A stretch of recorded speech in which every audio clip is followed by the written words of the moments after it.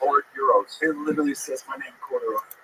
Corduroy, okay. So like when I check in hotels and stuff, I'm like Corduroy Xavier, and you see them go for the C, and then they freeze because they've never had to spell that word once in their life. People have a problem with the or part of Corduroy. A lot of vowels get put in there. You'd be surprised. And I'm just like, so bad hotels. but they never forget.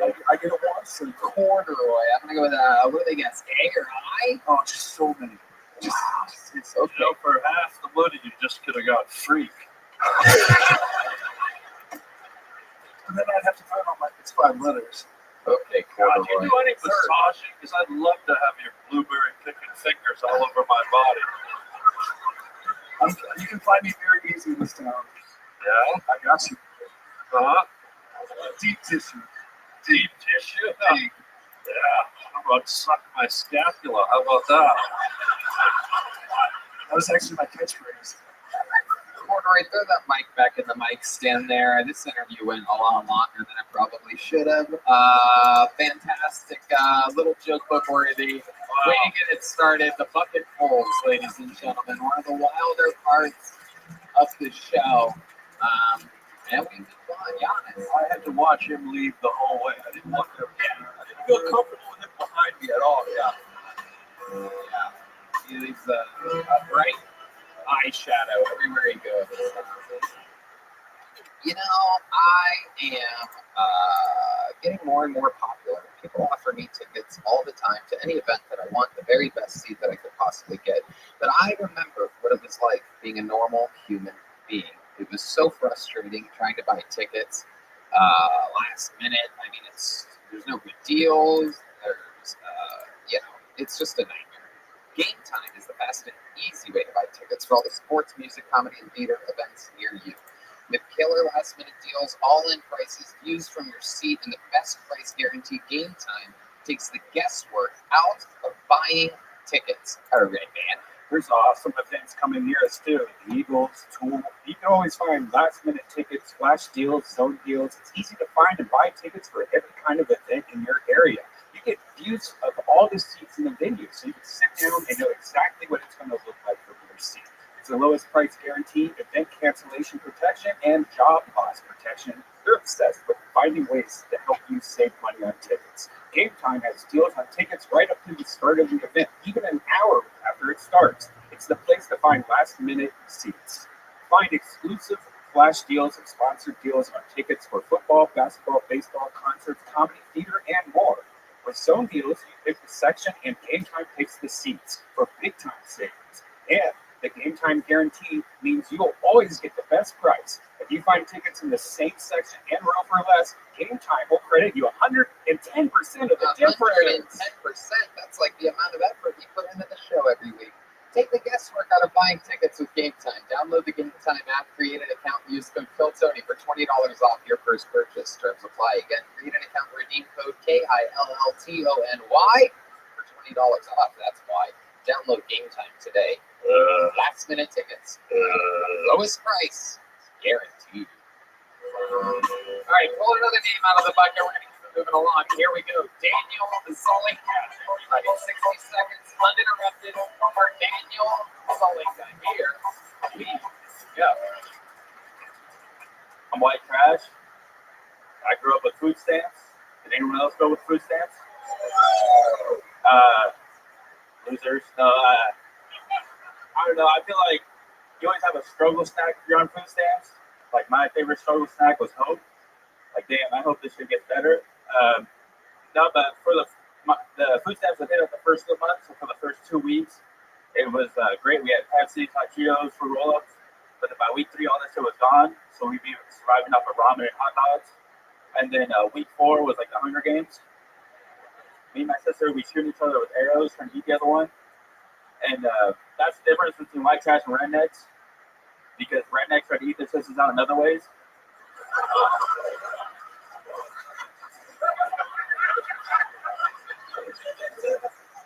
All right.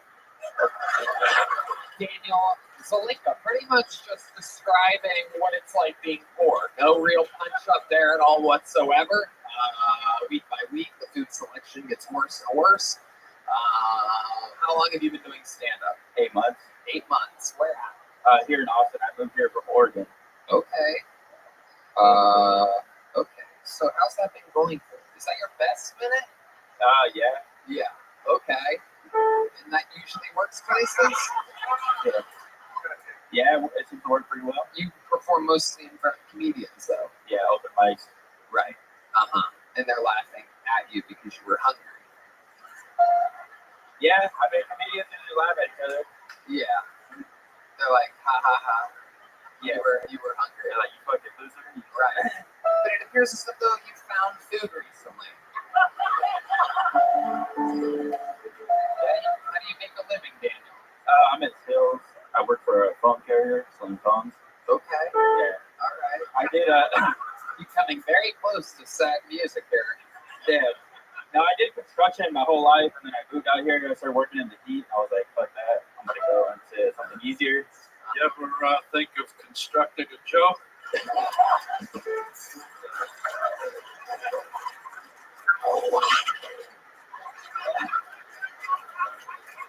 I know that's right. Can I do something here? Yeah. This might be a little. I have a charity called the Cinnamon Angels Fly Fly Away, and some of you know about it. And what we do is we help children with cinnamon allergies. And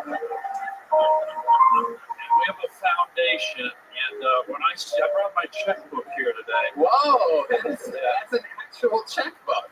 And when we see young comics struggling almost to the point of suicide,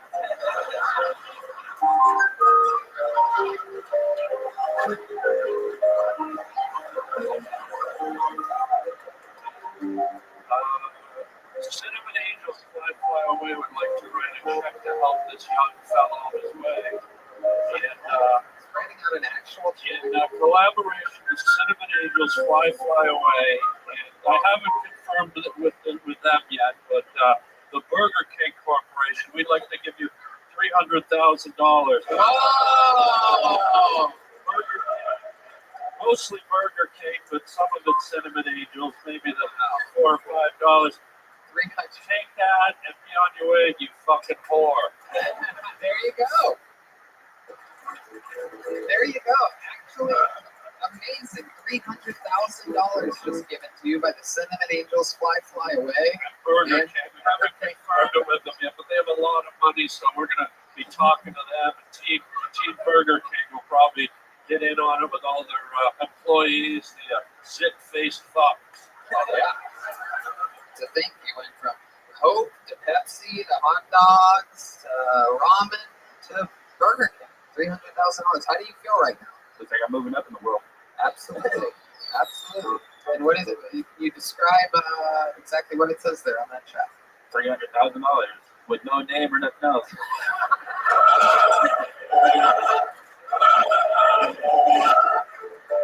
If you take it to Burger King, you get free fries. Amazing. Amazing. Hey, Immediately we're trying to do a show. Harlan, you're one of my favorite comics, so this actually means a lot. He's trying to get you to autograph the check. You know what? I'm going to do one better. You keep that one. I'm going to do one better. Cinnamon Angels Fly Fly Away. Just earlier this week, we were in talks with Tim Cook at Apple. I think we all know that. Whoa. And they haven't signed off on this yet. Now another $500,000. And you go take this and skip down to Arby's and send over an inkjet printer and fuck yourself. Unbelievable. This is the largest amount of money ever given away on this show. We thought Mr. Beast giving away $10,000 of cash in a briefcase was impressive in the arena. Well, he can sniff my sister's cauliflower soup face. How about that?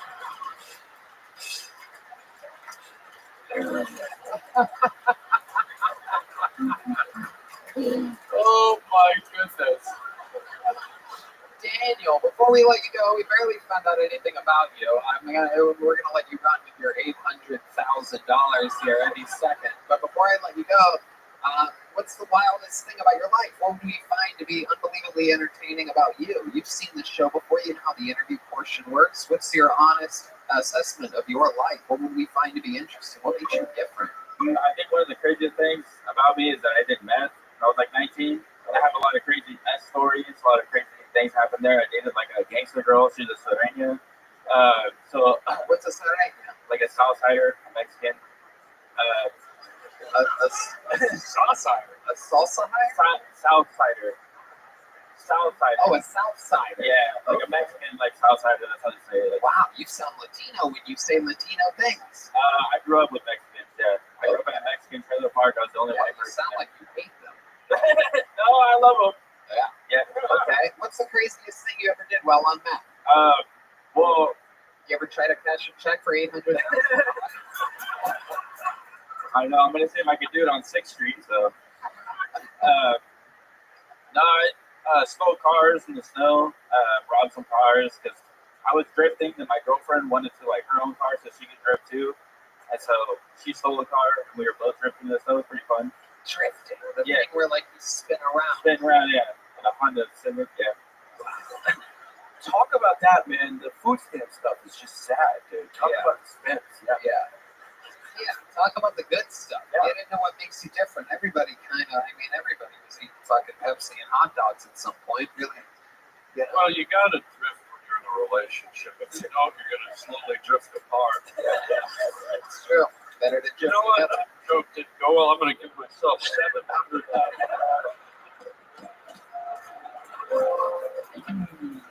Daniel Zelenka, you're leaving here with $800,000 and a little joke bug. Good catch. Daniel Zelenka. On to the next one we go. Before we get to this next bucket pool, let's do something kind of fun here. There was a guy, it's a very interesting position, something I never do, is there was a funny man on the show, and he was really, really good. I think his girlfriend got pulled out of the bucket originally. She was terrible. She said her boyfriend was funnier. She was right. And so I had him back a couple months later to do another minute, thinking, okay, that'll be fun. But he did great with the next minute. So this is his third time ever on this show. I want to see if he can do it again. He's 2 for 2 on this show. This is the third time ever for Justin Hedrick, everybody from Houston, Texas. Little Texas Street.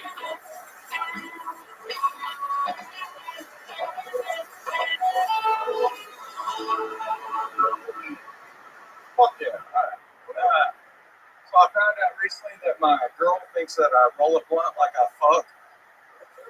According to her, my finger technique is terrible. I never fill it up or get it wet enough. And no matter how hard I try, I'll never do it as good as a black guy. And despite having a girlfriend, I have a weird fear of dying in a gay way.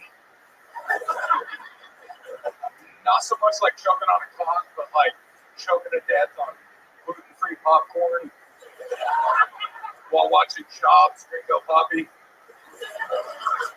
Not really what I want to leave behind to my kids as a legacy. I do have a bunch of kids, and despite my best efforts, they're all woke. They're so woke, in fact, that every time I tell a trans joke, they won't talk to me for a week. It's been a year. And I'm just about out of trans material.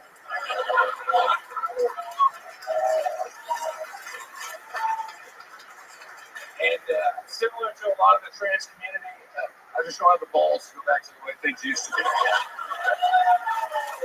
What an interesting story this is. The legacy of Justin Hedrick. Such a solid minute his first time. Came back, did it again. I'm trying to get you out of my fucking life, and you keep doing this again and again. You're like the opposite of Corduroy Xavier. Seems like you have you been working these out other places? This is my 13th time on stage. Okay. And you seem to be naturally good at it, you would agree? I agree. Yes. And you're having a lot of fun, and you just started at the age of 40? 40. Hell yeah. I just turned 41 5 days ago. Happy birthday, my friend. So, is it true that your kids are woke? That was a fantastic joke. No, my kids are fucking awesome, man. Right. They're not woke. Yeah, I had a feeling. I raised them right. I don't think you would allow I it. love my kids. Yeah, They're it seems like you would slap that rat out. You know what I mean? awesome. Absolutely. And you're from Houston, Texas. Fort Worth, Texas. Fort Worth, Texas. Absolutely the home of hyenas, where, fun fact about hyenas, the great Harlan Williams will be there February 9th through the 10th.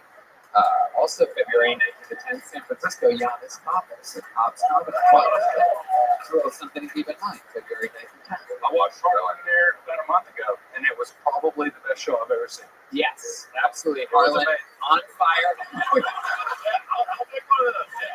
You're gonna get some money. Hey, it's like 10,000. That's good. Harlan was on $1 fire. million. Yeah. Hang on. I'm going to give you an extra 10,000 to get that life-threatening melanoma off your neck. Good spot. Harlan has a good eye for skin cancer. Actually, on my note. Oh, wow. Is that for real? Harlan made a joke, and the guy from Fort Worth is literally like, "No, I got it. It's not the dad." Look at that. Look at that. Your instincts. You're like one of those cancer-sniffing puppies or something like that. I guess you won't be needing that fucking check. Still made it. Still now I get it. Taking back the million, letting him keep the 10,000. Only here on Kill Tony. So Justin, this has been amazing. Your run on the show. Anything else left for the interview part that we would find interesting about you? Maybe, possibly. So this is my celebration vacation. I've been here for about 3 days, and I'm celebrating losing 85 pounds this last year. I lost the 85 pounds to go skydiving, which I did on Saturday. And so did my girl. She went with me. She jumped out of the plane, and she came down to a huge banner that said, "Will you marry me?" And I proposed. Wow, that is real fucking Fort Worth white trash shit right there. Holy shit.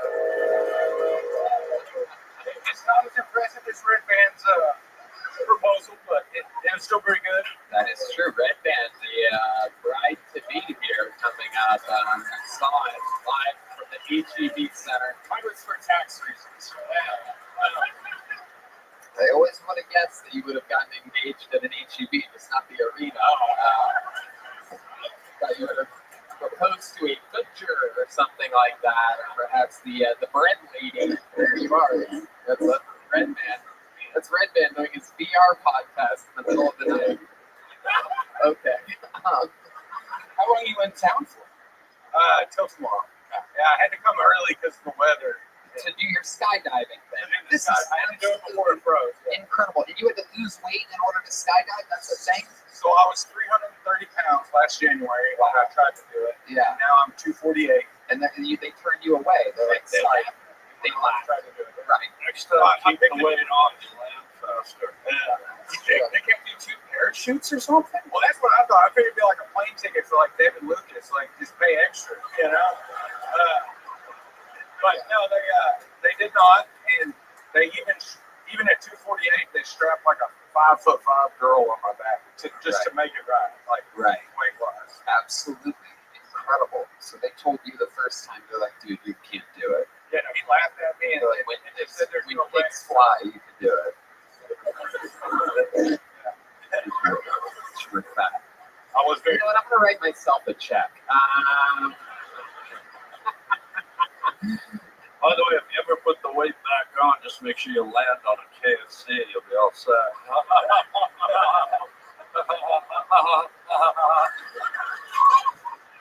You know, if you're not going to laugh, I fucking will.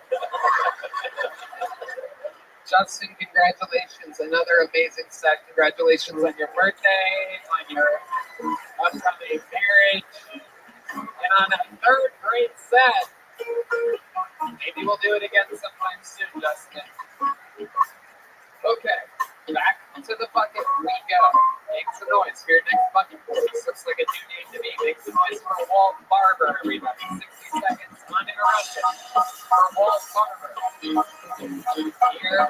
we go. Damn.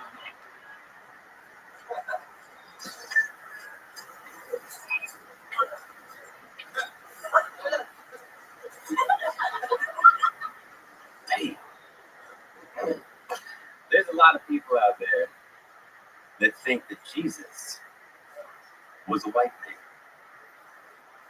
And they have all been duped. Because Jesus was definitely black.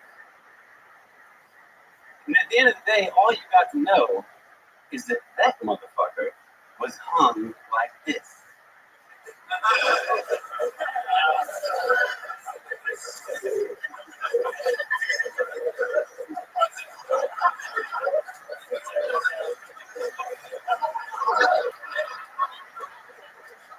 And I'm pretty sure that's why they call it the resurrection.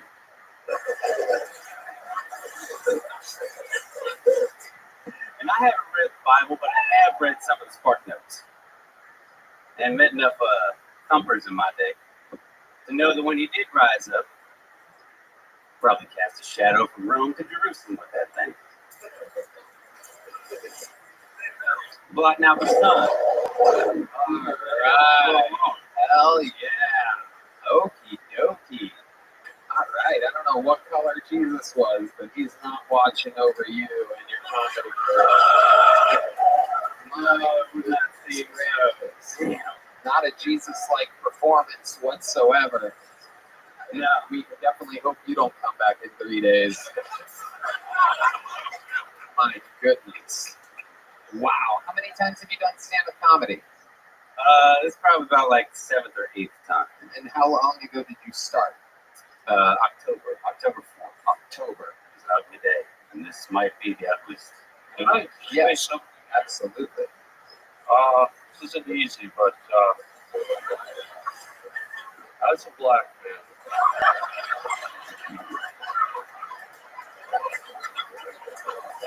for you to come out here and talk about color, dressed as fucking Barney,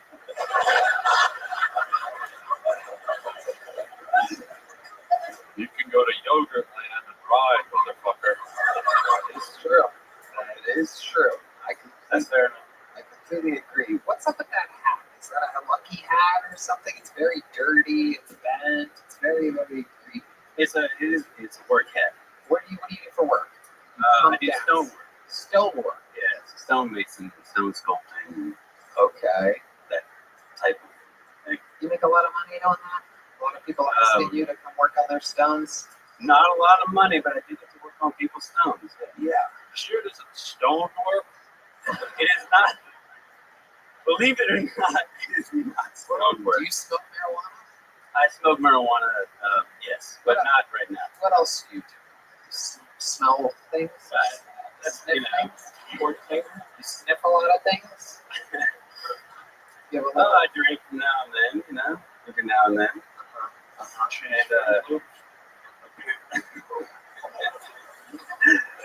Yeah. Wait a minute. He did a sniff joke. I think I'm allowed to do a Fruit Loops joke now. It is true. You're allowed. Absolutely.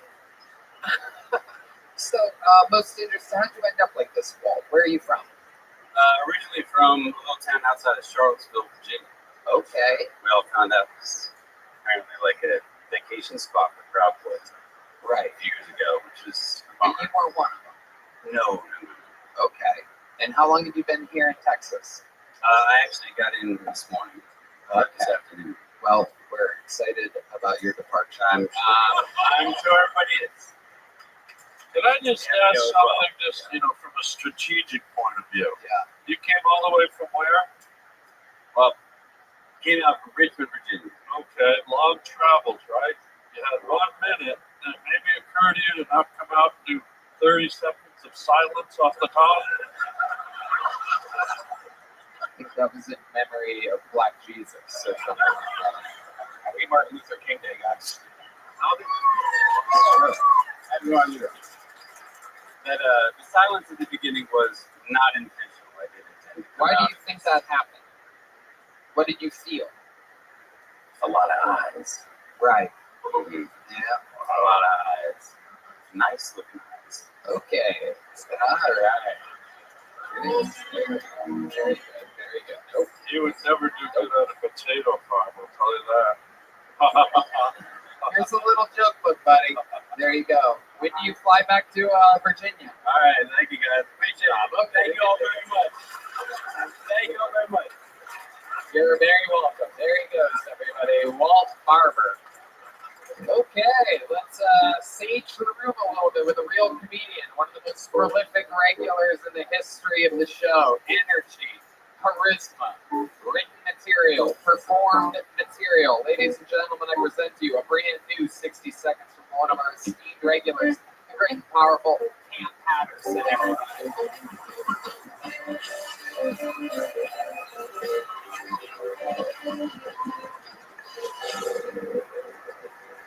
My phone had broke a couple of days ago, so I had to beat my meat the old-fashioned way. With some pussy. Now I'm playing. I had to use my imagination. My imagination is not what it was when I was like 10 years old. Because when I was 10, all I had to see was like 2 infinity signs. I'm like, dude, get it still. That's the bar right now. But now I'm 24 years old and I done seen some shit. You know what I'm saying? So now I need to see like a bukkake or something. I don't like saying that. I don't know what that is. My weird friend was like, say that, they gonna know what that is. And I was like, no the fuck we don't. That's strange. You know what bukkake is, sir? You know what that is? Yes you do, you sick fuck. You know what that is, you sick motherfucker. I like the fuck you. I like it. I will tell you the one thing about beating my imagination is that I don't have my phone. You know what I'm saying? I've been on my phone for so long, like this hand is just free. Like this hand ain't know what to do, dog. Like I'll beat my beat, this hand like, bitch, I can help. I started playing on my nipple, that just felt gay. Then I started talking to myself, I liked it, that was cool. I've been camping out, think I suck. God damn it, he did it again. He did it again. International superstar. I got it. Look, I don't mind a little dirty, but you don't see it coming from Black Jesus, I'll tell you. Yeah, and my dick hard as fuck, long as hell, yeah. I don't know what you said, but thank you. I'm trying to think other words, and I fucked them up. Amazing stuff, Cam. You did it again. I can confirm that your phone did break last week. I was fucked up. That was a thing. I had no idea that you were having trouble masturbating. It was tough. But I could. It was a long 2 days, I'll tell you that much. Yeah. That man looking porn, nigga, that shit hard, bro. I tried it once. I just bought another fight and stole the guy's phone. This is impossible. Yeah. But that's a good idea with the other hand. Yeah. With your hand? Well, yeah, that would. You want to do that? I tickle it. Yeah. Strange nigga. You're strange nigga. I love gay people. There you go. I love them so much. Oh, hold on. Did you just call him the N-word? That my nigga. You my nigga too. We don't use these. Not on this show. Certainly not Jesus. Give him a hand. That's my son, isn't he? It is true. Love you, Dad. Can you spell? Am I on? Can you spell good? Spell it for me. I'm not doing it. How fast? Someone's about to get a nice fat check. Uh-oh. There we go. Hell yeah. Paul Spree said you put $3 million on that. Don't spend it on speakers. $31 million. Yes, it is true. I actually watched it happen. He wrote it with Yeah, 1 million. Dan suggested make it 3, and he just put a 3 in front of the 1. $31 million. Amazing what Harlan is doing here tonight. Put about some white bitches. Yeah. I love it. Here he is. Darkness. There you go, darkness. Oh my goodness, it is a Martin Luther King celebration. Absolutely incredible. He had a dream. We doing it, baby. We're living it. We doing it. I love it. It's under new hoodie. It's very blue. It's Oh, incredible. come on, we outside, man. I got the red. I had to buy other colors. Yeah, I can afford colors and shit. It's crazy. Yeah, just a reminder, when we met Cam, he only wore plain white t-shirts and slides with white socks, and he said, no matter whatever happens to me, I'm never changing. I'm always going to stay this way. And he totally changed immediately. It's literally only been 6 months. He does a new outfit every single week. Brand spanking new, blatantly fresh, never washed. I got the chain too. Oh. Yeah. First one I ever got that I did not steal. Come on, man. But I did not pay for it. So we outside, baby. Oh, yeah. It was a gift? It was a gift. From a girl? No. Sugar Sean gave it to me. Oh, wow. Giveaway chains. Look at that. The Kill Tony universe never stops giving. He also, a fun fact, is Sugar Sean lost was a bracelet, Down the wrist. a diamond That's why he gave me bracelet. this one. He gave me this one. And then I picked it up and gave it to him. I wanted to take it so bad. I'm a good person. I'm changed. So I gave him the bracelet back. He was like, bro, let me get my bracelet back, bro. He gave me the chain. I gave the bracelet back. Yeah, he gave him his bracelet. And then a fun fact, we had a lot of fun on New Year's Eve. A fun fact is that he lost his bracelet again Yeah. later that night. I got so scared. I was like, we don't find it again, I'm gonna lose the chain. So we gotta find the fucking bracelet, dog. Yeah, we found it. We found it. Yeah. Absolutely. Where'd you find it? Was it in his pocket? No, it was actually quite funny. My buddy from high school, Anthony, found it and told the bartender. He goes, "Hey, I just found Sugar Sean's bracelet. If you see him, let him know I have it." And the bartender claimed that he found it, and it went on and on. Everybody thought they were going to get the gift from Sugar Sean, but now it just spread like wildfire. Just like, I found Sugar Sean's probably, I would guess, hundreds and hundreds of thousands of dollars. According to Harlan's checkbook, a lot of money was the bracelet worth. But we had a lot of fun. Have you gotten that appraised yet? Your Sugar Sean necklace? No, I didn't think it was a bronze up with it. Right. That's crazy. I love it. Well, you did it again. Another unbelievably incredible day. Cam Patterson, a lot of dates coming up, a lot of fun stuff. I'm here with me. We're doing it, living the American dream. There he goes. Wow, he just gave away $31 million to the man in the front row. Absolutely incredible. Just giving it away. Just handing it around. That is amazing. Shout out to Turning him into a contact card.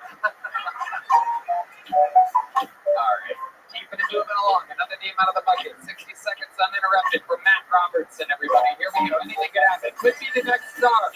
Could be another boss. Matt Robertson. Thank you. I've been waiting tapes recently.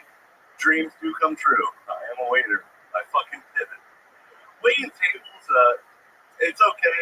It's not my dream job. It's kind of like if you're a straight actor cast in an HIV treatment commercial. Like, I'm happy for the work, but this isn't the role I want to be remembered for. You know what I mean? That's just me. I don't know. We play a lot of. We still play a lot of Michael Jackson in my restaurant, which is weird. There's times they didn't play it, but now they do. You know, he's cool again. It's weird we didn't know Michael Jackson was a pedophile because, like, if you read the lyrics to his songs, it just sounds like a confession. You know, I want to love you. Pretty young thing. This guy. I'm bad. I'm bad. I'm really, really bad. You know it. You know. You know. Your butt is mine. I'm a pedophile. Get I'm a fucking pedophile. I left breadcrumbs. You didn't get it. I'm a pedophile. Thank you. Not me. Michael Jackson. Yeah, anyway, sorry. Right. I have to make that clear. Thank you. Giannis. Seems like that legacy is going to be a waiter. I think it will be done. Matt, how long have you been doing stand-up comedy? I was with Tim. How long have you been doing stand-up 9 years. comedy? No one knows anywhere you've been. 9 years? Yeah. Jesus fucking Christ. Okay. You've been on the show once before? Yeah, with Tim in December. Yes. Yeah. Okay. With We had Tim fun. in December. What happened then? What do you mean we had? Well, you don't remember. Yeah, no, I'm a waiter at a Japanese restaurant. I take too long to That's right. That's right. And you take too long to come. I still That's do. why your wife left you or something, right? Correct. Yeah. It's starting to come back. Yeah, it's all coming. Yeah. I am single. We totally would have guessed that. How's dating life going for you? It's better now. Well, the Tim Dillon gave me a bum. I got some pussy, so thank you. I mean, Tim Dillon gave you a what? no, well, the Tim Dillon so gave me a little pussy bump. He So, gave you a pussy bump. yeah, for sure. Man. You got That's called HPV, but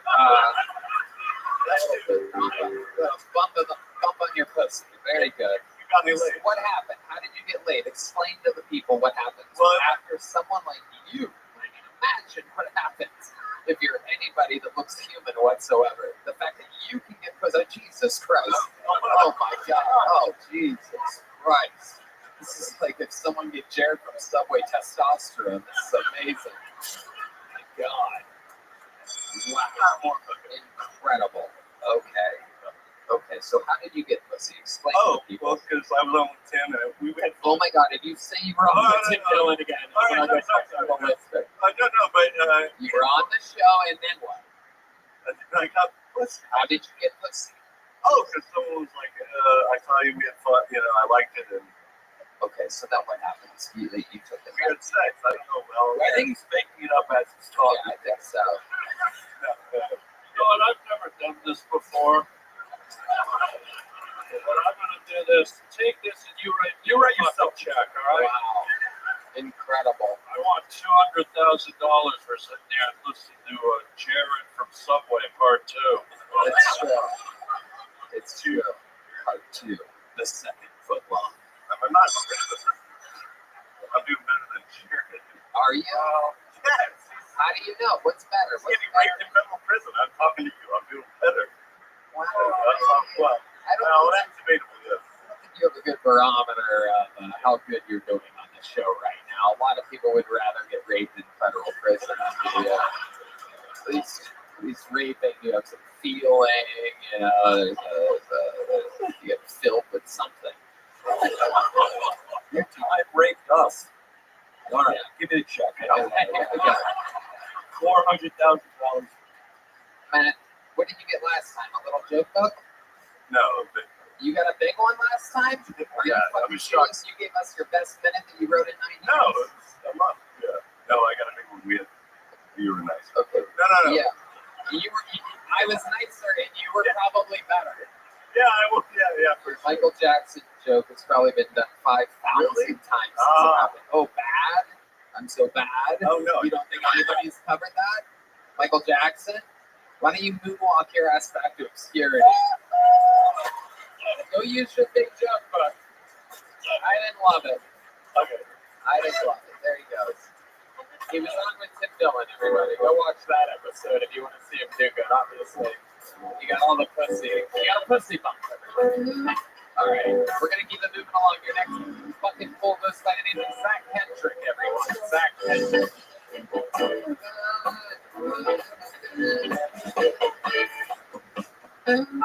One more time for Zach Hendrick, everyone. What's up? So I just moved here from Alabama, and dating has been super tough for me, you know, because I'm more than 1,000 miles away from home. I've been having like a really tough time finding any cousins. Some tough. I think I'm not good at talking to women. I think older generations had it easier because they had song lyrics. They helped them, you know. They had lyrics like, I'll lay you down and softly whisper pretty love words in your ear. Conway Twitty, beautiful. I grew up singing lyrics like, make that pussy fart for the yin yang twins. So I talk girls, that shit does not work. Not good at talking. I'm not good at dirty talk either. I was with a chick recently. She kind of knew that. And she was like trying to pep me up for it. She's like, oh, you can do this. You're a beast in the bed. You're a beast in the bed. And I was going to say something a little similar, but switch it up a little. I was like, fuck yeah, I am. I am a sexual predator. There you go, Zach Hendrick just beating the bear. Now that's interesting. We had Justin Hedrick on earlier. You're no relation to him. No. Wow, there you go. Thought you guys could have been brothers or something like that. Brothers. Okay. All right. So welcome, Zach. You've been on this show before. I remember the Pac-Man headband. Yeah. Absolutely. Good say. Is that true that you just moved here from Alabama? Yeah, I've been here for about 9 months now. All right. Hell yeah. Fun stuff. How's it going? Going good. What do you love about Austin, Texas? I don't know, dude. Nothing really. It kind of fucking sucks here. Really? It's Better than, is it not better than Alabama? better than Alabama. It's pretty much just Alabama with Mexicans, you know? So, it's not quite as good, I guess you could say. And art and food. Right. The food's really You don't like the art. Yeah, that's cool. Culture. But the women, most beautiful women in the world. The women are good. All the Huge women nod are to good. the women. Right. A fucking massive nod though. Right. I lived in Tampa before. I'm here, so Tampa's wild. Tampa's a fun place. yeah, it's pretty cool too. Yep. So massive shooting at the, how do you say that? Ybor? Ybor. Yeah, Ybor. This week. Yes. It's kind of that goes. Do you wear the headband during the day? I'm just on stage. You put it on before you go on? Yeah. Why? I don't know. I used to be a pro wrestler, so I kind of You were? gimmicky stuff. Yeah. So I gotta hold back to my roots. What was your wrestling name? Zach Aether. Wow. Real jump from Zach Hedrick. Yeah. What made you choose 8? Because I thought that I read God of Upper Air is actually pronounced ether, and I was call it Aether instead. So I was wondering with that. I did a bunch of half-line stuff. My finisher was a shooting star press. Wow. That's an impressive maneuver. That's a forward backflip. You jump forward while doing a backflip. That's the move that Brock Lesnar famously hit his head on. Break his neck, yeah. Yeah. That's what made me, That's not an easy move to do. You still stay in shape? stay in shape. How do you do that? I do CrossFit. Yeah, that's gonna get nothing. You've been on this show before. You guys all hate me. You've been on this show before, correct? Did you notice that you got a pussy bump after your appearance? Let me ask you something, guy. Be honest. Yeah. When you're not doing stand-up, are you traveling around the world in your van with a talking dog looking for ghosts?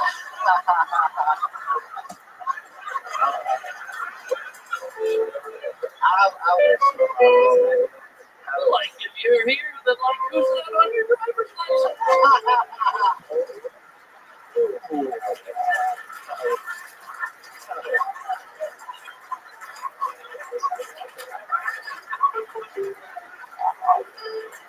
Man, if you could look away, I hate your eyes.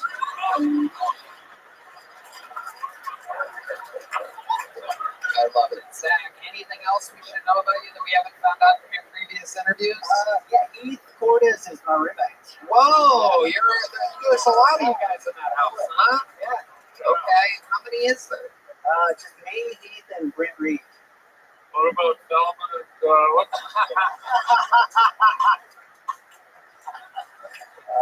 Okay, that's fair. What's it like living with little Heath Cordes? He's the man. I came home last night. The door was dead bolted because he was fucking that girl on our couch. Whoa.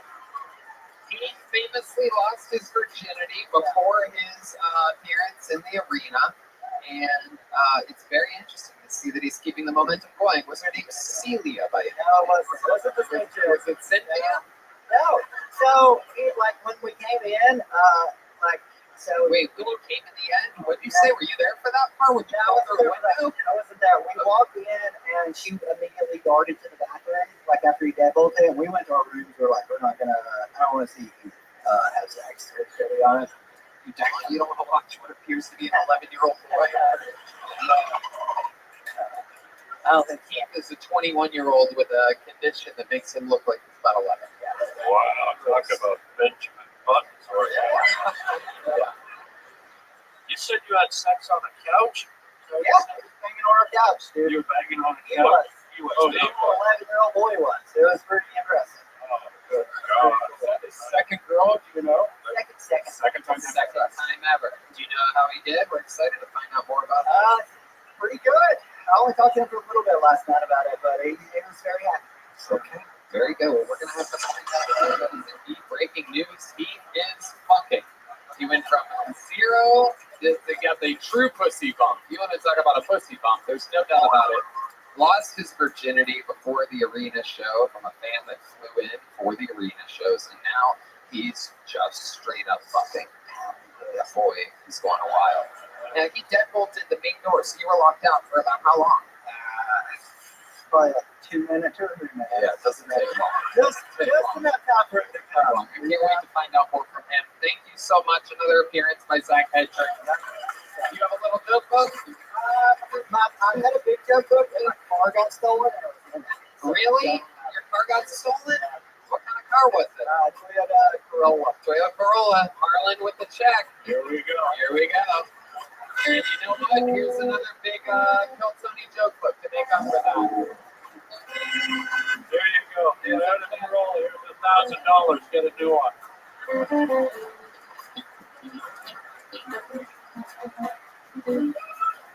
You know, one of the things that I fucking love about this show is that every once in a while, there's a very short list of legends in the history of the show. Some of you know the great Dom Irera. Who was it?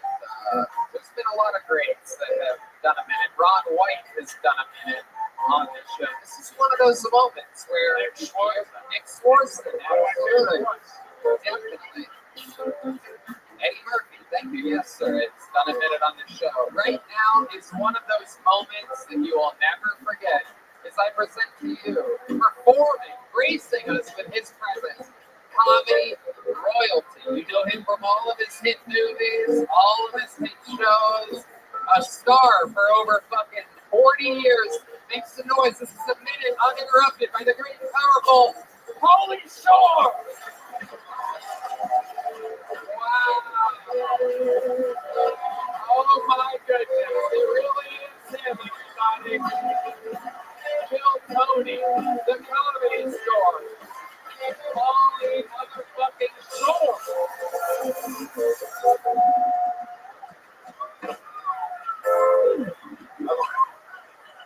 A lot of you guys know that's not Pauly Shore. That's a homeless guy with AIDS. Fuck, I'm taking all the fucking juice from the room. Cocksucker.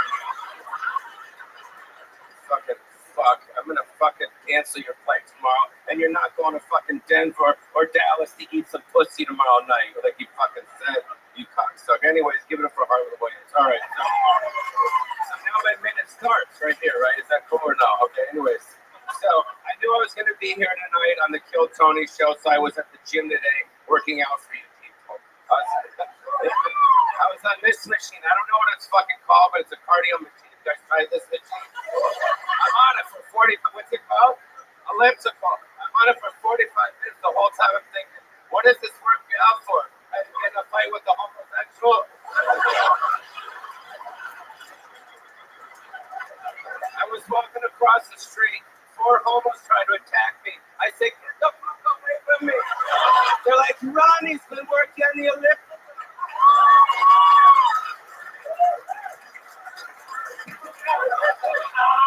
It hurt. It burns. Someone asked me recently if I was gay. Do I look gay? Fuck you, I'll throw this microphone at your fucking head like Fred Durst from 1999. No, I do. I walk gay, I talk gay, I act. I have a gay name, Polly. That's pretty fucking gay. I asked my mom, is it Polly like Italian? She said, no, Polly like fag. That's what she said. But I was at the gym and I was watching these gay dudes. They were doing lunges right in front of me. And they do lunges just like you and I, but when they do them, they have a dildo on every third step. And I saw the fucking dude, he's like this. Oh, fuck yeah. Oh, fuck yeah. And the guy just fucking walks off like everything's fucking cool. I'm like, what the fuck, bro? Wipe your dildos down, dude. Where's your Mannequin?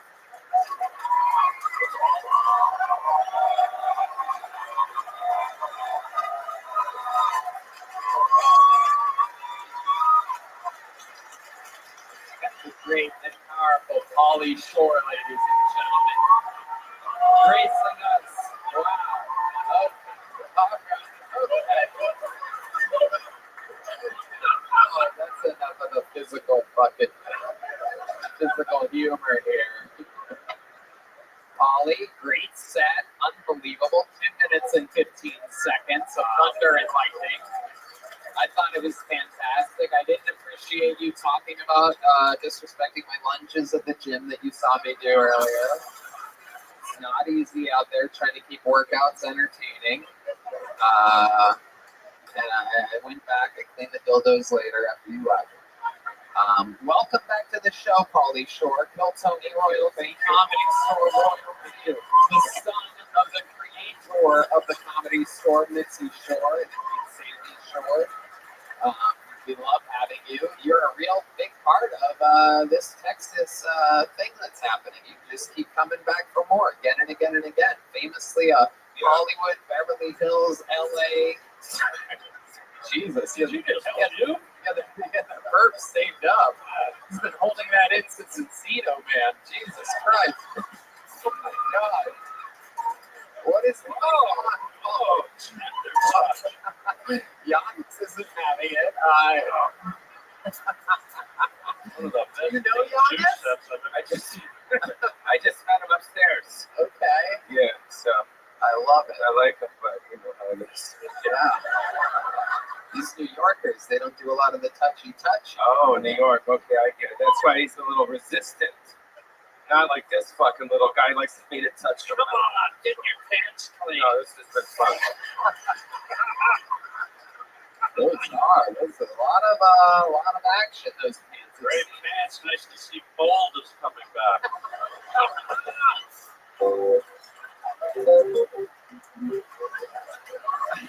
Only guy I know has a yeast infection on the outside. Give it up for Harlan Williams, who hasn't had a movie farther than since I've had a fucking movie. Fucking cocksucker. What was he in? Rocket fucking Man, and what was it? Yeah, but I got my choice. He was supposed to be in Biodome, right? Is that what you keep Well, I saying? was originally cast in Biodome. They booted me off and they put you in. Shut the fuck up. Give him a hand, that's my son, isn't he, right? Hurry up, gonna be a girl in the morning.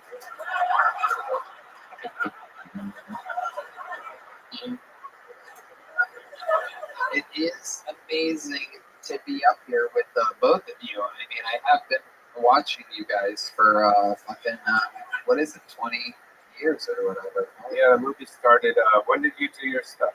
Nosy. It's like 30 years ago. Yeah, I was 8 years old when Dumb and Dumber came out. Yeah. The great Harlan Williams. And of course, Half Baked, a huge part of my fucking childhood. Me and myself and Irene. No thanks, I'm busy. So many grades. Was supposed to be the Amish guy who came in, but had a series that he had to do instead. That's right, yeah. Yes. Holy God. But let's keep the focus on Paul.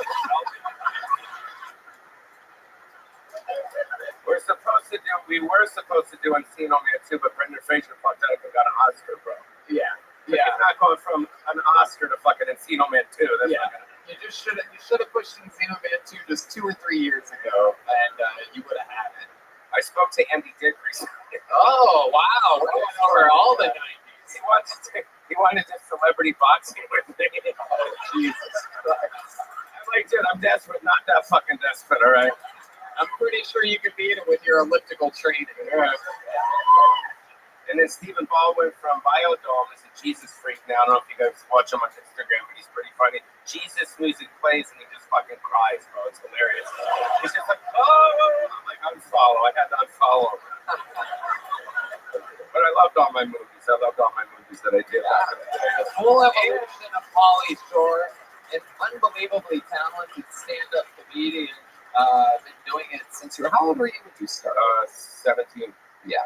17 years old. Yeah, my whole life's been a 2-drink minimum, pretty much.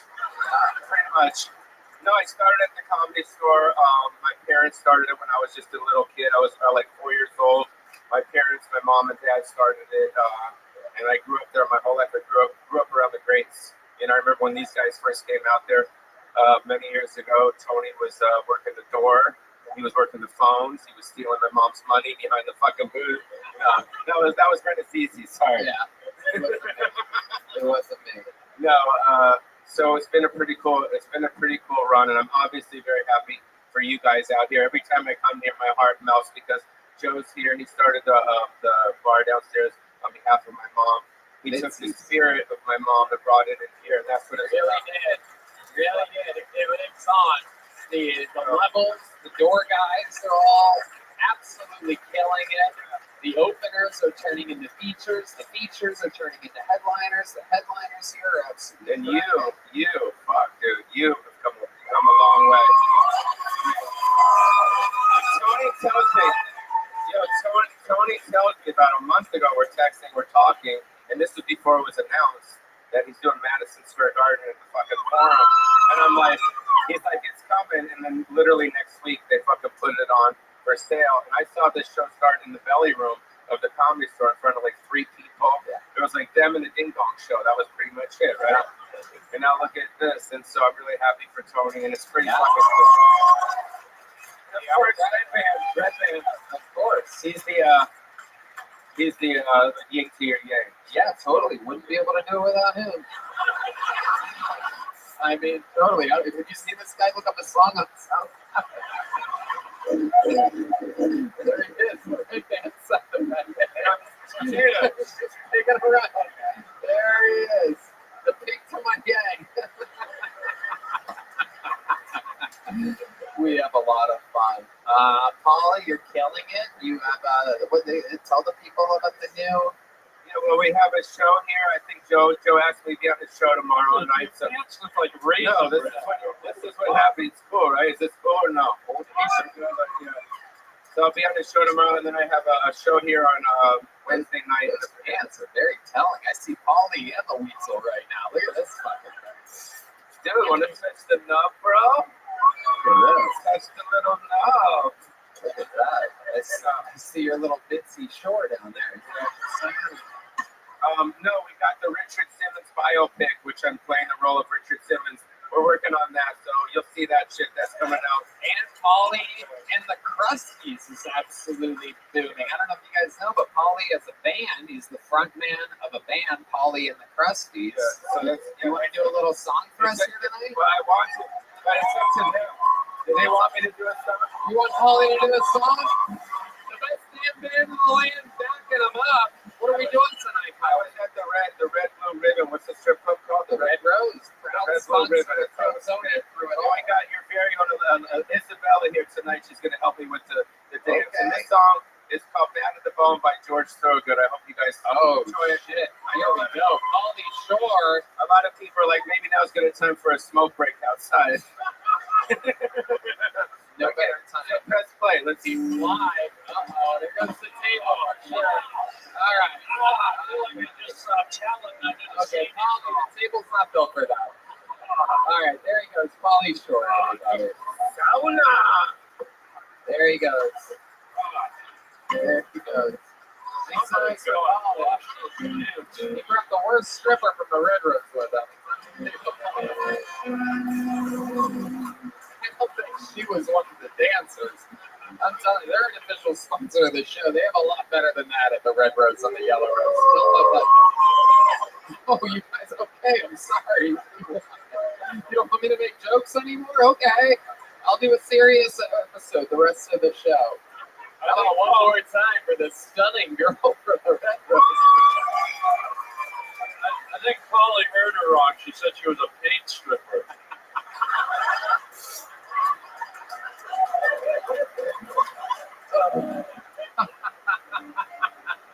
Jesus, Polly's pants. It looks like Picasso and diarrhea. It is unbelievable. Unbelievable. How about one more time for Polly, everybody? All right, we got to go back to this bucket again. Make some noise for your next comedian. 60 seconds uninterrupted. Going to Priya Blunts, everyone. Priya Blunt. Okay, it's Priya. What's up, guys? I just recently came back from Colombia, the country. We got any Colombians here? All right, let's talk shit. I saw a beauty service down there where you can take round nipples and tattoo them into pink nipples. I know. Usually I support women with whatever they want to do to their bodies, you know, but I do also believe, like at the very least, shouldn't your nipples match your pussy lips? Like, if you're fucking some guy, you don't think he's gonna notice you have like turkey nipples and a pastrami pussy? You know, like your pussy's saying, "I puppy," and then your nipples are like, "Sorry, I don't speak Mexican." Right on Priya Blunt's, my nipples are still brown. Priya Blunt's 50 seconds. Very good set. You've been on this show before, correct? I have not been on this show before, but I've done the roast battle here. Okay, and I judged it. You did. That's where I know you from. Absolutely. How did that go that night? I don't remember. I won. Very good. Yeah. Very funny stuff. Where are you from? New York City. How long have you lived here? You live here now? I did not live here. I was just here for a week. Yeah. Okay, how'd the week go for you? It was cute. It was good. I did like a bunch of shows every night. I did a mic right before this. I had a good time. Yeah. Austin's a good time. Yes. Lots of shows to do, lots of fun to be had. What did you do non-comedy related that was fun here? I ate barbecue. I fucked a really tall guy. Ooh, look at that. Were you the pussy bomb? No. Oh my god, no. Okay. They don't have a lot of tall guys in New York. That's true, Giannis. Not a lot of tall guys in New York. Have you heard of the Knicks? They even have a tall Asian, I do believe, there. Yeah. There's tall guys in New York. I don't know where they are. And where'd you meet the tall guy? Where'd you meet him? I want to call him a choco fucker. Because he saw my set and then was just really into me. Right. Well, John Wayne Gacy was a chuckle fucker too. Might want to watch your step there, corn on the cob salad. So this guy came up to you after your set. What was his line? I used to play football. And that was it. That's all you remember. Yeah. You invited him back to your hotel? Yeah. Okay. That's a lot. It's okay. You're like fucking someone washed up. He used to play football? Yeah. Well, don't me. That's all. Yeah, you're right back. Yanni Papa's you right back. Yanni Pompous, you right back. Is that all it took? Was just I used to play football and you're like, let's fuck? I mean, he's really hot. Did he say high school, college? Do you know what D1 is? I don't know. Yeah, D1. Hell yeah, that's college. And if he said D1 without saying the college, then that's probably not that great of a college. He was D1. That's all it takes to get one D for you. So, By the way, this is just off for some of the nerds out there. D1 is also one of the lesser known robots from Star Wars Chapter 3. that is true. Sure. It is true. I did also shoot guns. I shot guns out here. Okay. It was fun. Do you know what kind of guns I you should have shot? led with that. Sounds like a violent day. It was a semi-automatic. What ethnicity are you? I'm Indian. Okay. Whoa. Alright. Straight up regular Indian? Yeah. Okay. Not Middle Eastern at all. No. So you had no urge while shooting a semi-automatic to just shoot it straight up in the air like that in celebration of getting D1D. No, I did not do that. Right. Okay. Very interesting. What do your Indian parents think about you chasing such an elusive dream of being a stand-up comedian? Oh, they hate it, obviously. Right. What did they want you to be? Just a doctor. Right. Exactly. And when did you know you weren't going to be a doctor? Very young. I went when I was like 17. Right. What did you want to do when you were 17? I wanted to be a lawyer. Mm. Yeah. They were still proud of you at that point.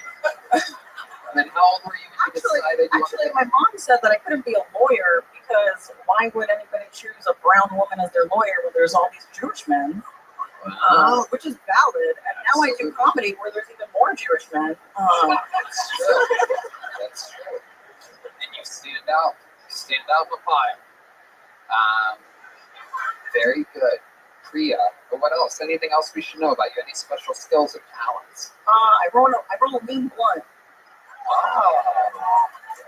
Okay. Is your last name really Blunt? No. No, you have a wacky Indian name that you're avoiding. It's actually Patel. It's very unwacky. It's actually Patel.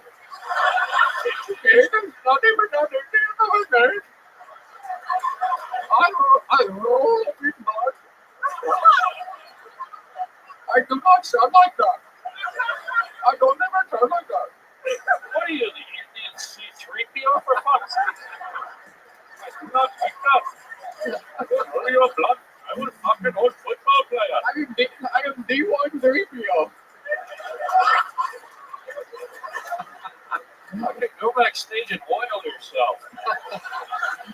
I am R2D1. Okay.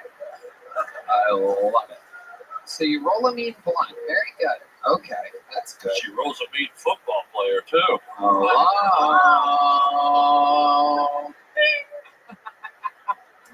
Priya, fun stuff. A great set. We'd love to see more of you. Come back next time you're in town. Sign up again. Guys, Amazing stuff. How long are you in town for? I leave on Wednesday. Leave on Wednesday. I used to play college. You know what I think might be fun for you? The great Brian Simpson hosts an unbelievable show here at the Mothership called Bottom of the Barrel, where the audience decides premises. You pick them out of the barrel. You can have your first actual set here at the Mothership tomorrow night. You want to do that? Oh, hell yeah. Bottom of the Barrel tomorrow night, 3 o'clock, brought to you by Brian Simpson. You're on the show, the late show, 10 or 10:30, whatever it is. Priya Blunts, everybody, there she goes. Follow her at Priya Blunts. We are down to your final bucket full of the night. And he goes by the name, anything can happen, goes by the name of Davey Jackson. 60 seconds uninterrupted. Davey Jackson. Here we go. What's up, Austin? Oh man, I'm so glad I dressed like a competitive vapor tonight. This is cool. I'm excited. Question for God. If God didn't want me to have sex with Down syndrome people, hang on. Whoa. If God didn't want me to have sex with Down syndrome people, why did he make all their asses so fat? Like all of them, they're all caked up, fucking dump trucks on retard. What? All of them. And I'm not supposed to hit that.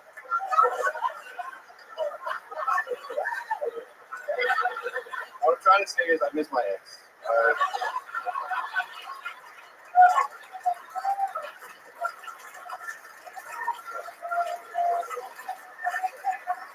I'm just getting my ex without retarded.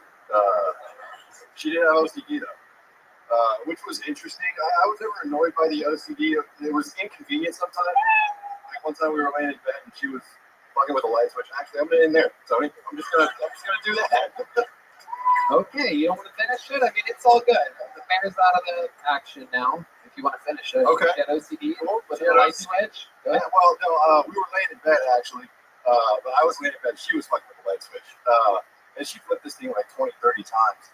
And I finally asked her, I was like, "Hey, are you cool? Is everything good?" And she goes, "I just feel like if I don't do it right, something bad's gonna happen to my whole family." And I was like, "Yeah, bitch, it's me." Davey Jackson with an absolutely incredible performance. Amazing.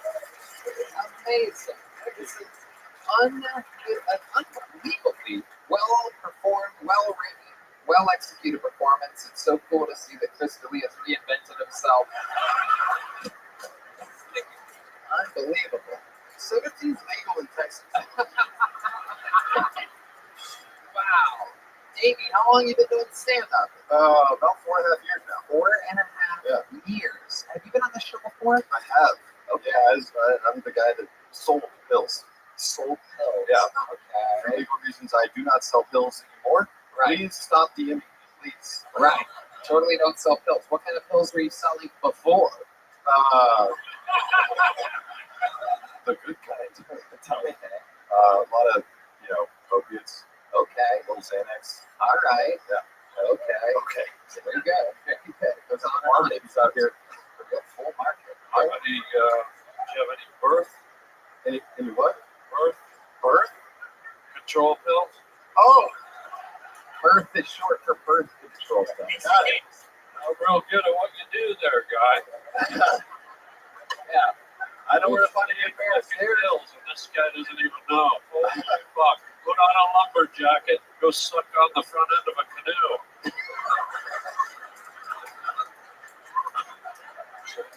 I've heard that before, Arnold. That's crazy. By the time you figured out what birth control pills, the fucking baby was born already. No, they're all in heaven. So stupid. Would have been better if I had it on the fucking. It's so red. It's I read that. Okay. So Davey, how long's it been since you were on the show, ballpark? Like 6 months? 6 months. Okay. Yeah. Last time I talked about being homeschooled. Jesus, there he is. There he is. It was that bad? Jesus Christ. Okay. So you were homeschooled. Blah, blah, blah, blah. What's been going on since the last 6 months that you were on the show? You live here in Austin now? No, I live in San Antonio. Okay. Older plus. How's that going? I mean, it's cool, man. It's actually really cool there. We have a lot of Latin women, Yeah. which I love. All right.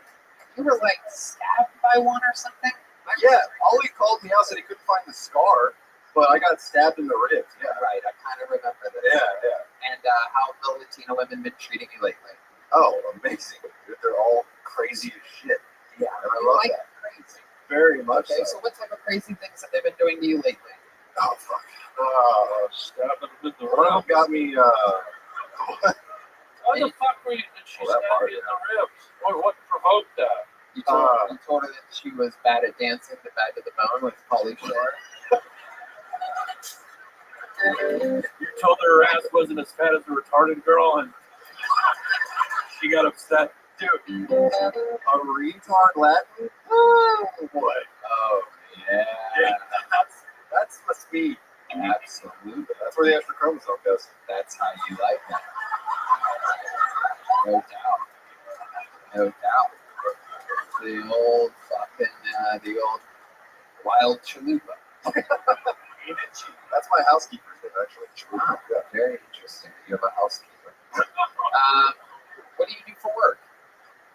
Now I just do comedy. And don't sell And do pills. not sell pills at all. You're a real dirtball. I've also heard that before. Yeah. Did something happen from the last episode that changed your mind and being so public about you being a drug dealer? Yeah, Reddit happened. Reddit and my DMs happened. It was like your fans are insane, Tony. They're insane. They're humans. I got like 50 DMs asking like, "Hey, can you get me like some bars?" Well, 47 of those were probably police officers. You ever think about that? I mean, probably, yeah, that's probably true. Davey, very, very, very fun jokes. You drive often from San Antonio to perform here? All the time, every week. Because there's not much of a scene there, other than LOL. I mean, there's just, LOL's great. There's Upstage Comedy Lounge is really cool too. Yeah, there's a couple places. Oh, Can I circle back to something? yeah, absolutely. Why did she stab you in the ribs? She'd gone through my phone, and I was, okay, Go ahead. It's okay. I'm just a man. She went through my phone and she found some text messages that she did not approve of. Wow, so you were texting a rib place? A rib place? No, it wasn't the food. She didn't stab his ribs like the meal. It was Oh. his actual body organ. Hey, my bad. Fuck me. You thought she stabbed his leftover ribs? Hey, we are in Austin. Gary Glass goes hard. It goes hard for me. If you can make it, I'd love to have you on the Secret Show Thursday. Oh, I'd love to. Yeah, There absolutely. you go. You already in the jumbo. There he goes, Baby Jackson, everybody. Here's some Civics Energy toothpicks. The great people over at Civics, Smoke Smoke West. Did we come to that time, ladies and gentlemen? Oh my God. How many of you have been fans for the show for a long time? Well, then you guys probably know what's about to happen. Hall of Fame member, the record holder for all-time appearances on the show and interviews on the show. I present to you the Tijuana Tarantula, the Rio Grande Rabble Rouser, the Carolina Caboose, the Memphis Strangler, the Vanilla Gorilla. This is the Big Red Machine, William Montgomery.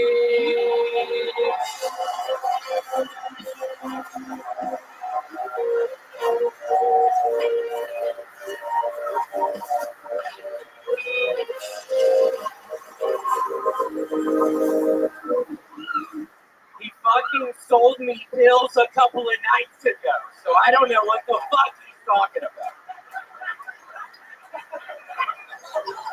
Last week, an elderly couple in South Carolina was found dead in their home after the faulty heater in their house reached 1,000 degrees. Good thing they died because their utility bill was about to be fucking brutal.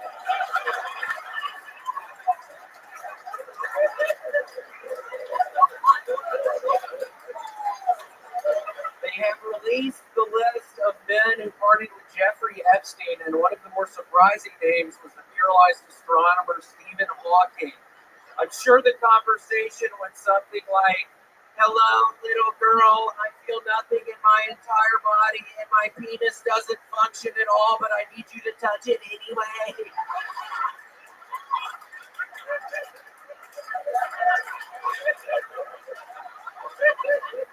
Remember when people bragged about having good gaydar? Yeah, I've got gaydar. It's called AIDS, you idiot. Okay, that's my time. Thank you. He did it again, and again, and again, and again, and again, and again. Unbelievable. 1 minute, 15 seconds. From the reigning, defending Hall of Fame member and legend of the show, icon in every single way, William Lights Out Montgomery. How do you feel, William? I will be honest with y'all, I wanted to relapse on cocaine tonight. Corduroy Xavier, who was here earlier, there was a time when I was doing Kill Tony at the Comedy Store, and I went back to Corduroy Xavier's place one night after the show and was there till 11 a.m. the next day. And at one point in time, I remember thinking, is this guy going to fucking kill me? But then I thought, wait, maybe he should be scared of me. Maybe I'm about to fucking kill this dude. And I let it.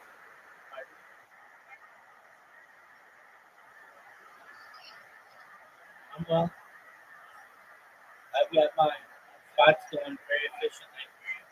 I mean, most everything is I even expanded them in multiple devices.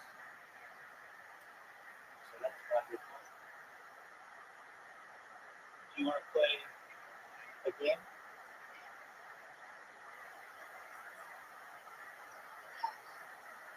Okay. Give me 2 minutes. And I'll send you the best.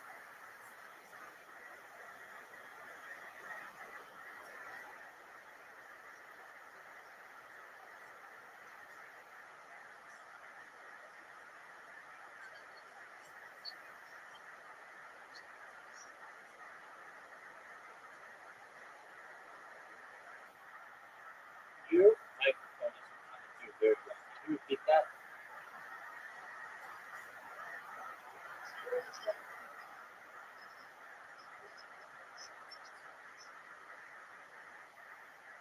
Well, you're coming. Just a moment. I think.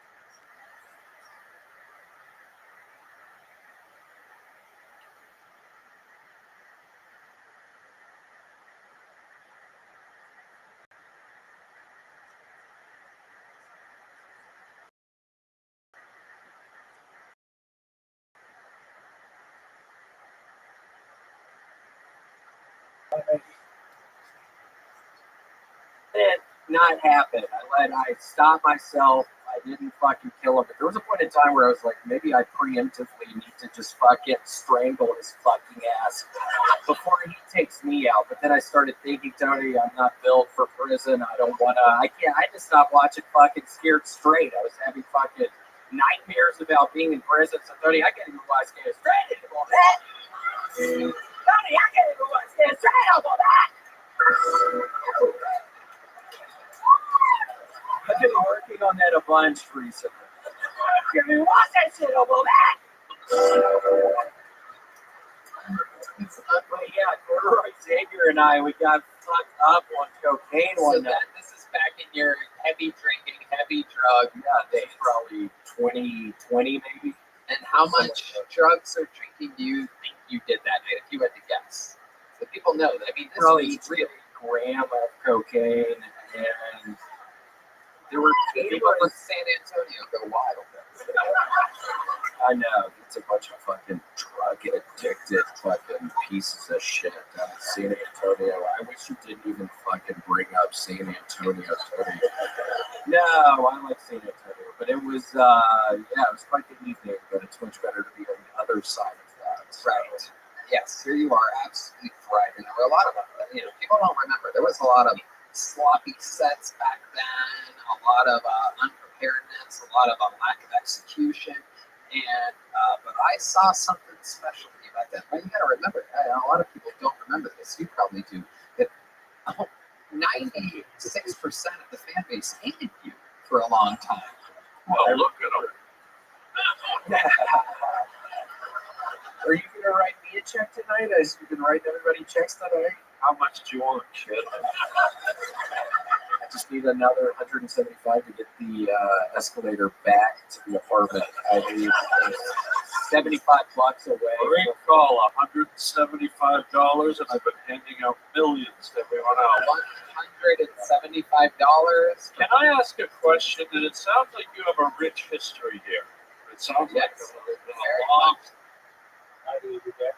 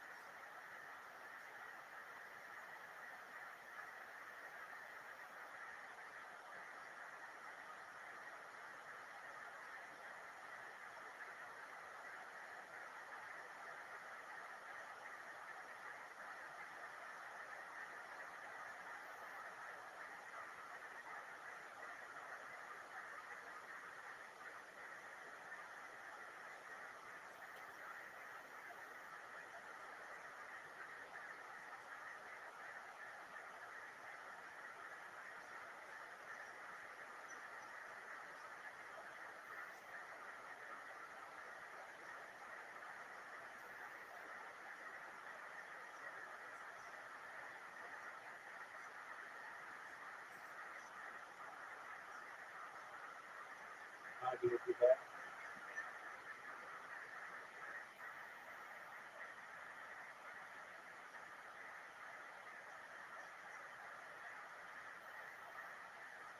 How do you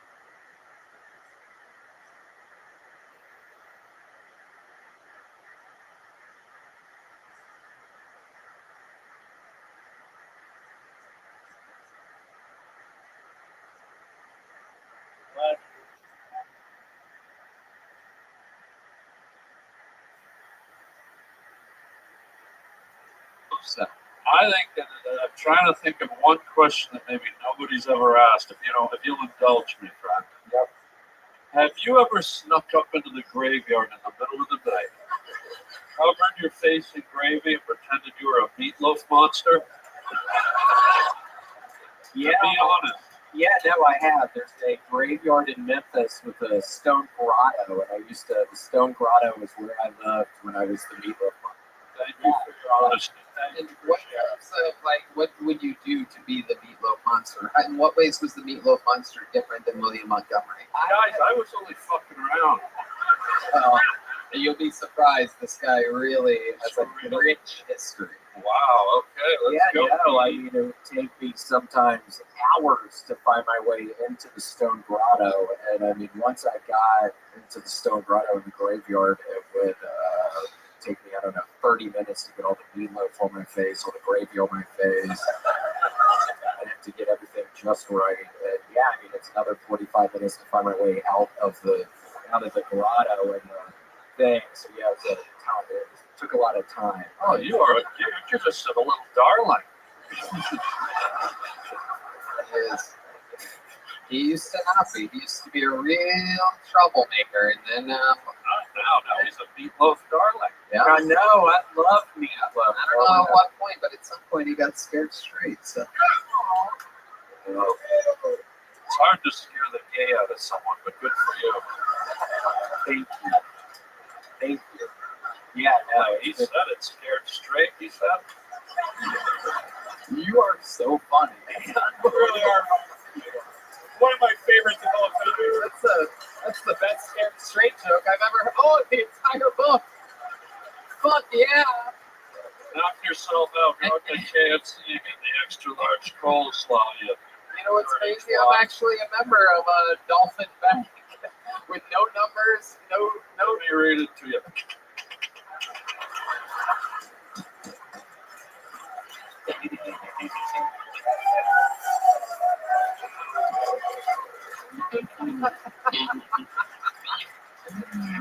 Little Donnie meatloaf.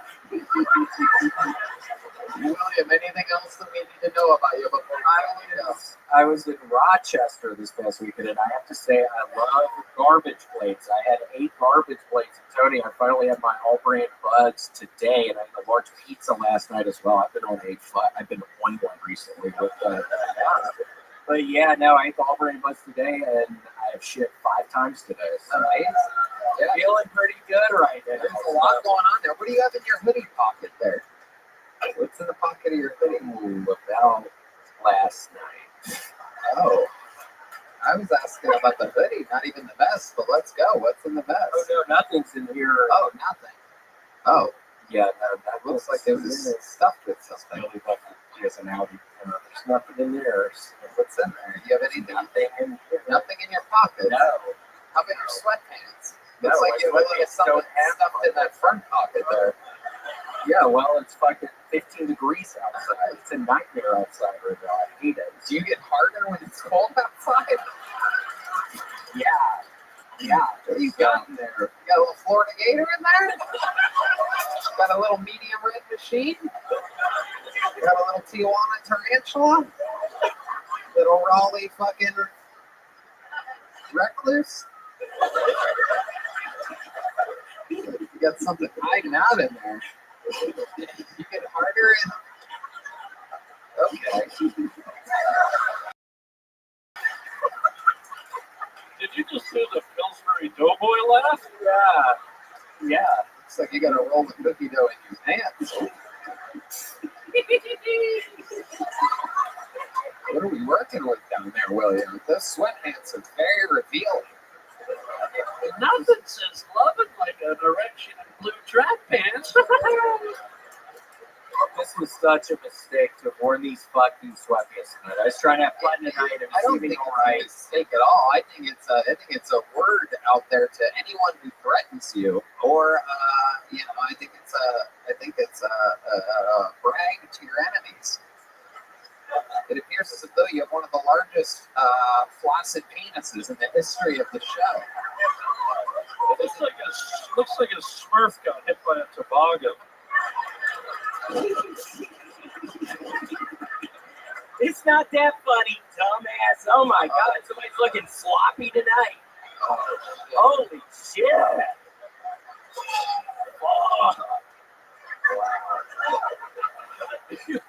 He's dressed like he got a call from the police station that his son's in jail and he's got to go bail him out tonight. It's the middle of the night attire that you're wearing. Did you get dressed really fast tonight? Were you napping perhaps?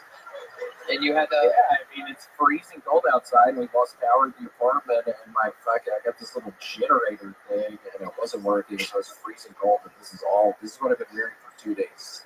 2 days. Wow. The sweatpants and those shoes just, there's two things that couldn't go together worse than those shoes.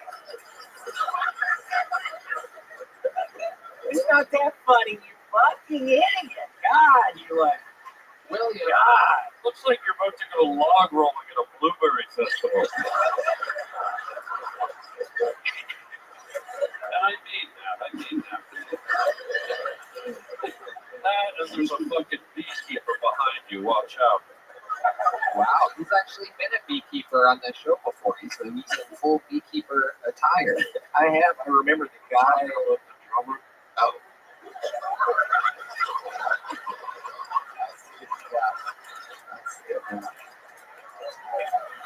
I see it. William, we announced recently that the show is going to the LA Forum and 2 shows at Madison Square Garden. How does this make you feel knowing that you're performing at some of the biggest, most famous arenas in the world? I mean, I'm going to be honest with y'all right now. At the very beginning, when I first tried all brand plans, it was like, is this stuff even? Is this stuff for real? And then I found out it was. And then I'm telling you, I'm hearing the news, Madison Square Gardens. I'm thinking to myself, is this for real? And then I fucking wake up one morning and I'm thinking, holy shit, I don't know if I'm ever gonna stop. Oh my God. Oh my God. Fucking idiot, don't look at me like that. William the Great Montgomery, everybody. And we did it again. Harlan Williams is the Harlan Highway Podcast, available everywhere. Dallas, Texas at Hyenas, February 9th through the 10th. Giannis, Compass, Hour, available everywhere. San Francisco at Cobb's, February 9th and the 10th. The drawing of Brian J. Email is in, and it is unbelievable. Thank you to Joe Blaster, Yellow Rose, Red Rose, Austin Security Guard Service all over, Ninja Buses, Connect Mobile Health, and MichaelLaird.threadless.com. Let's see what Chris Rogers drew tonight. Whoa, wild William Montgomery. How about one more time for the best damn band in the land, the Kill Tony Band? That's Carlos Sosa, Raul Vallejo, Michael Gonzalez, Matt Mueling, John Dees, and D Madness. How about one more time for Giannis Pappas and Harlan Williams, everybody? Thank you to everyone at the mothership. Make sure you overtip your wait staff. We'll see you at the Forum in Madison Square Garden. Check out the Sunset Strip, ATX.com if you're ever in Texas. Second highest ceilings in the biz. That's right. We love you guys. Thank you. Good night,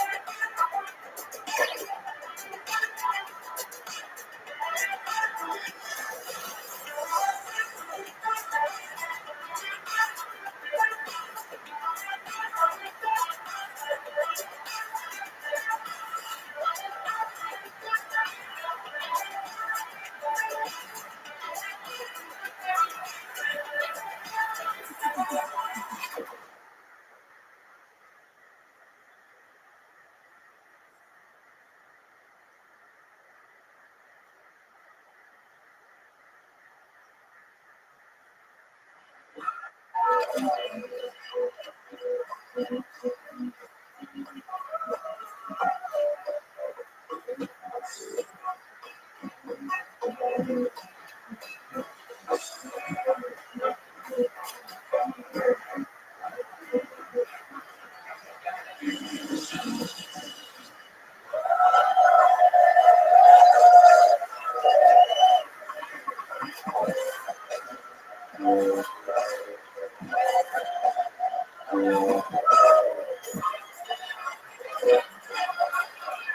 is Rabbi coming live from the Comedy Mothership here in Austin, Texas.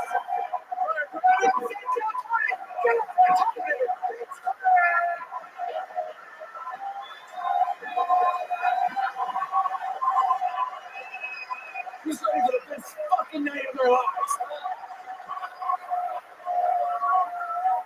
Oh shit! Here we go again. Hey, look, it's Red Band, everybody. We've been doing this show a long time together, and I 10.5 years running, and it is indeed the #1 live podcast in the world. Who's excited to be here, huh? Brought to you by Gel Blaster, the Red Rose, Yellow Rose, Hall Law Firm, Austin Security Guard Service, NinjaBuses.com, and Connect Mobile Health. Get an IV drip, save 10% using the promo code KILLTONY or Tony10, something like that. How about a hand for the best damn band in the land, everybody? God damn it. Unbelievable, right? This fucking serial killer's excited, I can tell. Those cold, dead eyes. Jesus fucking Christ. I think I found the Rainy Street serial killer right here. Just out the fucking obvious, blatant, fucking cold, dead eyes. Jesus. You guys are all bundled up. Why don't you take your fucking ski jacket off? Relax a little bit, sir. Jesus Christ. That's the Peterson brothers joining the band over there. Local fucking legends.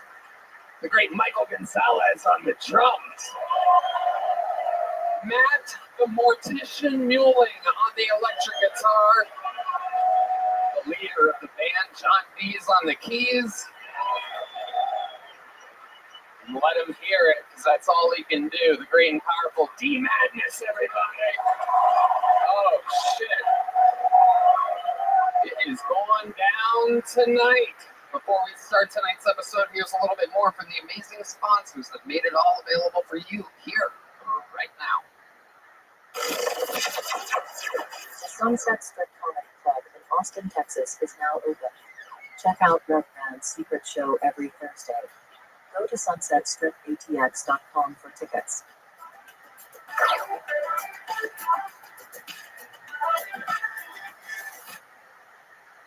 You know, whether you're trying to save money, eat better, or stress less, HelloFresh is here to help you do all three. Say hello to your most delicious year yet with fresh ingredients and chef-crafted recipes at a price you'll like delivered right to your door. That's right. No more staring blankly in the fridge, Red Band, wondering what to make for dinner. Give HelloFresh a try and dig into their biggest menu yet, with over 45 recipes to choose from each week. That's right. Each HelloFresh box is packed with farm-fresh ingredients and everything arrives pre-portioned right to your doorstep for less hassle and less wasted food.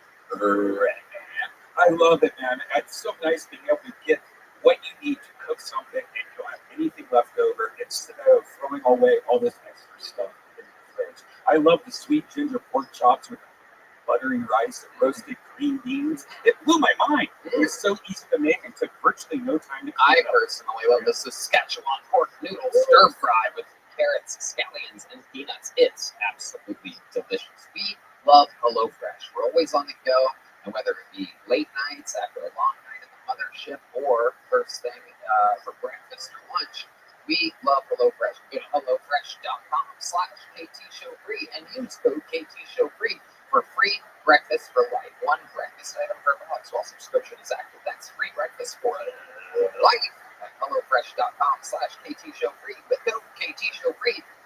HelloFresh, America's #1 meal kit. Are you guys ready to start tonight's episode? Well. You're in good hands. This is a show that's been booked out for a while. This is very, very exciting.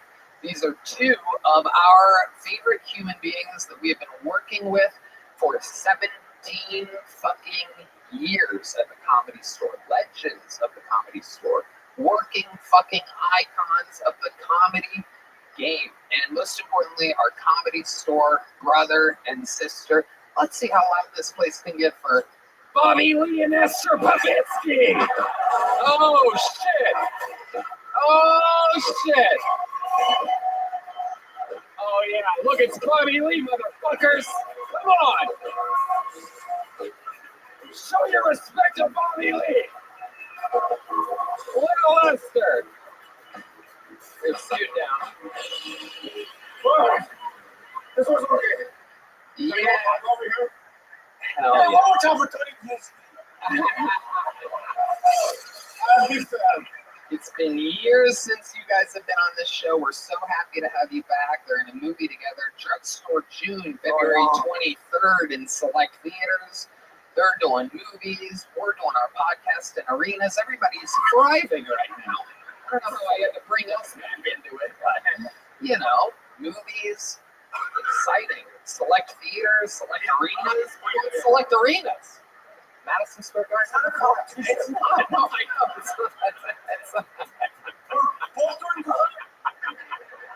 It's not. I'm so excited to have you guys. You get more girls in there, Dave. Wait, You get more girls in there. do you get any? Because I get more than more than any. Oh God! I also get more dudes than you. So, so that's Have you ever done a date still? No. But everybody thinks I have, so I just leave. I go with the wind. No, I know you haven't. That's right. Thank you. The gayest stuff I've ever You done. used to date, and do you believe that Tony would eat her butthole? That is true. That is true. That is true. The old Jewish tunnel. So gross. Can I Hey. The old stinky dreidel. tell the crowd what happened on our first date? What happened on our first date? Yes, you can. It is what I think it is. Yes, So you came in your pants? you did. I was 23, 17 years ago. She was 22, I was 23. They were a very lightweight pair of jogging pants. Unbelievably thin. I was poor, I had no money, they were the thinnest. I used to freeze in those jogging pants. Now, I don't want to brag, but you're not the only person at this table who's eaten my ass.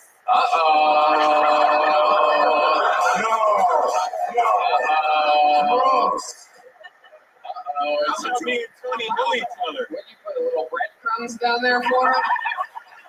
He likes a heavy carb diet.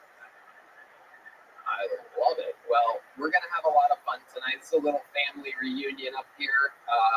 Before we explain the show, one more special treat for you. Joining the band and icon of Kiltony music history, one of the great joke meisters of the show. You also know her from the hit podcast Bad Friends with Bobby Lee and Andrew Santino. Make some fucking noise for the jet ski. Jesse Johnson. Oh my God. Oh my God. There she is. You know her. You love her. Coming straight from 2 sold-out arenas here in Austin, Texas.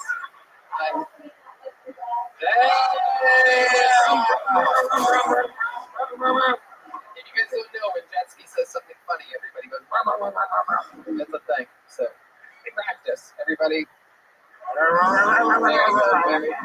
It's not juicy, by the way. Uh-oh, there's Red Band's first attempt of the night. There he goes. All right.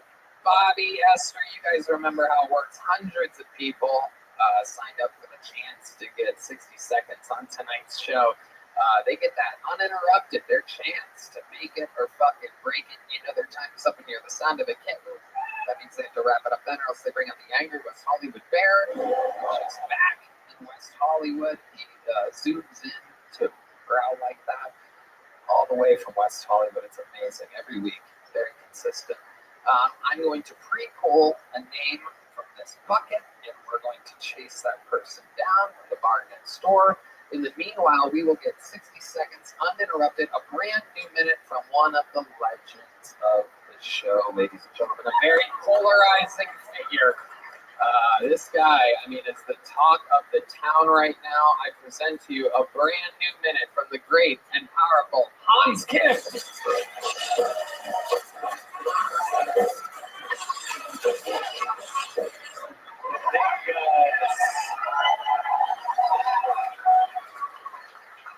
Whenever I travel and I tell people I'm from Texas, no one believes me because I look like this. Everyone thinks Texas is just a bunch of dudes in cowboy hats making tacos for each other. Who do you think paints their wives' nails?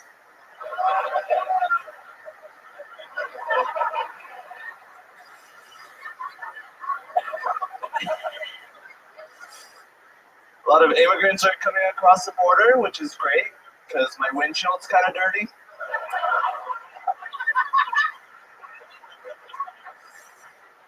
And I was thinking of picking up some flowers on the way home.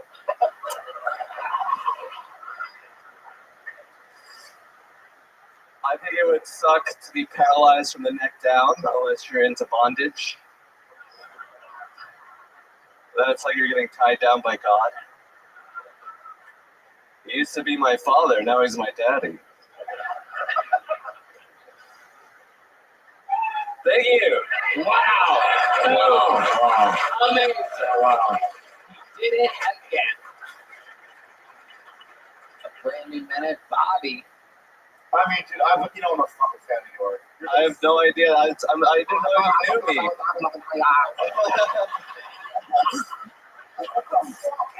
I'm sorry. Texas.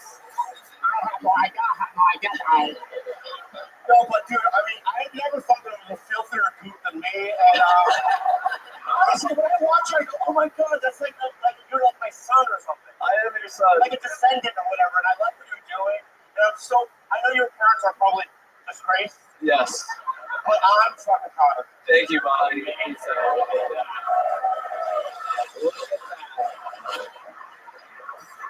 Look at that. Just a little Korean love machine over here. I absolutely love it. Hans, you did it again.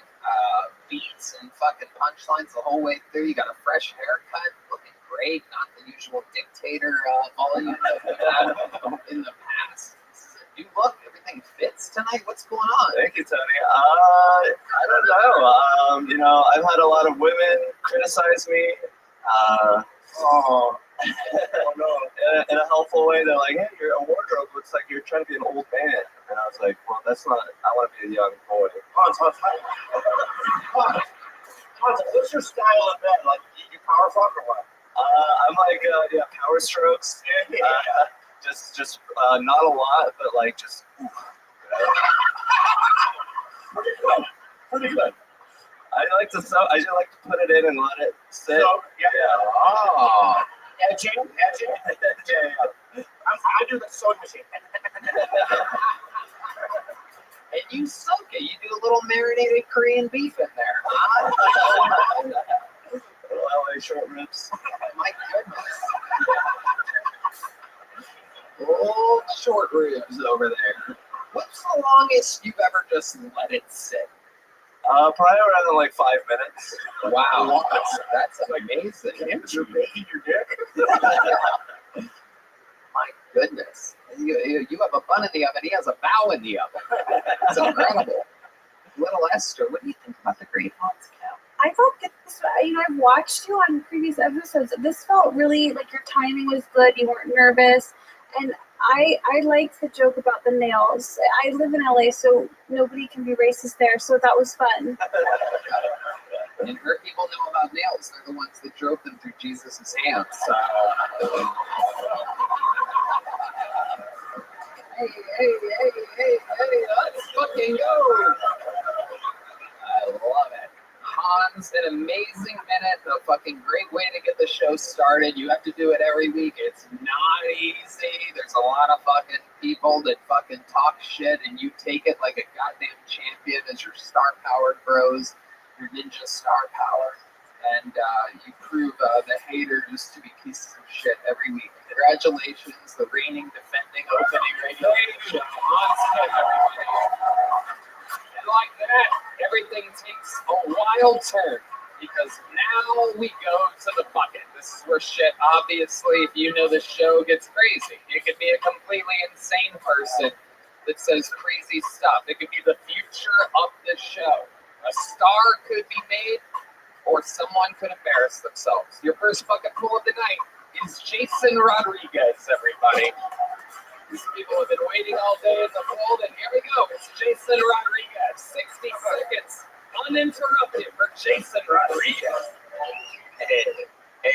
All right, you ready? All right, how's it going? Life good? Are you ready? Honey.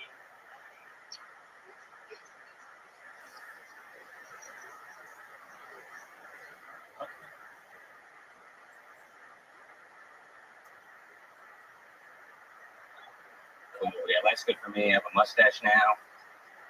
Everyone likes it. Mostly guys. Mostly guys with mustaches. Love my mustache. There's a whole facial hair community. They're all into it now. It gets weird. One guy with a mustache, and he wants to say, anyone ever say you got like a pedophile stash? I was like, no. And he's like, I get that all the time. Like, that's just you. It's probably shaved. It's how you don't want. Yeah, no one says about me. No one says I have a pedophile stash. I think because I have a body of a victim. I think that's why.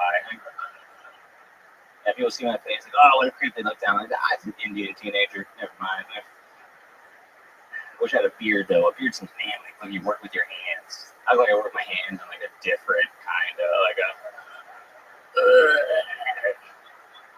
Was that good for him? I don't fucking know. I don't know. Who knows? Okay, what else is there? Yeah, I remember my buddies. Oh, I'm done. Cool. Thank you. There you go. Jason Rodriguez. All right. Very fun. Not bad. Welcome. Have you been on this show before, Jason? Yeah, like 3 years ago. Okay. Yeah. You didn't have the mustache back then. No, this is a new thing. You know, you worked hard for it. I did. 30 years. Put it in. Absolutely. Yeah. Absolutely. It's pretty thick, so you can't grow a beard at all. Nope, not at all. This is it. Nope. Do you always tuck in one side of your jacket collar like that? No. Is that like a trademark? No, not at all. There you Not go. rushing on. Okay, look at Is you. this better now? Fuck me. Yeah, tuck it back down. I like it. I can't do anything. I like that. I'm sure you do that all the time. That could be like your thing. This is my thing. Absolutely. What do you do for work, Jason? I work at a poke place. A poke place. Yeah, you know Oh poke. my goodness, Bobby. You know what a poke is? Yeah. Okay, all right. I knew you did. I know that for sure. But He said you do for sure. I don't know. Oh my goodness. Oh, John D's on the keys back here. Do you get a lot of Asian people in the poke place? actually, mostly white people in like Teslas and stuff. Teslas? Yeah. Okay. Is it a drive-in poke place, or are you just keeping it on the parking lot? I do, yeah. It's a really small shop. You can see their automotive deals. And what do you do exactly at the poke place? Are you slicing the fish? Yeah, we slice the fish. We do that in the morning. We put it in the bowl. We mix it up. We give it to the guy. That's about it. Frozen or do you ship it fresh? No, it's frozen. Yeah. What did I do? Well, yeah, we're in the middle of Texas. You can't really have like fresh salmon and tuna. Would you eat it? Like, is it okay? Oh, I eat it every day, all the time. Yeah. Okay. I think it's bad for you if you eat it more than like 8 ounces. You get like iron poisoning or something. Mercury, that's it. One of those. Yeah. I don't know. Right. It's in stuff. I love it. So you're making poke for a living. How long have you been doing stand-up? Like 6 years. 6 years. What's your love life like? Are you with a? I got a lady, got a girlfriend. Okay. Yeah, she's cool. She's white. She camps. Yeah. Oh yeah, dude.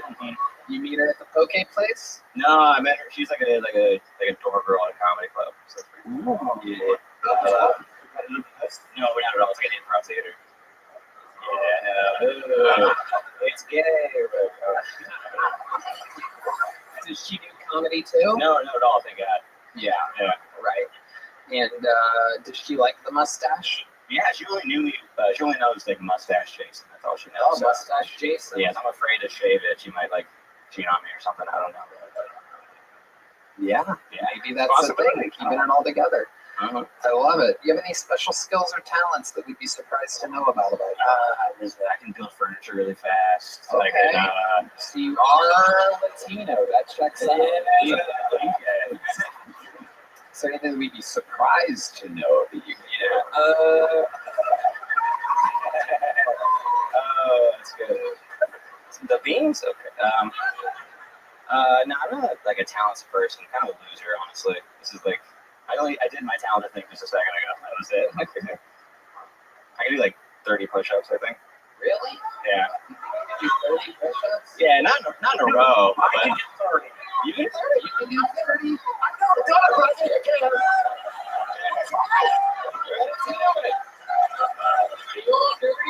With Bobby Lee and Jason Rodriguez. 30 push-ups. Wait, Jason, you can do 2, 4, 5, 6, 7, 8, 9, 10, 11, 12, 13, 14, 15, 16, 17, 18, 19, 20.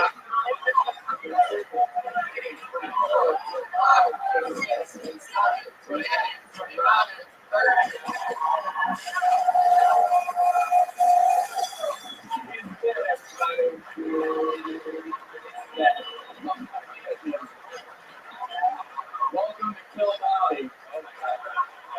Oh my goodness, how about Amber Bobby Lee, everybody? Jason, I'm going to get oh my God.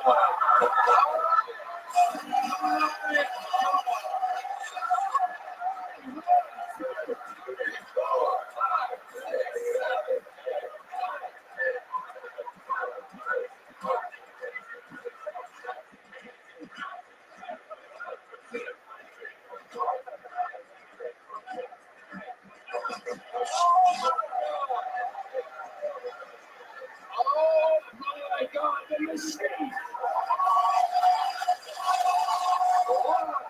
On Kill-A-Tony. Fucking 50 clean, baby. Hell yes. Shout out to Ways to Well. Testosterone's doing good. Yeah. I don't come anymore, but that's cool.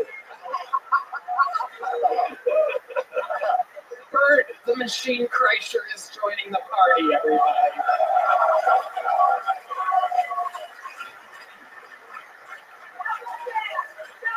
Red Man, New Year 30, dude.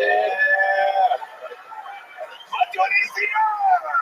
Oh, catch him doing it in virtual reality. There you go.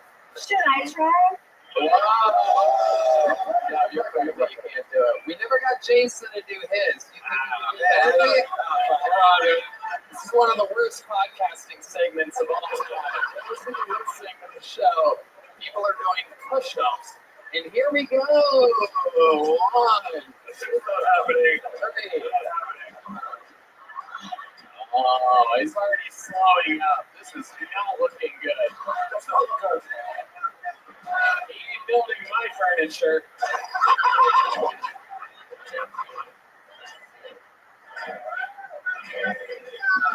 I'll give him credit. He is going pretty far down. You got it. Got it. 26, 27, 28, 29.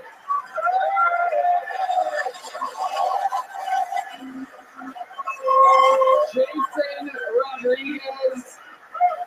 Oh, set. Great push-ups. You did fantastic, Jason. Muchas gracias.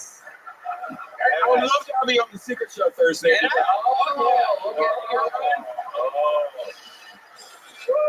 They couldn't possibly push up your ceiling any higher. Jason, here's a Kill Tony joke book from the Great Bones Eye. There's Jason Rodriguez. Thank you, guys. Appreciate it. Thank you. There he goes. Do you think seeing a therapist or psychiatrist would be helpful, but you don't have the time to actually find one? Even more important than trying Talkspace. By doing everything online, Talkspace has made getting the help you want easy, accessible, and affordable. Sometimes people wait until something bad happens to talk to a therapist. Why wait? You can get a therapist through Talkspace. Therapy can help you shift your perspective, find tools to cope with difficult times, and get guided in life. Getting started is the important part, and Talkspace makes it easy and affordable. I think therapy is awesome. It can be extremely beneficial, and Talkspace makes it incredibly easy to get started. I know therapy can be super helpful So if you think you may need to talk to someone, why not give it a try? With Talkspace, you can sign up online and get a personalized match with a provider that's right for you, typically within 48 hours. It's incredibly convenient to have virtual sessions with your licensed therapist from the comfort of your own home. There's no need to commute to appointments, miss time at work, or line up childcare in order to attend sessions. It's mental health care made easy. Talkspace lets you send messages to your therapist so you don't have to wait for your next session. Talkspace can help with any specific challenges you might be facing. It's the #1 online therapy platform with licensed therapists in over 40 specialties, including anxiety, depression, substance abuse, relationship issues, and more. We suffer from 3 of those things just in our relationship. As a listener of this podcast, you'll get $80 off your first month with Talkspace when you go to Talkspace.com/Tony. To match with a licensed therapist today, go to Talkspace.com/Tony to get $80 off your first month and show your support for the show. That's Talkspace.com/Tony. You know, I wanted to find a strain of THC that made me feel social, which is why I tried Nude's euphoric product. Nude is known for their federally legal THC, and now they're adding a new potent product yet more. Introducing hemp-based THCA flower, the future of legal THC. Try one with all of Nude's other amazing offerings like gummies, vape cartridges, and more. And for a limited time, Nude is giving our listeners a free THCA pre-roll and 20% off your first order. Visit HelloNude.com and use our code Tony. I tried the morning plus sleepy time gummies, Tony, and let me tell you, it was the greatest thing before bed. I slept way easier than usual, and I woke up feeling so refreshed. It's so refreshed, waking up at 4 p.m. during the day. I tried their Wonder Bread while I was watching a movie. It made me feel nice, chill, and relaxed. It was delivered quickly also, and it came in some really cool packaging. Since THCA converts into THC when you heat it, you get access to the classic marijuana high. And Moon has 10 high-inducing strains, the most potent they've ever offered. Moon puts an end to the guessing games with federally legal forms of THC extracted from hemp plants. All their products are regularly third-party tested in Drug Enforcement Agency registered labs, sourced from small family farms and grown organic. Something for every mood, tested and tailored by in-house experts. Try Moon's new THCA flower today for 20% off your first order and a free THCA pre-roll. Go to HelloNude.com and use promo code Tony. That's HelloNood.com. Code Tony for 20% off your order and a free THCA pre-roll. We're gonna watch a comedian. I'm ready. Let's go. 60 seconds uninterrupted for Grant Adcock, everybody. Your next bucket full. Grant Adcock. Here he is.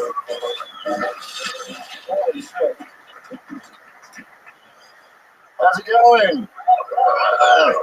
You guys drinking tonight? Fuck yeah, thank you for being here. I love drinking. People actually tell me I drink too much. I tell them all the same thing. I say, you don't even fucking know your well.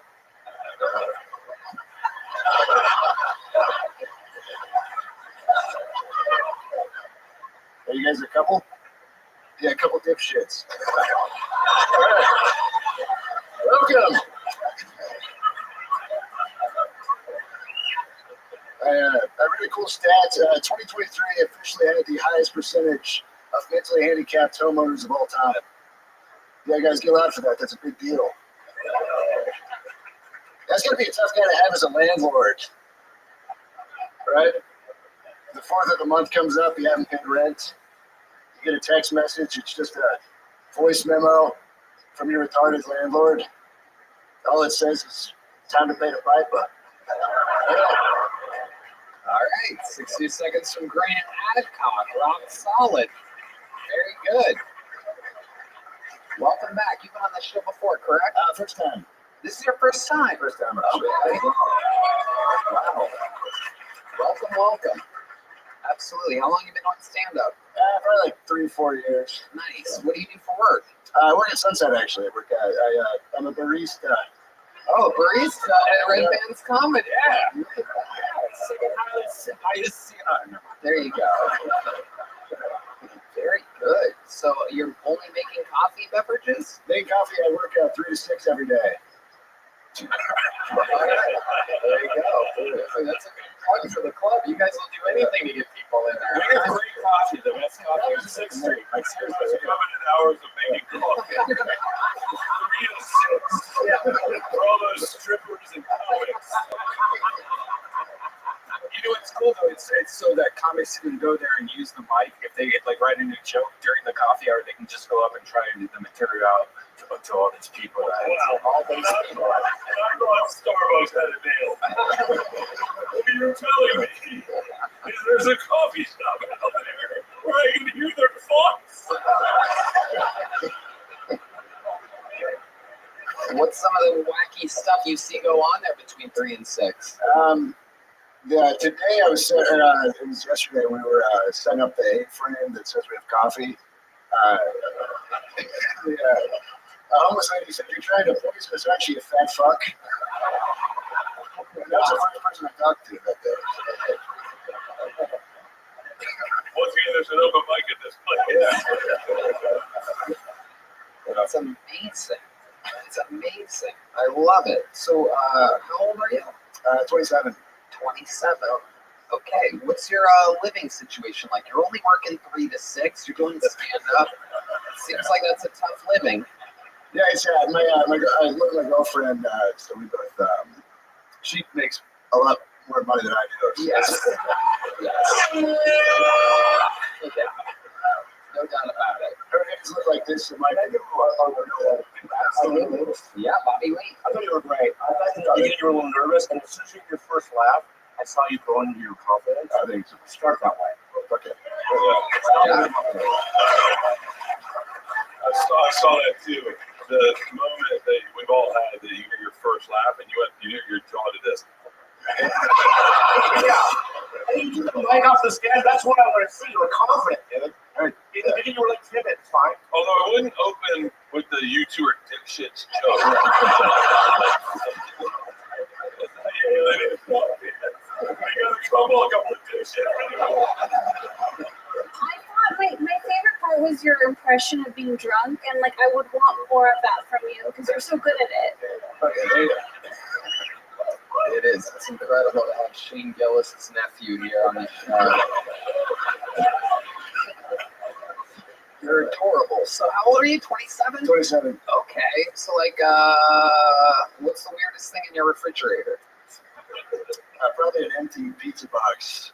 An empty pizza box. Yeah. You just threw it back in there. I forgot to take the trash out Tuesday, so I was kind of leaving it there until tonight. Does your girlfriend ever yell at you for forgetting to do chores like that? She's yelling at me right now, actually.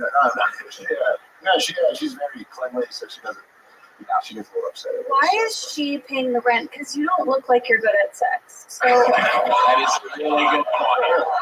you might be. I'm just. Oh yeah, Do you have any special maneuvers in the bedroom or something that you do to please her, the rent-paying woman that cleans up after you? That's my job.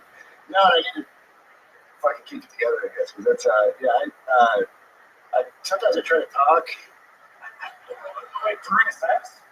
Yeah, I'll be like, "You like that dick?" or something. Oh my goodness. Oh my goodness. That's like a genuine question. Do you like that dick? Do you like that dick? Yeah. Do you like Yeah, that's how it comes off. Is that really hot? So. Yeah, you sound like you were genuinely asking. As though you had another dick that you could put in there. Or you go to the census. Am I the only one hearing like a Norm Macdonald vibe from him a little? Yeah. It's a little thick though, like Norm McDonald's.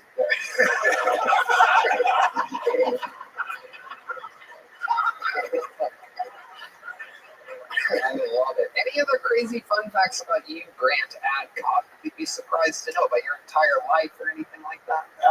Yeah, it was actually, I fell off a balcony when I was 23. Wow. I landed on my head, and it's really pandemic, and it was. Oh, that does not explain it. What were They actually were all climbing balconies during the pandemic. As a matter of fact, that's the one time no one climbed a balcony. We just stayed in our fucking house. Oh, yeah, you're seeing who else is in other houses. As we were having a little pandemic party, which wasn't, paid the price. Yeah, I was dancing on a balcony by myself and I fell off. Oh my God. I was even more top heavy at the time, and just went head over heel and fucking. I was in the hospital for a month. Wow. What did they diagnose? I had a little brain bleeding, but I didn't have to get performed. I broke my leg, fractured my jaw. You landed on your head and your leg at the same time. My leg broke, and that kind of took the majority of the impact. And my face went off the concrete. Did you fall backwards or forwards? Forward, and just kind of tipped over. You did like a full 360, landed on your leg, broke it, And then my face hit. So I had all these teeth are fake. I was wondering that. I swear to God, I was wondering that. I was like, he's got a good smile. Is that why she's with him? Your teeth do not match your shirt. That's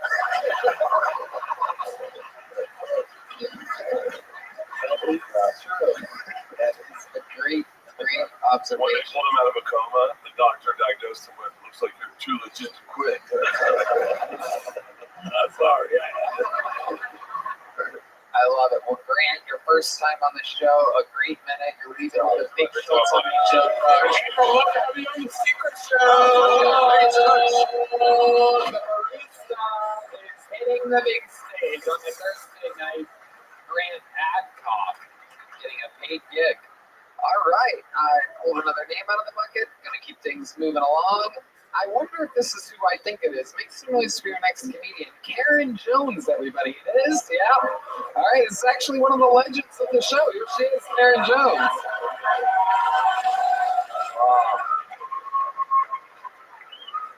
What happened to a woman's right to choose? I understand why everyone's worked up about it. I had to take a drug test today. And I'm thinking, how come I don't get to choose smoking weed? Why is it only limited to reproductive things? And then I thought of the caveat. Well, some people are okay with abortion as long as it's medically necessary, or in the case of rape or incest. So I'm thinking that should be a carve out for everything I want to do.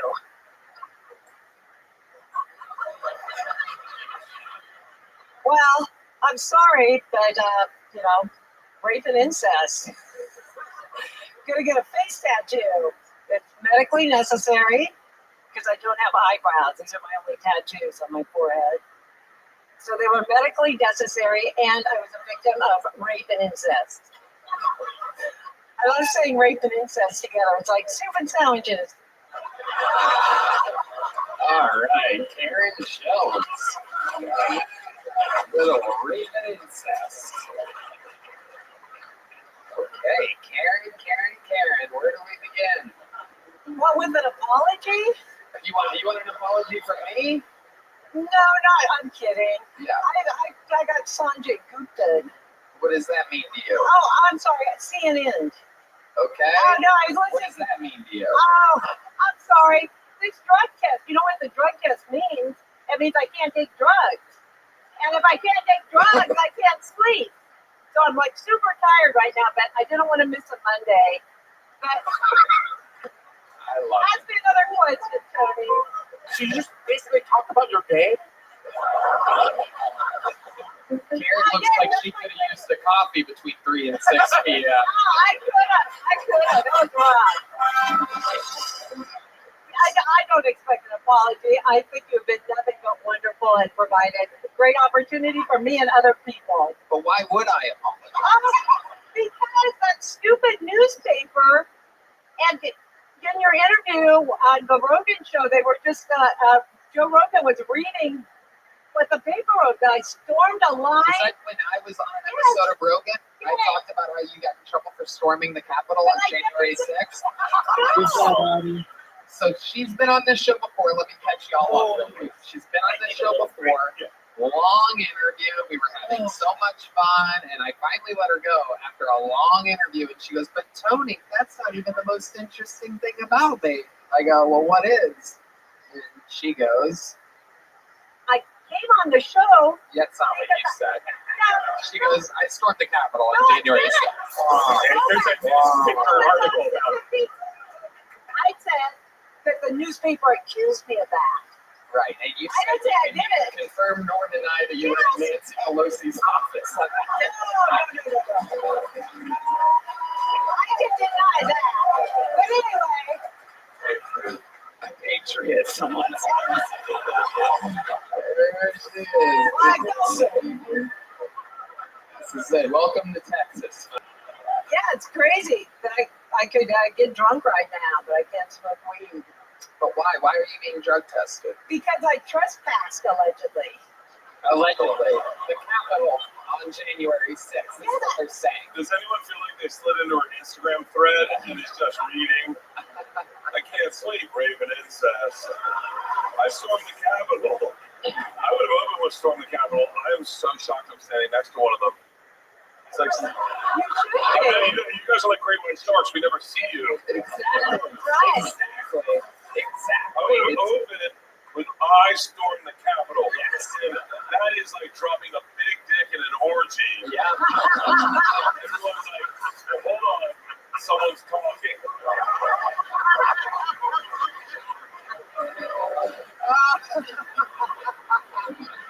It is true. You beat around the bush here, but like everybody wants that fucking thunder. So keep us posted. What's been going on with that? So we mentioned it on Rogan.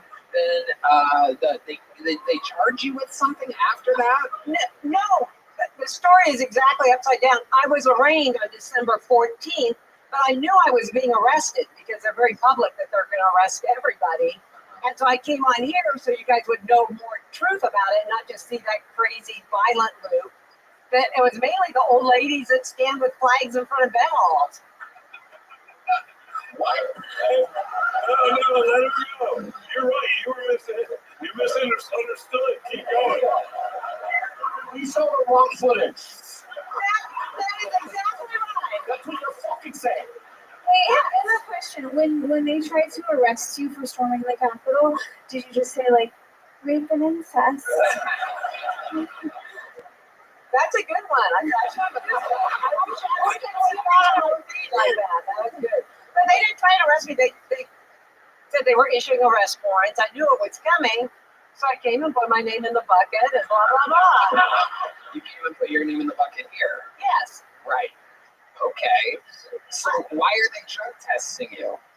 And for how long does that last? I don't know. It's supposed to be random. That I went in Friday, then I dialed the number. I had to go in again today. So what happens if you smoke marijuana? Did they tell you what happens if you fail a drug test for storming the Capitol? Is this what they did to the people? Like, all right, you just can't smoke pot for a few months. No. It's on OR, and it's the conditions of my release that I have to do drug testing and be monitored, and 4 misdemeanor, 2 trespassing, 1, this is my favorite one, the parading. Oh, they call it parading. That's the 3rd charge, and the 4th one is interfering with government or something. Oh, So misdemeanors. She's balls dead accurate on parading. But the heavier the felonies you get, I don't know. Like trying to kill her. I don't know what her place. wow. You don't know when it ends. You don't know what the. No, I know my next date is March 5th, and then I don't know what the process is. You just keep going to court, paying lawyers, and showing up so you stay out of jail. Like a patriot. Apparently. Hey, if you guys had done it properly like Lenin did. It's the same fucking shit. Read history books. So let me ask you this: is there anything that you would have done differently on that day, in retrospect, on January 6th? Well, in retrospect, I wouldn't have asked my husband if he wanted to go in. You're the one that kind of led you 2 in there. Well, he had never been before. There's a lot of people that haven't been inside the Capitol during business hours.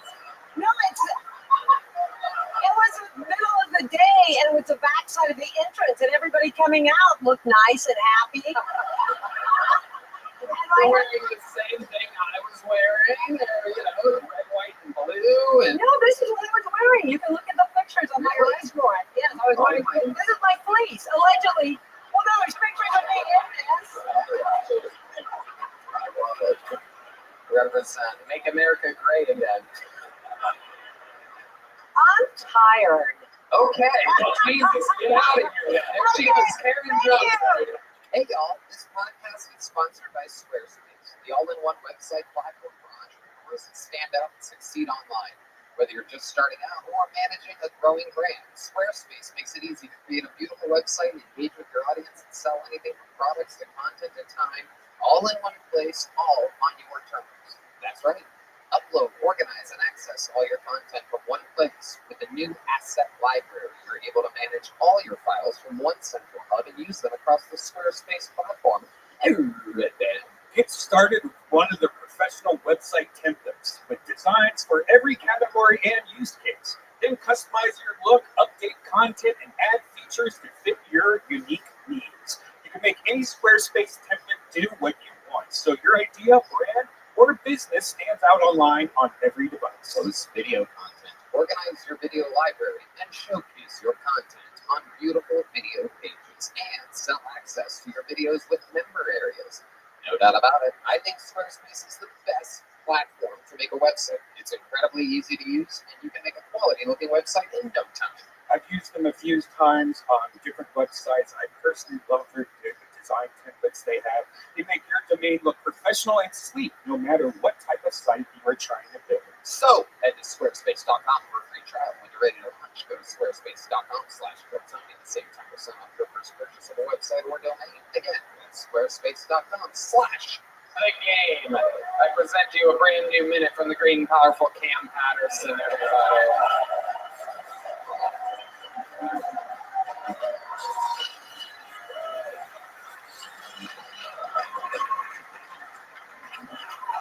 I was thinking about a traumatizing thing that happened in my life, and one of them was I was 15 years old. I went to my first strip club, and the person that took me was my cousin Natron. Now, whoever you see when I say Natron, that's that nigga, dog.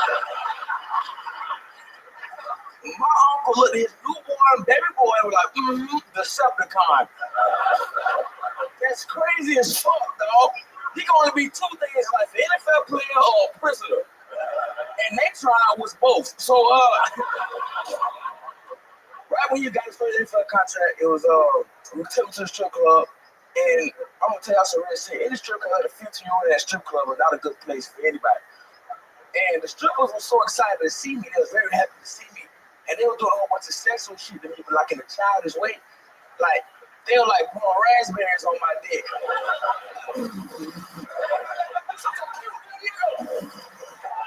I came twice. It was crazy. That's my top piece.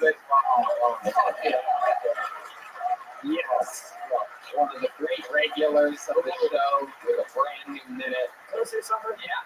So I was at the Improv in Hollywood. We did a show together. Yeah. And I didn't know who we were. I'm sorry, right? But I was like, and I asked people around, and I go, who's this guy? Tony. So I stayed to watch. You fucking rocked that house. You were the last guy. You were the fellow heavyweights. Yeah. You killed it, bro. Thanks so much. Yeah, man. So. See what I mean? Now, the funniest part, somebody in the crowd was just they just yelled gang violence. You like, yeah, he's black. Yeah. He's black, yeah. What you said?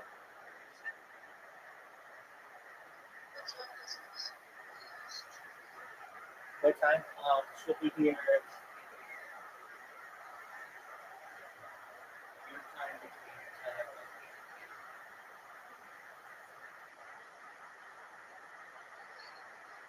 Excellent. Yeah, how'd you know that? I knew that. That's crazy. This is the first we're hearing of Natron. Yeah, my cousin Natron. My goodness. Yeah. It's amazing. You have so many of these references and stories. I've never heard of Natron before. Does he live in He live in Temple. Where? He live in Temple. Tampa. Tampa. Okay. He's like, I live in Tampa. And I know black guys from Temple. I thought for sure he was saying temple there. I thought it was a Jewish synagogue of some kind, but no, Tampa. Is where Natron lives. What's Natron up to nowadays? What does a guy like Natron do for a living? You know what good, man? You own like a bouncy house business right now. Bouncy house business. So a lot of money in that. There's a lot of money in that. Yeah, because you buy it and then you pay me $50 a day to set it up. Yeah. And then you to buy it's cheap and you can rent it out for $500 a day. It's a good business. Nah, you know, yeah, they trying to Really good fucking business. Wow. I didn't know where it was in the bouncy house business. I had $2. I still have it, but I had it $2. It's a great deal for a day. You rent one of those bells, especially the wet, the slip and slide one. That shit, yeah. That's $750. It's $750. That's for the water, you know what I mean? I would love it if you would include the bouncy house stuff. That's Really good. Yeah, you can add that to the Natron stuff. And you and him have been close for a long time? Yeah. Well, he like my cousin. Your actual cousin, I do believe that means. Yeah. Wait, that's what that means? Well, no, he my real cousin. I mean, I know my life. Okay. Yeah. So, like, when he says cousin, that could mean a friend of more than like a year. But if it's a cousin, that means that it is your uncle or aunt's child. That's my friend, cousin. What? Oh, that's a friend. Right. Yeah. Bobby was right. They don't get to say dad, so they say cousin a lot.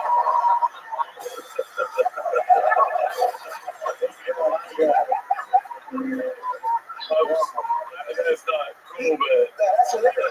thank you. That's what it is. I appreciate you coming from you. You're funny as fuck. Is Natron's dad in his life? Yeah. Oh, okay. He didn't bounce? What's a real cousin then? Like, if you were to say like a real cousin. My first cousin. That's my cousin. That's my cousin. You're Joe Rogan's producer.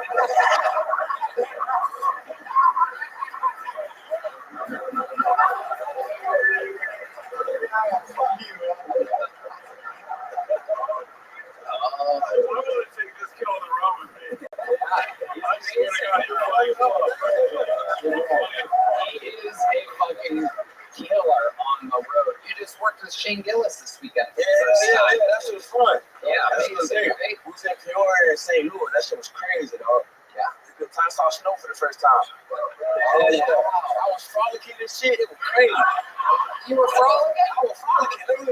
I was trying to make a snow angel, but I got down. It was cold as shit, so I got up. But it was fun. Dog. I really enjoyed that shit, man. It was a good time, bro. Hell yeah. That shit was fun, bro. Okay, one more bad joke. When black guys make a snow angel, you make it like this. That's what we a dead body. I don't even love this kid. He's amazing. I'm telling you. I wish my son was black.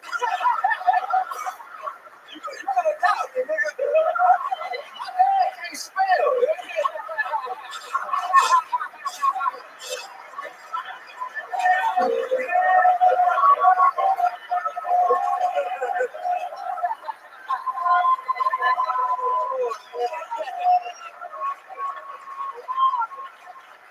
Absolute fucking superstar, an absolute sensation. We love you, Cam. You're a fucking star, dude. Yeah. Big stuff happening all the way around. One of the best top young rising comedians in the world. One more time for Cam Patterson.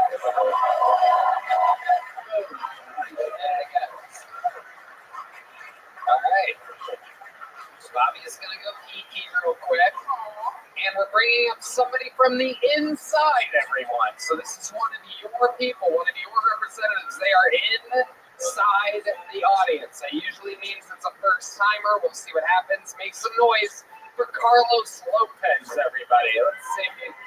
We have movement on a Carlos Lopez. Is that Carlos? Is Carlos the big guy in the middle? Oh yeah, here he comes, everybody. Oh no, that's a guy going to the bathroom.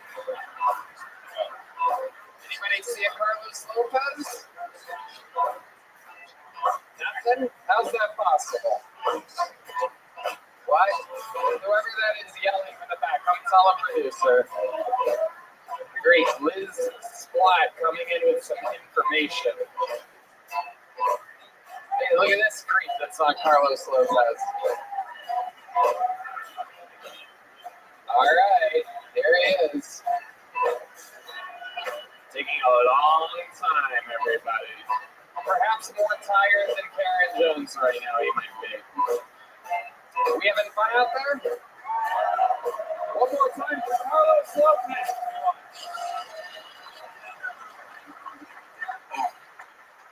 Well,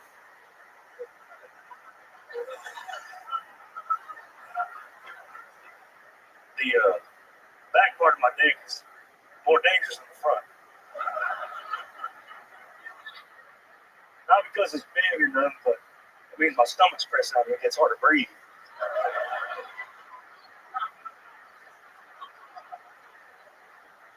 So I haul horses for a living, and I found myself up in Chicago making friends with thugs like one should. And I was deep in the conversation before I realized I don't think smoking pigs in Chicago is the same as South Texas.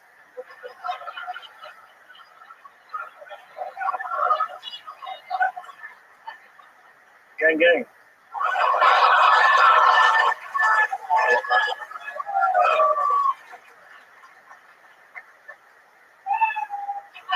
Thank you.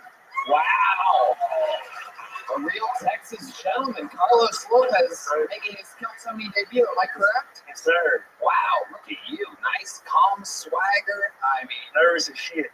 wow, I wouldn't be able to guess. You seem fucking cold, calculated, and under control. You got the fucking belt buckle representing the rock solid hat. I mean, you look like bulls ride you. And they still can't stay off. Goddamn right. I don't think anybody's lasted 8 seconds on that. Wow, look at you, a real man. Holy shit. God damn, this is absolutely incredible. How does one become as manly as you? Just grew up in South Texas, I guess. Even the women are manly down there.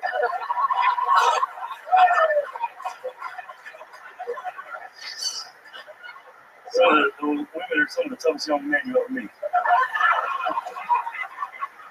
Carlos, you're funny as hell. How long you been doing stand-up? It's my first time ever. No fucking way.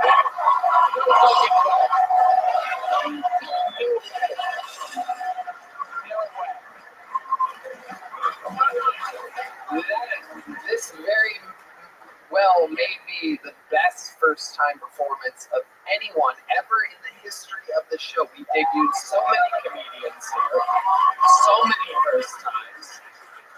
This is incredible. How long have you been planning for this in your head? Fuck, probably since I was a kid. Wow, how old are you? 29. Oh my God, you're 29? When I fucked up, I'm 16. I look 46. Wow. Oh my goodness. That is incredible. You are a fucking machine. This is unbelievable. And you haul horses? All horses for a living, yes, sir. Wow. So like the little horse carriage things with the horses? No? You're saying no already. I haul horses like in a big truck in 1800. Wow. Oh, I think I hear them now. No, that's my ex-wife. Oh, shit. Oh, shit. Carlos Lopez is a fucking natural. This is an epic first time off stage, brother. This is really something else for a first timer. I mean, this is exactly what the show is built for. Someone like you. Absolutely amazing performance. And people always told you that you're a funny guy? I only in prison. Were you in prison before? No, just juvie. I never went back after juvie. What did you get put in juvie for? Oh, shit. Yeah. That's the head tilt that says fucking a goat. For sure. That's a goat fucking head tilt I've ever seen. You're the one fucking this good. I'm just wearing the boots. Oh, my goodness. Yeah. It was a cute. That's my stage name. I love it. All right.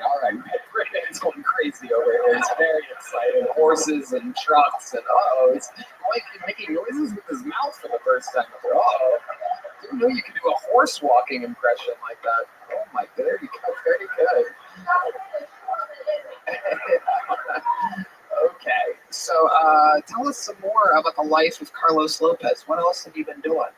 Been hauling horses since I was like 21. Yeah, hauling horses. I was in the oil field before that. You were in the oil field. Look at you. Oh my goodness. You are just a real fucking man. You have a lot of chest hair? I do, yeah. So talking about all that. Oh my God, look at that. I've been growing it since I was a little girl. Oh my God. Wow. I am. I really am. I wanna get on top of the old Brokeback Mountain over here. Well, lucky for you, this ain't a mustache, it's a salad. Oh well. You know what? Well, you know what? I think we could trade belt buckles tonight. You know what I'm saying? I ain't bumping buckles, I'm sorry, but Wait, what? we call it bumping buckles. That's right. That's right. With a buckle bunny. Absolutely. Let's fucking go. Wait, can I ask you a tactical question? I just have always wondered this. When you're driving horses and you stop short, do they all fall? Yeah, they'll fall, break their legs and stuff. You gotta be real careful. I think that all the time. Yeah, me too. That's why when people cut me off, I pull my gun out and do it again. Eventually. Has that ever happened? Have you ever had to stop like really hard? Mainly on the Florida Turnpike, yeah. Wow. My goodness. People don't know how to drive in Florida. Now let's talk about your love life, because seriously, you seem like you could walk up to any fucking woman in the world and have a chance at stealing them away from a man. Do you have any special like lines that you say with women or something like that? Howdy. Oh, that's it. That's all day. I just cleaned my pants for the first time since my first hanging out with Bill Lester. I feel like he's got an answer for everything. Now let's be the woman. Getting back on him. I want to see how quick he is. Okay. Okay. You should be the woman here. I'm very excited about this. I'll do it. Okay. I like acting, if you know what I mean. Oh my God, look at that thing he just did with his hair. You are fucking...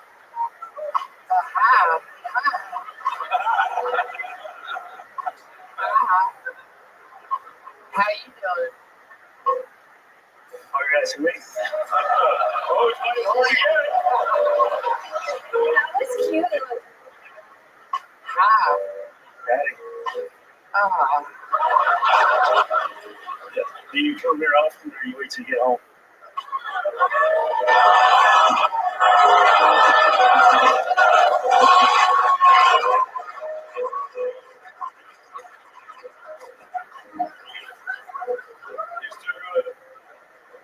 You know, my boyfriend's out of town. I was wondering, maybe you'd come back to my place and.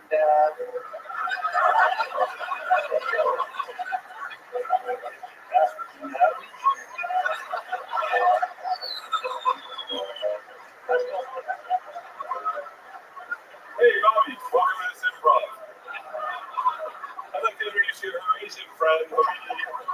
Oh, were you at sea? Yeah. Okay. You're gonna play. Asian chick. Yeah, you're gonna be an Asian chick, and I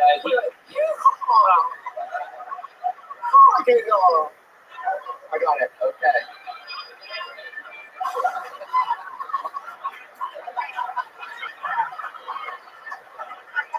Have you ever had sex with an Asian chick before? No, let her feet look better behind the ears. Oh my God. My mom does that.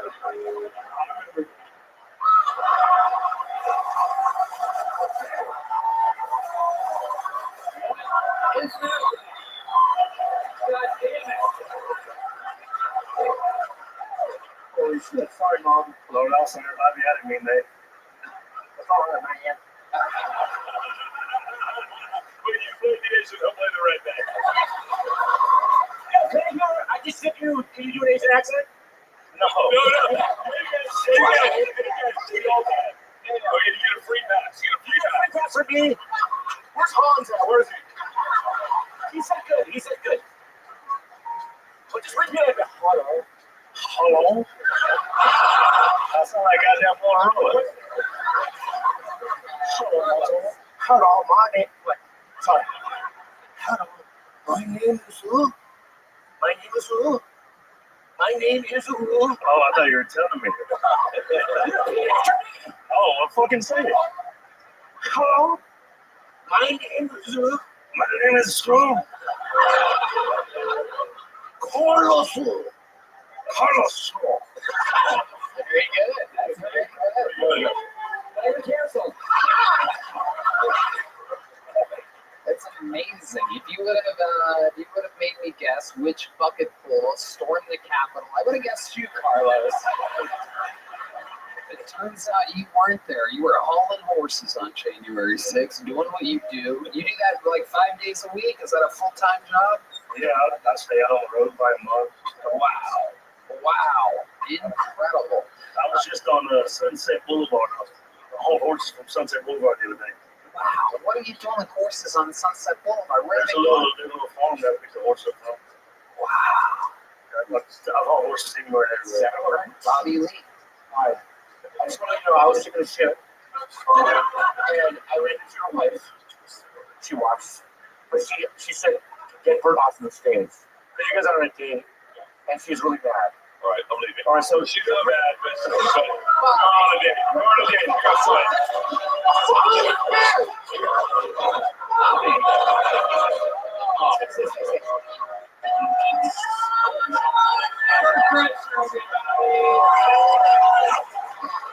We love you, Fred. Thank you so much for swinging by.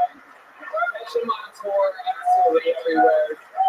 Doing fucking football stadiums and the whole damn thing. Well, me, Tom, and her are going to do a huge show soon. So you'll see.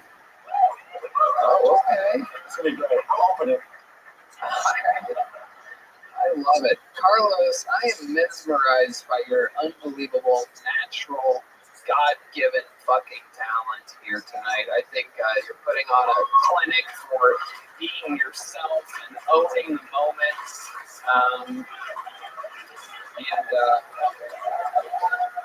I appreciate that. I'm just gonna put it to you this way: if you next time you're ready for another minute, I'm just gonna have you back when you want. You just let me know when you're done hauling horses and ready to sling some more jokes. We'll be waiting for you. This is the very rare big joke book on a first-time performance. He popped his cherry. Carlos goddamn Lopez has entered the Kill Tony universe. A true gentleman. Thank you, Carlos. Absolutely. How about one more time for Carlos Lopez? That's good. That was amazing. You know what, dude? I just saw how important the show is. That's great, dude. He's made his fucking day, dude. His life. Yeah.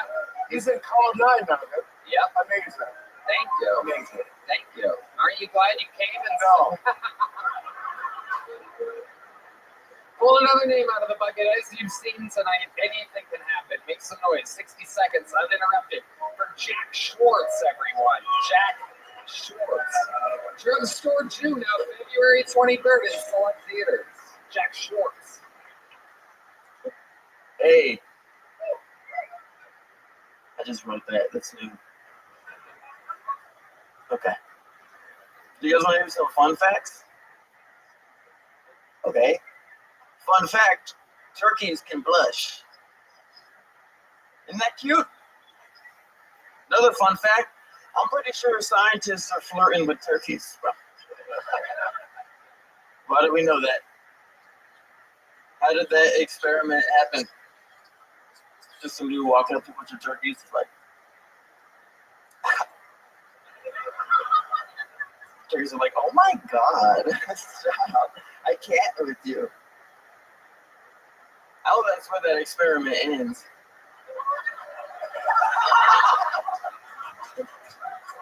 I don't want to hear more. I don't want to hear more from now. Fun fact: turkeys put out, bro. You can fuck turkeys. A lot of people say turkeys are dry meat. Not when I'm doing it.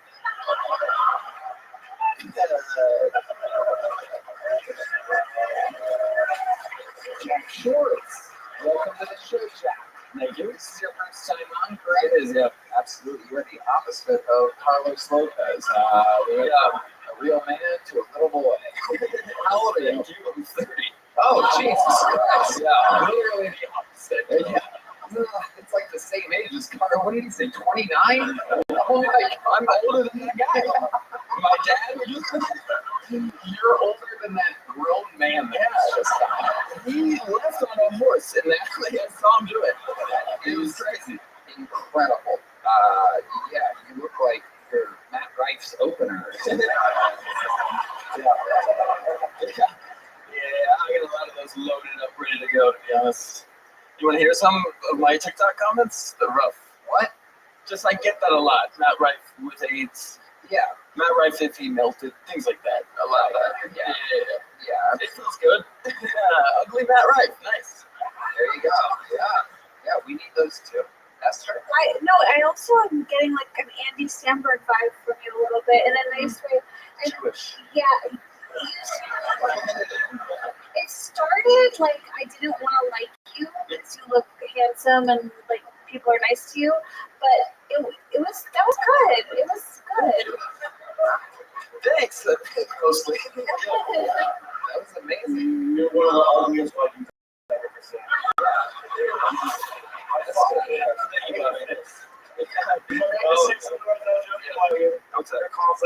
When you didn't get a laugh before the act up, you committed to the act out, you got that part, right? Yeah. And that's when I knew, I was like, I'm comfortable with this guy. The bit was fucking clean too, which I liked, dude. It was clever. It was kind of sexual at the end a little bit, but I thought it was cute, and I thought it was good, and I think, I like you, man. Thank you very much. How long have you been doing? I feel like you're doing great. Give yourself a standing ovation. It's such a big moment for me. How long? Whoa. The whole thing is What's a gong? What's a gong? There you go. Two gongs don't make a right. So, Jack, how long have you been doing stand-up? About 4 years. 4 years. Do you have any special skills or talents that would surprise us? I was a paramedic for like 6 years. Oh. People don't like to hear that at shows, but Yeah. Okay. Jesus, relax. This is white, I guess that means. It's a white paramedic. What's the craziest thing you saw while being a paramedic? oh god. Some of that's not as funny, to be honest. But I will say, one time a woman, I showed up on scene. This guy had, I think it was retractable car antennas shoved through his neck, like just missing his jugular there. And we were talking to him for like 20 minutes, and his wife's there, and she's like in a panic. She's like, "This is crazy." And eventually, we're like, "Who stabbed you?" And he goes, "This bitch." She points to his wife. So I was like, "Oh, cool. Wow." Yeah, that was like my third day. Yeah. Is the radio still playing? Is the reception good? Yeah, he opened his mouth, and the Friends theme song came on. It was All great. right, very good. What else about you would we be surprised to know, Jack Schwartz? Are you too? I am too. I'm actually not wrong. No, I think it was perfect. I'm from Charlotte. What? How Jewish are you? I'm an atheist, essentially. If that makes, you know what I mean? But like, I eat like capers on shit. Okay. All right. I don't know if it's About 45% then? Yeah, capers, I don't understand where that factors in. It's a Jewish thing. It's not. You don't think of it? No. Okay, well, my dad lied. I don't know. Well, it's Jewish. My mom is half Jewish. My dad is full Jewish, and I was never mitzvah. So being Okay. Jewish is more like a Oh, 75%. That's what my baby will be. Oh, that's good to know. congratulations, by the way. Thank Yeah, you. baby's gonna end up like this. Out here talking about turkey business. What's your love life like? I'm in a relationship, Okay. and What does she do? she's a comic. Whoa. No, she's in the waiting room, hoping to make what she did, yeah. Okay, what's her name? Matilda Epstein. Matilda Epstein. Go get Matilda Epstein. I've always said that I wanted Epstein on this show before. I've never gotten one. They're gonna go grab her. Okay. How long have you two been together? Like 3 years. 3 years. How long has she been doing stand up? About the same, like within a month. Okay. Okay. It's not gonna work. I'll tell you what, when comics get together, right? Yeah. Once one starts blowing up, it just there's friction. Yeah. Yeah. So Also, it's hard. Only one person can be the star. 2 stars. Right. Well, she's like really pretty, and I'm just like, what the fuck? I just kind of feel like if it was one of us, you know, that's too sad. It's not funny, but we'll see. She's related to Jeffrey Epstein. I don't know. I've just been waiting Been with her for 3 years. You Yeah. never popped the question. You just kind of wait for a vacation opportunity that hasn't come. You know what I mean? I mean, that would have been my first question to Matilda.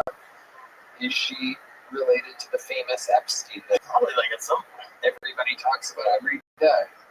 Or maybe not. Is Epstein a very popular Jewish last name? The Steen is, but I don't know if the app. They're out there. Under tunnel, like in tunnels and stuff like that. There you go. There's good Epsteins and there's good Weinsteins too. Okay. Yeah. Yeah. Yeah. Berenstein Bears. We love them. Shel Silverstein. There you go. you ready, weren't you? They're grabbing it. They're grabbing the two. Are they ready? Ladies and gentlemen, 60 seconds uninterrupted. Stand in front of the drums over there. Take a step that way. Ladies and gentlemen, the Kill Tony debut of Matilda Epstein, everybody. Here we go. 60 seconds uninterrupted for Matilda. Come on, make some noise, everybody. Oh my god, hi! Oh my god, hi! I don't know anyone here. Great. Oh yeah, I guess I know him.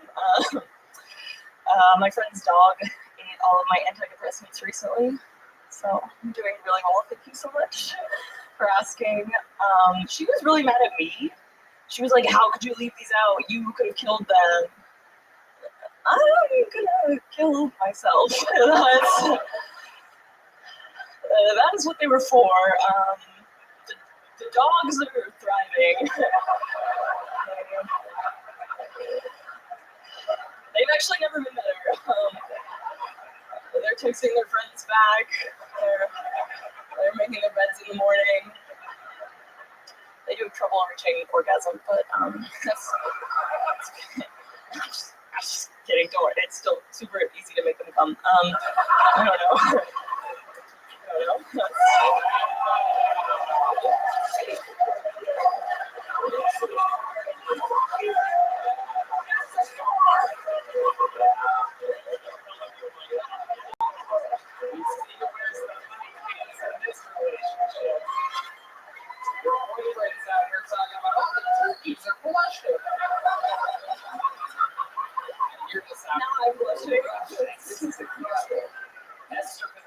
You guys are a cool comedy couple. Like, I'm impressed. I think this could work.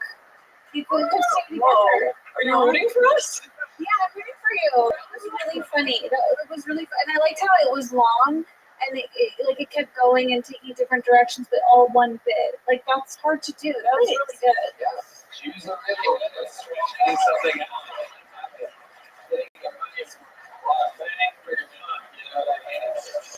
So I'm going to ask the question that your boyfriend somehow has never asked you any relation to Jeffrey Epstein. No, I wish. No. So do I. That'd be so sick. Great interview. Yeah. Where are you originally? Maryland. Maryland. Okay. You started in Austin or Maryland? DC. Yes. So yeah, we're from DC. Oh, you guys are both. So you guys met each other in DC, moved out here? No, we don't live in DC. You guys still live in DC? Oh wow! Yeah, we're just visiting. Just crashing. Hey, go on the That's great. So you guys moved out here. You came out here just to see get on Tony. That's amazing. How long are you guys in town for? Till tomorrow. Oh, you fly back tomorrow? We want to stay forever. No, we're still back tomorrow. You go back tomorrow. She has She needs to Back get back. tomorrow. She has dogs that need their antidepressants waiting for them. Very interesting. How long were you guys here for? Since Saturday? Okay. So you came in on Saturday. Literally, you came in hoping to get on Kiltony? Well, yeah, we hung out. We went to the Museum of Weird. Oh, If okay. anyone would like to spend $20, it's a good place to do it. Wow. The rare Jewish wanting to spend money. Jesus. Amazing. You guys are breaking stereotypes down. What antidepressant are you on? Well, you tried. Oh, okay. Yeah, it's hard to calm down. Did you have to stop for? I went off. It was hard to take pills because I was nauseous. But yeah, I needed it. I missed my Lexapro. Well, welcome back to the community. Thank you. Did you find that being pregnant made your chemicals like normal? No. Was that a nice story? I miss weed a lot. But, yeah. Amazing. So Yeah, no doubt about it. It'll be soon. When's the baby due? End of March. March. Yeah. It's a girl. Matilda. You can name it Matilda. Matilda Epstein. I do like that name. Do you like your name? I do. Yeah, it's pretty. It's like pretty in an ugly way, which as an actor, I relate. I think you should name the baby after her. I think you should name it Epstein Pavitsky. Wow! I'm cold! Someone give me a blanket! Yes, very good. That is indeed an actual baby cry. I love it. Do you guys have any plans on making children anytime soon? Do you want them to get you pregnant or marry you or anything like that? I just want to make it uncomfortable for a second. I have $40. Okay. Wow. Concentrate on stand-up. Yeah. You guys are a very, very funny couple. I'd run out of big joke books to give out. We don't have any extra anywhere, right? There's not like a different backlog, but you guys can split this into 2 pieces. Wow. Okay, now we have to get married. Oh, there you go. Catch the big book. Here's another one. You have a second shot at it. Here's a little one. There you go. So Epstein and Jack Schwartz, everybody. All right. Very special treat for y'all right now. There is a golden ticket winner here in Austin, Texas, that is ready to perform a brand new minute for you. Ladies and gentlemen, this is a new minute from one of the great golden ticket winners of the history of the show. Make some noise for Martin Phillips, everybody. Here we go.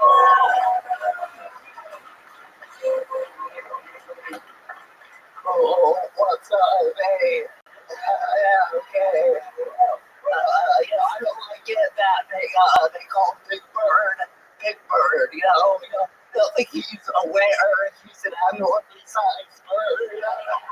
You don't think he's seen other birds and been like, what the fuck? I'm a monster. It's just, his name is a reminder of the curse. Bears. Anyway, I was at a coffee shop today. I went to the bathroom. They had a sign that said, "Don't flush anything except toilet paper." I was like, oh man, what am I going to do with all this shit?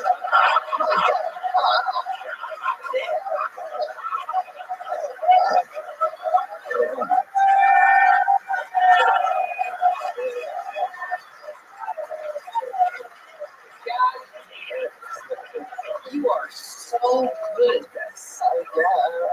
Every single time. It's incredible. You spit on me. Oh, yeah, I do spit a lot. That's true.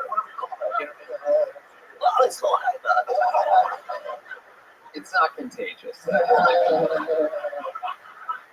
And you, What if it was?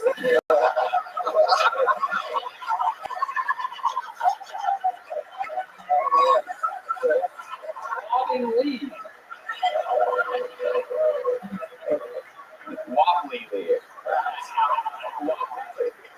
All right. I love it. Marty, you are fucking unbelievable. You know, everybody busts our balls. Handicapped person, golden ticket winner. And time after time after time, people like you and fucking Jared Nathan and the late great Michael Ware, you guys are so fucking funny all the time. It's absolutely incredible. What's your writing process? I mean, I imagine it's very fucking shit. I digital. I do all myself. I don't be able to read it. Siri working overtime. That's amazing, man.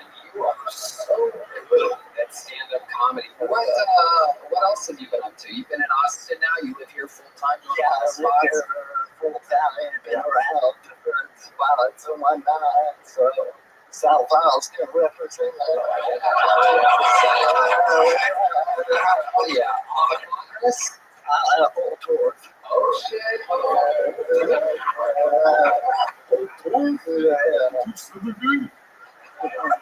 Okay. I love it. I just want to say I've read that sign 1,000 million times. Like, don't flush anything besides toilet paper. I've never once has that joke come. Like, that's so brilliant, and for it to be something that's so everyday, and you have this crazy take on it is really impressive. Brilliant. Absolutely. I literally took a huge shit. That's all. It's it was inspired by true events.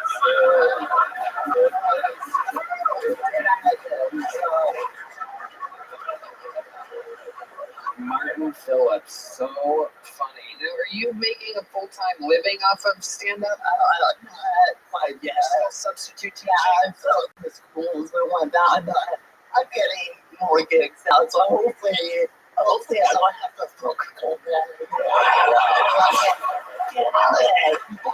Where are you originally from again? DC. DC. Yeah. Coming up around here. That's fun. Martin, I think you're so talented every single time that you come on. I mean, you are unbelievable. What's the longest set you think you can do? Well, I actually, that's a plug anything, but I had headlining a few clubs back home in DC, Baltimore, so when is that? So that's like, it's like mid-February. So here are the dates, everybody. Comedy? It's not I've been followed by bio. What's your Instagram handle? Oh, it's a Spartan Phillips Comedy. Phillips Comedy with 2 L's? Yeah, it's 2 L's. Phillips, 2 L's. So, very good. Yeah. You're shaped like an L, so that works. I love it. Yeah. So, now you were that the DC is a political place. Do you lean to the right? I think I made that joke, but it's just that I can't help myself.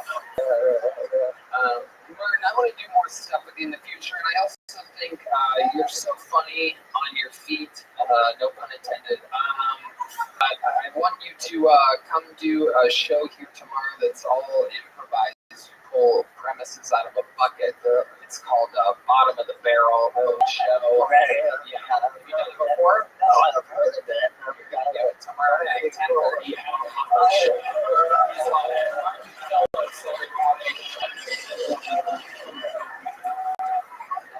Unbelievable.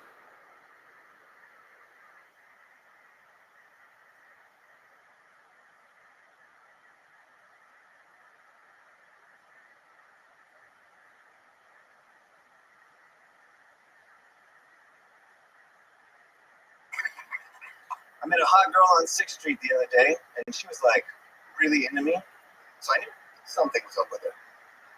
Finally, after talking to her for over an hour, I realized that this woman is homeless. So I took her home. What was she gonna say? No? I'm just mad I didn't notice it sooner. Like, I should have seen the signs. I mean, she was literally holding a sign. It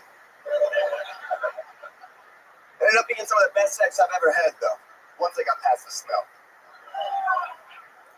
She was a freak. This woman put the hoe in hobo. And not once did she ask me for change, but I did on the inside. I now have a UTI. I burned for this woman. I think we could all change our view of the homeless, and actions speak louder than words. So instead of saying fuck the homeless, start fucking the homeless. Thank you. All right, Reed Conklin, welcome to the show. This is your first time here, right? Yes. I remember if I've seen you before. You look like a giant sperm. You do. You have a tiny head for such long arms. You a swimmer? I swim, yes. I bet. You must be unfucking believable. You're like aerodynamic. Look how long your arms are. It's very bizarre. You know you're strangely built.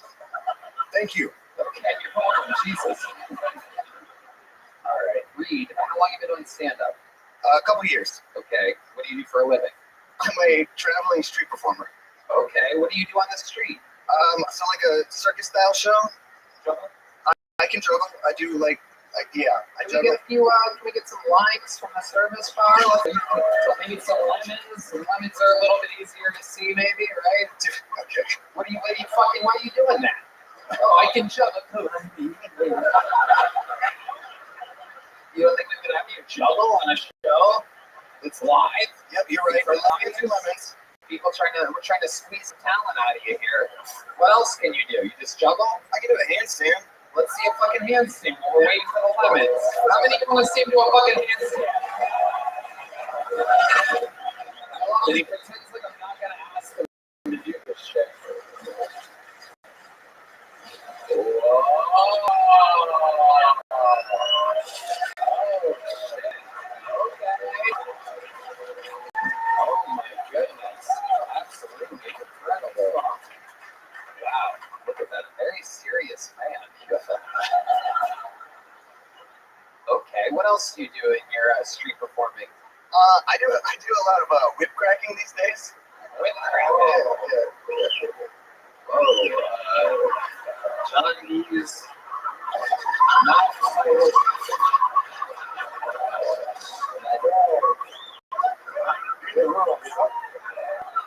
are you cracking with these whips? So I can juggle them and crack them at the same time, like 3 whips, and then there's like 2-handed whip cracking, and just kind of making beats and stuff. Okay, put the mic in the mic stand. Give me some juggling music, guys. Here we go. I'm just gonna throw you some lines. Here we go. You ready? All right, start juggling, and I'll keep throwing it to you. You want more? Okay. All right.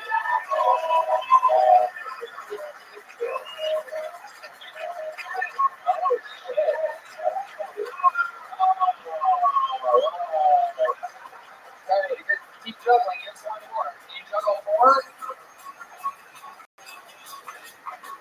Whoa. Hell yeah. This guy gets all the homeless pussy.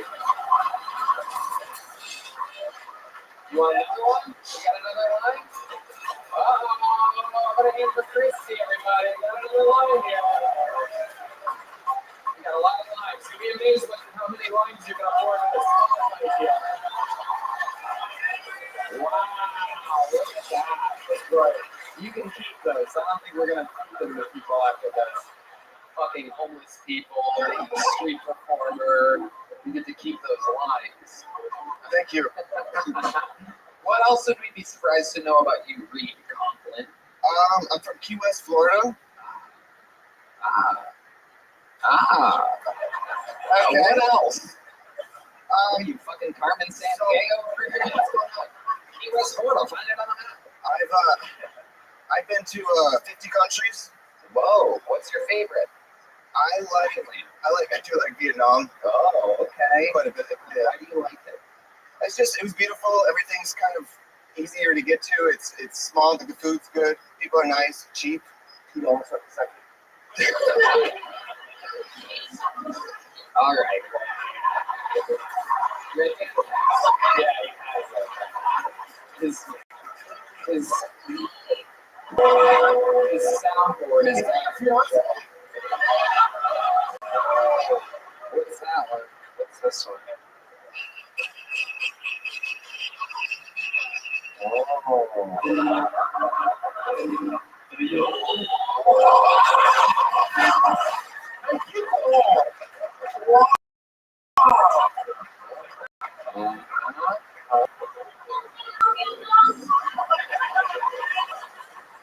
Does this remind you of your time in Vietnam at all?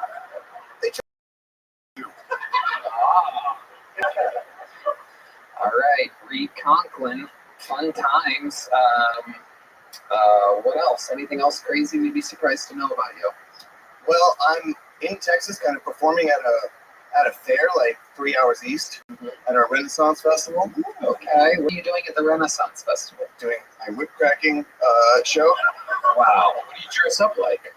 I kind of wear like a piratey shirt. Yeah, okay. You almost said that you wear like that for a second. It looked like well, I can wear the pants and then some boots and a piratey shirt. Okay. There is something scary about you at first, but then when I saw you juggle, now I feel safe. Yeah. I do that before I talk to every pretty girl.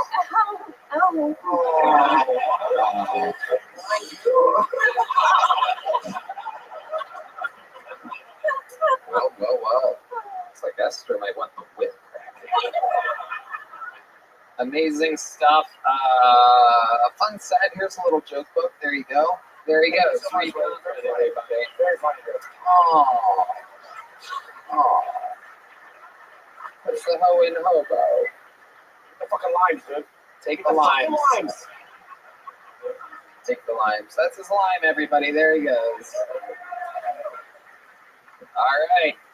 That was Reed Conklin. It's been a fun episode. You guys ready to put a ribbon on this thing? Well, I must warn you, there's only one way to do that, ladies and gentlemen. This man, Hall of Famer, has the record for appearances, the record for interviews. Some of the most powerful sets in the history of the show. It seems to do it week after week after week. I present to you the Tijuana Tornado, the Sacramento Sultan, the Memphis Strangler, the Buffalo Billionaire, the one, the only, the Vanilla Gorilla, the Big Red Machine. This is William Montgomery.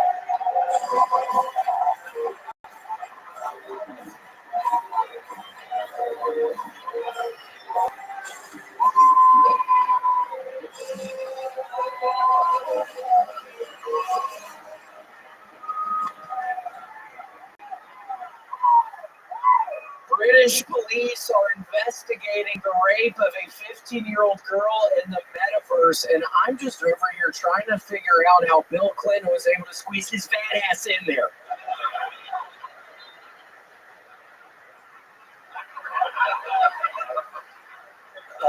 An Indian tech CEO just died when the wire holding the cage he was being lowered down on during the opening ceremony snapped, causing him to fall and land on his head. Kind of crazy because you'd have thought his turban would have broken the fall. Man, y'all know I don't like Indian people.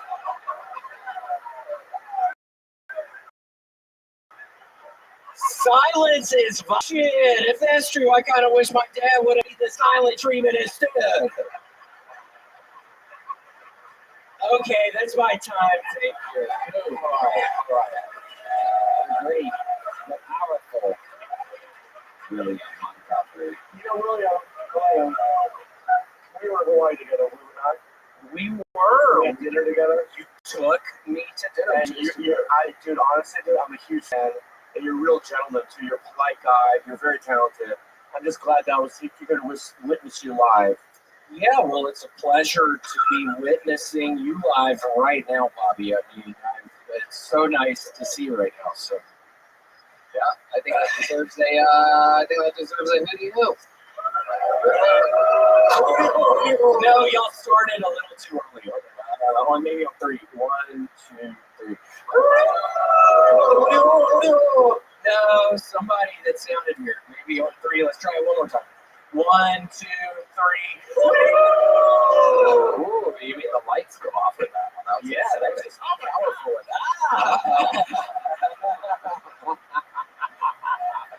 Steve Madden is fucking right on cue. Wait, could you tell that the lights just flickered a little, D. Madness? Have you been pulling all of our legs? Okay. That would be a very long, laid out joke if it was. I've seen this guy really commit. Yeah.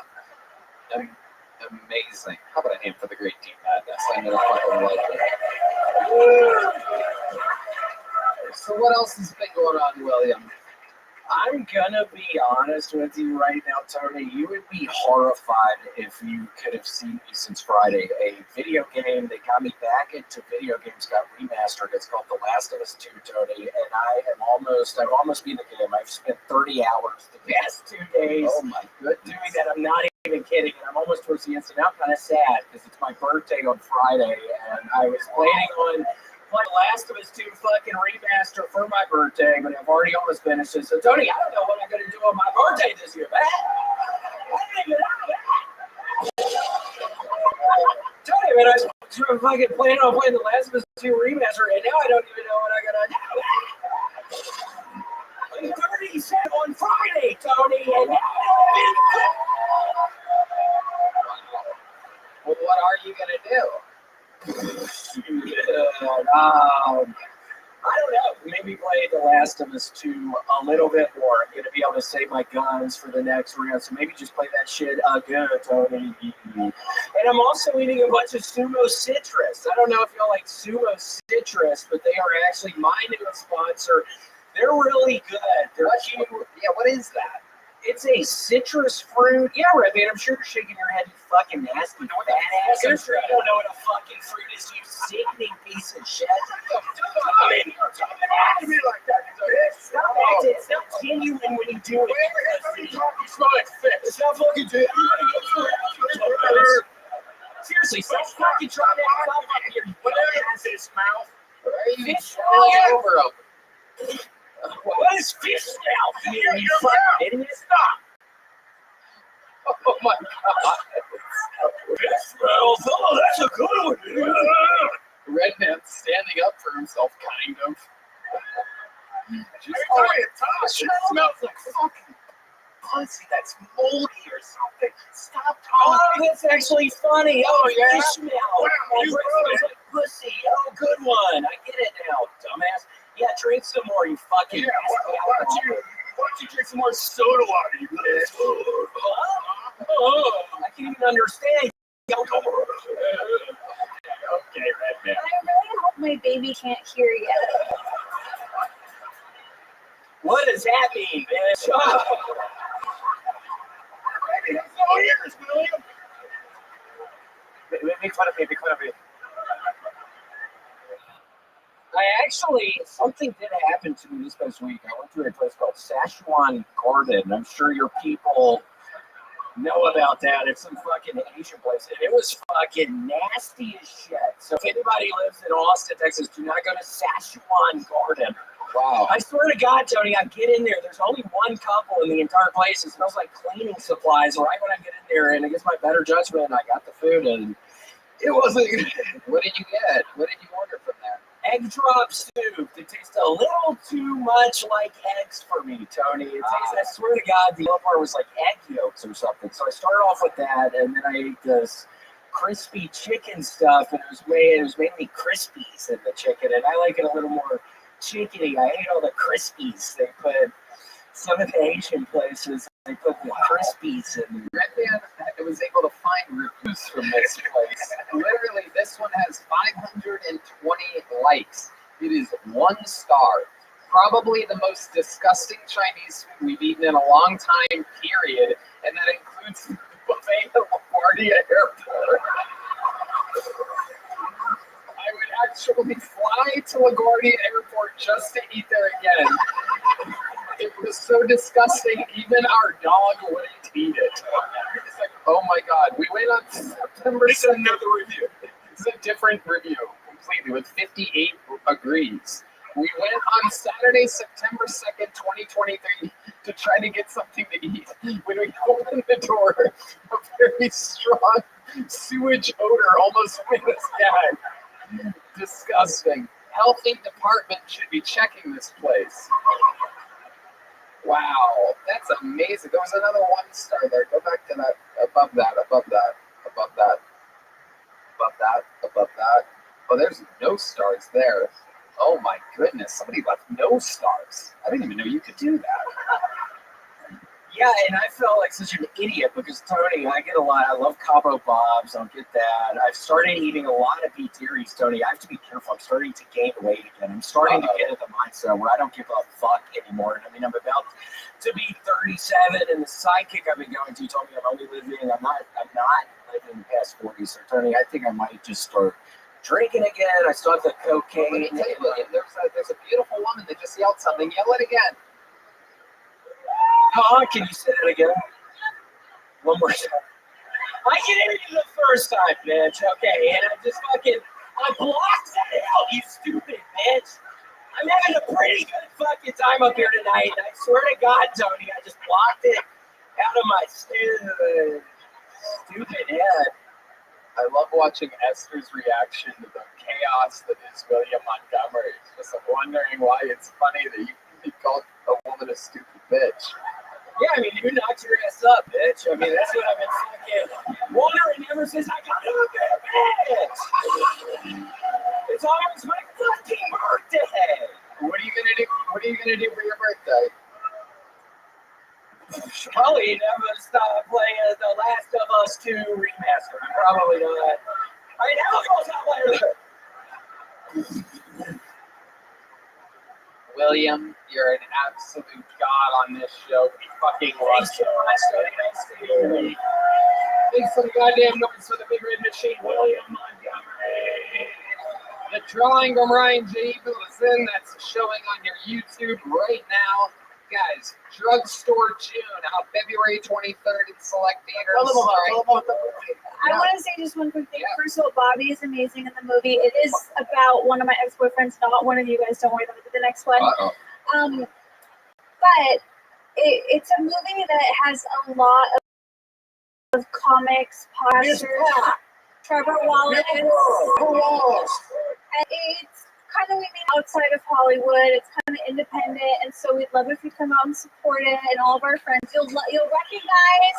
If you're a true comedy fan, you will recognize a lot of people in it, and it'll be very fun. I also want to say I am so proud of Tony. When I first met him, he did not have a bank account. It's true. And I dragged him into Chase, and they were refused to give this man a bank account. It's true. And I pulled out all my Karen skills, and I said, you better give this fucking guy his own bank account, because he was cashing his checks at a check cashing place. It's true. Paying 10%. It drove me crazy. So I'm so proud of him. I'm so proud of Brian. And now we're millionaires, everybody. Isn't that exciting? I'm so proud of you guys. Make some noise for goddamn Esther Pavitsky. Make some noise for Bobby Lee. How about one more time for the best damn man in the land, the Peterson brothers, Michael Gonzalez. Jetski Johnson's on tour. She's going all around. JetskiJohnson.com for tickets. The Madness, John Dees, the Mortician, Matt Mueller. How about a hand for yourselves for coming out, huh? You guys. Hey, San Diego. I'll be there in July doing a weekend at the AmericanComedyCompany.com. Raise the ceilings. Red Band's coming to San Diego. Bring your friends. There you go. We love you guys. God bless America. And God bless Texas. Shell Buster, Red Rose, Yellow Rose, Home Security Guard Service, Ninja Buses, and Connect Mobile Health. And a special shout out, make some noise for Waze So Well, everybody. They're the faces here tonight. They keep all your favorite comedians strong and fucking healthy, filled with vitamins. Go to Waze, the number 2well.com to change your goddamn life. They take your blood. They let you know what's up with your body. They make you stronger. Good night, everybody. Thank you. We love you. Good night.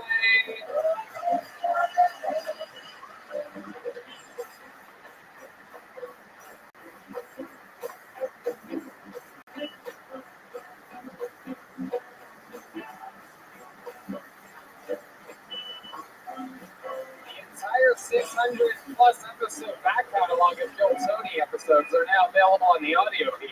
So go subscribe to the show on your podcast app of your choice to access these episodes. And follow the podcasts on Apple Podcasts, Spotify, or wherever you listen to podcasts. And like and subscribe on YouTube. Good night, everyone. Thank you. We love you. If you were going to give me a consultation for plastic surgery, it's not what I do. But just if you were, what do you think you do to my face? I'd probably start with your mouth. The blood filler? No, I would sew that sucker shut. You would follow you home. You would put with the lights down low. Deal with the issue. Deal with crazy that you do. I'm a loser. Your Facebook group is right. I have no life.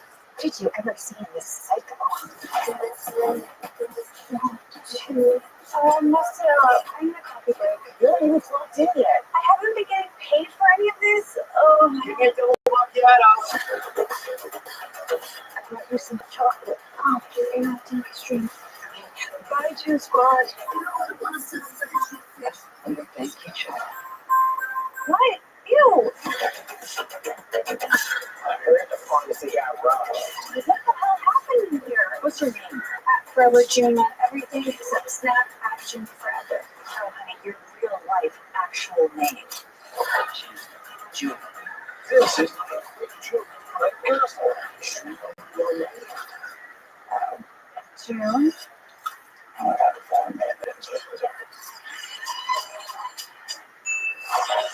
think I'm gonna start doing some investigatory work. Y'all heard anything about pharmacy at all? I don't watch the movies. All I do is smoke. Do you feel safe here? I'm looking for information. Baby boo. Juice Squad has a lot of time on their hands. Take it easy. I'll tell you what you want. What do you do it? I'm collecting evidence. You watch too many movies. You are not a police officer. I'm just out here. God, mugshots are so sexy. Can I take this home? No.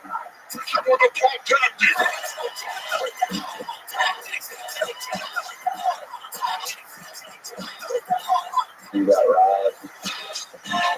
Do that, Lieutenant. This is very serious. Maybe I should bring him in. Which one of you can deputize me? Twice a day with food. What a cute TikTok bio.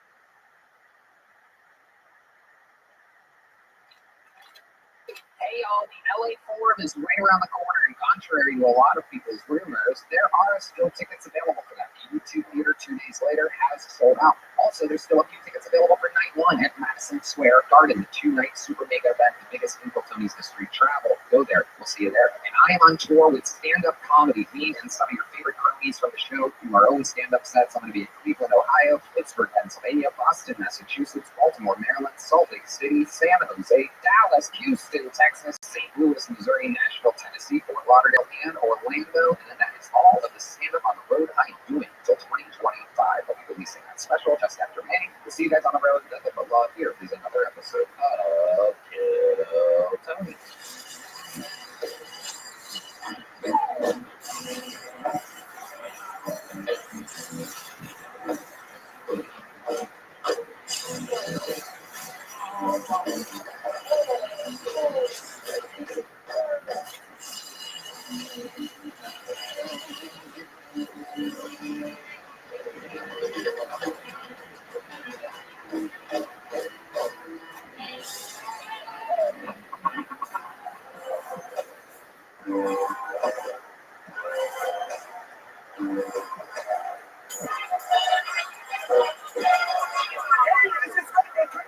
From the comedy mothership here in Austin, Texas, for a brand new episode of Kill Tony. Give it up for Tony!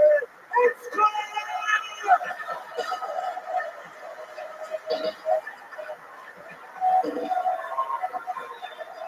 Who's ready to fuck some shit up tonight, huh? Yeah, Miss Red Man. Here we go again, the #1 live podcast in the world, brought to you by Gel Blaster, the Red Rose, Yellow Rose, Hall Law Firm, CM Smokehouse, NinjaBuses.com, and Connect Mobile Health, where you can get an IV trip fully recovered. What a hand for the best damn band in the land, huh? I don't think people know what the fuck they're missing. Kill Tony live, in-house, is just an unbelievable treat. This band fucking rocks. Matt Mueling on the electric guitar has a brand new single out, O2O, the letter O2O, the new hit song Epsilon. The great John Dees on the keys. Check out johndees.bandcamp.com for all of his music. That's DEAS. That's the great Michael Gonzalez on the drums. And how loud can this place get for the one and the only, the great and powerful D motherfucking madness on the place? Jesus Christ. Un-effing believable. The kids are put to bed, the bongs are bubbling. Here's a little bit more from the amazing sponsors that made tonight's episode available for you here right now. The Sunset Strip Comedy Club in Austin, Texas is now open. Check out Red Man's secret show every Thursday. Go to sunsetstripatx.com for tickets.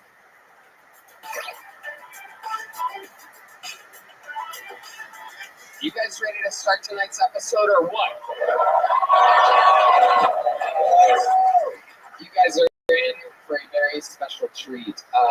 Sometimes I have multiple guests on, and sometimes it gets a little too fucking busy for my liking. Too many people try to chime in. The show doesn't get to breathe. Sometimes the people don't know the show that well, and they're doing this and that.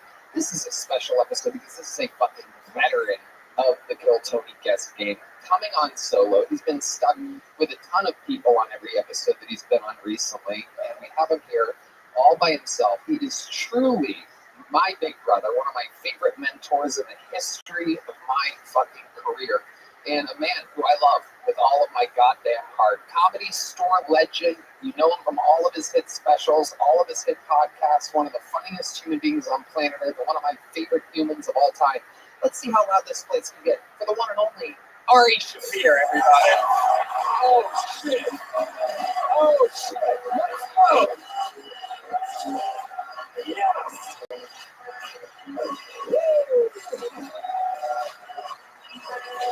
Oh, yeah. Ari Shaffir and his band of minions. Oh my God. You have the craziest balls of all time. It never gets old. Every time I'm like, Jesus Christ. Oh, God. Watching them slip back into those pants was the scariest thing. It's like watching a baby be fucking pushed back into the womb or something like that. 7 pounds, 8 ounces of nuts. Holy shit. Oh my God. Was that a yarmulke I saw on one of them? That is unbelievable. You put the men in menorah. Those fucking things are wild, dude. Make some noise for Ari Shafir, everybody. Coming in with a fucking bang. We're gonna have fun. Tony. Good to be back, right there. Good to be back, man. We love you. Oh, I've been looking forward to this. You know, ever since the show's gotten a little bit bigger lately than it was ever before. Yeah, I heard you do the Hebrew Center. Yes. Yeah. Madison Square Garden, 2 nights. And you're going to take a tunnel there. Is that correct? That's the Kike Arena. Yeah. From the Hebrew Center to the Kike Arena. Tony, you can do no wrong. It is unbelievable. And I'll take you a route from here to there. I love it. I cannot fucking wait. But you know, a lot of people, we're at the point now to where a lot of the biggest comedians in the world hit me up and they're like, hey, can I do the show? And I, like I've been telling you for a month or two, I wanted you to be on fucking solo, just me and you, fucking get into this shit. You know how it works. 219 human beings signed up tonight. Wow. 219. One just slipped out. We'll let that be the first fucking quote. Is that a real human heavyweight champion of the world? That's a stage name? Okay. Stage name is heavyweight champion. You know this for a fact? Okay. The producers are saying yes. They literally, everybody has to fucking sign a thing. What's the extra chair for? I feel like my stepmom is going to show up. I don't know. She's a man. I don't know, just in case anything crazy happens. Anything can happen here until Tony. The whole show's in device, and Austin has a lot of rabble-rousers running around. So while they go get the heavyweight champion of the world, let me remind y'all that comedians on this show get 60 seconds. You know, their time is up when you hear the sound of a kitten. That means they have to wrap it up better, so they bring up the angry West Hollywood bear. And then I interview them, and we find out more about them with our esteemed guest, great, powerful Ari Shafir. Are you guys ready to start tonight's show? Well, they're still grabbing the heavyweight champion of the world. Also with a DA? It was DA. Not a good sign, by the way. It could be a great sign. But while we grab him, there's only one way to start a show like this with one of our most esteemed regulars. You know, when we found this guy, he was poor, he was selfless, and he was smart. And now he is rich, he has an ego, and he's dumb. Do you guys know the theme song? This is how it's good.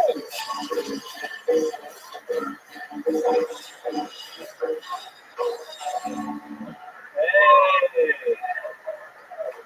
it's good to be here. I think abortion is pretty cool. You know? Men have been killing things for years. It's time for the ladies to take a crack at it too. We can start with fetuses, work your way up to Filipinos.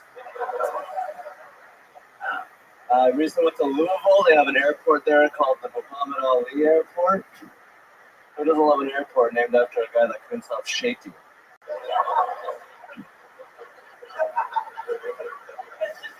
Is this turbulence or does this plane have Parkinson's disease? Ever since I got on Kill Tony, I've been doing a lot of 69. That's where I have sex with sixes, and I think I'm a 9. All right, that's my time. Thank you. Okay. 44 seconds from Hans Kim. Coming in a little bit light in the loafers tonight. I like the jokes. Yeah. I forgot. I thought it was longer. I'm sorry, my timing is a little off. Why do you think your timing is off this week? This week, I don't know. Maybe the girlfriend not being with me anymore. Single. You got dumped? Yeah. It happened a long time ago, but yeah. You mean 2 weeks ago?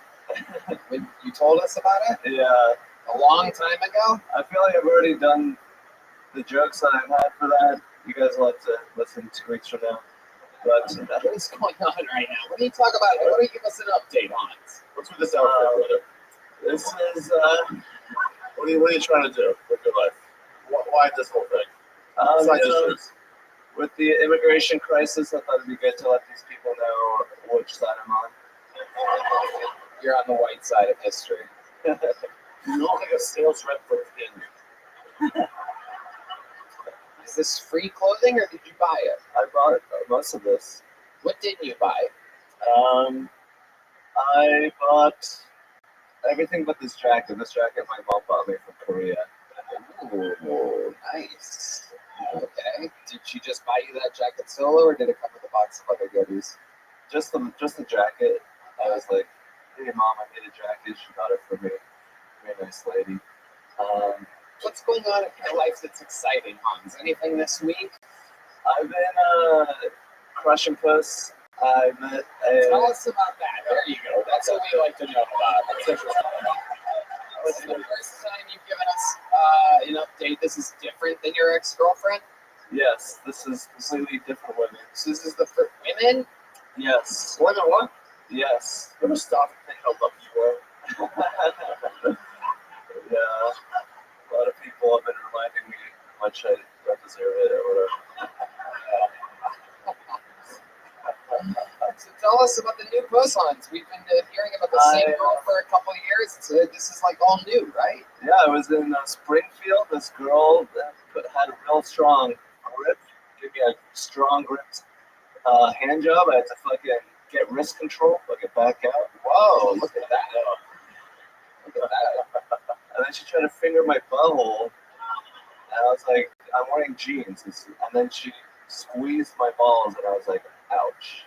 Okay. Yeah, I'm going to take a walk. Like, have a little breather. Yep. All right. Okay, I have a question. Is that what you call crushing puss? Hey,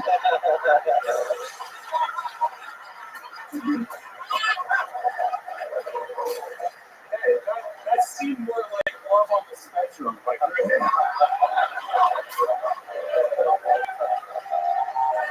Holy shit.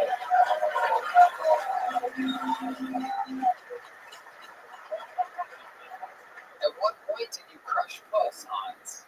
You got your balls squoze, a finger in your jeans, and a hard hand job. Where did the Puss come into play? I was fingering her the whole time. Wow, okay. All right, you were crushing Puss with your finger. We're rock and roll. Okay. Did you do anything with your penis? Yeah, I got it sucked a little. Is this the same girl? Yes. Same girl. Yes. Wow, dude. Very beautiful lady. Was she beautiful? Yes. Okay. All right. You can see there. He's got a lot of momentum early on. It's exciting, those buttons. Okay. We went to the Bass Pro Shop. That's the first Bass Pro Shop. It's in Springfield. We went to the aquarium there. You wifing her?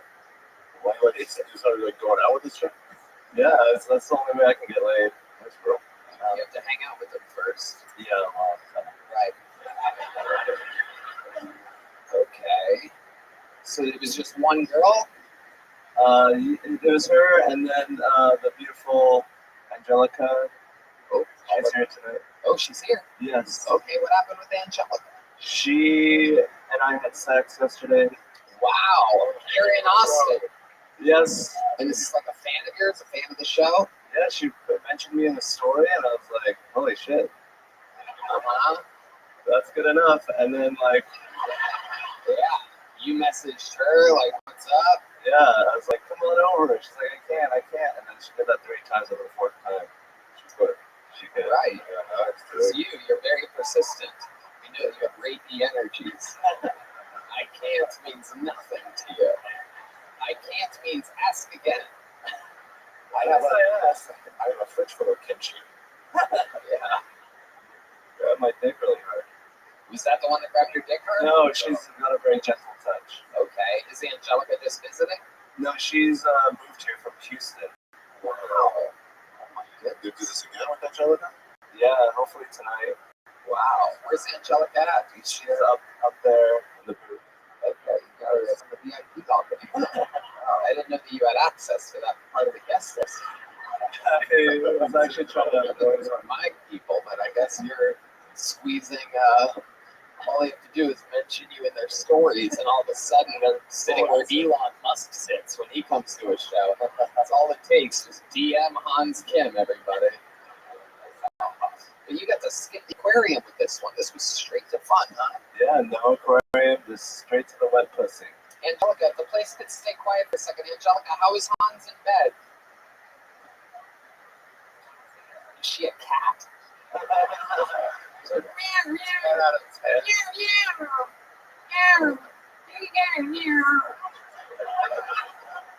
She seemed coached on that answer.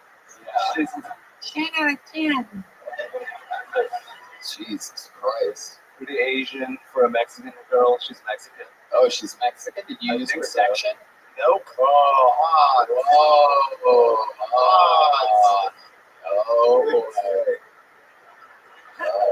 shit. Mixing the old beans and rice.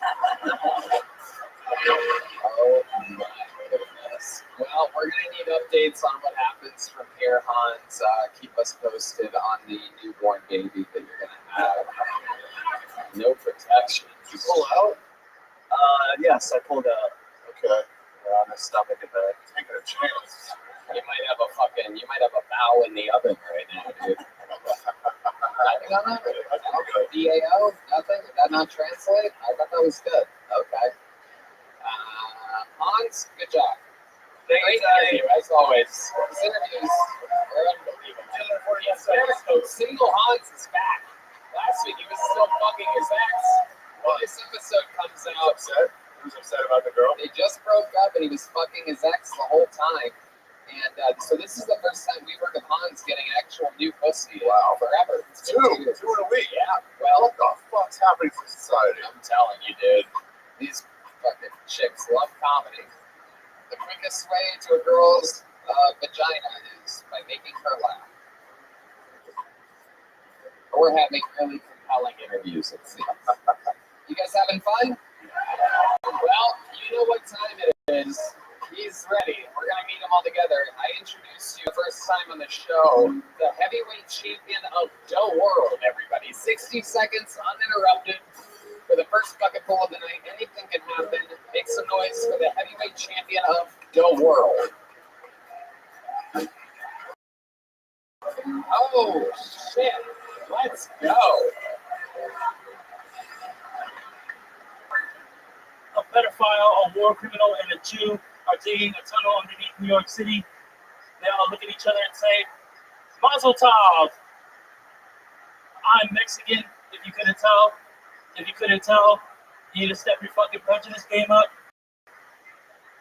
I'm one of the good ones, though. I believe we should close the border and build Hawaii.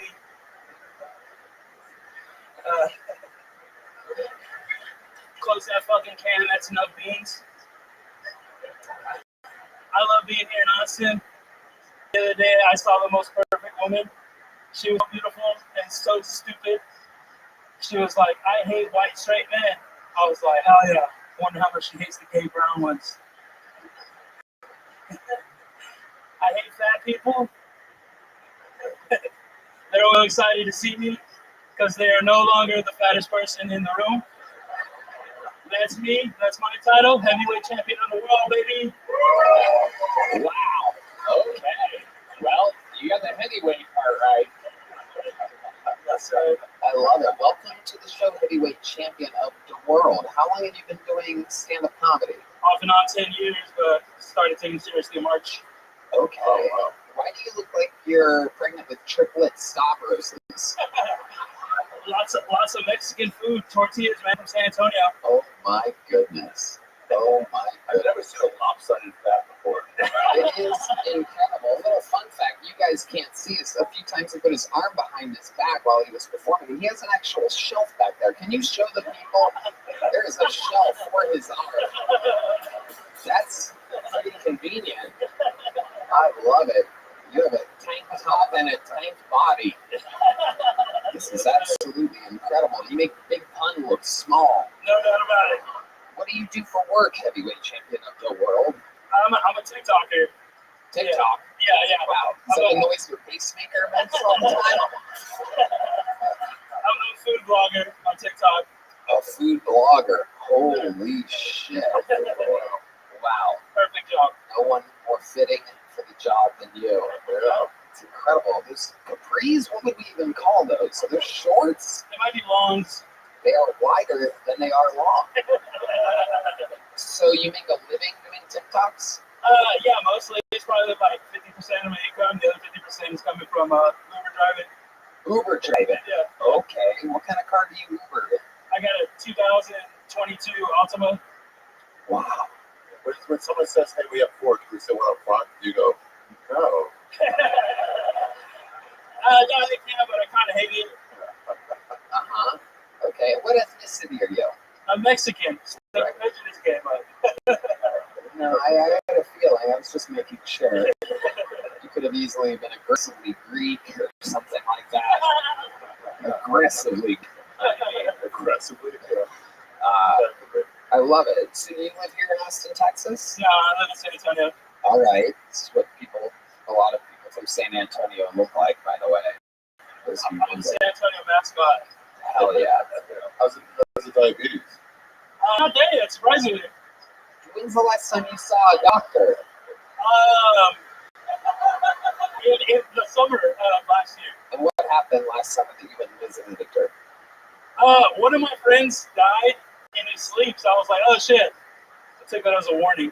Yeah. That's what you needed as a warning. Yeah. Oh, it was all going so well. And then my friend suddenly, we lost it. It rocked very well. Could I also have health problems? Could I also be a risk for falling apart?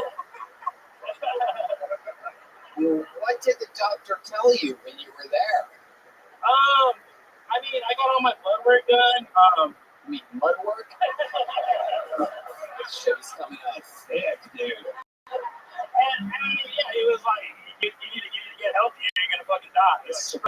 What have you done since then to get healthier? Have you lost weight? Have you added weight? What do you think? Yeah, I have lost some weight. I've gained some back over the holidays, but I stopped drinking What were you drinking before? beer and tequila, Lone Star, Okay. screwball peanut butter whiskey. Okay. Hell yeah. All right. How much you weigh, buddy? Like 520. 520. Absolutely unbelievable. And when you are sleeping, do you have trouble breathing and stuff like that? No. I'm good. I'll take a nap right now. Okay. Do you think like food blogging's probably a bad idea though? I mean, I don't know. Pays the bills. I trust him on it. Sure. If diet tips, I would not go for it. Sexist. Blogging and blobbing. Both of Here for a these good things. time, not a long time, man. What's your love life like? Yeah, that's all I Is know. there a It's fun. This is a piece of shit. No.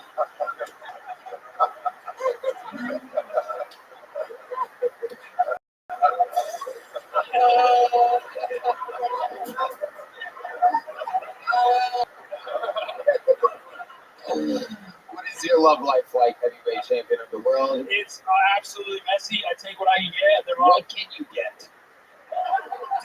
every single one of them is insane, and I'm on like some gaslight shit. Like they're all on ketamine, fucking supremely depressed. Okay. But usually they're pretty hot. So How does that? Where do you meet these ketamine-fueled depressed girls? dude, San Antonio, they're all like in the food service industry. And That's a very honest answer. Honesty goes a long way in these interviews. I mean, it's the ultimate note. You know, the thing that I'm like a D-list celebrity in San Antonio for vlogging. So that goes on. Okay. So you take them back to your bed. What kind of bed are we looking at? I usually take them to a hotel room. Why did you take a girl to a hotel? My mom's disabled. I take care of my mom. I've been taking care of my mom since I was 12 years old. What's her disability? She's got fucked up back. She's got like 4 herniated discs in her neck, and then just several other things that stem from there. And you don't. No. Is I work like 60 hours a week. Pretty good. 36. Is your mom big lady too? Yeah, but she got weight loss 30 years ago. So she slimmed it down. You thought about getting the surgery? Yeah, I did. I did think about it. I was gonna get it, and then I lost like 30K in crypto. So. Oh, I thought he was gonna say 30 kilos. Yeah. Wow. So the crypto market is the reason why you're not getting the surgery. Yeah, basically. Okay. To the ground. Crypto. He's trying to do a crypto joke. Wow. Okay. So how much do you need for the surgery? Do you know? Last time I checked, I went in the summer of 16K. 16K? 16,000. That doesn't seem like that much. Yeah, but I can't get a loan on it, and I don't have health insurance. So why don't we do something fun? Why don't we, when this episode comes out, What for the audience would like to give $16,000 to Anybody? No. Wait, so what are you gonna say? I think that you should do a fucking GoFundMe, and when this episode comes out, we'll funnel people to it, and maybe it'll change. You don't have long to live. I know. I know how I'm gonna nominate your doctor was to you. sudden death. He said. Yeah. Verbatim. Yeah, there's no doubt about it. You have like fucking minutes. Dude. It's actually, you might not make it to the episode release. We're 3 weeks behind. We'll put it in the link on the YouTube, so right below. If you make it, it's going to be. I guarantee we raise enough money. Yeah. One penny a person will get you there. You have to spend it on the surgery. No doubt about it, man. I take care of my mom. I work so much. And What if you raise 17,000? You lose leftovers for tacos. I love it. Well, there you go. We're gonna try to raise money for you to get surgery because 520 pounds is absolutely fucking crazy. you know, Rob, brother. We're gonna try to make you the middleweight champion of the world. I'm down, baby. All right, there he goes, heavyweight champion. Thanks, Steve. Here's a medium-sized Joker. There you go. Boom. Right in the middle of his tits. Absolutely nailed it. You know, buying tickets can be a real pain sometimes. You can't tell if the seats are good. You can't find any last-minute tickets. There are no deals. That's why I use Game Time. You should never worry when you buy tickets to your next big event. Game Time is the fast and easy way to buy tickets for all the sports, music, comedy, and theater events near you. I'm telling you right now, I just bought tickets to Teddy Swims. I absolutely love Teddy Swims. I listen to him all the time. Awesome. So you got a hold on me, and don't forget.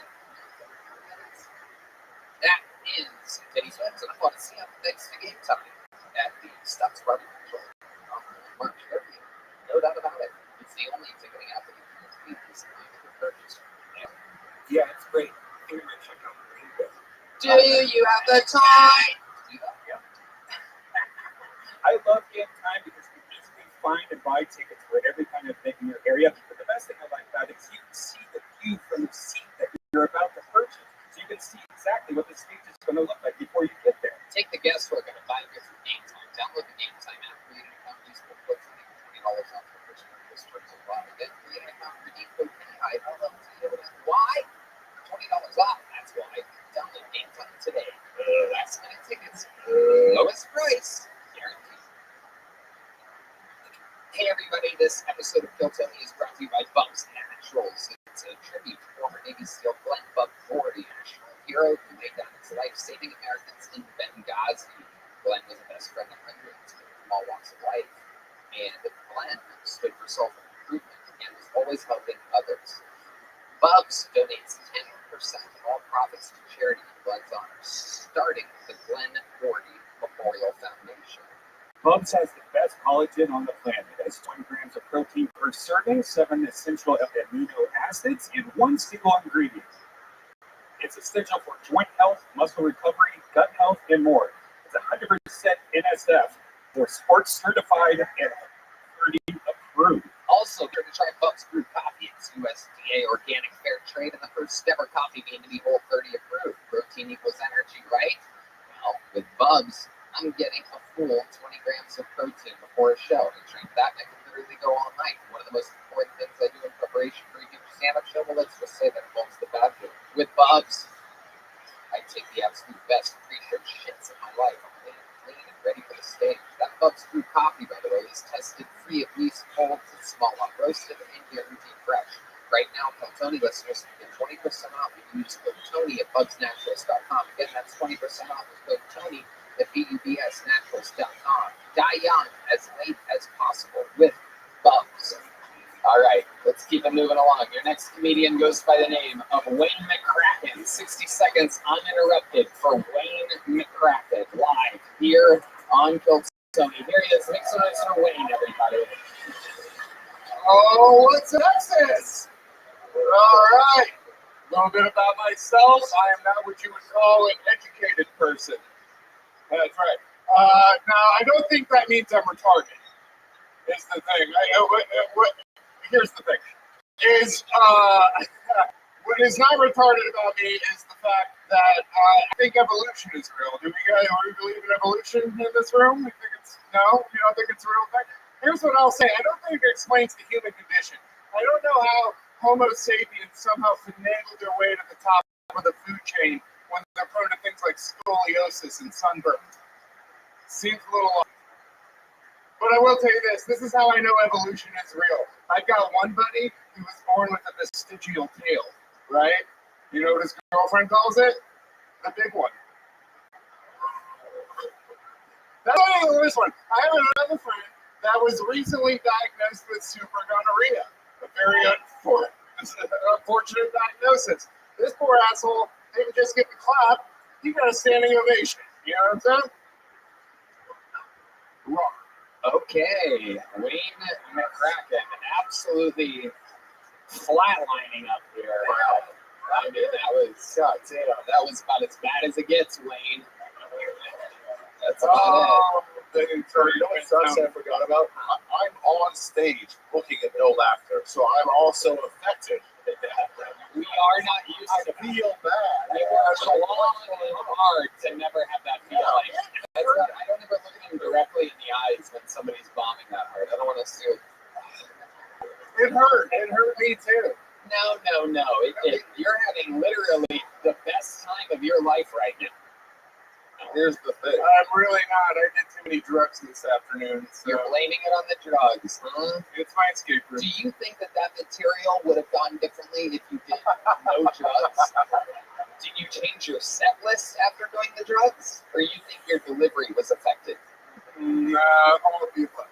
All of the above. You changed your set list after doing drugs? No, here's the real deal. I just got here from Colorado. I got in 36 hours ago. I'm operating on 8 hours of sleep. Once again, not an excuse. We are all operating off of 8 hours of sleep, by the way. That's an incredible amount of sleep. Perfect. I landed from Seattle, which is farther than Colorado, less than 36 hours ago, and I got less than 8 hours of sleep, and I'm up here for 2 hours. I think that's why you're a professional, and I'm not. Okay. You suck, Wayne. How long is stand-up comedy, Wayne? Tony, I've been doing it for 4.5 years. Oh my God. That was your best minute that you could come up with here on the biggest platform for stand-up comedians in the world? I knew I shouldn't have signed up. I'm not in the mood. You're not in the mood? You just went out in front of 1 million people. This is unbelievable. This is what I deserve, actually. We're running unlimited time. Stop rambling into the microphone. Give us a redeeming quality about you. The entire room is against you right now. You're filled with nothing but excuses and punchline-less material. Give us something that would like about you, Wayne McCracken. You have your entire life to reference here. How old are you? 32 years of life story. This is your chance right now to turn this whole thing around. Tell us something interesting about you right now. Go. I am a petty cabber in Vegas, where I would kidnap people and put them on my cab and extort them for money when I got off of them. Here is the world's tiniest joke book that we've ever given out. This has been, in case of emergency, break glass. Look how small that is. Just for those of you that might not know, this is a normal size small joke book. That is that size joke book. It has a sad face on the back of it and a Casey on the front. This is a medium-sized joke book. And this is a big-sized joke book. We got the lighter reference. Very good. This is a big joke book. This is the size that you're getting. Wayne, may I recommend, what do you do for a living? What do you do for a living? You're a petty tapper professional. Have you ever had brain trauma? Yeah, when I was a kid, for sure. What happened? Football.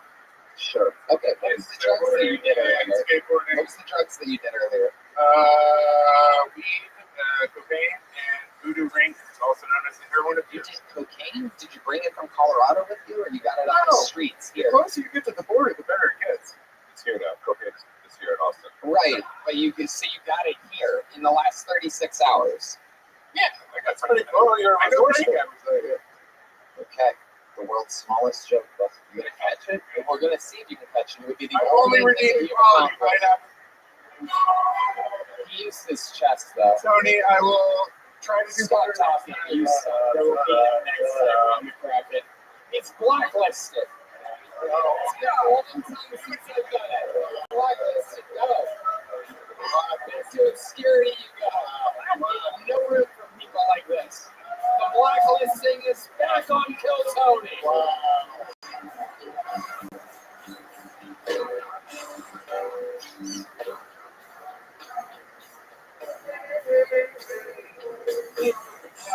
Alright.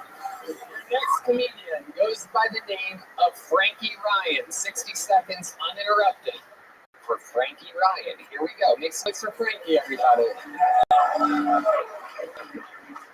How we doing? How we doing, man? I'm so excited to be here tonight. I decided to wear what we call a woo-hoo shirt. You know what a woo-hoo shirt is? Now, I'm on the apps, and most of the time when I say apps, people think I'm talking about appetizers. But I'm talking about Tinder, Hinge, Bumble for this guy, Grindr. I matched with this girl, and she told me that she was a vegan. So as you can tell, we didn't have too much in common. We decided to go out for drinks and not dinner because there was no way I was going to pay for like Rabbi food. Yeah. Drinks went well. We head back to my place. Things started getting hot, heavy. And like the gentleman I am, I got my hand out low. She goes, "I'm sorry, I'm on my way." I said, "Don't worry, baby. I need my steak with a little bit of blood in it." She wasn't having it. After a minute, it started going back towards me. She started fighting the one-eyed champion, jerking and gherkin. I said, "Baby, I'm sorry, you're going to have to put your mouth on it." She goes, "Excuse me, you think a vegan would put meat in her mouth?" I said, "How else does a vegan go down?" She put my legs behind my head and started tossing my salad. Thank you. Wow. That's a lot of salad. It's one of those Olive Garden never-ending salad bowls right there. There's a few croutons in that salad, I'm guessing. Croutons. Oh my goodness gracious. Frankie, welcome to the show. Thank you. I can't tell whether you're hilarious or just going up after fucking Wayne McCracken makes anybody funny. I was back there and that guy fucking sucks. I'm probably not that far. I love it. I love it. You actually look like if the first two comedians made a baby together. It's incredible. You're the heavyweight champion of the McCracken world. My goodness, this is incredible. How long have you been doing stand-up? About 2 years. 2 years. Where at? Orlando, Florida. Orlando, Florida. You just visiting Austin or you moved here? Okay. When did you get here? I got here last Sunday. The goal is to stay for 2 opportunities to get on this show. Signed up last week. It didn't happen, and there you are. Here we are, baby. When you go back to Orlando tomorrow? Yeah, I leave at I was planning on leaving at 3 o'clock in the morning tomorrow. You're driving? Yeah, I was supposed to work on Wednesday. What do you do for work? I sell RVs and boats and shit. Okay. Yeah, you look like you would do that. Thank you. He's pretty good on stage. He has a delivery style. Look how he's done it. Yeah. Thank you. You work hard at it, huh? I practice a lot in the car. Yeah. Okay. I don't like open mics because I feel like good jokes bomb no matter what. Shitty open mics. That's So hey, shows I fucking love it, man. You ever take somebody out to international waters with no laws and just do whatever the fuck you want to them? Torture comedy? No, sir. I have not. I love it. Yeah, there's a lot of people here, dude. Yeah. There's a lot more than you can fit in your car, that's for sure. Okay, so Frankie, what else are you into other than stand-up comedy and slinging boats and RVs? I'm a degenerate gambler. So, Okay. yeah, we were playing card games over there. Or wherever the fuck it was before. You bet on sports? Yeah. Well, I don't know if you know this, but right now I've partnered up with DraftKings, and Super Bowl 58 is right around the corner. And if you bet $5, you get $200. They match your bet up to $200. All you have to do is download the DraftKings Sports app and use the promo code Tony. There we go. I'll write it down. Coincidence. Yeah. What a crazy coincidence. Yeah. That you have that That is promo. nuts. Yeah. That's crazy. I just made enough money to get lap dance searching for the heavyweight champion of the world. Right then, in that very moment. That's how amazing it is. I love it. What's your poison? How do you get to be that big? If it wasn't for the heavyweight champion of the world, you'd be the biggest guy we've had on the show in a long time. Yeah, I like to tell people it's probably drinking, but it's fucking big chickens, dude. Oh, okay. Chickens. Yeah, man, it's such a fucking deal. You can go to Chick-fil-A, get one chicken sandwich, or $4 get you 4 McChickens. Right. Yeah. Right. What do you think? Do you think that it's actual chicken? No. Right. No, if it was actual chicken, I wouldn't look that bad, dude. Chicken is a healthier meat. Jeez. Do you call all chicken sandwiches McChickens, by the way? No, just a McDonald's one today. Yeah, Well, he was comparing the prices of the two. Yeah, I'm still on Value. a budget, you know? Right. Right. You don't go Chick-fil-A at all. Hey, But, Tony, no, I mean, Yeah. the black guys behind us are really fun to get this chicken talk. Yeah, what's going on back here? You guys, you say chicken 3 times. D Madness and John D start arguing. What's going on back here? Matt's in it too? What, is he the one that eats the white bread for you guys? Ari, you had a question or something? No. Oh, I'm confused. I'm just fucking around. Do you have any special skills or talents, Frankie? no, I just show 'em my belly. Right. Yeah.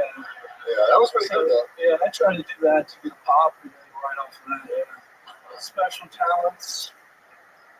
What's your love life like, Frankie? Were you out there breaking beds? I actually built a mega bed. Uh-huh. Would you like to hear about it? Yes. All right, Yes, so we my would. girlfriend moved in with me, Uh-huh. and I have an adjustable wrist frame queen. Uh-huh. The king bed is like way too expensive to buy. Right. Obviously, I'm not sharing a bed with another person.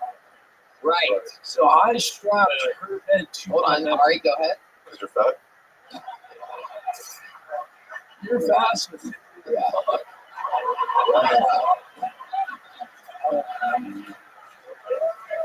So you're not sharing a bed. So I strapped her bed to my bed, and they don't come apart. You strapped it. Strapped it like fucking. So it's a king and a queen wrapped together. No. It's a queen and a fool. Oh. Yeah. Oh. Yeah. It's a mega bed. It's a mega bed, man. It's such a cool name. We were expecting you to actually build something. You just strapped a couple fucking beds together. I thought it was pretty innovative. Yeah. I like it. 2 kings would be cool. Yeah, I just don't have the room for it. I don't know if I told you, but I budget for McChickens. So my room's not that big.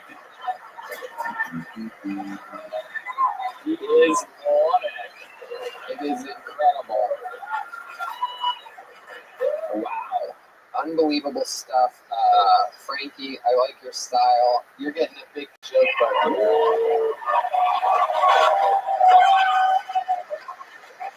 can you catch it? Boom. There he goes, Frankie Ryan, everybody. Okay, yeah, let's do it. Now's that time where we go to one of our most unbelievable regulars in the history of the show. I mean, this guy's literally fucking unbelievable. On the road, he's absolutely killing, coming off of 4 sold-out theaters with me this weekend. Just got invited to open up for Bird in some giant venues. Just opened up for Shane Gillis, headlining on his own, a fucking freak of nature. I present to you a brand new minute from the great Cam Patterson.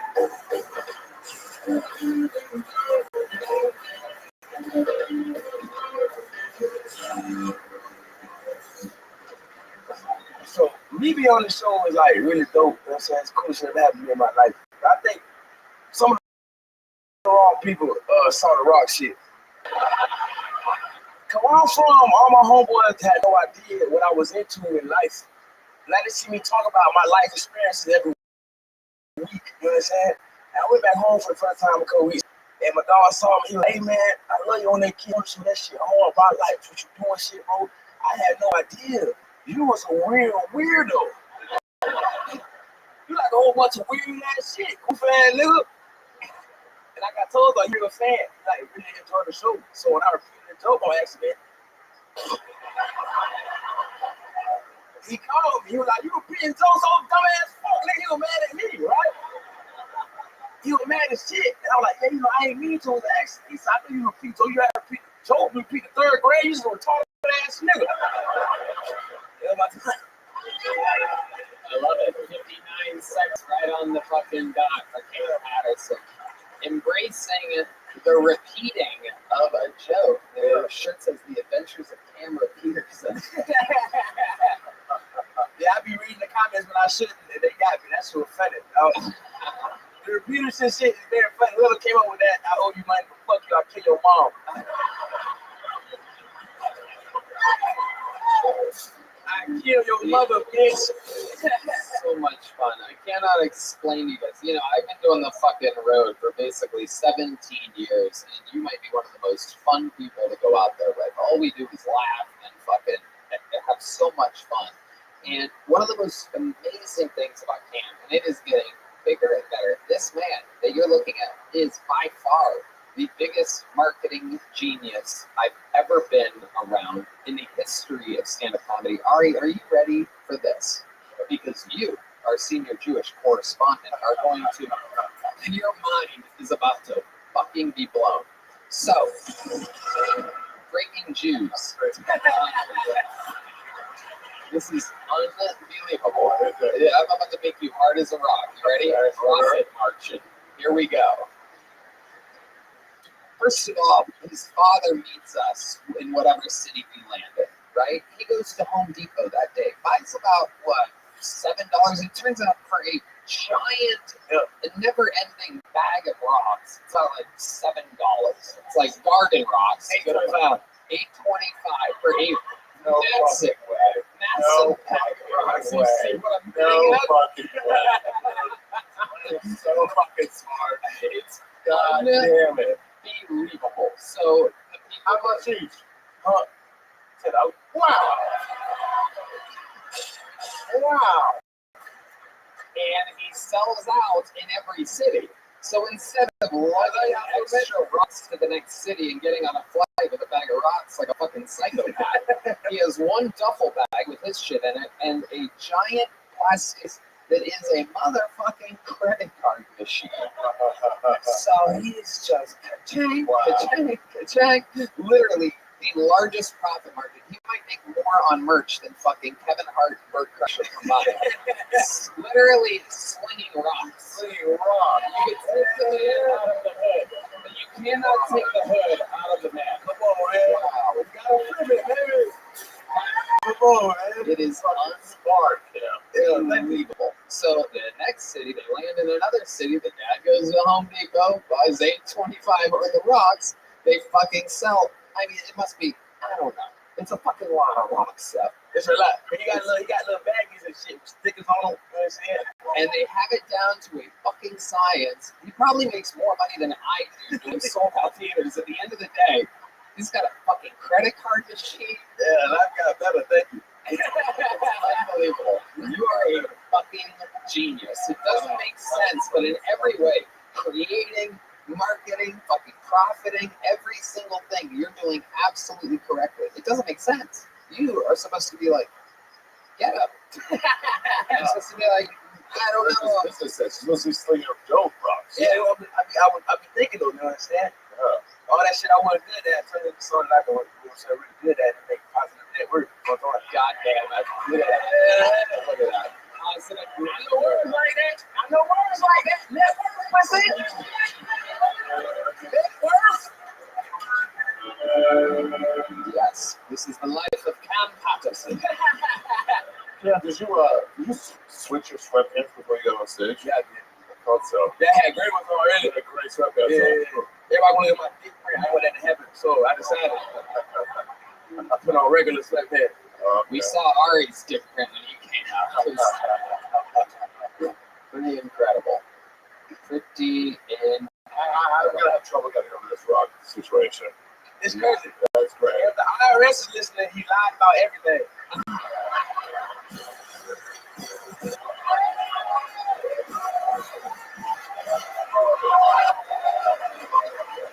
Tax free. Cam, you're a fucking murderer. You did it again. I love it. You're rolling with the fucking punches in every single fucking way. Hey, you know the funniest thing? Yeah. My dad, the first person to call me about the pizza, he said, "You beat the joke." And I was like, "No." They said, "You beat the joke, nigga. You did it." That was it. That's what my dad says to me too. I love it. You know, most people in your situation don't have a dad calling them at all, so you're very lucky. Oh, yeah. Very lucky. There he goes, ladies and gentlemen, the cold-blooded assassin, Cam, the repeater Patterson. There he goes. Hey, everybody. You know that guy with the hat and glasses when you open up incognito mode for a little late-night research? That guy has seen some shit. Right? To think he knows how to keep a secret, but wait, he doesn't. Even with Mr. Incognito on duty, every single thing you've ever clicked on is fully visible to anyone who owns your Wi-Fi. Who's that? Who, you ask? Oh, I don't know. Your work, your school's IT department, your parents. Sounds like you need ExpressVPN. ExpressVPN is an app that sends 100% of your traffic through their encrypted servers, so your taste in cinema cannot be seen by anyone. It's like super incognito code that actually works. And speaking of cinema, ExpressVPN also unlocks a ton of new movies and TV shows because you can choose where in the world you want to be. Plus, ExpressVPN works on all my devices. I can use it on my phone, TV, computer, whatever. So I can watch whatever I want, everything from Netflix to OnlyFans without the whole world knowing it. I love being able to watch anything, anywhere, while my information is being kept private. That's true. I just binged It's Always Sunny, even though it's not usually available on Netflix. How? I used ExpressVPN to switch my location to the UK. Fargo isn't on Netflix, ExpressVPN to Canada, and there it is. Cowboy Bebop, French Netflix, boom. It's so easy. I can literally go to more than 100 different countries and watch basically whatever I want on any streaming platform. ExpressVPN is a great tool to have, especially if you try as much as I do. Clearly, I love ExpressVPN so much. I even got to give you an incredible deal. If you use our special link, expressvpn.com/Kiltony, you'll get an extra 3 months completely free. That's expressvpn.com/Kiltony to help support the podcast and get 3 extra months of ExpressVPN absolutely free. Yes. On to the next one. Out of a bucket. Again, as you've seen, anything can happen with these bucket pulls. Make some noise for Robert Lee, everybody. Robert Lee. There he is. What's going on, y'all? You having a good night, mothership? Good, because I've been trying to reach you about this car's extended warranty. And if you haven't got your 6400 from the government, what are you doing? Love impressions, yo. Hey, we got any Taylor Swift fans in here? Yeah, any? I'm almost positive she already has a song that rhymes Travis Kelce, something else, and the fill in the middle, CTE, and Remember Me. Yo. I can't wait for her to just date a black guy so she could just come out with a mad rap album or something. Somehow she's able to rhyme the word trigger, you know? Hey, that's her, not me. I love my wife. Been with her for 12 years. But we're not traditional Mexicans because obviously we don't have kids. But the thing is we're Christians, not Catholics. We don't breathe as fast, So, thank you. I've been Rob. Holy shit, man. Wow. God damn. Robert B. Welcome. Why the Schwarzenegger is selling cars? I don't understand. Of all the places to put him into, why would it be a car? It's my favorite guy. I love that shit. And why do Christians not make babies like Catholics? I'm confused at that. Oh, too. Catholics versus Christians, they breathe faster and they touch little boys. So I just thought we'd get across. Nope. Nope. Your jokes about Christianity, Catholicism did not get across.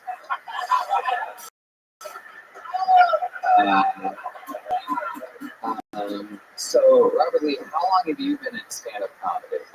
About 6 months, actually. 6 months. Yes, sir. Where at? Just San Antonio, doing some bars and clubs wherever I can get in. You feel good after you do it? Sometimes, sometimes they're good, sometimes they're bad. It's a lot of minutes among minutes. So it's one of those jokes in that minute that you do that gets laughs? Well, it gets attention, and then I try, I get attention. You mean they're paying attention to you when you're doing it? Yeah. Well, most of the time it's loud crowds, loud bars, so I try to be as louder than them to get their attention first, and then, see if I can push forward from there. Okay. Ari likes you because it appears that you're wearing an extra mega yarmulke. It's a hat that's too small for my head. It's a hat too small for my head. Was that a Toyota hat? Yeah, my wife used to work for Toyota for a while. She used to be a mechanic. Or she is, but used to work for Toyota. Your wife's a mechanic? Yes, sir. Yes, sir. That's hilarious. She should fix that act. Hey, at least I don't have to get out of the car to change the tire no more, man. I'm the pretty one. You're the pretty one? I hope so. Oh, fuck. Oh, my God. Okay. I'm devastated for his wife left him for the heavyweight champion. What happened? Hey, after he lived up to his name. After he gets that surgery, dude, he might fucking be balling out of control. Robert, what's the greatest quality about you? Not to be gay, but I love the fuck out of my wife and all my family. Like, shit, I'm the most loyal person you actually fucking meet. Well, it's easy to be loyal when absolutely nobody wants to fuck you, isn't it? I had my time, but I met my wife young. Yeah, we've been married for, like I said, 12 years. Yeah, 30. Yeah, so. Have you ever fucked anybody other than your wife? High school, some college. Also some cheating there, right? There's a couple months we don't talk about in there, but it's all right. Okay. Yeah. What are those couple months? Yeah. Like the beginning. Just the beginning. You were goofing around a little bit? I was goofing. I found out she goofed after. I took it harder than her, obviously. But I doubt that.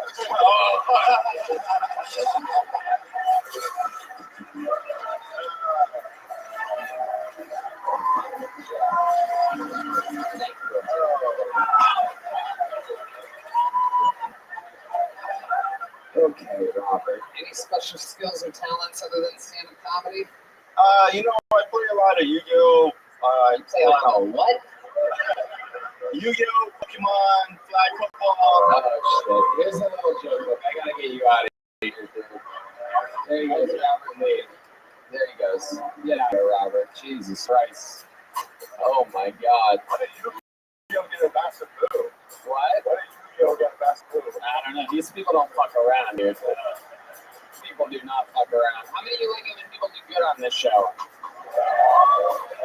How many of you like it when people do bad on this show? Well, you must be having the time of your life tonight. Make some noise for your next bucketful. Sean Stewart, everybody. The Kill Tony debut, I do believe, of Sean Stewart. Howdy, y'all. So I'm from Austin, but when I grew up here, I consider myself somewhat of a pacifist. And I think that's because when I grew up, I was somewhat of a fat ass. But either way, I was never much of a fighter. In fact, my record's 1-1. But I saw recently the kid that kicked my ass back in middle school that made it on the news recently had a whole article written about him. Got hit by a fucking train. And that shit was bittersweet. Because the best part, I can talk all the shit I want now. The worst part, probably his fucking funeral. Had to be a closed casket. Broke up with my ex after she got hit by a train also.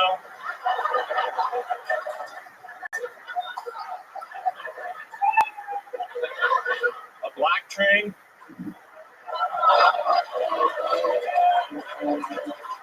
Okay. Sean Stewart. That was the worst episode of Karaoke Night. Howdy, y'all.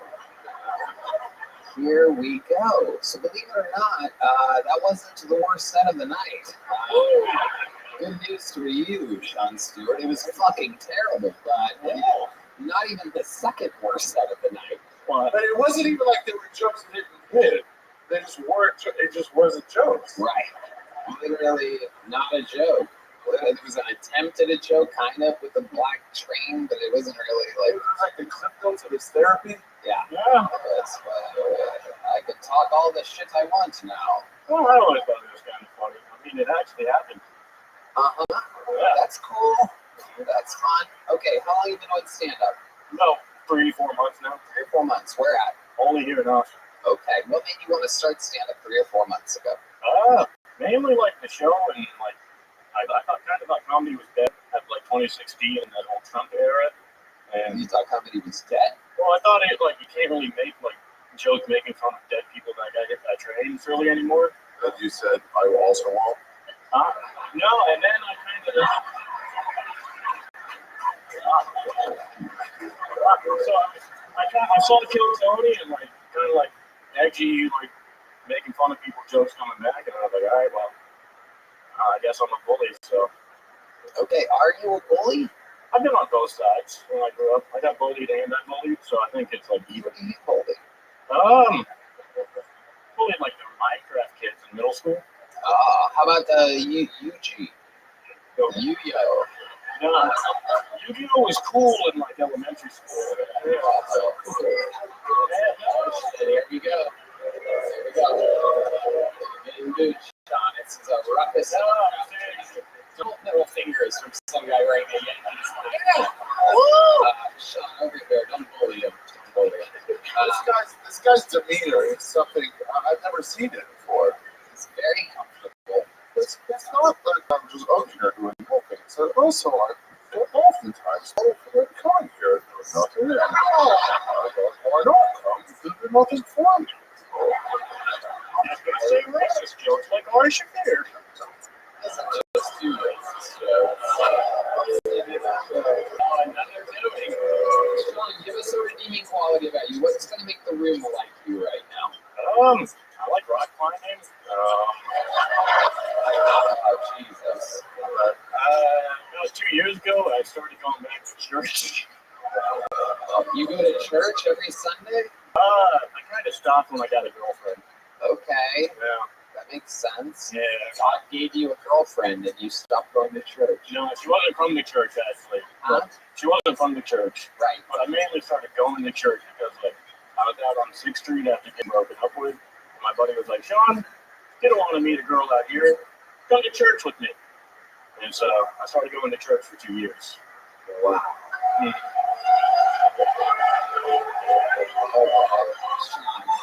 Sean, what are you afraid of? Blacks. Okay, there he goes. There he goes. Sean Stewart. We're gonna keep it moving. We're gonna fly through a lot of people here tonight.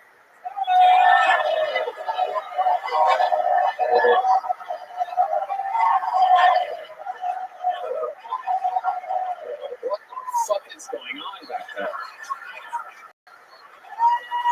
Okay.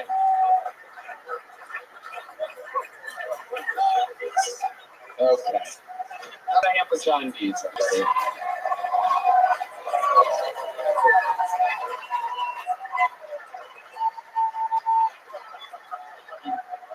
Okay, we're gonna get back to this bucket full bullshit in a second. These guys have been unbelievably bad today. Yeah, it is incredible. This next comedian is neither a regular nor a golden ticket winner. He is either despised or loved by the Kill Tony fan base. I like to give him a spot every once in a great while because he's so funny off stage. And lately, slowly, we have been watching him transition into being able to be funnier on stage. I present to you, ladies and gentlemen, a brand new minute from the one and only Uncle Laser.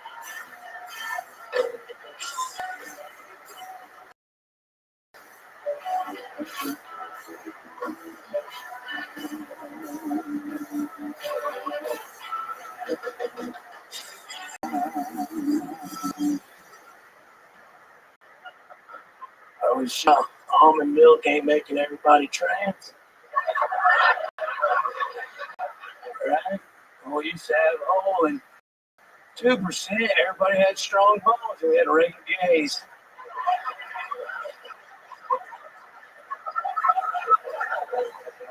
And boy, they're getting hard to spot, aren't they?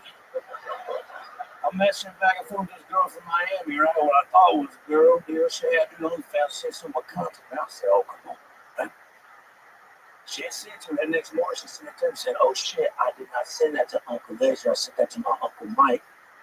I said, Thanksgiving, it's going to be weird, man. She then, she goes, I went, you know, like, your parents know you do OnlyFans. She should be all right. She goes, they'll know transition. I said, what do you mean? Like, anally, vaginally? Like, what are you talking about? She said, oh, you gonna read my bio? I said, bitch, I don't fucking read. But we'll see. Uncle Laser. With a new minute. A few jokes peppered in there. I almost don't recognize the show with jokes. It's been such a crazy night. A lot of fucking bombardiers up here. Like, I can't follow that. I need to just go fucking sit on it. You know what I'm saying? And like, I can't beat that. I just need to kill myself, sit out in traffic. Right. Absolutely. What is that thing you keep doing with your tongue? What's going on there? You become more lizard-like every time you come on the show. Well, I seen Art's nuts up there, and let me tell you, look at that. It's a real sauerkraut of a situation for a Jewish man down there. You know what I'm talking about? He keeps that motherfucking thing on there. Oh my God. Uncle Lizard is, oh Jesus. Oh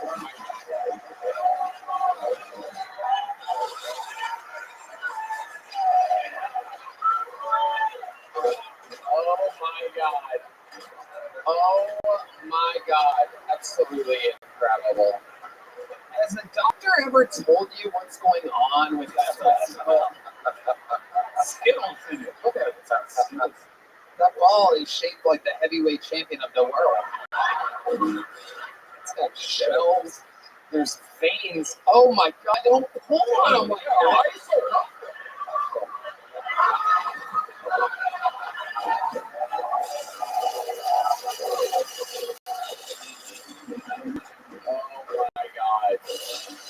The most sold out show in comedy, and this is what goes on.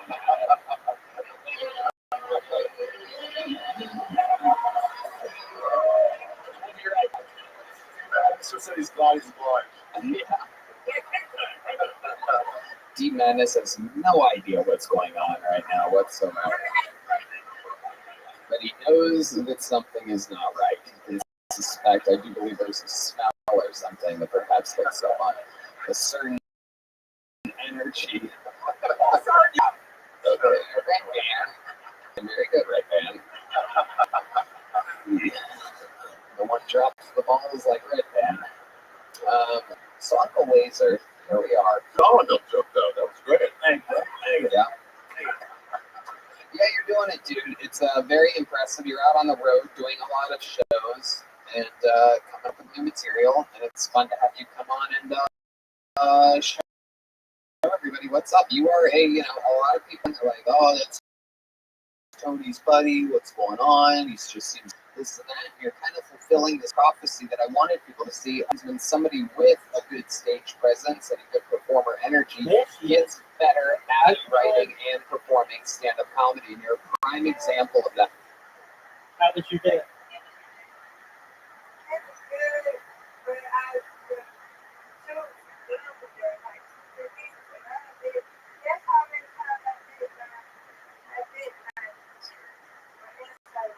How many times was Aquarius? 3. Oh, wow. And did you get it good?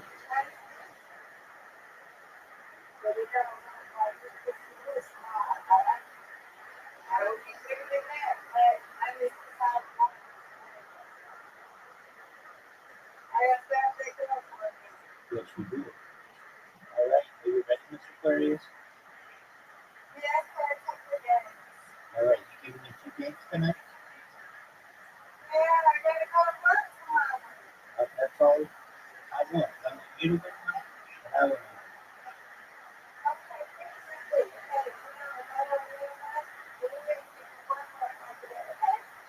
sounds like a plan. Let's go.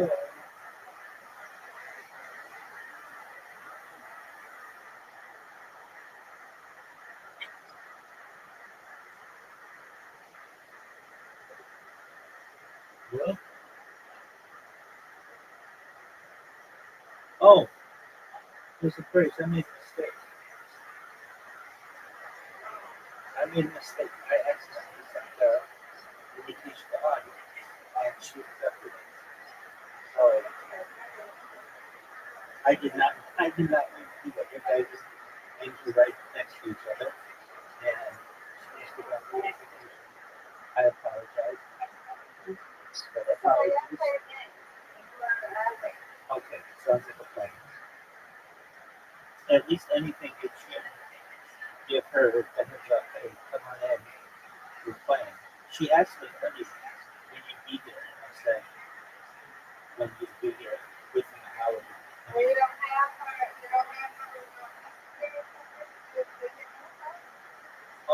I'm reviewing this one, but I don't know if I should.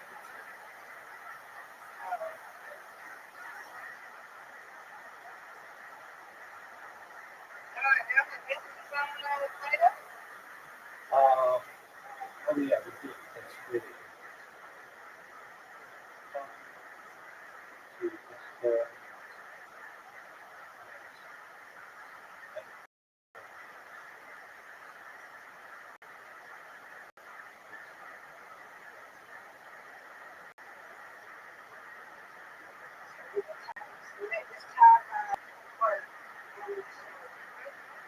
How was your show?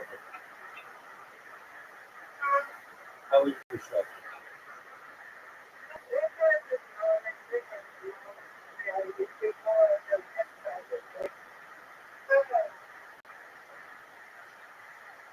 On a scale of 0 to 10, how much was it hurt?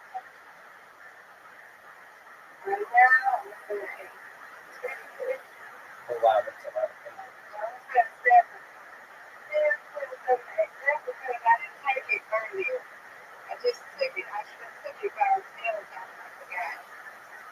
Okay. Can you sleep? Or did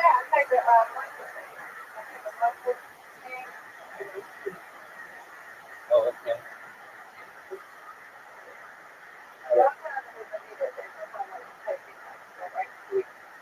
Did it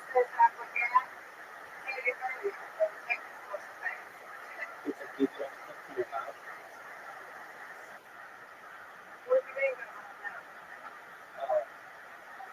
Did you go to the dentist?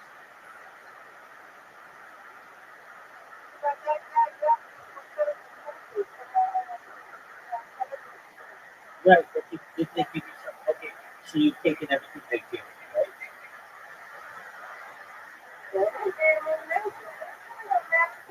Oh, fully on them. I thought they did for the pain.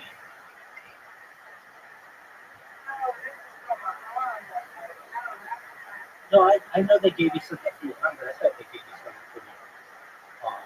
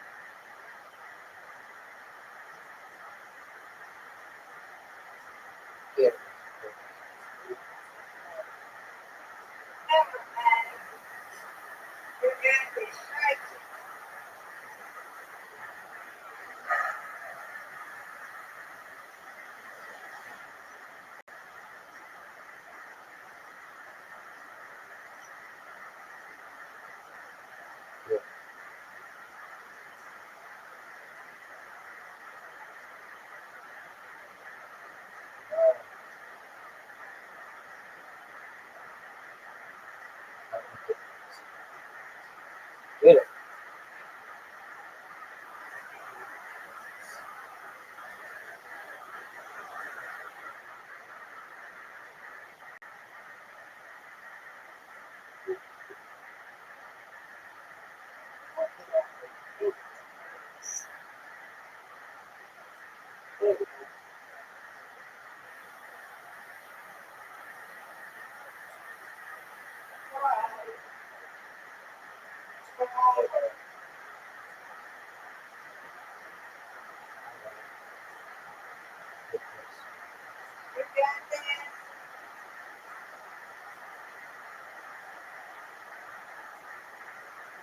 I've gotten a spare or a strike on every day.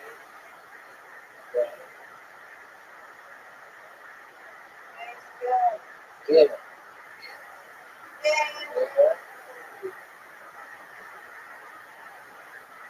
Get it.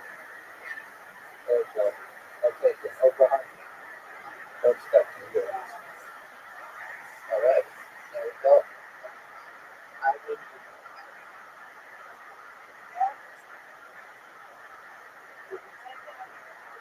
to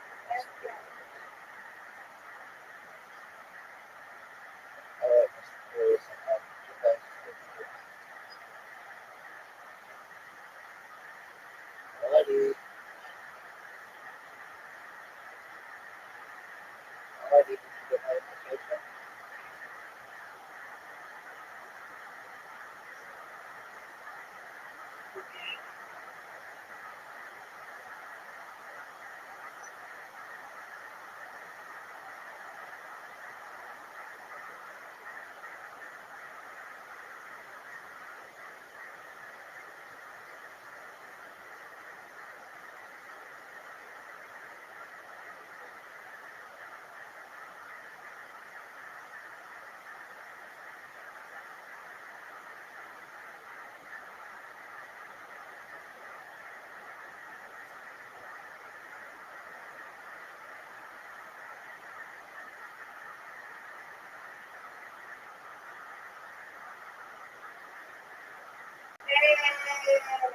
That's what I'm talking about.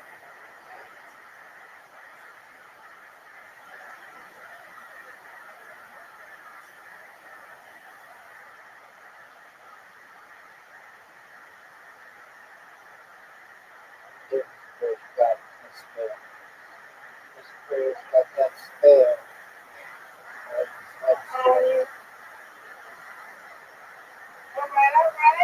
Perfect. Perfect. That's right. Uh-oh.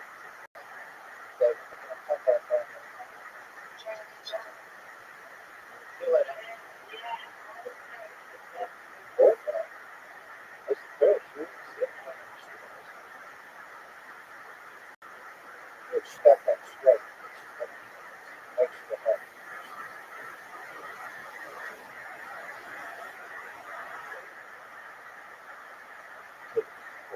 Get it.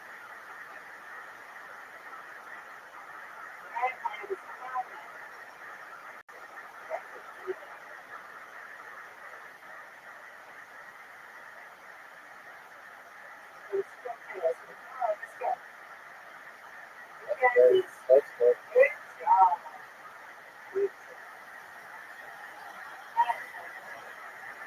Here we go. Oh man, that's like that last one. It's hard to get. There are four from me. Okay, get it.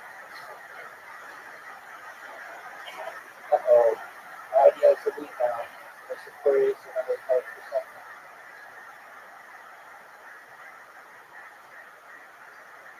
Get this Cruz. Alright, you got 4 to get. You're gonna get ready to get that front payment on that. Not coming. Okay, hold that.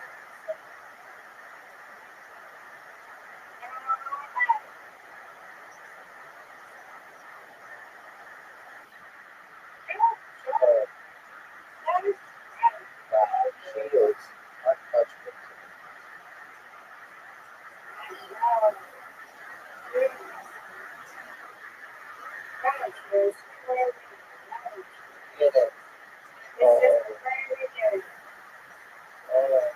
Serious.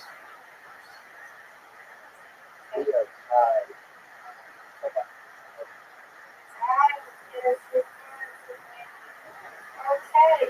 Beautiful support. Make it. Make it work for us. Make it work for us.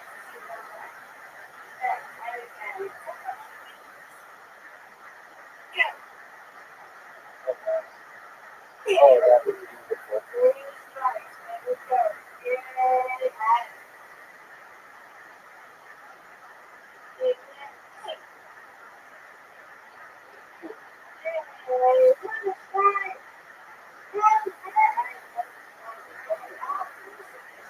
Instead of that, the other. She got these 4 stripes. Wow. Hey, that's our personal record. Nice job, Audie. Audie. 100 broke 100 title. She's the first person against whom I've ever played who broke 100. That was amazing.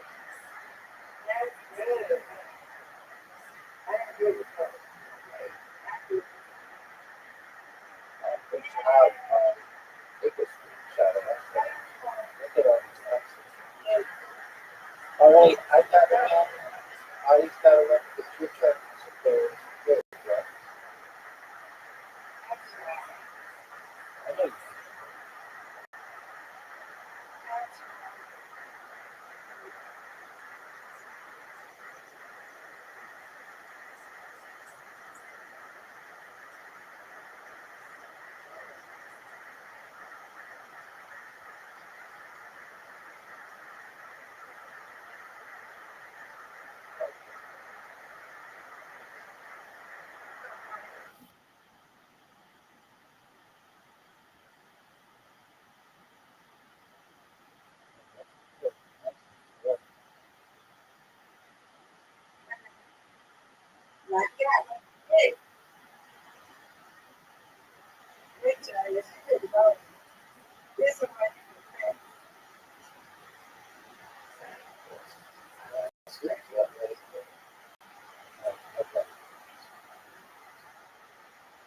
Get it.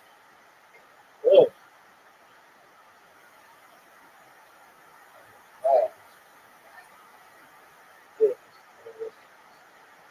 That was good. Nice drive.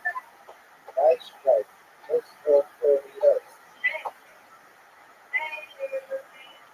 Good job. Oh, that's still good score.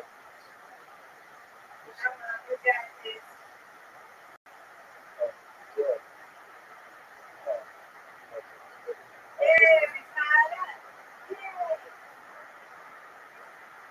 good. Get it.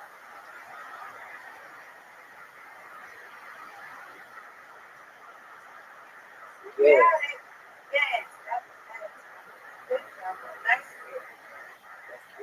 Now let's suppose we have you go. Very well. Perfect. Perfect. 2 strikes in a row. 2 strikes in a row. Miss up where he is. 2 strikes in a row.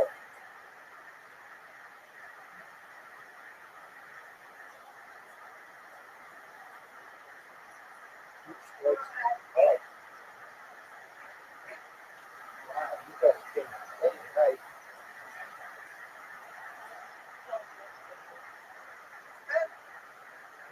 So the fine line between fortune and skill. Get all right, this is very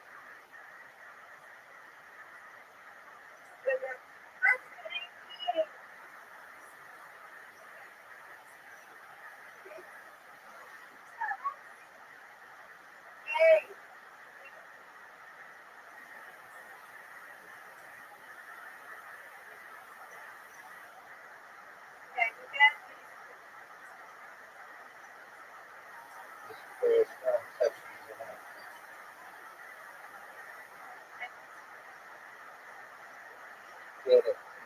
That's right. Put up a big square. Oh, that looks good. That's good. That's still good. Keep that back.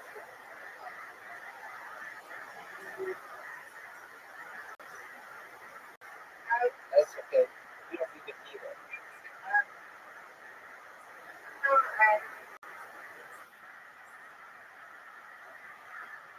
Nice. Right, bro.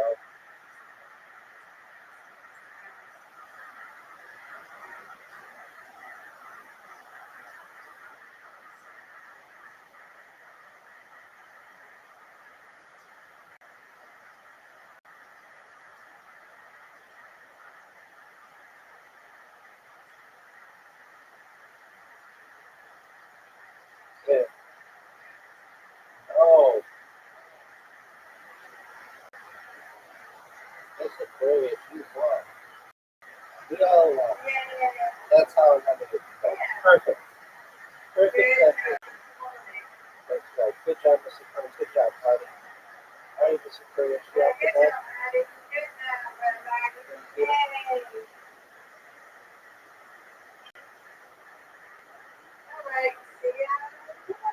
Excellent. Sweet dreams.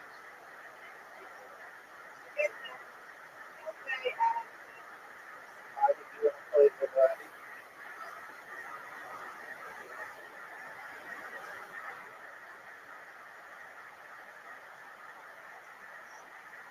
All right.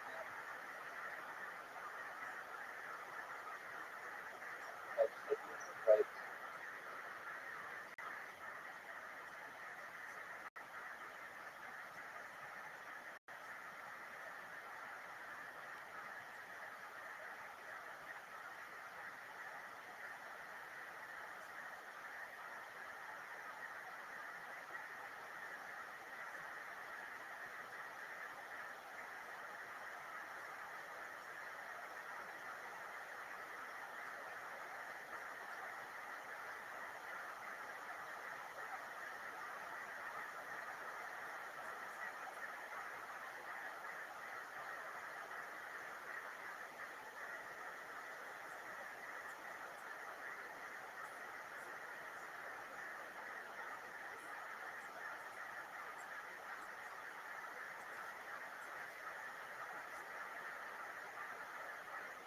Of that. Those early minutes, early on, I mean, holy shit. Holy shit. And you didn't use your drug use as an excuse like some people did here tonight. You were just doing drugs and bombing, but you didn't have excuses. You worked at it, and here you are, a good new minute, rock fucking solid. How about a hand for Uncle Laser, everybody?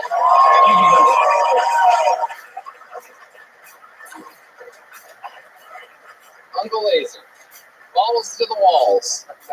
All right. Pulled another name out of the bucket. Make some noise for your next comedian. It's been a rough bucket night.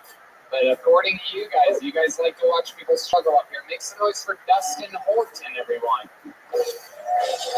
There he is.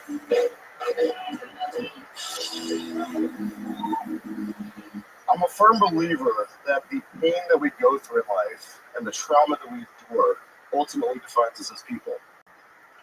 That being said, I've been to state prison. I've lost a father to suicide. I've overcome drug addiction. I've also had a cucumber on my ass. I'll let you all decide which was the most traumatic to me. So, no, I didn't need to go to prison to get raped. No, I just need a little bit of Molly, a decent buzz, and a dominating girlfriend. And clearly I'm a loyal participant. But the pain that my asshole endured during that experience, it was nothing compared to the look on the neighbors' kids' faces when they came out to the school that morning and they see me getting pegged with produce and hot stuff. That's gonna stick with both of us for life. Promise. Anyways.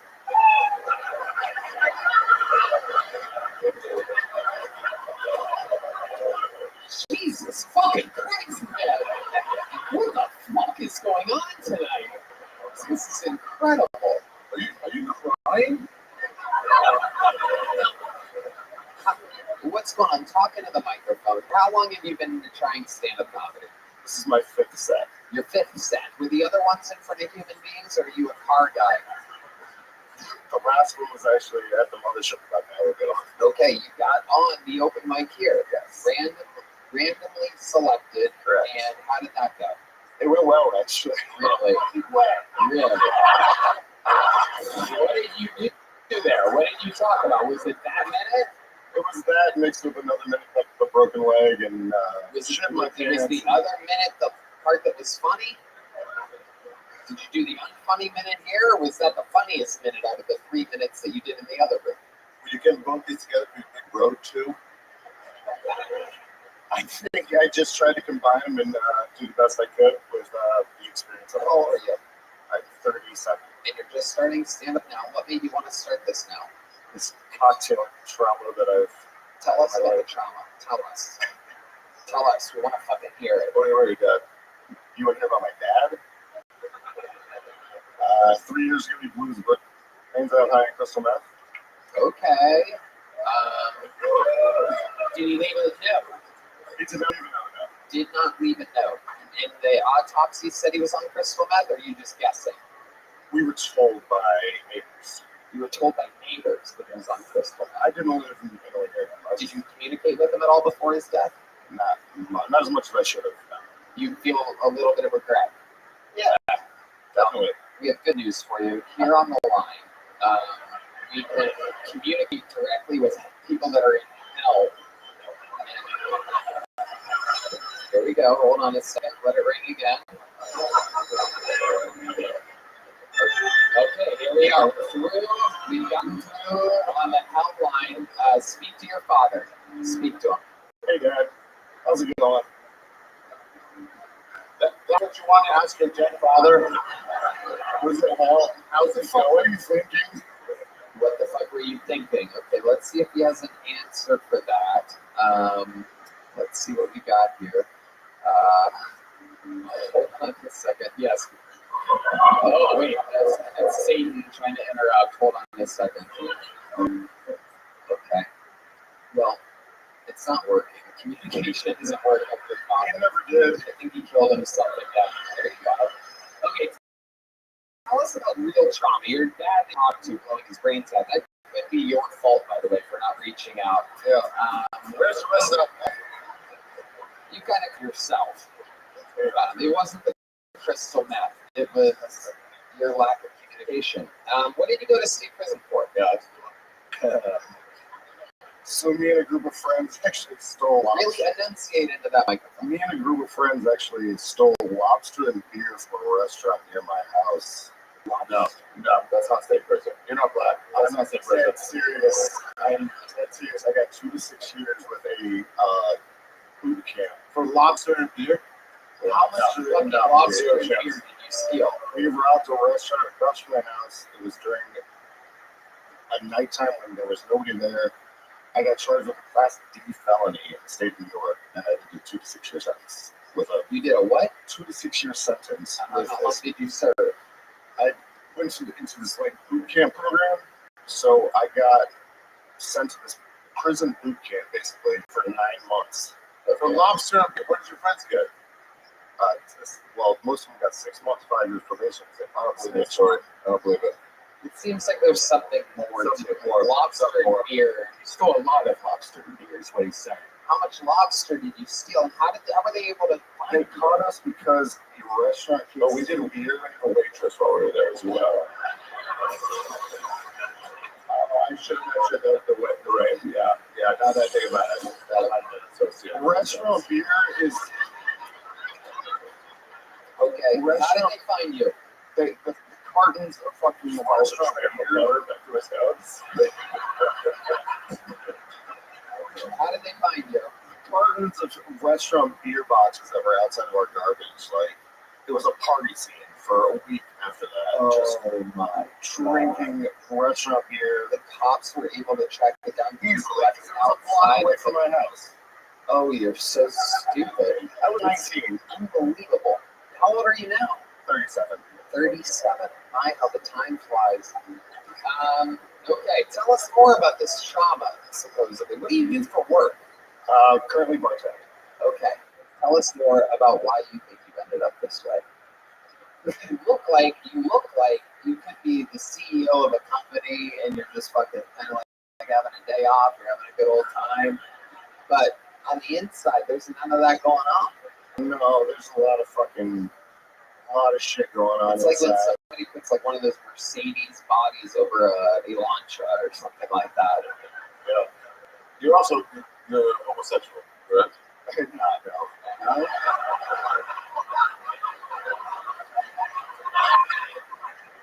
You sure? How about in your boot camp? Did you come out of your shell? Absolutely. No cracking any claws out there? No, I'm very straight.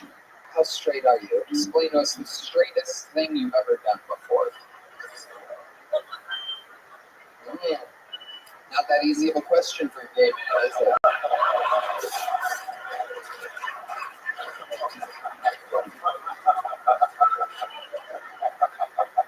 I've just never even thought about that question. This is the time I think about it, buddy. Yep, now's the time. I only say it because you're definitely a homosexual.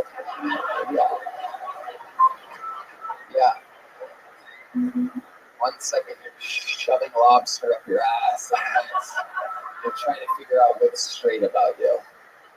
Your father actually, knew you were a homosexual. That's probably why. That's why they started the meth addiction, kept it a secret, just like you kept your sexuality a secret.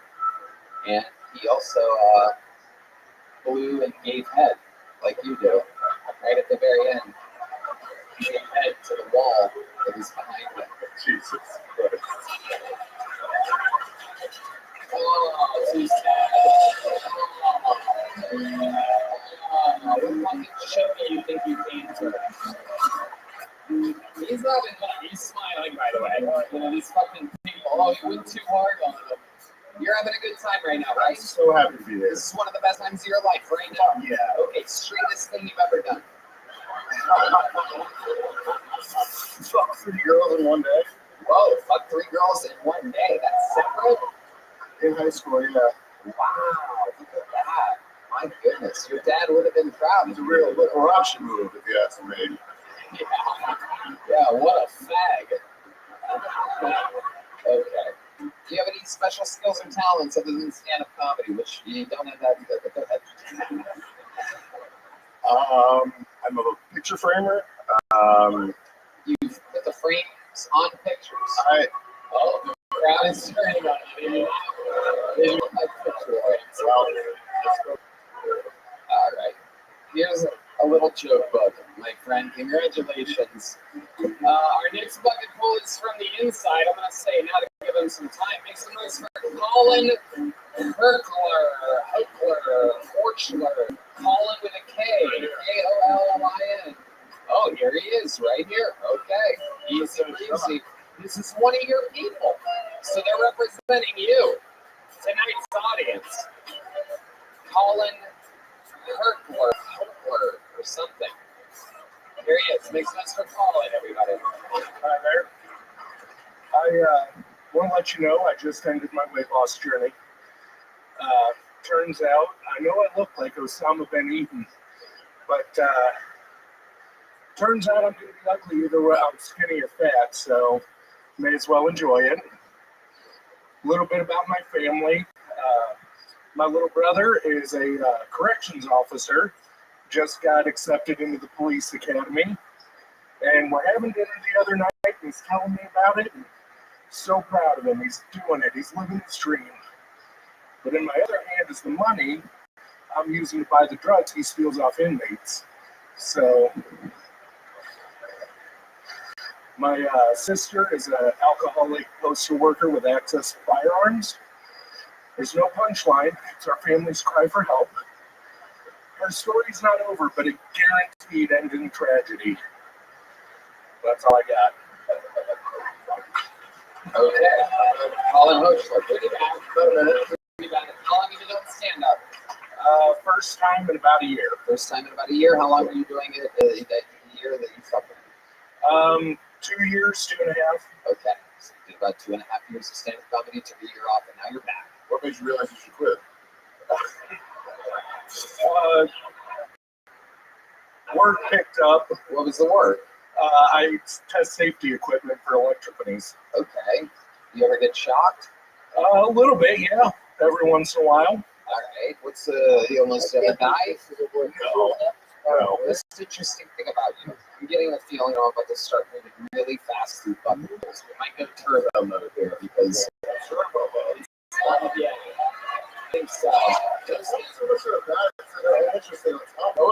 Totally. And this is, we've had this happen before, and sometimes I just get in a mood and I get frustrated with everybody kind of just, I don't do it. I did it 5 times. I only do it in my car. I fucking, you've been here tonight. You've been on the inside of this room. What did you think about the bucket holes tonight?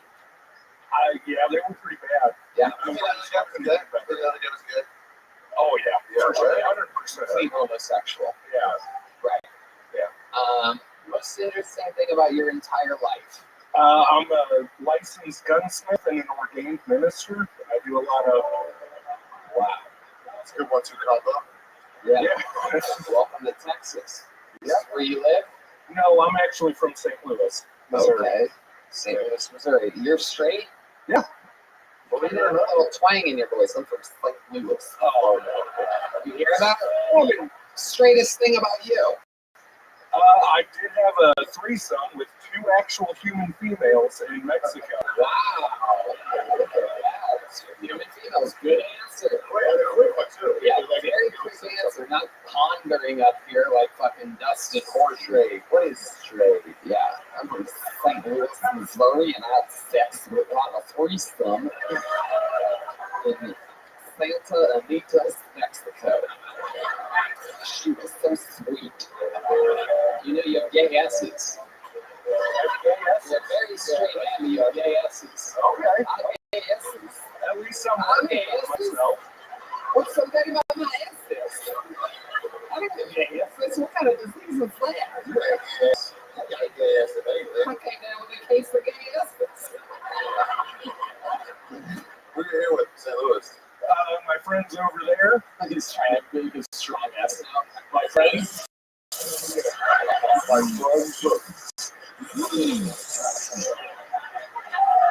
You mean your friends? There you go. All right. Okay. Colin, congratulations. That was an all right attempt at a minute. I have run out of small joke books. And that is as good as you would possibly get. Maybe perhaps Bones Eye has another one or something like that. We're gonna play through it. I have another one. We got both of those people. We got both of those people ready to go back here. Okay, we're gonna play through it. You guys want to fucking go turbo round? It's been a long time. Okay, going up first, 60 seconds, and then perhaps the fastest interview ever for Dubs General. Everybody, 60 seconds from Dubs General. We're gonna play through until somebody kills. Here's Dubs General.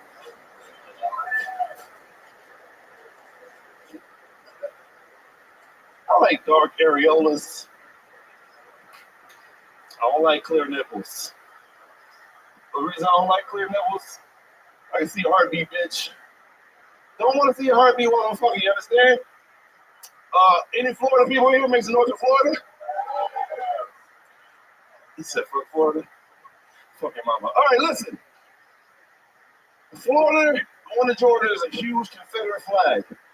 I don't lie to my children. I'm in the car, my daughter says, Daddy, what's that? I said, they found a way to say nigga without saying nigga. My son, 9 years old, goes, what does that mean? I said, shh, listen. No. White people's okay to laugh. Shh. No.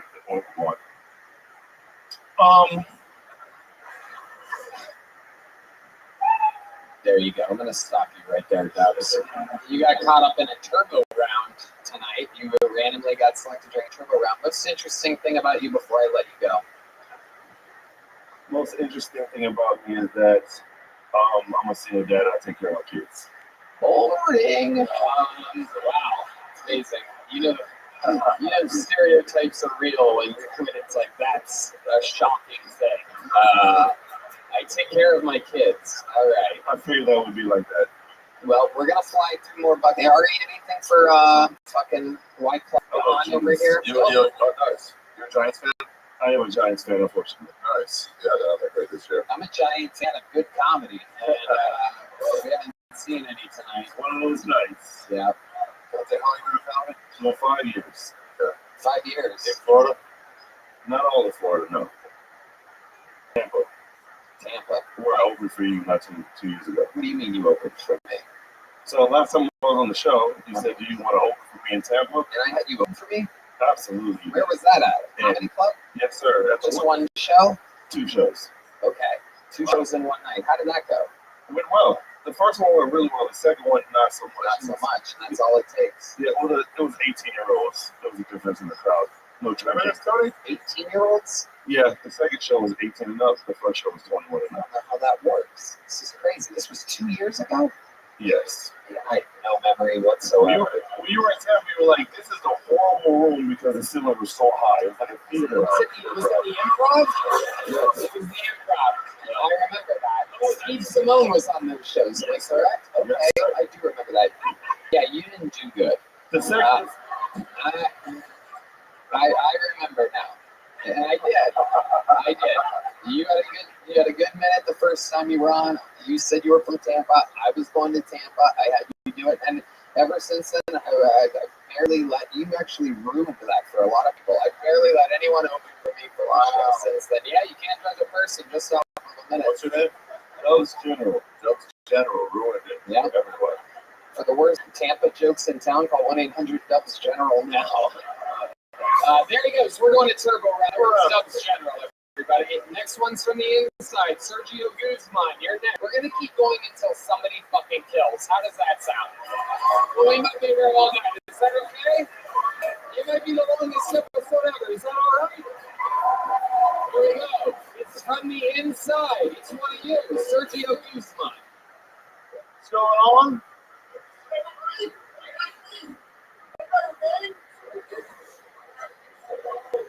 He is right. I'm not him. That's true. Wait, what? Wow. Did we go out of order? I was backstage waiting. We did pre-call 2 names. We did. So you're Zach Butkovich? Yes, sir. Yeah. Okay. Well, we have to make sure that the person that comes out is the name that I call. Sergio, you're next. Sergio, you're next. This guy's not too like fucking Sergio Guzman. I can look like a fraud. I pulled 2 names at once. We're going turbo round. I pulled 2 names at once since we're going turbo round. I know Sergio Guzman. I know, I agree. That is weird. You heard Sergio. The guy in the room yelling, wait, that's me. Hey, no, you ain't him, that's me. I like how that guy. So there's a lot of Sergio Guzmans. I like how that guy had to wait until he saw who it was. Yeah. That's not me. Yeah. Wait a second. And now I see that's not me. That's not me. Ladies and gentlemen, 60 seconds uninterrupted. Sergio, you're next. This is Zach Butkovich, everybody. Zach Butkovich. Sweet. What's up? I just went on a date with a girl recently, and she asked me when the last time I got tested for STDs was. I was like, are you serious? Never. Yeah, I treat STDs like I treat poison ivy. If I ain't itching, I ain't fucking got it. And either way, I should probably quit fucking in those bushes. Yeah, I haven't been in like a relationship in a couple of years. And my buddy, he told me, he was like, "Yeah, dude, that's because you're gay." He said, "Yeah, dude, you're single because you're gay." And just to prove to him I wasn't gay, I sent him a video of me jerking off to a woman. Yeah, I was like, "Who's fucking gay now, dude? I'm fucking jerking off to a woman. You're watching me jerk off. What could be gayer than that?" All right, I think that's it. That's good. 55 seconds. That was good. That was good, Zach. Sergio.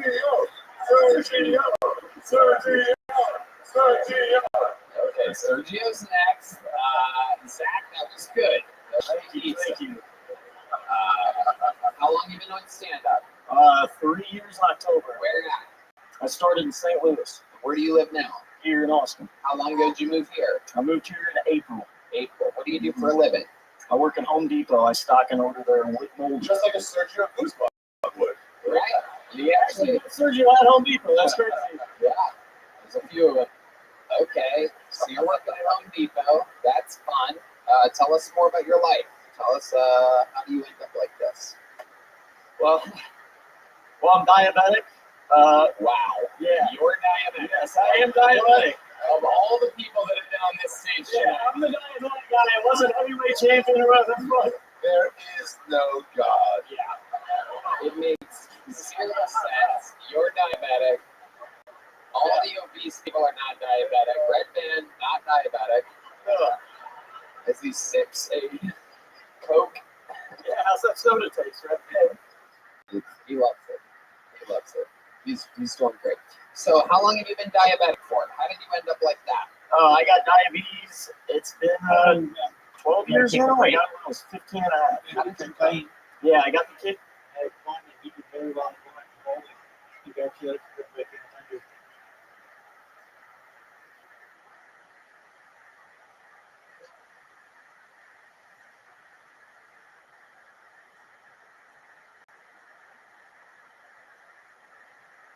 Kid kind, and now I'm an adult with it. So still have it. Wow. Incredible. So you can't, how often do you have to check your blood? I check my blood sugar probably like 5-6 times a day. That's amazing. That is unbelievable. And what's the worst thing that happens to you? What happens? What happens if you ate a slice of bread and had chugged a can of Coke? I would have to take my syringe and my vial of insulin out and take a shot for it.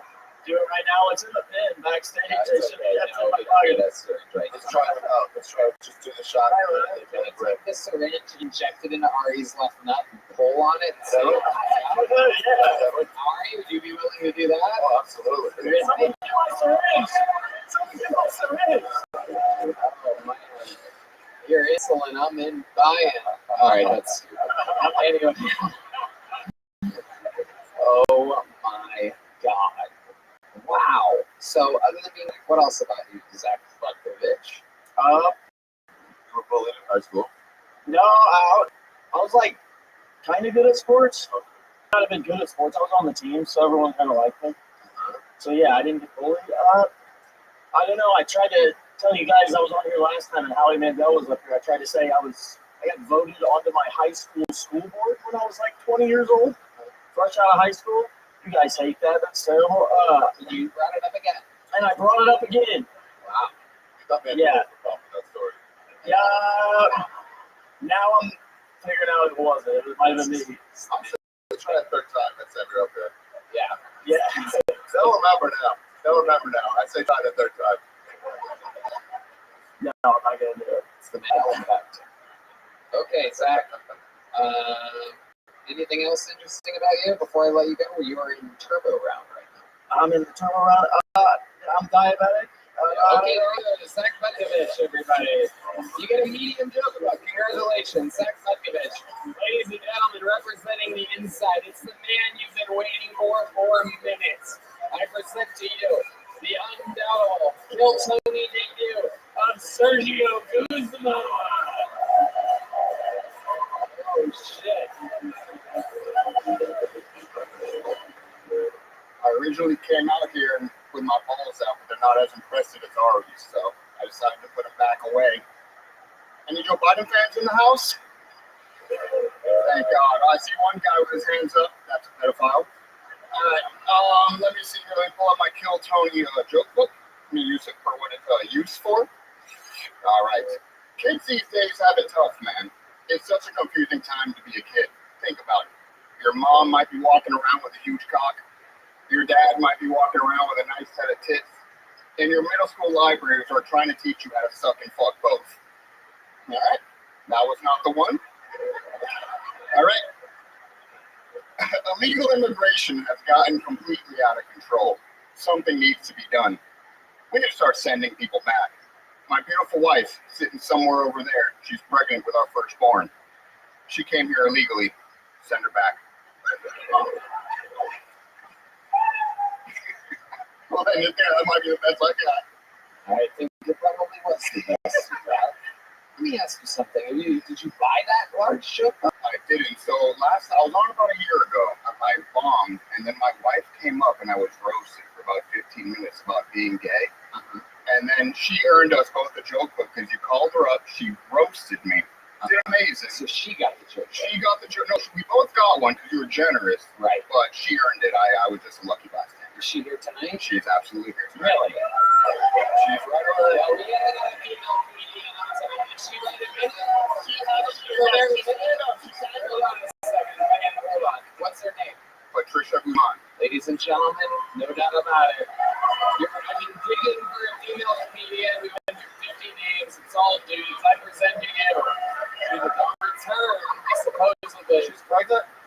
I have no memory whatsoever. Yeah, she's got the ball for sure. Now she's pregnant, yes. Oh, yeah. She got a Latina. Here we go. A new minute from Patricia Guzman, everybody.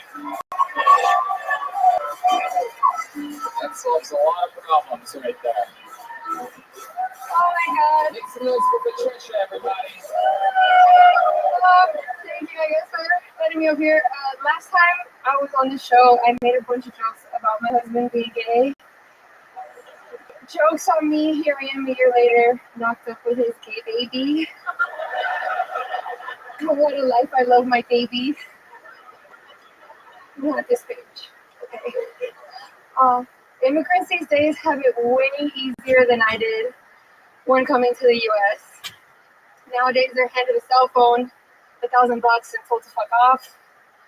Back in my day, they threw my 4-year-old ass in jail. Before jail, I'd never seen a black woman before, so being a 4-year-old, I thought they were made out of chocolate. My face would light up in the shower, and I would scream at my mom, "Mom, it's chocolate women!" Long story short, my mom would be terrified every time we would hit the showers because I wanted to lick them. That's it. Okay, Patricia, adorable. An honest minute. I like that. Again, funnier than your man. Wow. So much funnier. How does it feel being the funny person in your relationship? Oh my god, I'm so nervous being up here. How does it feel to a masculine homosexual? It feels horrible. I'm sorry. My goodness. How long have you been with Sergio? 12 years this year. 12 years. What's the gayest thing about Sergio? You know him very well. I don't know. He doesn't like playing video games with me, so I make fun of him for that. All right. He doesn't like playing video games with you. What else is gay about Sergio, Patricia? Come on, give us something good here. He likes to be a little spoon. Oh, Sergio. I like being the big spoon. I don't mind. All right. Absolutely. Absolutely. That's a really good gay thing. Yeah. You like being a little spoon? Oh, yeah. Asian girl on your back. If you're Star Wars, we could be Ewoks. Oh, yeah. That's great. Totally. Totally. How long until the baby comes out, Patricia? I'm due July 1st. Okay, July 1st. And you're sure that it's Sergio's, or is it going to be Zach Butkovich that got in there first? I hope not. I hope it's not. Hey, my baby! Hey! Get the baby out of here!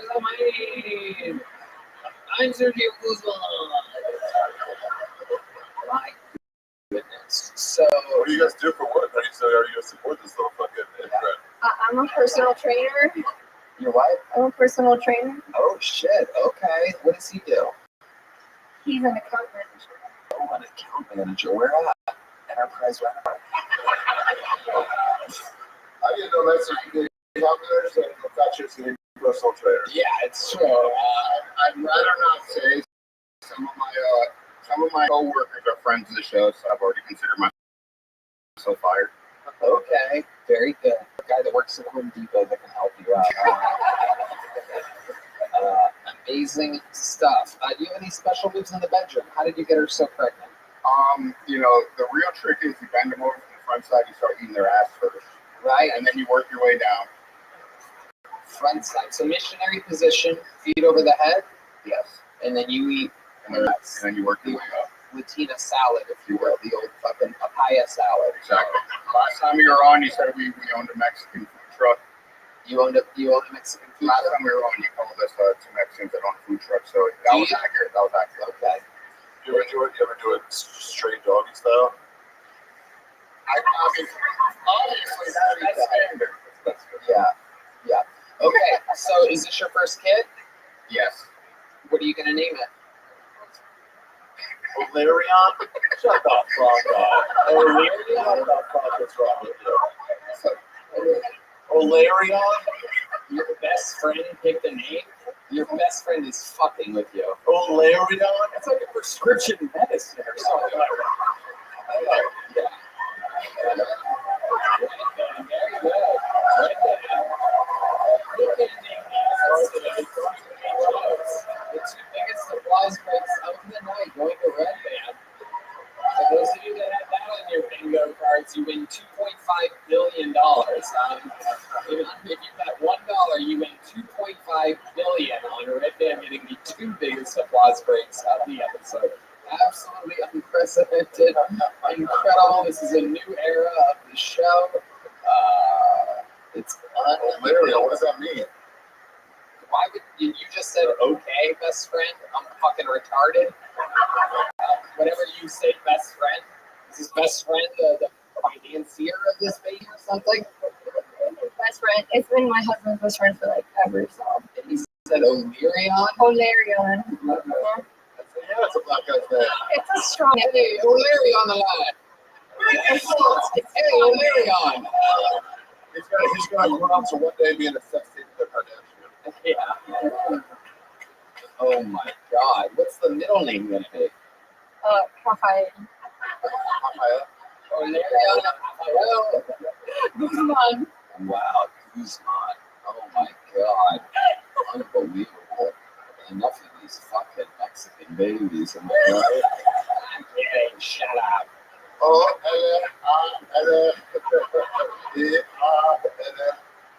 My goodness gracious. So July 1st, that thing's coming, huh?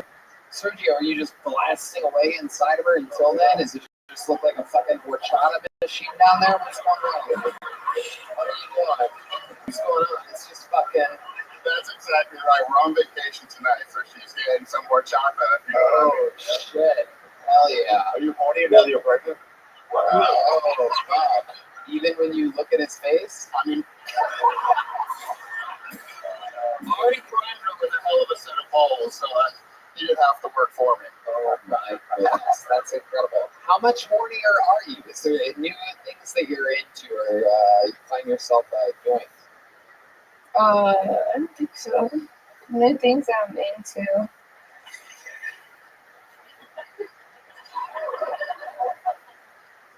I don't know, like getting Google lotion rubbed on my belly.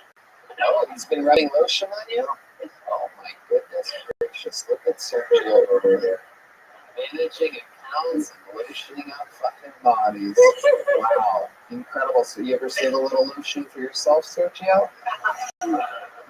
Only when she's asleep. Only when she's asleep. Wow. Okay, then you think about dudes.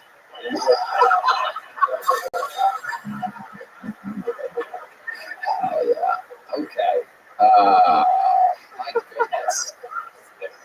What else can we do to put a ribbon on this? How about can we change the baby's name to Tony live on the air? Can we just do that?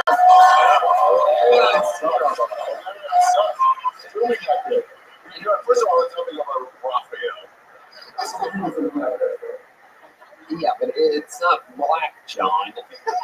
You know, you're standing. It's a name of a beautiful black man. We got Black Panther John B's up here, like, oh, it's a beautiful name. Hey, it's a beautiful name. Yeah, Tony's way better. Yeah. Anthony Caballero, Valerian Guzman. How about that? It's absolutely beautiful. Will you change it to Anthony? You work on it. So working on it doesn't work. You're blacklisted if you don't. Or brownlisted if you don't do it. Wow. All right, I'm throwing it around. job. It's really not going to work. It's not going to be a full-time thing there.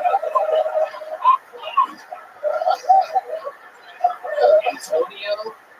I like that. I like why not give it an Antonio? I like Antonio. Antonio Guzman. Rafael Guzman. Antonio Rafael Guzman. Let's make it official. Wait. Let's make it official. Yeah.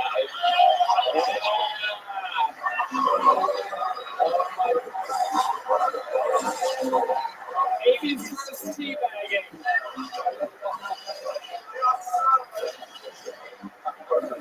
Sergio doesn't know what to do. His heart is a rock right now. Antonio.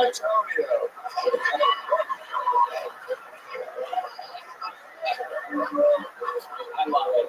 Congratulations. I think that guarantees I'll have a baby. I love it. Baby's first teabagging, only here on Tony. How about one more hand for Patricia and Sergio Guzman, everybody? We did it. You made it through the turbo round. This one was a no-go, right? We're done, right? Guys, there's only one way to fucking end an episode like this. There's no doubt about it. Finally, we've made it to the end. We're going to call Sergio and Patricia a kill so that we can put a ribbon on this fucking thing. Did you guys have fun tonight? Well, you're a great crowd, and for that you shall be rewarded. I present to you the all-time record holder for minutes, for interviews, for everything that's ever been done before. Ladies and gentlemen, I present to you the St. Louis Assassin, the Tijuana Tornado, the Mississippi Mauler, the Gentrified Jeweler, the Vanilla Gorilla, the Memphis Strangler, the Big Red Machine. This is indeed the one and only William Montgomery.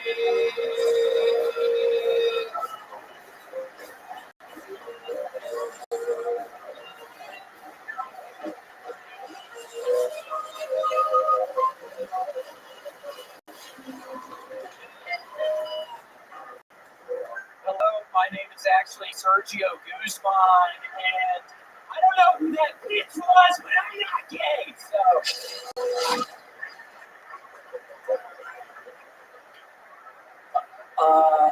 A lady who cut off her bosoms to become a man just found out she's 5 months pregnant. It's kind of hard to follow, but I think that means he's gay.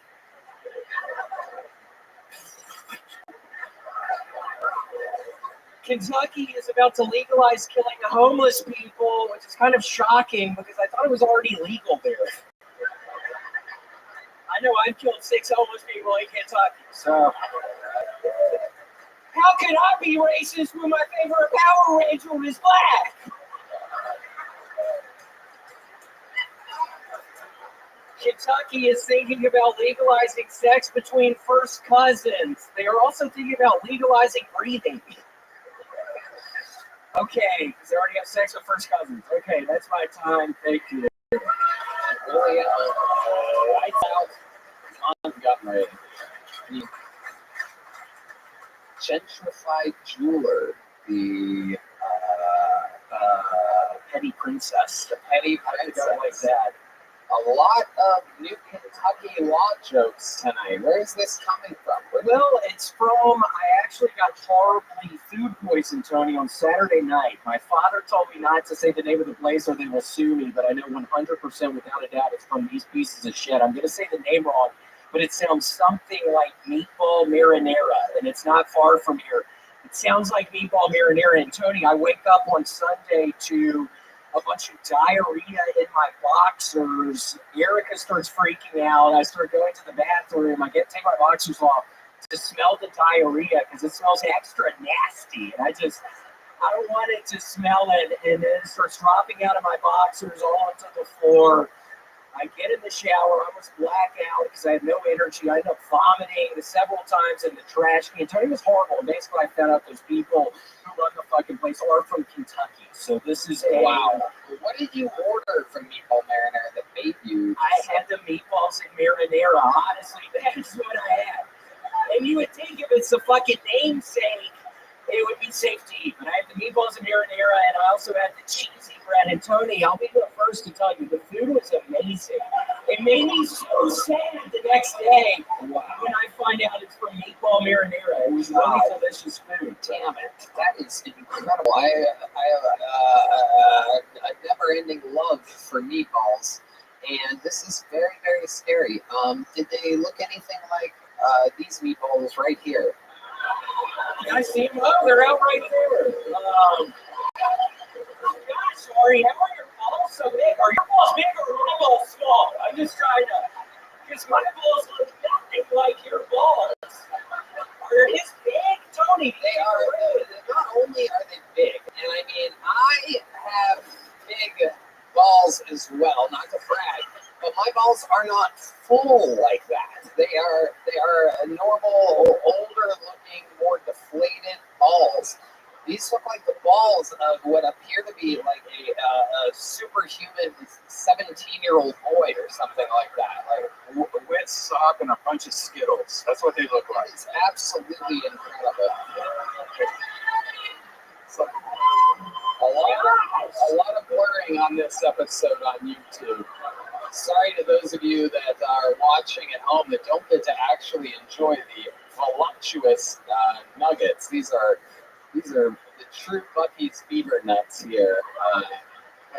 These things are incredible. It's amazing how big your balls can be when you keep all of the coins you've ever gathered off the floor in your life inside of them.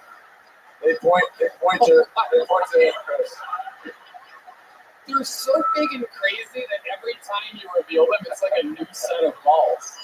It looks like the underway champion's stomach. It does. Those things fucking hang. I mean, oh my god. What'd you do? They're getting bigger by the second. Oh my god. Absolutely unbelievable. I swear, I threw up for the first time in years yesterday. It was horrible, and I don't want to do. You want a little marinara on top of those, William? What is this place? I want to eat that. I want to eat this place. It's really close by. What's it called? I'm going to call it meatball marinara because my father says they might sue. They're not going to Let's see what it is. Your dad's being a weirdo. It sounds similar. First of all, that was the wettest person I've ever had my life. That was for me. That was disgusting. The old William Wet Whispers. www.www.com. www.wetwhispers.com. William Wet Whispers. William Wet Whispers. Wet Whispers William. How can they sue you for giving you diarrhea? Yeah, exactly. Your dad's incorrect about this. That's a fucking idiot. Don't bring my dad into this, okay? He has fucking arthritis in his foot. We thought we were really worried about it last week. Ari, please don't bring up the area. He's been nothing but sweet to you. He said nothing but sweet things to the fucking ass. Why are you doing this? And I swear to God, I don't really feel good right now. It's a damn good thing I felt better than yesterday because Ari, I thought it was the end of my fucking life. And I was in the shower, and I didn't tell my girlfriend this, but oh my gosh, I should say this right now. Say actually. I was having such a hard time moving around. I swear I was about to black out that I died in the shower. Wow. Because I could feel it happening again. I shouldn't have even brought that up. I'm going to Ari should fear. Hey, it's wrong. Maybe this is a Jew and make, but I just thought that a great money-making scheme for him for the road. I need to find one. What? You need to sell diarrhea. Yeah. Great idea. People are going to buy diarrhea. Holy shit! Stick with the joke, sorry. Oh my god. Yeah, let me diarrhea in fucking containers and sell them to people. I'm not even going to be able to get that shit on the airplane, dude. As long as it's less than 2 ounces, you typically can get it on the airplane. Yeah, just do it there. You don't stop around here and take it with you. Why would you diarrhea ahead of time? I don't know. Have you thought about partnering up with Meatball Marinara, perhaps a little sponsorship in order for them to make up for the trauma? I just eat that food, the tastes pretty good, but obviously it's poisonous. And yeah, just say, hey, I'm going out on the road this coming weekend. Let me eat your fucking nasty. What's the actual name of the place? We'll beep it out. These people, a lot of idiots deserve to know. Yeah, now you're messing with me. No, you'll be shocked. It's really similar to meatball marinara. It's so. Just say it. Say it? Say it, you fucking weirdo. You have the free shit. Really? Yeah. Oh, Jesus. Yeah, you really should leave that out. Shouldn't have said it, dude. That was bullshit.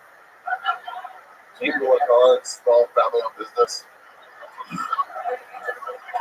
Just because you have a terrible constitution, you gotta fucking ruin a mom and pop. Yeah, they got me sick as shit, so. Wow. My birthday, yeah, it's fucking started my birthday. I did 2 sets up here in the little room on Thursday night. I get back to my fucking car and have a boot on it. So, welcome to William's 37th birthday. Yeah, tell me about it. It was a fucking sob story the whole fucking weekend. It starts with a $130 boot on the fucking car. I forget my jacket. I'm freezing cold outside by the fucking car. So you're the one that wanted to spend your birthday in Austin. You didn't want to go to Seattle, Portland, and Vancouver with me. You wanted to fucking take it off. Oh, I want to chill, Tony. Oh, yeah. I wanted to chill, and then I get sick as shit, Tony. Yeah, that's what happens when you fucking don't work with me.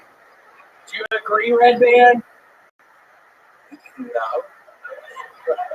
Improv guru, Ryan Red Band, hard at work here, an unbelievable comedy technician. You said no to going on the road with Tony? I chilled. Yes, I chilled. He's like, I want to spend it with my girlfriend. I don't want to be on the road. Okay, you stupid bitch. There's one stupid bitch that was saying something about, poor baby, what do you even look like, you nasty bitch? I just want to see what some stupid dumbass looks like who's making that fucking noise. Oh, yeah, exactly what I thought. God, look at your nasty fucking ass bitch. Oh, shit. He's being ruthless right now. What does Go she back to look the like? in the house. Oh, don't kick her out now. It's over. You don't have to kick her out. Oh, yeah, no, it's fine. No. Bitch. Kick her out. Oh, he says kick her out. Kick her out. Get her out. There she goes. The crowd goes wild. It's my fucking birthday, bitch! I'm only 37 years old! I'm 38 next year! And maybe 39 after that! But I'm making it tomorrow. Ooh, what happened? I don't know. Mike wants to listen to the thing that he always does, but he's like waiting for something. What just went on there? What happened? You guys talking in your in-ears or something? Oh, Jesus Christ. Those fucking in-ears. Yeah, I mean, that was about to be the big send-off for me tonight. Yeah, it literally was. We were about to ribbon on the episode. You guys are over here producing a new song. Oh, shit. Oh, shit. I got a sweet little dog yesterday. It's been a long time, folks. I got a sweet little dog. She's here tonight. Oh, shit.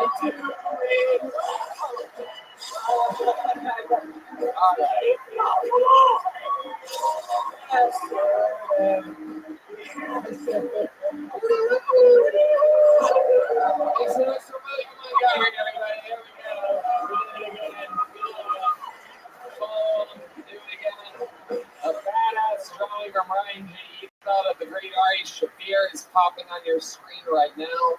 The balls are going away. Mixed race for Ari. Ari, anything you want to plug or promote? Man, it's just an honor to be part of this amazing show with so many fucking retards living on the outside. Absolutely. Every time I've done it, from the belly room to the main room to the Vulcan to here to another place to pitch out to the fucking Madison Square Garden. And what a journey it's been. And it's because of legit fucking comedians like you playing along all the way. We love them. Ari Shafir, everybody. Come on. Joe Blaster, Raider of the Universe, all over the same focus on the road. Connect over health. Let's see the drawing from Chris Rogers. Ooh, a choker version of the great Cam Patterson. I love that. Oh, one more time for the best stamp band in the land. Michael Gonzalez on the drums. D Madness on the bass. John Dees on the keys. And Matt Mueller. Epsilon out now. 020. JohnDees.bandcamp.com. A red band. If you guys haven't seen our Shafir's special, The Jew on YouTube, please check it out. I love it. You have it. Truly one of the best comedians in the world, Ari Shafir. One more time for Ari. We love you guys. Thank you. Good night, everybody.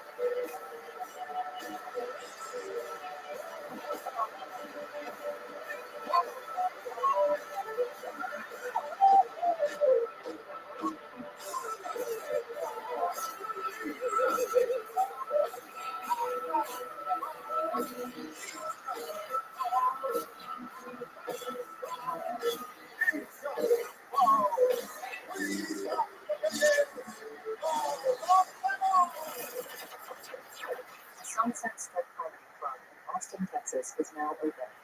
Check out Red Band's secret show every Thursday. Go to sunsetstripatx.com for tickets.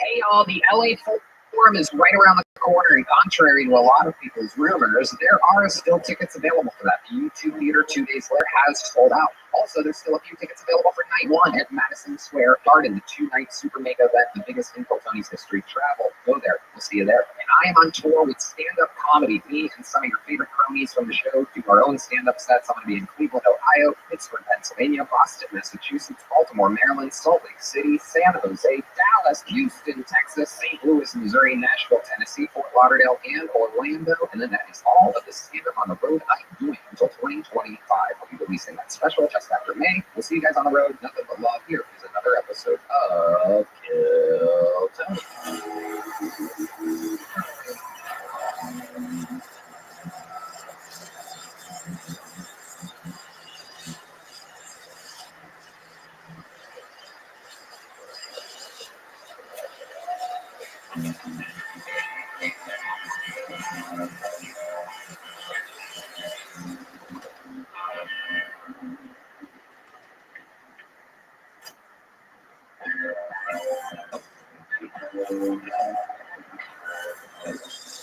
Hey, this is Rabbi coming to you live from the Comedy Mothership here in Austin, Texas, for a brand new episode of Kill Tony. Give it up for Tony.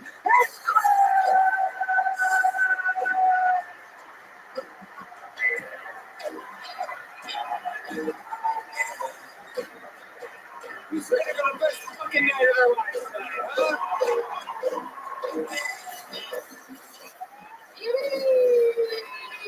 Make some noise for right there, everybody. And how about a hand for the fucking band? Am I right, people? It's the #1 live podcast in the world, brought to you by Gel Blaster, Red Rose, Yellow Rose, Austin Security Guard Service, NinjaBuses.com, Connectable Health, where you can get an IV drip. Use the promo code KILL10 to save 10%. How do we feel tonight? You guys with us? It's Michael Gonzalez on the drums. The mutilator. Matt Muling on the electric guitar. John Dees on the keys. This is right. The one and the only. D Madness, everybody. Oh my goodness. Before we start tonight's show, here's a little bit more from the amazing sponsors that made it all possible here, right now. The Sunset Strip Comedy Club in Austin, Texas is now open. Check out Red Man's secret show every Thursday. Go to sunsetstripatx.com for tickets.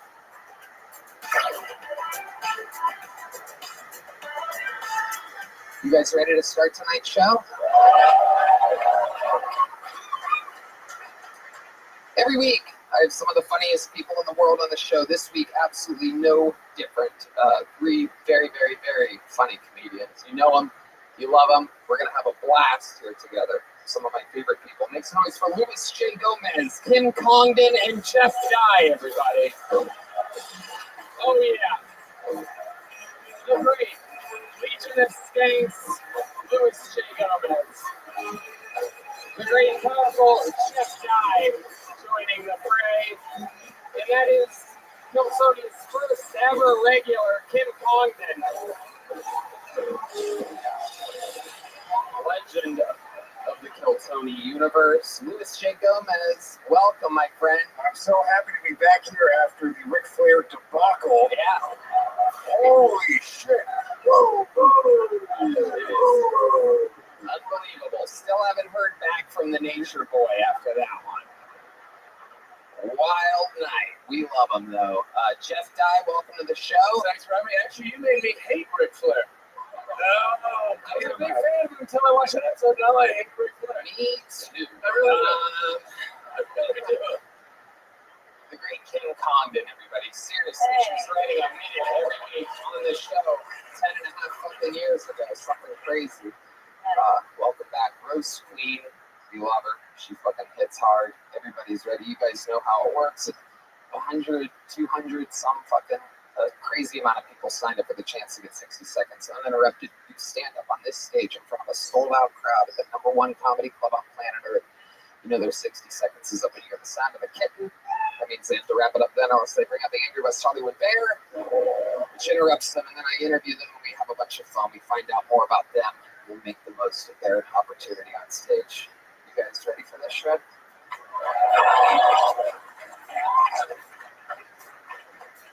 Well, there's only one way to start an episode like this, everybody. How many of you are actually fans of the show?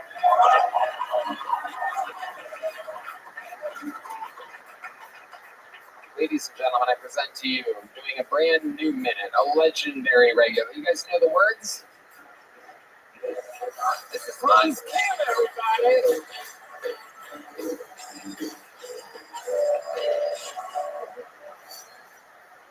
Thank you.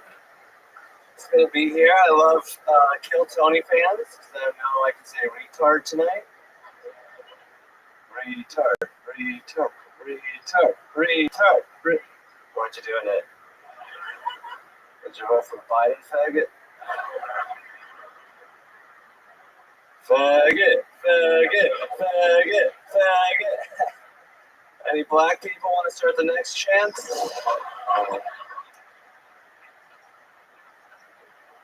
Legally, I'm not allowed to start it anymore. I can jump in the middle, though. I'm glad that the new Apple Vision Pro came out because now it won't look so weird masturbating on the bus. I hate poor people. Poor people always bragging about how poor they are. They're like, I grew up on the streets, man. I had to steal French fries to survive. My best friend was locked in a cage. What are you, a pigeon? It's like a pigeon, bitch. All right, that's my time. Thank you. Fuck yeah. Great, Hans Kim. How you feeling tonight, Hans? I feel amazing. I've been, really working on myself. I've been taking 3 showers a week, so it's pretty good for me. Why 3 showers a week? I didn't know that you were this uncleanly. I just don't shower that much. I'm pretty clean as it is. I'm Asian. I'm trying to use my strengths. I save all that shower time to study the art. He has no hair. So when they say shrimp dip, they're talking about the smell?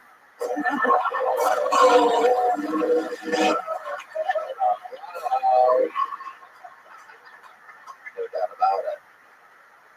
I love it. I've been pretty good. I've been having sex. I like this look. It's like 50 Shades of Beige or something like that. So, someone dress you like that? Did you do that? Yeah, my friend Amira is helping me. She's constant. You can get a mirror. That is true. I'm glad you told me that I shouldn't interrupt the comedians for the first 60 seconds because I was going to do the black person chant.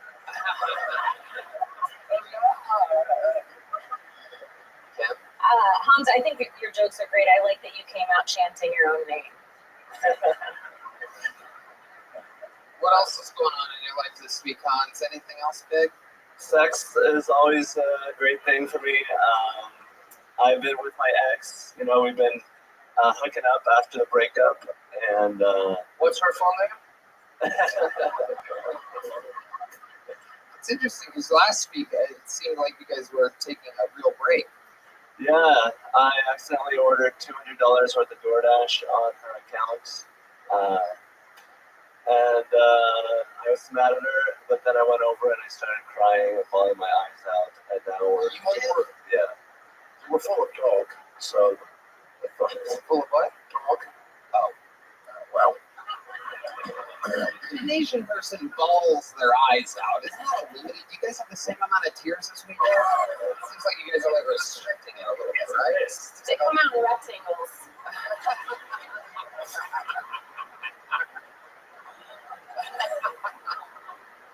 I mean, we just squeeze it all out. White people can put it around the sphere of the eyes. I'm offended. How do you think they make duck sauce? That is true. That is true. How do you spend $200 on DoorDash, Hans?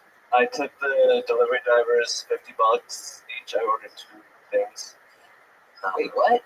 I took them $50. You do? I did, just because it was her credit card. Oh, you knew that it was her credit card? Yes. Okay. Yeah, so I wanted to spend her money. But I Venmoed her back because I felt bad after I had sex with her. Wow, this is very weird. You are unbelievably honest. Very revealing. A lot of very interesting shit. This guy lives by a strange code. This is unbelievable. So this was were you trying to get her back? Were you trying to be in communication? You knew she was big. Hans, I spent $200 on DoorDash. Yeah, but she didn't respond. And then I had to go over there to pick up my drone remote controller. Holy shit. Just the remote controller? You could have bought 2 of those with those tips that you just spent. And then I cried, and then we had sex with a condom twice and without once. This is unbelievable.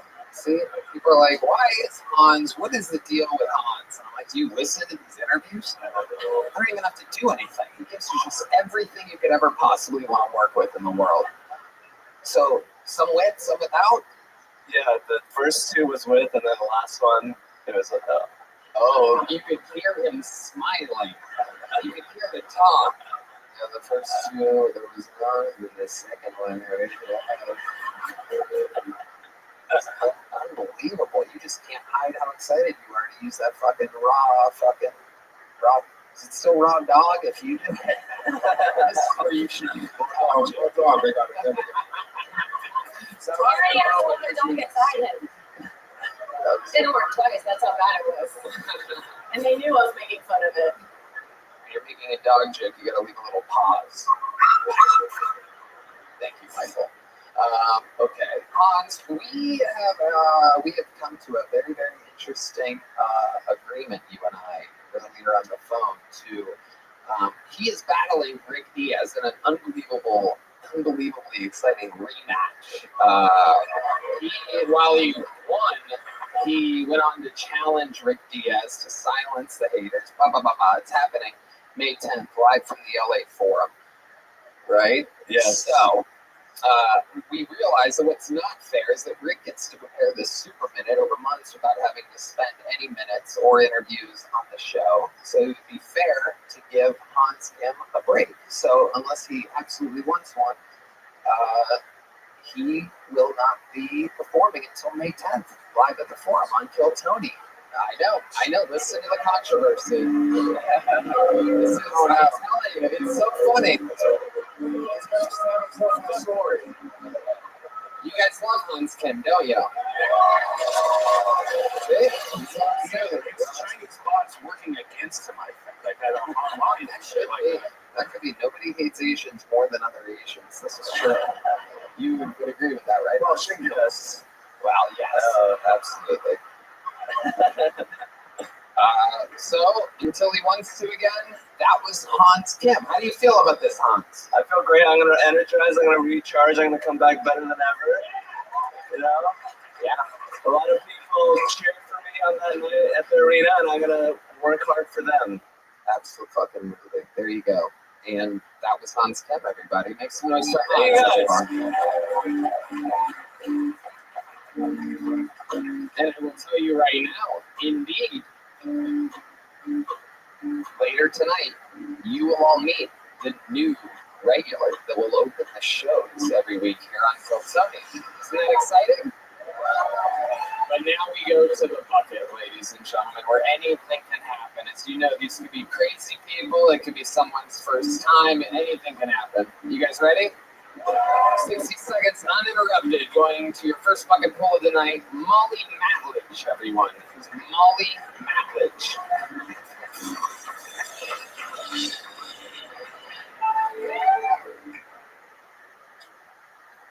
Hi.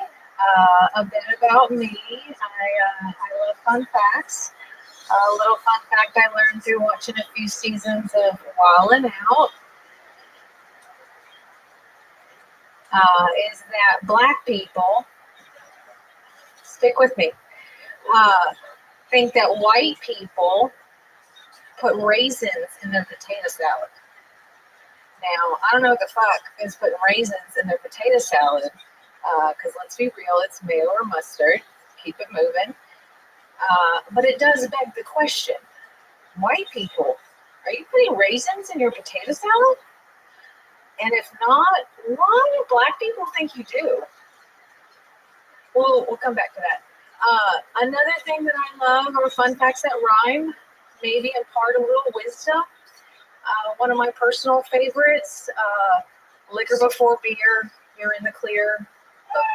Beer before liquor, you'll fuck your coworker. Facts. Whoa, look at that. I got a huge laugh in this show. These people are desperate for comedy. Yeah, really. All you have to really, they're just listening for pacing and timing at this point. They're pretty much giving it up for anything. I practiced. You did? Oh my goodness. I love it. This is the scariest fucking one of the Conjuring movies I've ever seen right now. I'm not sure what the fuck is happening. This is something out of my nightmares. You do look like if Chucky was a housewife.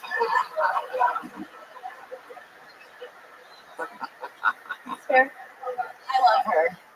Oh yeah, absolutely. So how long you been on stand-up, Molly? That was unbelievable. First time. First time, hell yeah. I'll tell you, you need little raisins in that potato salad. You know what I'm saying? You gotta add a little fucking something, some spicy mustard, something funny, really anything. You gotta dose it up. Paprika. Paprika, absolutely. And I'll say for her first time, she was absolutely horrible. It was the worst thing that I have ever witnessed in my entire life. Holy shit. God damn it, lady. You pissed me off.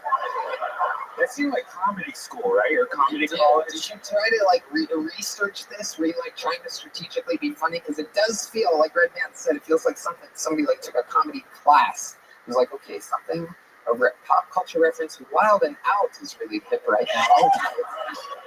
And then, well, what's something else we can all agree on? Potato salad. She even moved the mic stand like a comedy class. Yeah. I asked. You asked for I it? asked him. I said, "What do y'all?" I was thinking about taking it off, and then I was like, "What do you recommend?" He's like, "I see the professionals. Take it off. Put it The behind guy, you." the producer that helped you out to say said that? Who is that? Is that Cole? Is that you? You got these people like the professionals taking over the place. You being creepy over there, dude? This is a little insight to how scary that back tunnel can be. Someone gets rushed over. They have to cross 2 streets. They're literally like, oh, fuck. So I'm definitely going up, right? Do these people, we should interview you sometime. Look how afraid he was to get fired. So Tony was like, what guy did this? And the guy's like, I didn't know. Oh, please. It wasn't him. It is him. Oh, shit. What is it? It looks like Mario back there. She puts raisins in her potato salad. She ain't no snitch. Oh, shit. Wait, was that you or her? That was me. Oh, okay, yeah. I'm trying to fucking. I was like, did we just get a laugh like that? Of course not. So Molly, what made you want to start stand-up now? Is it crazy if I ask how old you are? I just turned 41. Okay, there you go, 41. What made you start comedy at 41? Gosh, a feeling. It was just like inside. Like I just felt the need to do it. I did. That's menopause. I've followed comedy for years. I've written things down. I've always enjoyed it. Gone to many, open mics. I've never done any schooling. The microphone. Never this done. experience. I've done so much shit. I get a lot of research. I've seen all the professionals. I know how to do it. I haven't done any of that. Yeah, no. Wow. Okay. Yeah. So what do you do for work, Molly? HR. HR. Oh my goodness. You do comedy like an HR person. That's incredible.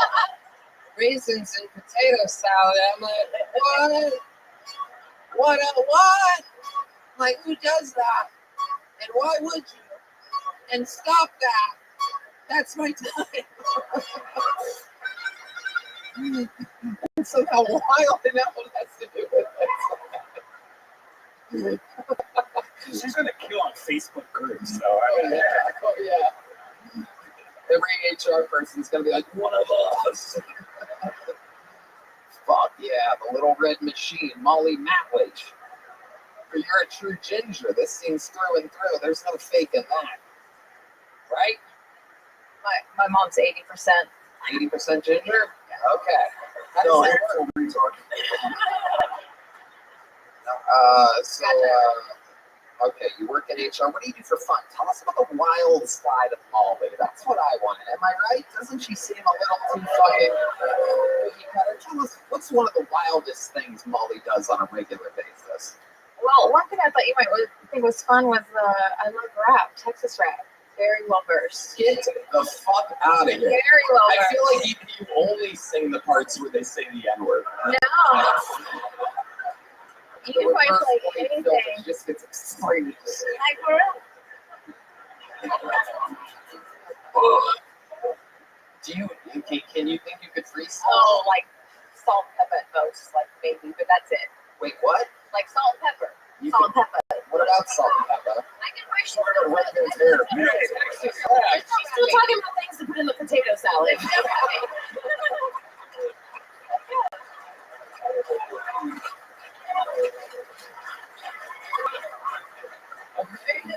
Oh shit. Oh shit. So what about salt and pepper? You just said salt. No, can you rap? I don't know. I can't rap. I can just thing ever. Right? That's about it. verify. But I do. I mean, I What a man. probably sing along to a lot of the What a songs. man, what a man, what a man. Oh, I know rap. What a man, what a mighty good man. This is a me, son of Texas rap. Yeah. Who's ready to rap, everybody? Welcome to White Raps with Molly Matovich. She saw an episode of Wild and Out once, and she's never been the same since. Oh my, what's Molly gonna rap about today? What's a man, what's a man, what's a man, what's a mighty good man? Yes, he is. Indeed, he was. What do you mean, Salt and Pepper? She's having 90s fucking, How's that Texas rap at often? definitely. I thought she was going like sitting on some syrup or something like that. Texas rap, are you talking like, what's like Big Mo, ESG, Slip Thug. Like, I have photos with them on 6th Street. Big Mo, rest in peace. Like, I legitimately switched your house. Michael Watts. Big Mo, rest in peace. Like, seriously. She almost pulled out some latest, you know. She almost pulled out one of those little airplane models, you know. This is the Molly they all rap about. Big Mo, R.I.P. One of the good ones. I'm gonna pull one out for him. Holy shit, Molly. Tell us more about this urban lifestyle of yours. The Texas rap, salt and pepper, and a good time. R.I.P. to all the homies that have passed on before.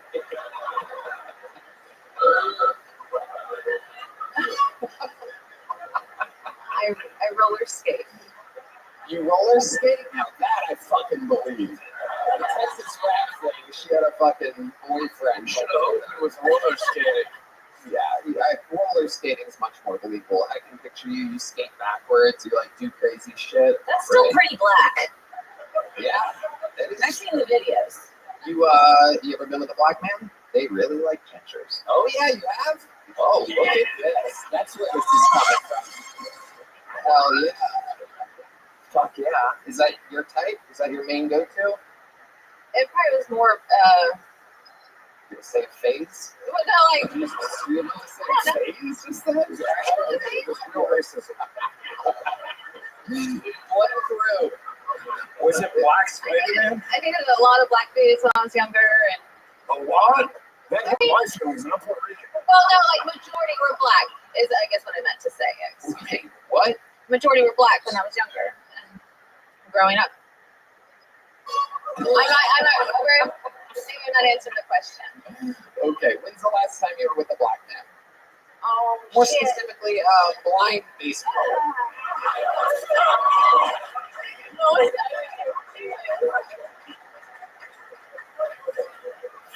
Fuck. She's got red hair, D. What are your thoughts about redheads? All the same to me. Can you tell if someone's redheaded, D? Is there like a sense or something? You ever feel that? Or just no? All right.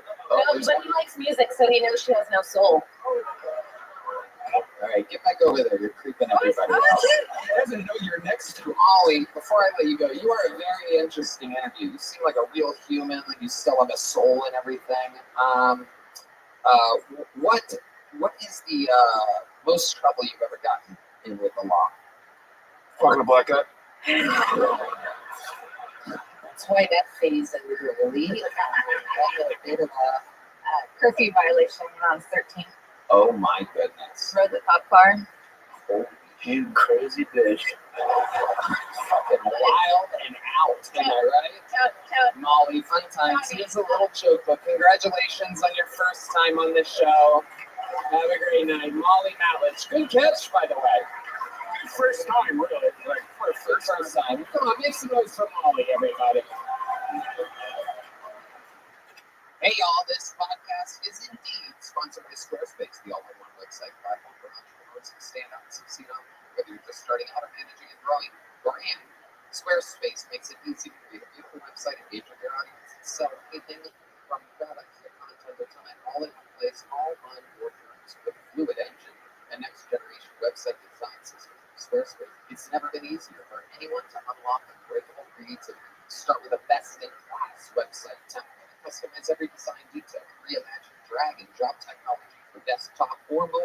Stretch your imagination online with Fluid Engine, built in and ready to go on any Squarespace site or Redman. Easily sell custom merch and create a passive income stream that engages your audience and scales your brand. Design your products and production, inventory, and shipping are handled for you, saving you time and money. Sell your products on an online store, whether you sell physical, digital, or service products. Squarespace has the tools you need to start selling online. I think Squarespace is the best website making tool out there. It's incredibly easy to use, and I recommend trying it today. I love it. I've used it many times to make websites. It's so easy to do. They have great design templates. They'll make your domain look professional and sleek no matter what type of site you're trying to build. So, head to squarespace.com for a free trial. When you're ready to launch, go to squarespace.com/Tony to save 10% off your first purchase of your website or domain. Again, that's squarespace.com/Tony. All right, keeps going on. Your next bucket pool. I do believe we've seen this young man before. Make some noise for the great Trey Campbell, everybody. Trey Campbell.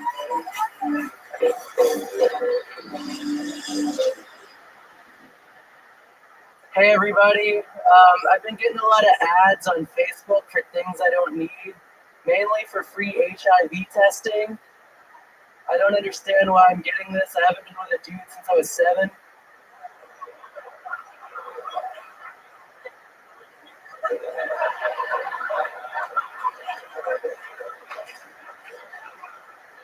Shit's crazy. It happened the day before Thanksgiving. I can tell you what I wasn't thankful for. That. I had to watch the whole Macy's Day Parade standing up. Shit sucked. He told me, he was like, yeah, man, this is what you do when you're in a relationship. And by God, when I lost my virginity, I got pegged. So I guess that he was right. This is just trauma. I'm not even telling jokes anymore. That's cool.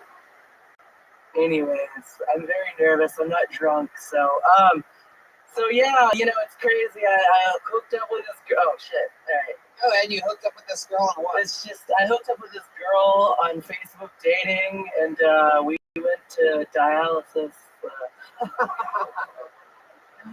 You're adorable, Trey Campbell. How about Very Trey?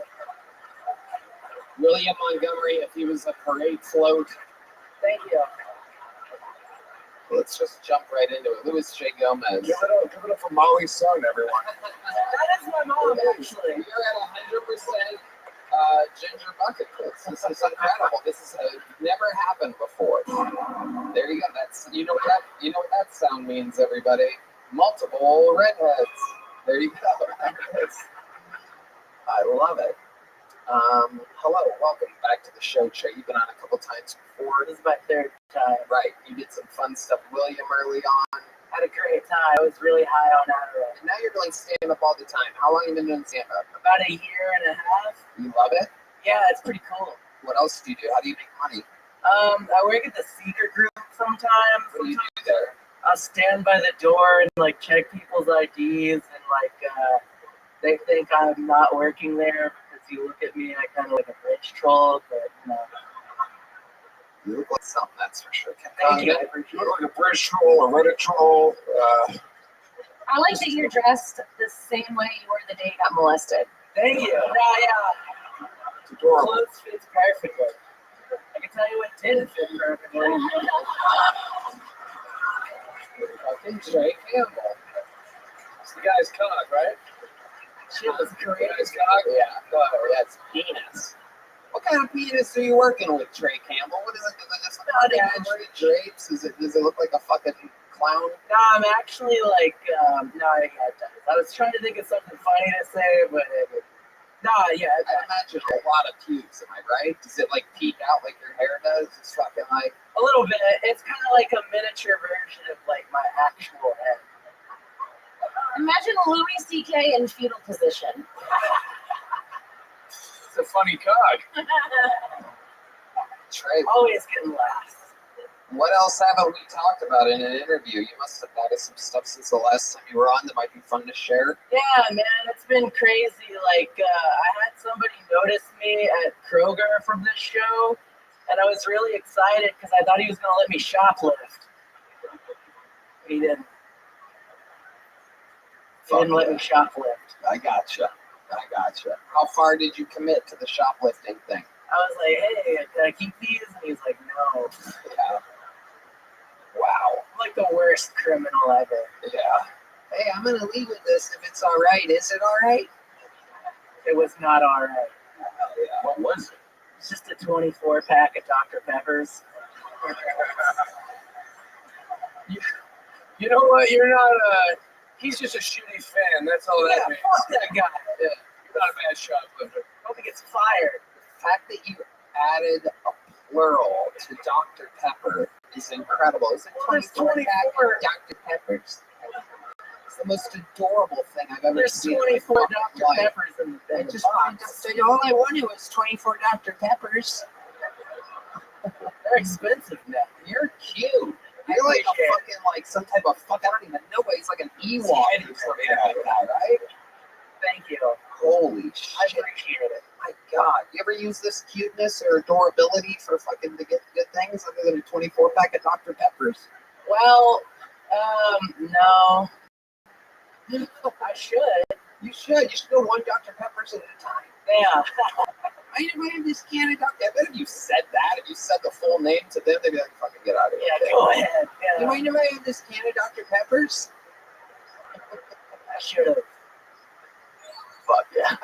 This is fun. Hell yeah. What's your love life like? Not great. Tell us some more. What are you into? I just like any woman that's like would like me. I don't know. That's the saddest thing I've ever heard in my entire life. Thank you. Sweet. I just watched Molly's 1 minute. That's my mom. Wow. When's the last time you were with a woman, Trey? Probably about 3 weeks ago. Where was that? In Houston? That was in sort of. It was in Porter, Texas. Uh-oh. Anybody here from Porter? What are you, from the census? I wish. That'd be a dope job. Just going around asking people where they're from. That's open mics. Oh, yeah. I've done a lot of those.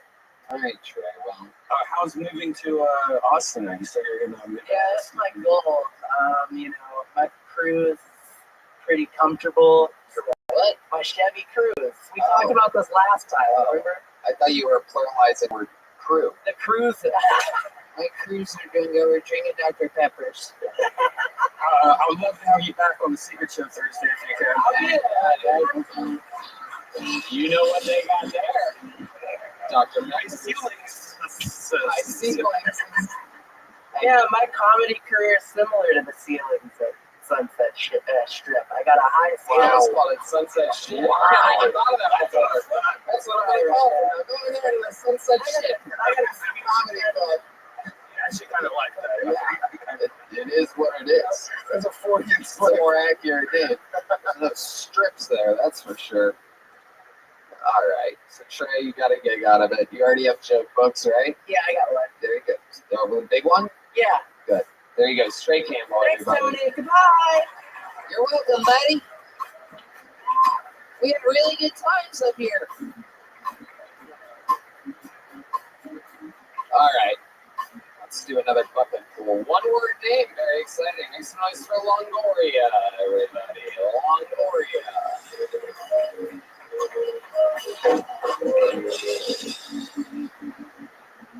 All right. It's been a rough start of the year. For one, I found out that my upstairs neighbor is not so much of a pussy crushing womanizer I have grown to admire from a distance. He's just been married for a while and beats his wife a lot. He left, but he killed her yesterday.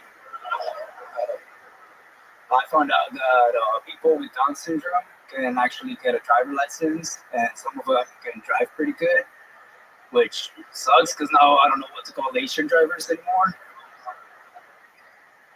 And I've been dating this girl who has a very stinky pussy.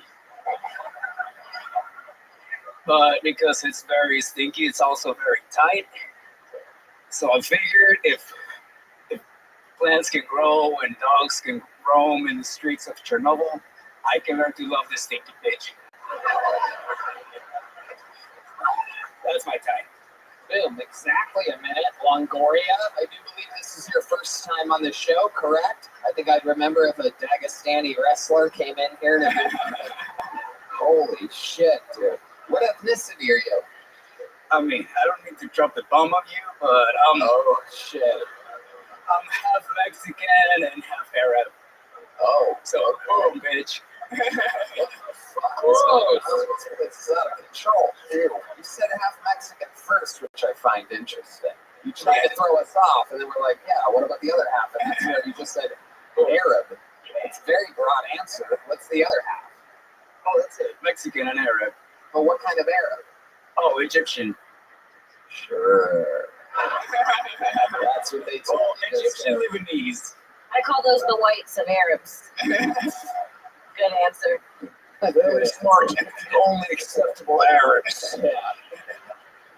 Yeah. That's what I meant, you fucks. Longoria, how long have you been doing stand-up?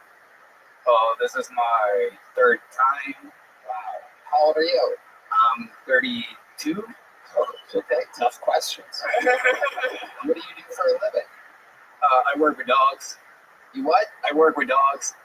You work with dogs? Yeah. Okay. He delivers them to homes. Yeah. Okay, it's DoorDash in that case. It's big when you said that. I work with dogs. Yeah. Let's get. What do you do? You stuff them with Arab bombs? Yeah, what is it? Come on, what do you do? It's a call center. I train them how to use their phone and change their names to Steve. What the fuck is going on? Nothing that. I know one thing. This guy's dog has a stinky pussy.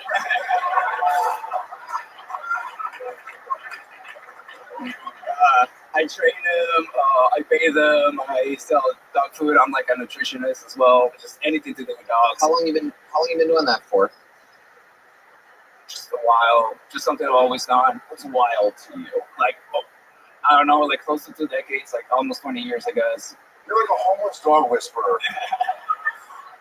Something like that. I work with a lot of like rescues and like unwanted dogs, and I fix them up and find them homes. You fix them up. 4 dogs right now. Wow. I believe you. Yeah. You're like a scary dog, dude. What do your neighbors think of this fucking dog trafficking business that you're running? I don't know. Like, roommates? No, it's just me. Wow. You're able to pay for yourself. Fuck yeah, dude. From this dog stuff. Yeah. Well, it's not just that. I also I sell collectibles online. There it is. Like, yeah. What kind of collectibles are we talking I'm from the valley, bro. I got a lot of hustles. Stick up here. Let's not. Don't cross the border. That's all I say. I can tell half he's leaning that way.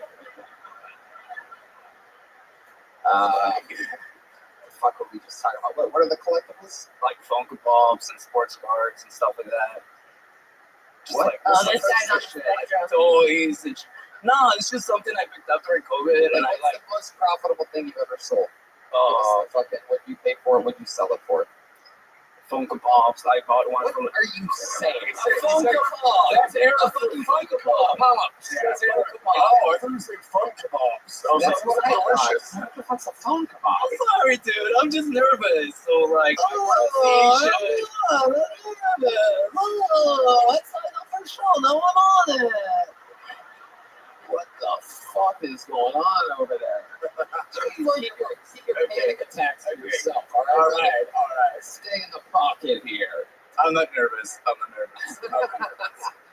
love this. This is what the guys were like on the plane on 9/11. They're just trying to play it cool. Like, oh, I wonder if they're serving food today. Everybody ready for fun tonight? Some shady shit going on over here, dude. You ever think about doing a terrorist attack? So just a half of you that's like, I can see why. All right. Well, how would you do it? Very carefully. That's a good fucking answer. That's a good fucking answer. That's exactly how Osama bin Laden thought. Okay. I love the fact that he leans into the whole terrorist look too, dude. You're not religious, right? You don't have to do this. No, I don't get any virgins at the end of this. Damn, dude. It's just eternal darkness. He just fucks himself 72 times. Do you have a weak chin or something? Are you hiding something? Do you have a weak chin or something? Are you hiding something? No, it's pretty solid. Good question, Red Band. It's just cheaper to not shave. Oh. But you said very confidently that you live alone. How much money are we making from this dog business? I work at Petco, dude. I make shit from that. I just, Wait a minute, you work at Petco? yeah. You're not in the dog business, dude. Yeah, you totally made it look like you have your own fucking. I do. It's just like on the side. It's not like a full thing right now. I just moved here a few months ago, so I'm trying to get it going. You're fucking hustling a backdoor business at Petco? Have you been thinking about getting rid of this now? I got a job. It's a comb. I don't know why I went with a comb, but I'm picturing a comb. Dude, I work find it dogs to be annoying sometimes?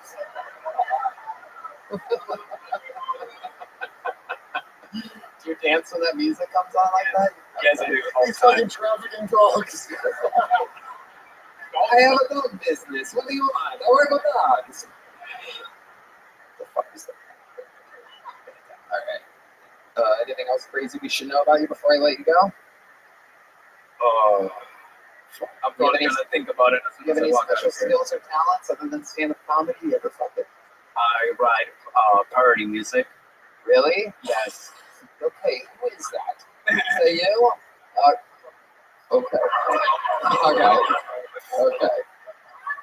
Alright. What, to the tune of what? What kind of parody? Okay, but just so you know, I don't sing well. I just write. No. Let's You focus on the fucking lyrics. talk well. There's no way you're gonna start enunciating to music. Shit, fuck. Just to let you know, I do not sing very well. You know, it's alright, ladies. I work with dogs. I'm gonna regret this. Okay, to the tune of what? You have a whole fucking band that yes. can play anything right here, right now. They're gonna lose their street cred, but you know, Bad Day. What? Bad Day. Literally nobody knows that song. Some white guy with a beanie. Bad Day. Yeah, that song? Yeah, that song. What the fuck? Alright. Is that what you play before your terrorist attack?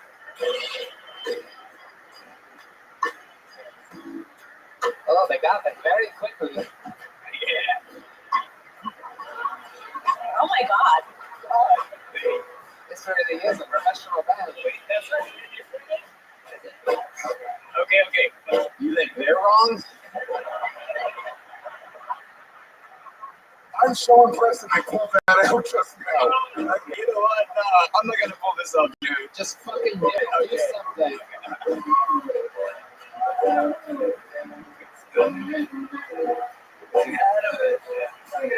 Jump in whenever you want.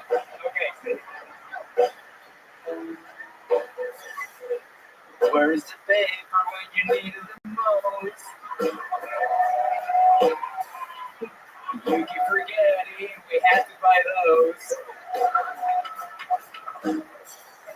They promise your butthole doesn't chafe as long as you use baby wipes. You don't have to pay your bills tonight. But you had a good day, but you lost your job, so you had to sell and clean your mug.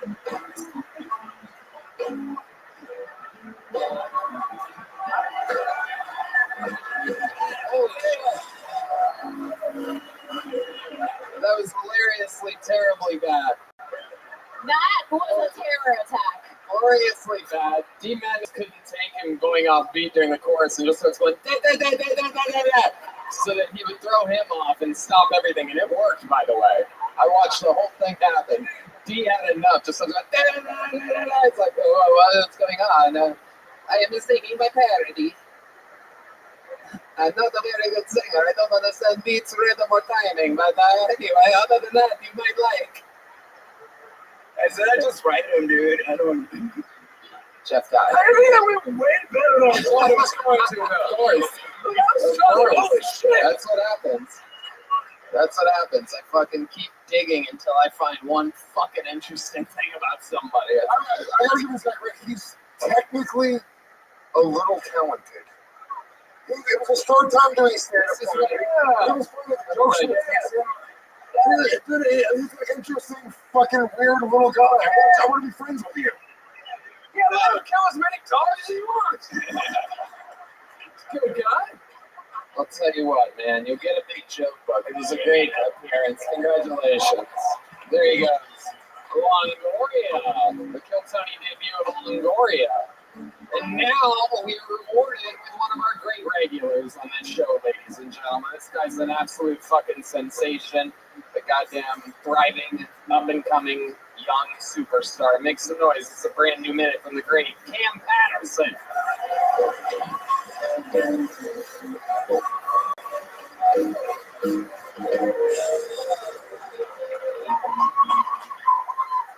I was doing a show a couple nights ago. As a dude in the front row, he was just giving me like this death stare. Like everybody else was enjoying it. He was like, "Nigga, I hate what the fuck." He was like, "Nigga, I hate you." Like, the whole time he just wouldn't break or wouldn't crack a smile.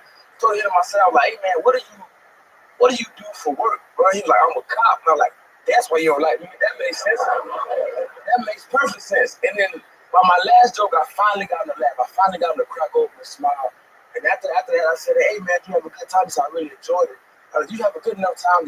If you pulled me over at 3:00 in the morning, I was blackout drunk. I got 4 prostitutes in the backseat, 2 pounds of weed, a Glock with a switch on it. Would you let me go? He was like, "You so funny, I let you go." I'm like, he was a terrible police officer. You supposed to shoot me, bitch. Repeat after me. I saw a gun.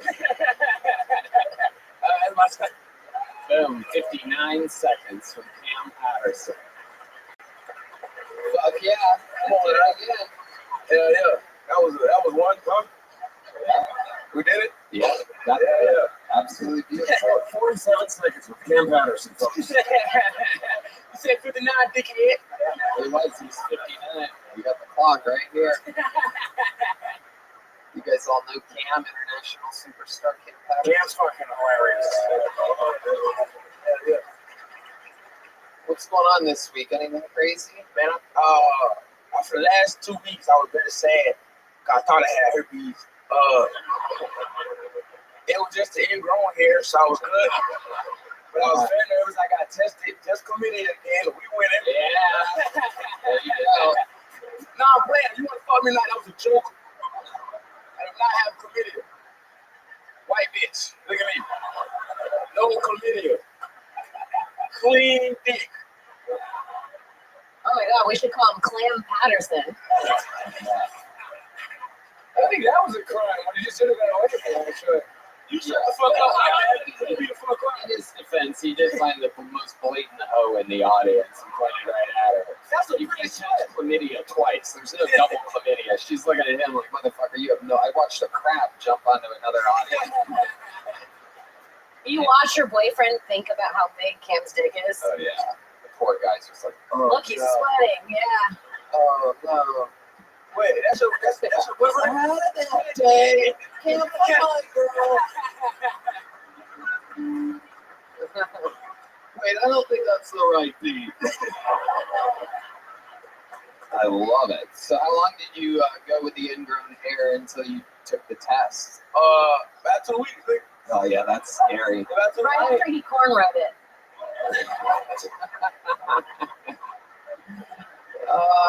I did do that. Do black people ever do anything like that? Is that a tradition? Do they have any pubic? What do you do, Sean? What do you got down there? You got fucking candy cornrows? What? Oh, I don't need. You realize he's talking to a room full of white people. I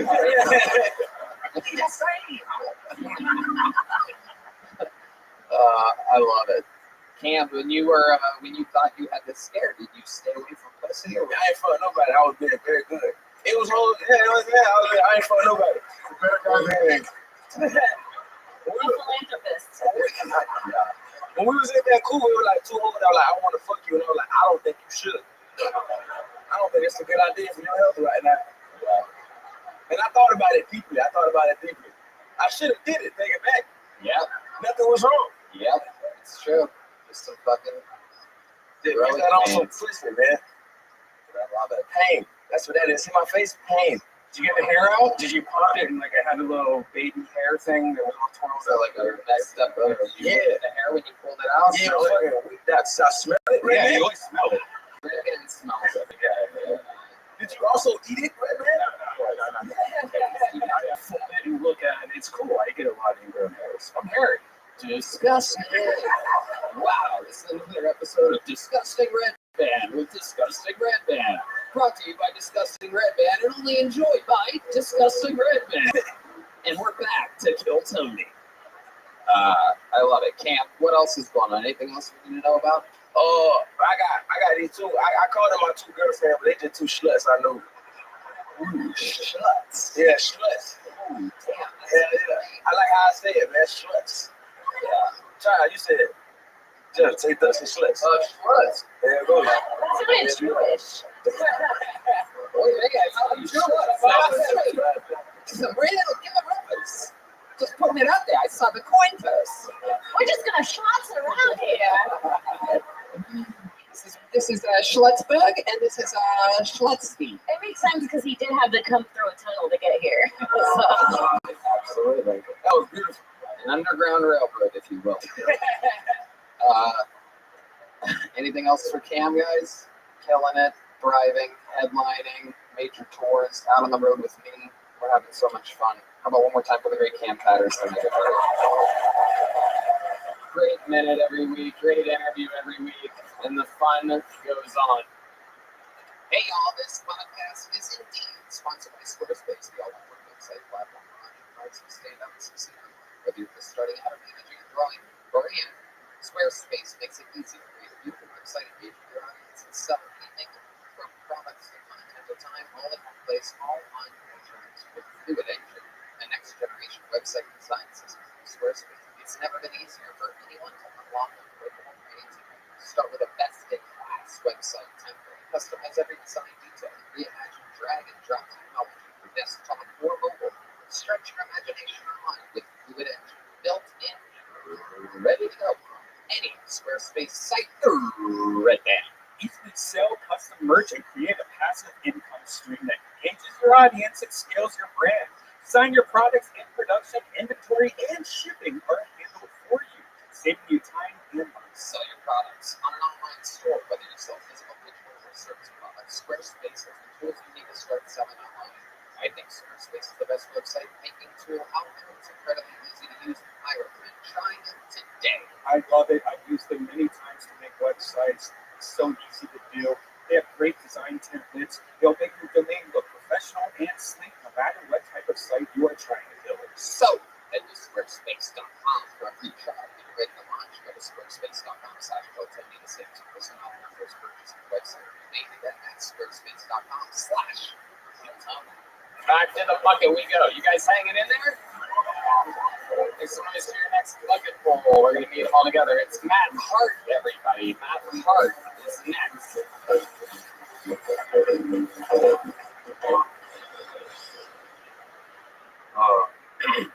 Been having kind of a weird day.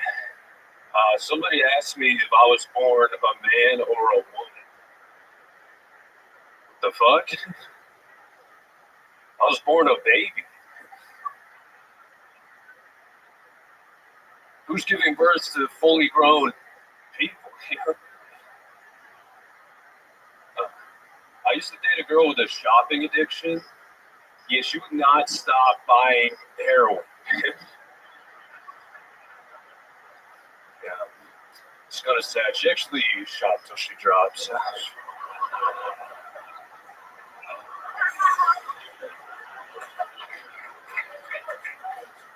I don't know why I did that. I'm Jewish. I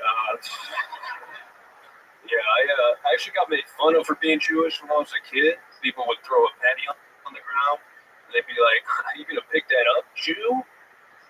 And I mean, I picked it up, but it's not because I'm Jewish. It's because if you take that penny and invest it, then over time with compound interest, pretty good financial decision. There you go, Matt Hart. Welcome to the show, Matt. Thank you. Like you've done this a couple times. How long have you been with stand-up? About 5 years. 5 years. Where at? I started in upstate New York, and I moved here like 2 years ago. Okay, I love it. You moved to Austin 2 years ago. Yes, yeah. Oh yeah. Where you been this whole time? Have you signed up for the show before? Yeah, this is, I think, like the 90th time I've signed up. Are you serious? Holy shit. And it's your first time on, right? Yeah, yeah. That's fucking amazing. That's so weird. Doesn't make any goddamn sense. So welcome. My God, 90 times. Is this how you pictured it? What's different? It's honestly amazing. It's the actually I'm less nervous than I thought I was going to be. I guess. Yeah, that's what I thought. That cockiness. That's what a 5 years of experience gets you. That's for sure. It's like John Gamos. He's deceivingly handsome because from this angle, when you turn your face to the side, you look like a fucking goober. Yeah. But from the front, you're beautiful. I'm like, oh my God. It's actually cool. Shit. And that, I'm actually Matt Rabbi. I just had shit done to my face. Can you show them your profile, how gross you are from the front? Look at him, right? Come on, correct. 1 second, he's disgusting. And the next, he's Ben Shapiro, everybody. This guy is not good looking from the front. You guys stop it. What kind of guys do you like? It's like, what a stud. Look at this upstate New York too. Never seen more fucking masculine man in my life. That's a handsome guy. Am I crazy? I don't know. Louis, that's just a dude with a mother. There's something ultra attractive about him. Am I right? Is this not the best looking guy I've ever seen? All right. Yeah, this is the sound of Louis J. Gomez's heart right now. Normally I'm the fag on the episode, Louis. The man has a beautiful, don't tell me he's got a beautiful fucking face. He's computer on Jeff Donald. Oh my God. Are you into dudes? Hey.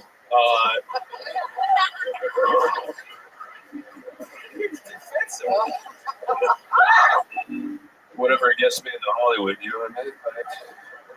Oh, he is Matt Rife. Yeah.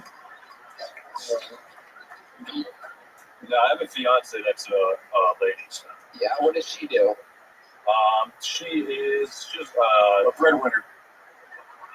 Yeah, she's a therapist, so yeah, it's pretty much okay. Makes most of money. What do you do? I'm a bartender right now. So wow, on 6th Street? No, it's just like south of Austin, like an Oak Hill area. Okay. How long you been bartending? Just since I moved here. This is my first service industry job. What were you doing before that? I used to work. I worked at the airport, a small airport, for like 5 years. What did you do at the airport? Tell us, Matt Hart. Tell us what you did. It's okay. Tell us about the little airport. It's a tiny airport. It was the tiniest airport you've ever seen. In fact, it wasn't even for full-size airplanes. It was actually for remote control airplanes. And all they had to drink there was 24 packs of Dr. Peppers. It was the littlest airport you've ever seen. Used for mostly paper airplanes, actually. Oops, I stepped on one of my toys. I'll tell you about oops, that hurt. All right, here it is. Tony is out-alphaing you right now. You look like a bitch. What? I out-alphaed you 5 minutes ago, you faggot. Don't you remember? How did you forget that? It just happened. You're overcompensating for it. You don't even realize it. Oh, you're good. Oh, I like you. No, you're good. Yeah. Okay, tell us about the lead to time here. All right. Oops, I said that. I mean, you pretty much nailed it, but it's like, yeah, just small airport, Albany. Smallest. My goodness. Yeah. I feel like it's big for you though. Yeah.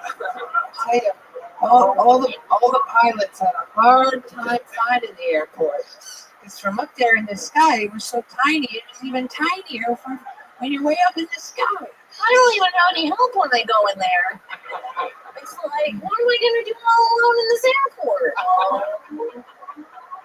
Well, maybe if I had a friend, I could go to the airport alone.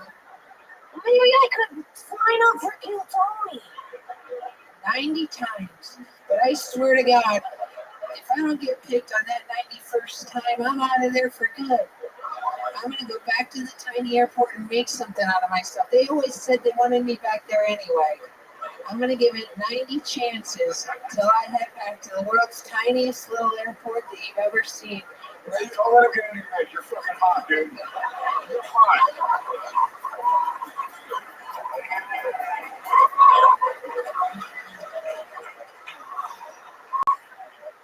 Okay, seriously, tell us about the fucking tiny airport.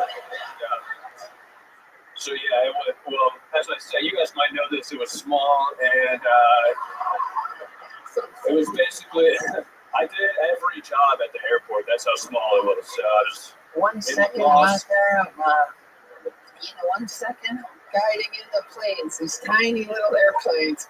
And then when they arrive, I help them with their luggage. And I ask, do you want anything? Do you need anything? Do you have a car service coming? Would you like me to order an Uber for you? Welcome to the world's tiniest airport. I used to have to duck down when I would go inside because it was made for tiny people doing tiny things. Carry-ons only at this airport. Oh boy, hope you didn't check any luggage.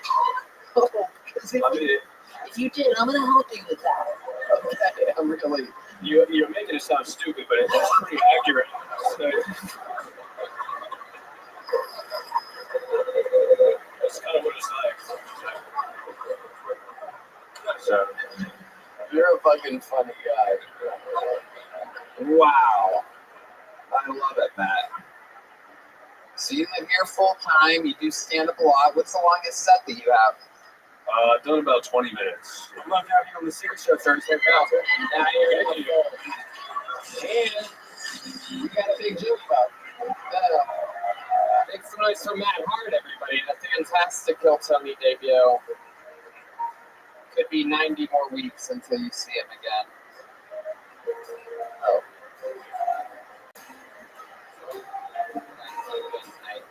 Another bucket full. We having fun out there?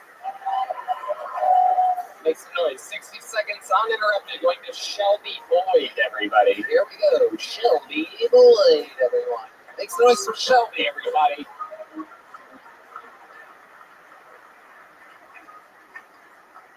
Yeah, so Texas is weird, at least I think it is, because the other day I was at work and I hear someone around the corner walking in heels, and I'm imagining this tall, beautiful, successful businesswoman, and instead this short, stocky man with a cowboy hat rounds the corner. It really threw me off. But I have a couple of jokes for you about tortoises. So my tortoise is like a piano. It'll kill you if it falls 50 feet under your head.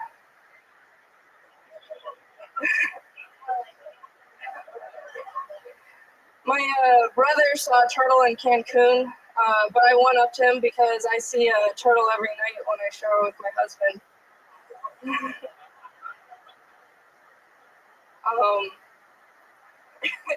And honestly, I expected these jokes to last a little longer, so that's all I had for you. Fuck yeah, Shelby Boyd, welcome. Hello. How recently did you escape from a mental hospital? Was it hours ago, or? Pretty recently, yeah. How's it going, Shelby? How long have you been doing stand-up? About 6 months. Okay, all of it here in Austin, Texas? In College Station. Okay, up there near the Dixie Chicken. Yeah. You know the Dixie Chicken? Nope. You don't know what I'm talking about? Yeah. You said yep. Yep. Okay, very good. It's a giant bar there where everybody goes after Texas A&M games. I just so happen to be friends with one of the greatest college football players and football players of all time, the great Johnny Manziel, Texas' own. Make some noise for Johnny Manziel, everybody. Here. There he is right there. What's up with your tortoise? Are you crazy? Do you have a tortoise? I do have a tortoise. How big is it? About that big. Okay. I saw this on an episode of Love on the Spectrum. You broke up with her. Well, tell us more about this tortoise. How did you get into the tortoises? Does it start as a snake addiction or something? How do you get to tortoises? No, my brother-in-law actually got it when he was a kid. And typical, he doesn't take care of his pets, so I stole it from him. Typically, I'm sure white people don't take care of the tortoises. Yeah.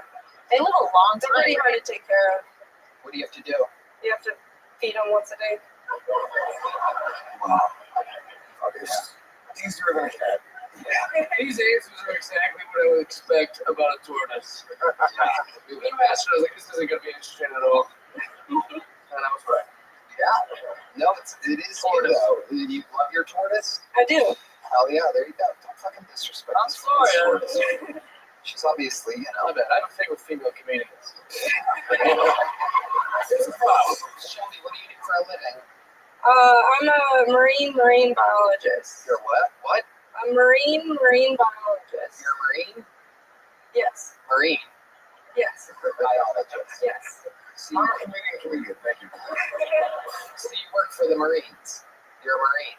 I am a marine. And And I am your also role is being a marine biologist, or that's two separate things? two separate things. So you're a marine and you're also a marine biologist. Yes. You're not a marine biologist. I am.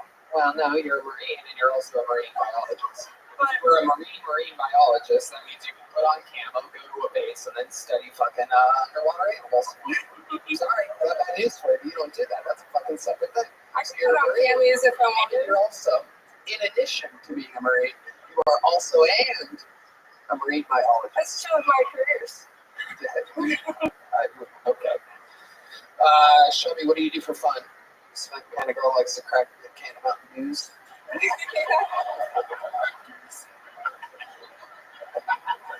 like to hang out with my tortoise. You know? What else? Tell us more about you, Shelby. I'm actually a pretty boring person. I just No way. yeah. You identify as a tortoise. We know you're boring. She tells a story, and the tortoise is like, please, I only have 300 more years. Tortoise is like, Get the fuck out of there. Jesus fucking Christ. I wish Brian would have starved me. why did I have to be a fucking tortoise?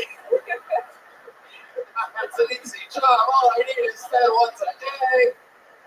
This bitch talking. My fucking, do they have ears? I do. I like turtles. Oh, Whoa, is that offensive to the tortoise community that you just said he likes turtles? Tortoises are turtles. Well, word. I stand corrected. What's the difference? What's the difference between a turtle and a tortoise? A tortoise is a turtle that does not like to swim. So it's black. Yeah. There you go. Starting wide receiver for your Alabama. Tortoise. Molly just poured one out for the tortoise. What would we be surprised to know about you, Shelby? You seem like you have some deep, dark secrets. I'm actually only here because my husband wanted to get on Kill Tony. And I stole his spot. Wow. Did he sign up as well? He did. And the plan was that it doubles his chances. If you get called up, then I would go, is your husband here? And then I would call him up. Not particularly. At It least was mentioned at some point. That's why she's a cheating bitch right now. I want to give this fucking answer. It was talked about. not until I was back there. What do you mean? And then I mentioned that my husband brought me, and then they made. But he's the one that really wanted to get on stage. He is. And you So gave he's him just to jealous take right this now. spot. And Yes. this could have been his piece of paper that I could. It could have been. Instead of you talking about a fucking tortoise. Right? Well, I don't care to see your husband. How about that? There. How about that? Sure. Move a little bit faster. Yeah. In fact, like we should blacklist him.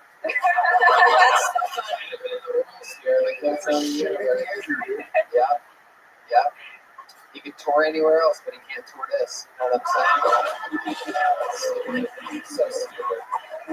So stupid. It took me 10 minutes to come up with that. It's like, all right, there she goes. Get out of here, Shelby boy. There you go, Shelby. Here's a little joke book. Boom. There you go. All right. Pulling another name out. They wrangled the person. Make some noise for Shahab. How about Trenessa? Shahab. How you guys doing tonight?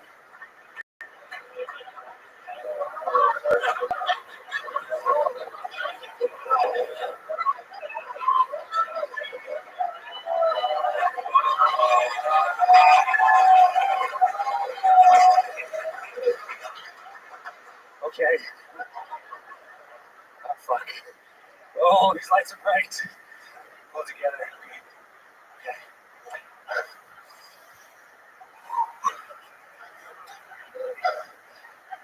I just found out that, fuck, I'm really nervous. Sorry, come on. Okay. I just found out, okay, I got this. I just found out that Ricky Martin is gay. No, nobody else. Okay, just me. Fuck. I just found out he's gay. And now I just feel really, really uncomfortable every time I masturbate to the thought of him.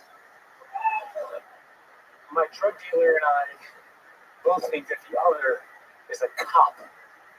It makes purchasing drugs very difficult. Black people will often look at me. Please let me finish. Keep going. Black people often look at you, but I want to know. Black people. There's almost one looking at you right now. But technically, he is facing you. Black people will often look at me like they're just waiting for me to say something racist.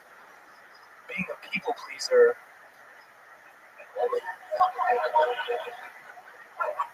I'm conflicted. That's it. Oh no, there should be so much more there. That's it. No, you had me on the edge of my seat. Wow. I'm conflicted. This guy's like a... Yeah, it's right there. You got it all right there. You're like a master of setups. Fast. Zero punchlines. That's right. Fucking, you are just the you had us all. And then you show weakness at every turn. I know, it freaked the last thing I was expecting you to say after a 20-second, this guy's naturally funny applause break was, oh, the lights are bright. Dude, you can't have anxiety in leather. Yeah. You're a charisma-less dice. What is going on right now? Good going to take him to talk. This guy's comedy sucks cock. Oh! You're like Clay. Yeah. You're like if they had fucking testosterone and medicine for Freddie Mercury back in the day. It's you seem like you should be a fucking rock star. What is your story? What was that? How many times have you done stand-up comedy? I've done stand-up for about a year and a half. Okay, where at? In Chicago. In Chicago. Yeah, this is some of Chicago's fine town. No, don't judge Chicago on this. This was okay. What are you looking for? Oh boy, I drive Uber. Okay. Yeah. Were you an actor? Did you do theater or something in Chicago? No, I worked at a university for 14 years, and then I did stand up one time, and I was like, I want to do this. And what did you do at the university? Administration, so all the back end paperwork stuff. Yeah, I bet you back end paperwork. You gay? No. Really? You just said that you jerked off to Ricky Martin and acted gay for a minute? No, I just said I get uncomfortable when I jerk off. There's a penis in my mug. Who are you? Oh my god, oh no. Sorry. Oh, that's hilarious. What are you? What is this? Who are you? It's Tamatabilinish. They're Persian. My parents are from Iran. They came here in the mid-70s. You look like a greaser that never fucked.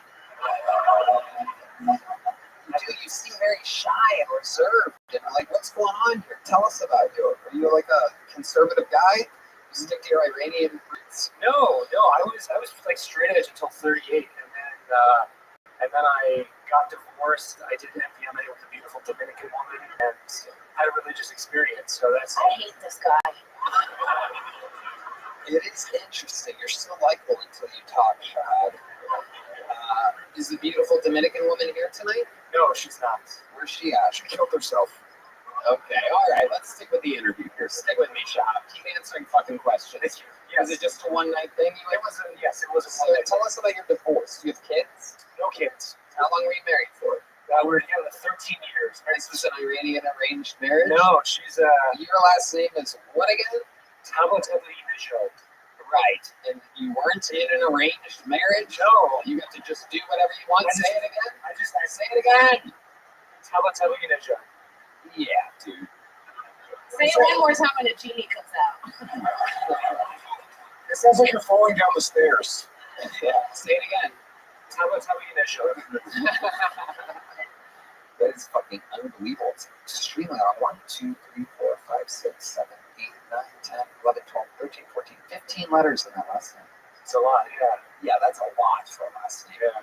It's kind of cut short. I actually have like an official title. I have a Sayyid. What's that? Say the whole thing. The whole thing. Yeah, say the whole thing. It's a Sayyid Shahad. Sorry, I'm freaking the lights. I'm freaking out, man. Shut the fuck up, dude. How do you wear that jacket? How did someone sell you that jacket?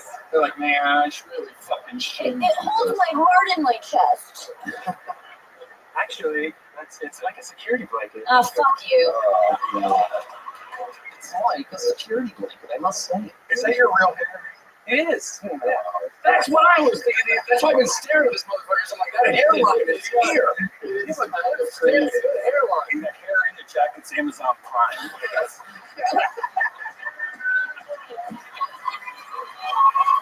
Red band.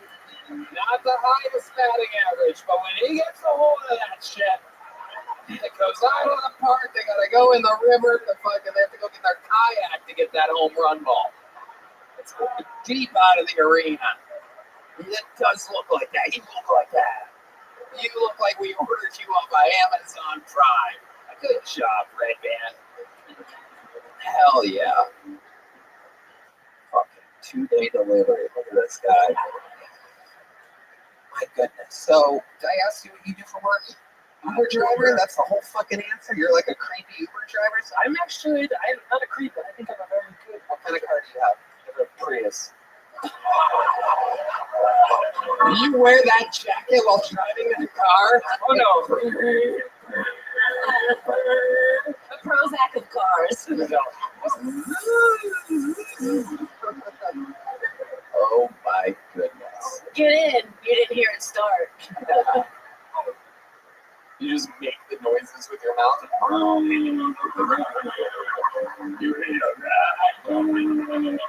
Oh, welcome to my Uber. God, I'm so nervous. I'm driving you today. Ooh, I'm not really good at I hope this. we make it to your destination, but if we don't, The headlights coming at us are very bright. oh no, is that a stoplight? Is that a stoplight ahead? I'll tell you, black people often think I'm gonna say something racist.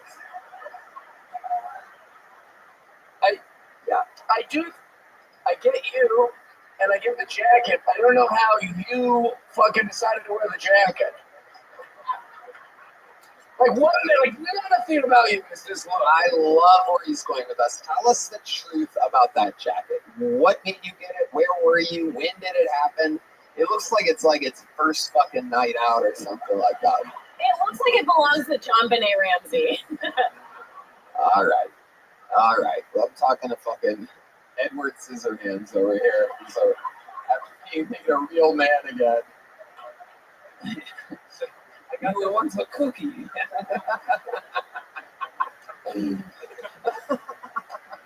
So, okay. Where did you first see the jacket? Tell us about this. Have you owned it a long time? Tell us about the fucking jacket. Yes, focus. Okay, I got it. So right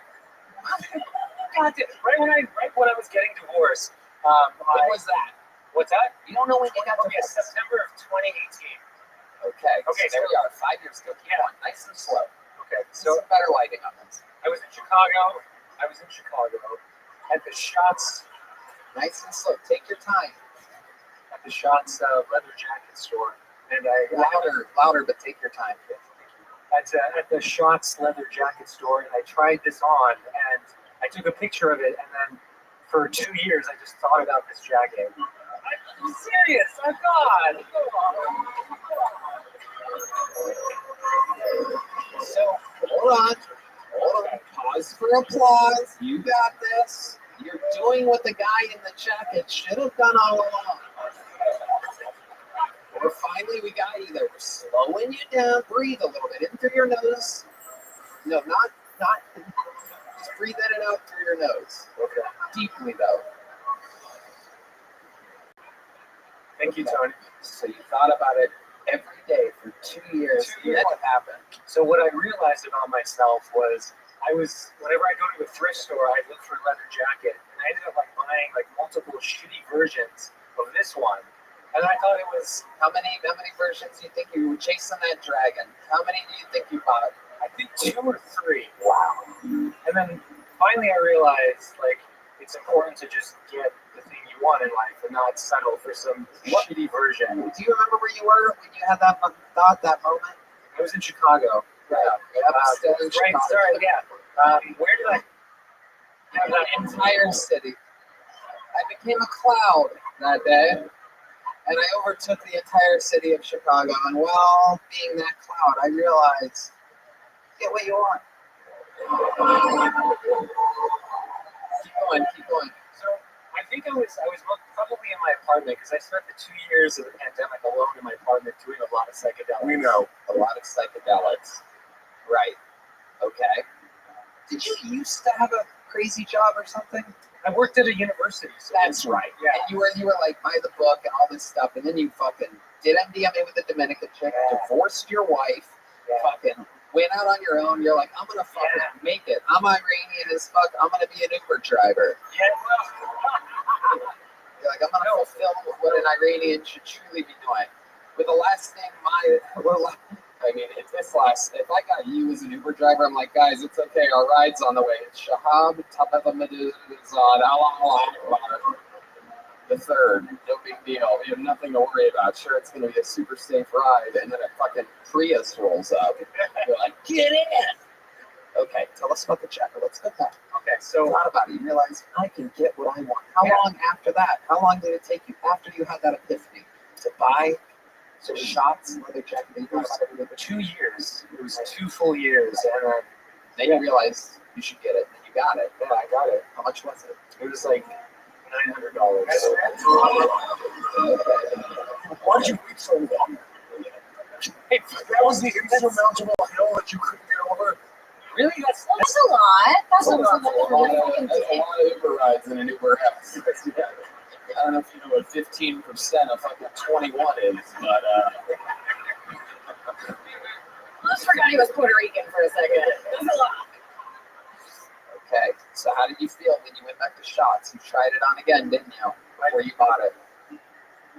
You know, they had the Shots Chicago store closed. Oh, yeah. Huge twist here. So then what happened? You went online. You had to go to the website. Yeah, you had to take a chance, didn't you? No, because I did like a photo shoot with my jacket. I specifically took pictures of the size. It's like a 38 long. I got really long arms. The whole time, John Bonet is decomposing.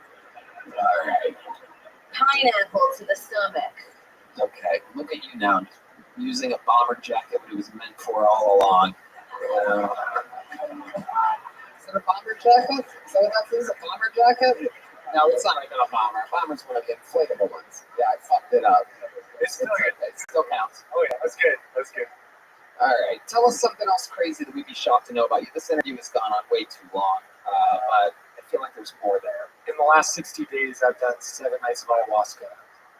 Oh, that answers a lot. How long have you been signing up for the show? I think this is my 5th or 6th time. I've been traveling back and forth from here to Chicago. I don't really live anywhere right now. I'm a bit nomadic, so just kind of live in your Prius. I do. Well, that's a really cool way to say homeless, dude. He lives at work. Yeah. All right. When you love what you do. That is so interesting. Do you love what you do? I really like talking to strangers, and my favorite thing is it's the like creepiest thing I've ever heard in my entire life. Also, you were terrified to do it. So I love talking to children and little strangers, just trying to get them to come in my van. who are you really? Oh my goodness, Shahab. How old are you? I am 43. 43. Wow. You're like a day over 62. That's incredible. How long have you been doing it again? So I did it one time, and then I quit my job June of 22 and started doing stand-up. There you go. There's a little joke. Shahab, you still having fun out there? How do you feel? You good? Yeah, I feel really good. Happy? Yeah. Again, I wish I would have done better, but I appreciate you guys being so nice. So human. Okay, You're so human. Why are you so I- sweet? Hold on, stop. I'm going to keep him here longer. There's more. I haven't figured you quite out yet. What's a dark side to you? Tell us an actual. Have you seen all 52 shows? After It's kind of wild. after college, I wanted to join the Marine Corps just to see how much suffering and misery it could take.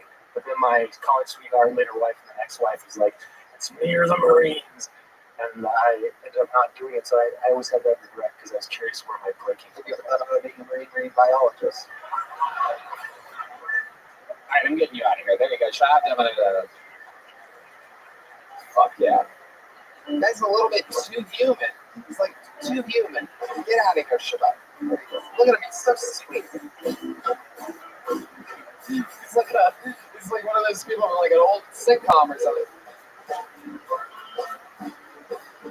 Hi, I'm Shahab. It's about a bit of all right, make some noise for Anthony Moan or Monet, perhaps. Anthony Monet. 60 seconds uninterrupted for Anthony Monet. So recently I started doing the keto diet. Right? That's not fun. But I tell you what, if you guys want to feel alienated and get some dirty fucking looks, then you should come out to your Italian family as being keto. I had one uncle tell me that he wished I came out of the closet for real instead. He goes, suck all the dicks you want, dude. But you're giving up bread? That fucking hurt, man, I'll tell you. But yeah, it's awful, I tell you. Like, honestly, you guys gotta see the disgraced looks on their faces as I just desecrate the top of a slice of pizza. They treat me like I'm a fucking disgrace, you know? Like, they treat me like we're a Muslim family, and I'm the only member of the family who eats pork exclusively. They treat me like we're an Indian family, and I'm the only member of the family who didn't become a doctor or an IT guy. All right, there it is. Thank you, Monet. Am I saying it right, Monet? Oh, no. Moan. Yep. Hell yeah. Yes, Welcome, sir. Anthony Moan. How long have you been on stand-up? 2 years. Where at? Upstate New York. Oh, wow. Ongoing theme in tonight's episode. Where, Rochester? Towards the East Coast near Albany. Okay. Yeah. It's rough out there. The worst. Yeah, it's one of those places there's not a lot to say. You know, You've lived there your whole life? Yeah, a little closer to Saratoga, but Albany's like the closest. Yeah. How old are you? 33. 33. You'll see all your old buddies from high school and everything. Yeah, I mean, my high school was like one of those like extra white high schools. You know what I'm saying? Yeah, no, upstate New York. Definitely know. What do you do for work? That's nice. I'm a barber, unfortunately, buddy. Okay. It's a fucking terrible job. Yikes. I love it. Where do you live now? I just moved to Austin about 6 months ago. Okay, how do you like Austin? I like it, man. I'm from the suburbs, though, so it's like a little bit more like homeless guy dick than I'm used to seeing. So it's been eye-opening, you know. It's a lot of nudity and fucking just random meth use. But in Austin? Yeah. Where do you live? You live right underneath the freeway or something like that? What exact neighborhood are you in? Homeless dick, meth use, and syringes everywhere. I requested it actually from the real estate agent. I was like, "Where are the dicks and the meth?" Okay. Yeah. Okay. What's something you'd be surprised to know about you? I got arrested for the first time since I moved here. What happened? I had a fucking weed vape, man. What? Yeah. What do you mean you got arrested for a weed vape? So, I mean, I'm not trying to compare New York to Texas because people get all mad when you do that. But just because I'm used to being in New York, You don't want people to get mad. You shouldn't say that part either. Touche. Go ahead. What happened? There's something more to this story. Yeah, it was a bad start. So you're not allowed to hit a weed vape while practicing pedophilia. Try it. They got me with a weed vape. Yeah, he's trying, right? Totally the weed vape. But no, I'm saying like I was so lax about it, like a moron. Because I was like in New York mode where it's Tell us what happened. leave the shit. Well, they asked me if it was fucking Delta 8, and I just was being honest like a moron. I was like, no, it's weed. Were you pulled over? It's decriminalized out here. So, well, the pens are still. Listen to this shit. Did you get pulled over? Yes, sir. Or were you on the street? I got pulled over. It's called a DUI, dude. No, I wasn't high. No, I wasn't high. No. I wish I was fucking high. The arrest would make more sense. Like I was fucking stone sober. It was in my cup holder, and I was just honest. I said it was weed. But I knew I was fucked because the cop was like real Texas, like small town Texas. And he goes, he literally let me look at Team Madness on that. Like, what you hate when you get pulled over, my friend? Anyway. But he's just like, what? I knew you were talking to me. Is that how he lost his eyes? Oh, you don't lose your eyes, kid. That's not how you watch it. She took the heat off. Wait, he's not his eyeballs? What the fuck? But like, so the cop was like real small town Texas. Oh my god. He was real small town Texas. Yeah. And he said at one point, he goes, I don't know how they do things in New York. And that's when I knew I was fucked. Yep, you are. You seem like you have like bookie energies. Do you partake in any of your? Is the Italian blood keep you doing illegal things? Do you find, or are you just weed stuff, man? I mean, like I like Texas, but I just don't get why like everybody's packing heat and chugging whiskey, but if you have a fucking weed vape, you're a terrorist. No, you're so unlikable that he wanted to get you on something. Is what happens. My face. It's like none of us want to jump in and tell jokes right now. That's how unlikable you are. We're all so considered silent. Like, what's up with this guy? And what's wrong with whiskey and guns? They're dope too. No, why didn't you just say it was D8 though? Why didn't you? Because you wouldn't have known. They're not going to test it. There's no lab. That's what you get for trying to be honest. Yeah, seriously though. No, I just figured like I've gotten in situations where I was honest and it worked out, but this just wasn't one of them. You're like if Turtle from Entourage was a tortoise. Stupid. It's a fucking honor. Right. Okay. Anthony, I get another one. Is this the last one? Oh, son of a bitch. Let's do one more. Let's go snag one more of it. Tell us something else. Do you have any special skills or talents? You have a freelance rap or anything like that? Do you have any parodies? Not really. Nothing musical. I mean, I'm nasty at ping pong. Are those necklaces real? No. You're very kind. Very kind. For that big fake diamond necklace. Well, it's one of those where it's like fake, but not too fake. Like it's real silver, but the stones are fake. So I fuck with that.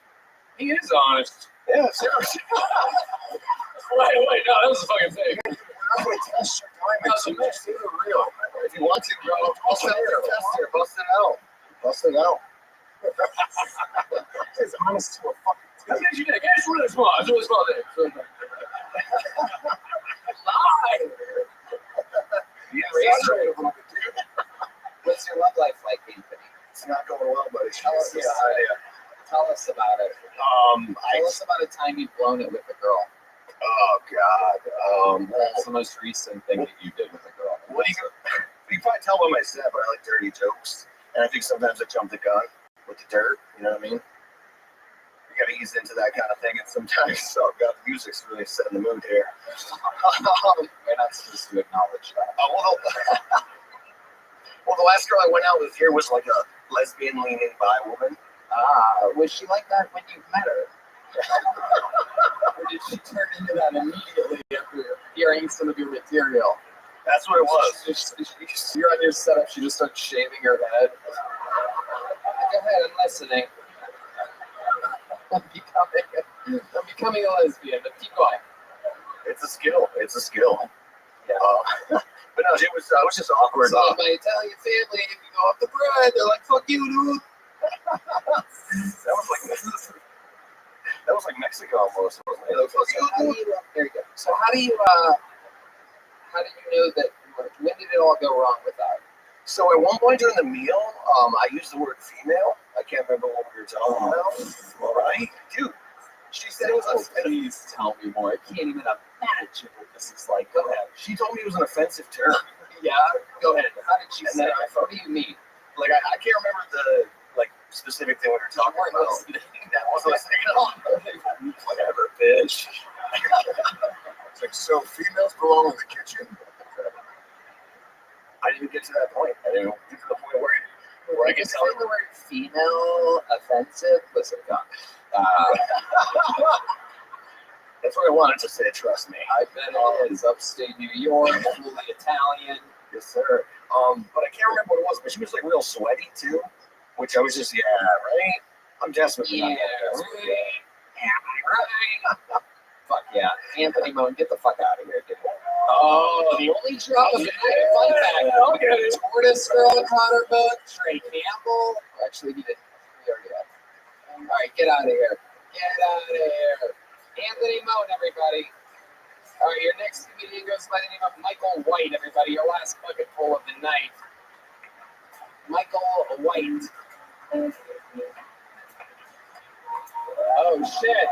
Oh, we know this guy. Holy shit. Make some noise for Michael White, everybody. I was raised by a black mama, had my life. Shout out to Mama Ira. I know this is my second time on the show, but I'm still a little nervous because I'm not used to being in front of this many white people. I'm Baptist. No, because I'm usually in the place where it's just black people, Mexicans, and then me. And I don't know if y'all know this, but wiggers don't like other wiggers. We hate each other. We want to be the only one. One time I was at Club Hypnotic chilling with my black homeboys, and I see this white dude walking. I started barking. He was barking back. We were barking at each other. Kind of like when house slaves get jealous of other house slaves. Hey, what the fuck let you in? Racism is a distraction. Technically, we are all black. They just point out our different pigments to make us forget that the first human is from Africa, and we all came from the same root. So that means there's only one race, the human race. Some of us just came out with a disability. Why do you think society provides us with so many privileges? Because you have to be nice to handicapped people.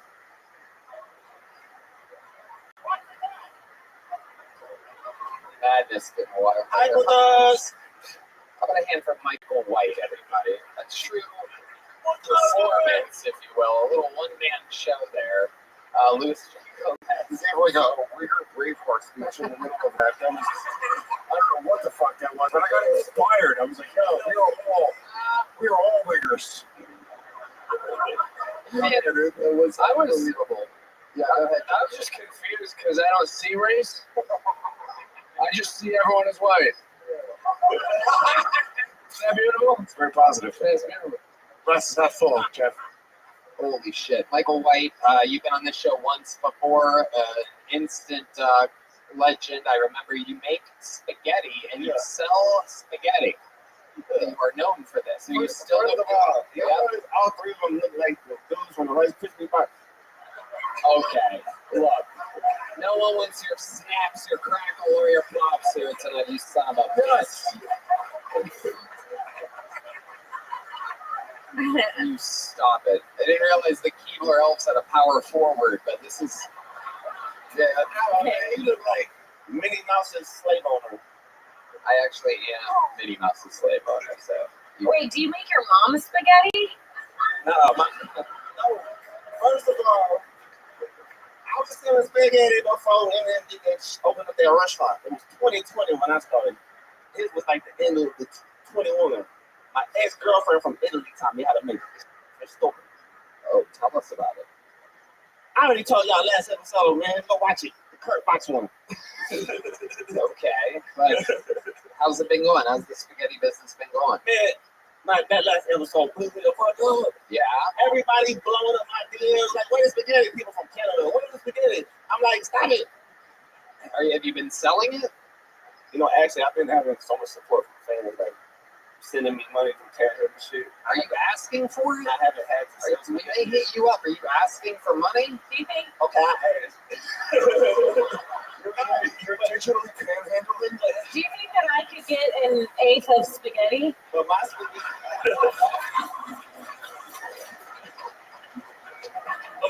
spaghetti is always like my fallback, like when I need to, like when nobody can help me. All right, babe, I'll go to the kitchen. You know what I'm saying?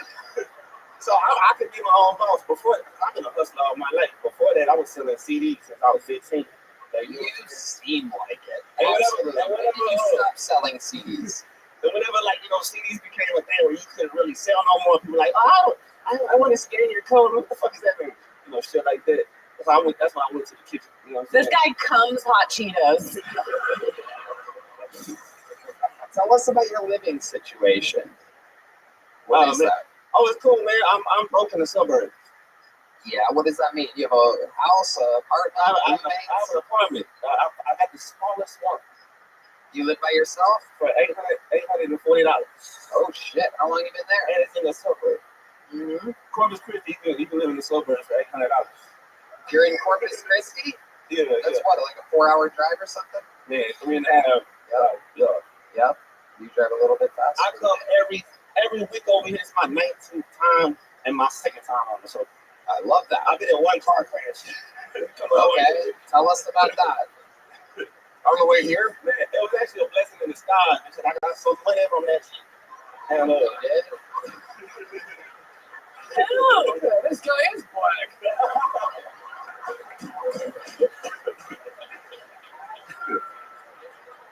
But one thing I know is about visiting Austin, Texas, man, is I'm grateful that I'm the only white person in Corpus Christi. Man, I had this white bitch walk up to me. Well, they call her street county. She talking about, I grew up, I'm from the streets and I ain't grew up with white people, but I don't sound like you. Like, okay, bitch, well, we can't all be winners. You're the real deal over here, I gotta tell you. Tell us more. What's been going on in your life recently? I feel like you're a never-ending fucking vessel of entertainment. Yeah, what have you done since you gave AIDS to Jenny and kids? Well, he's been camping outside of Shoe Palace. I've been living and breathing this comedy shit, man. Right. Well, how many spots a week have you been doing?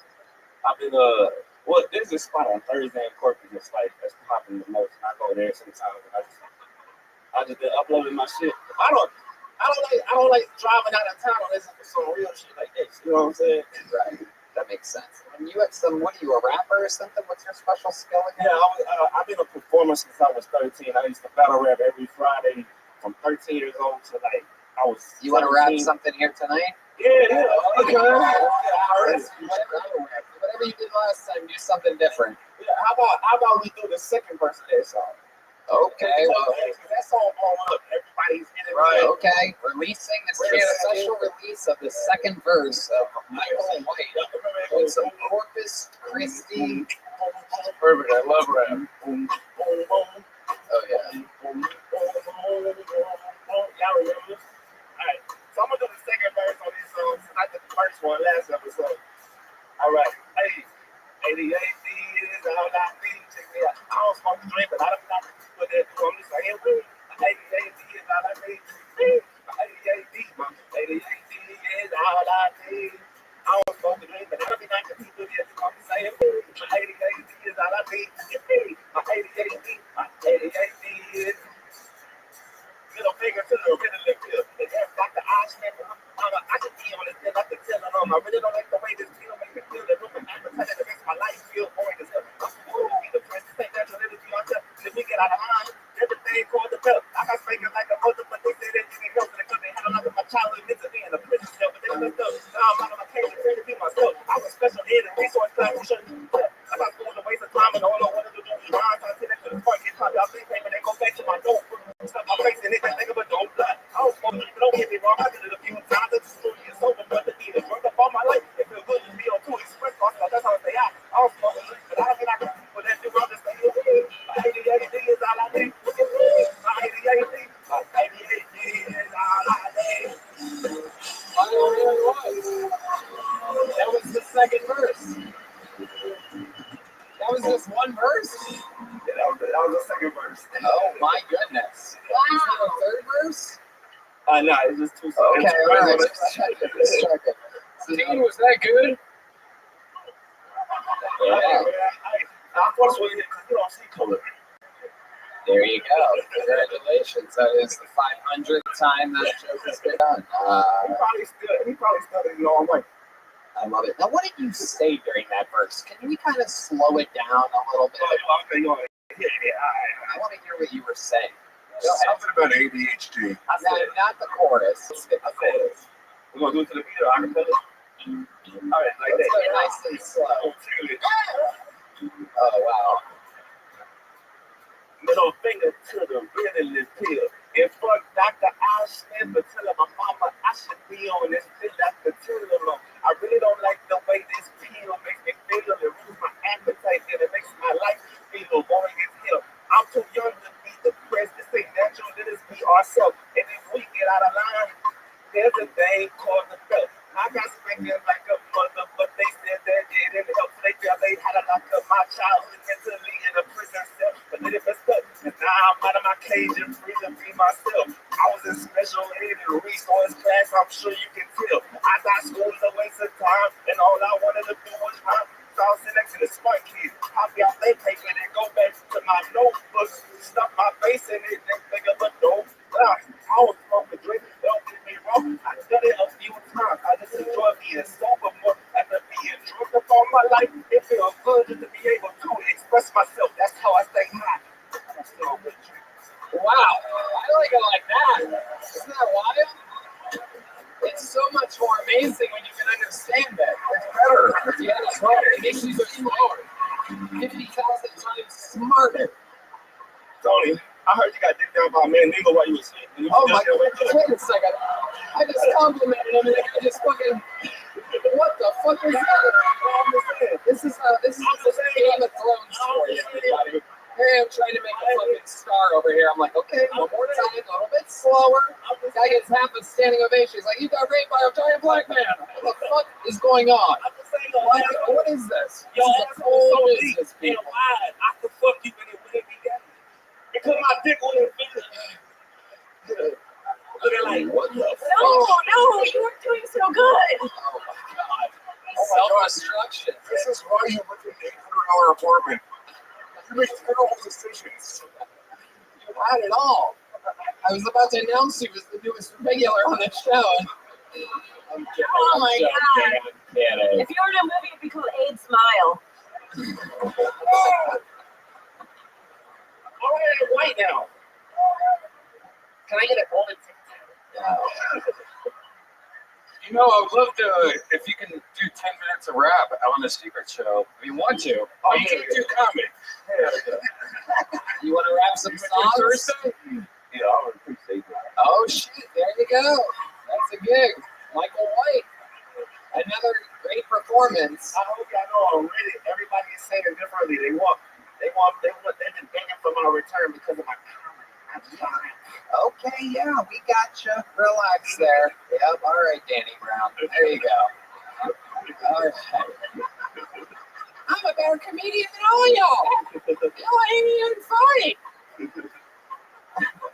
I'm more of a comedian than a rapper. That's my Danny Brown impression, everybody. Not good. I remember when I was Y'all ain't even funny. That's like all he ever says. He gets angry, drunk eventually, and like, y'all ain't even funny. I'll tell you this quick story about when I was waiting to get my name called outside. When y'all stood in the alley. What?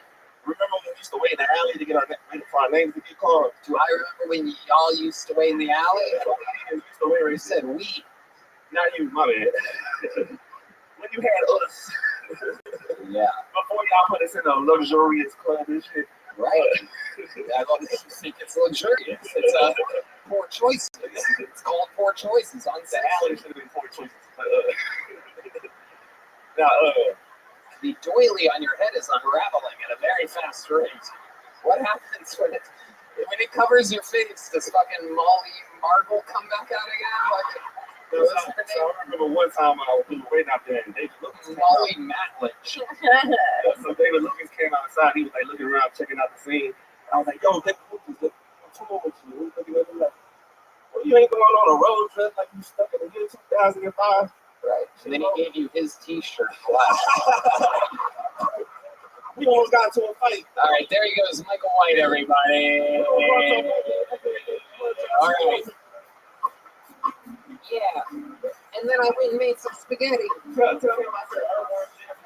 Okay, all right, there he goes. He's shouting out his Cash App, everybody. Jesus fucking Christ. Oh my God.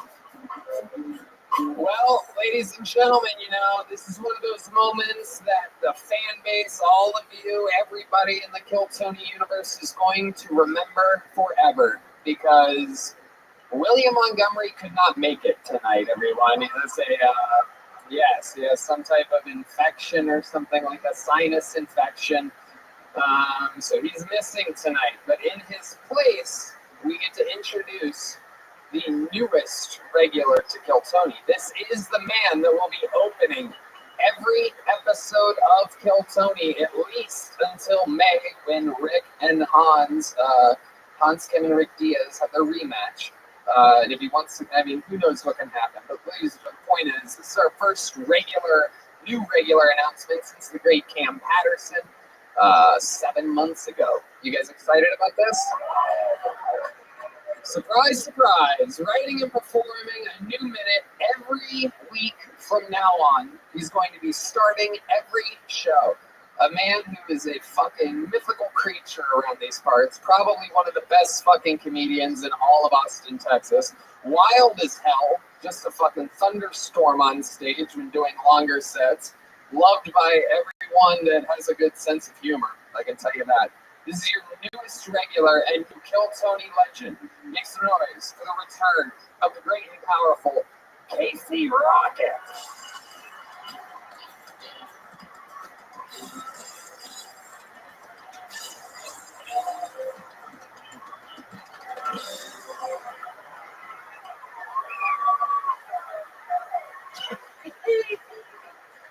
Some folks are born made to wave the flag. All right, very cool. Hell yeah. Happy birthday, Santa. All right.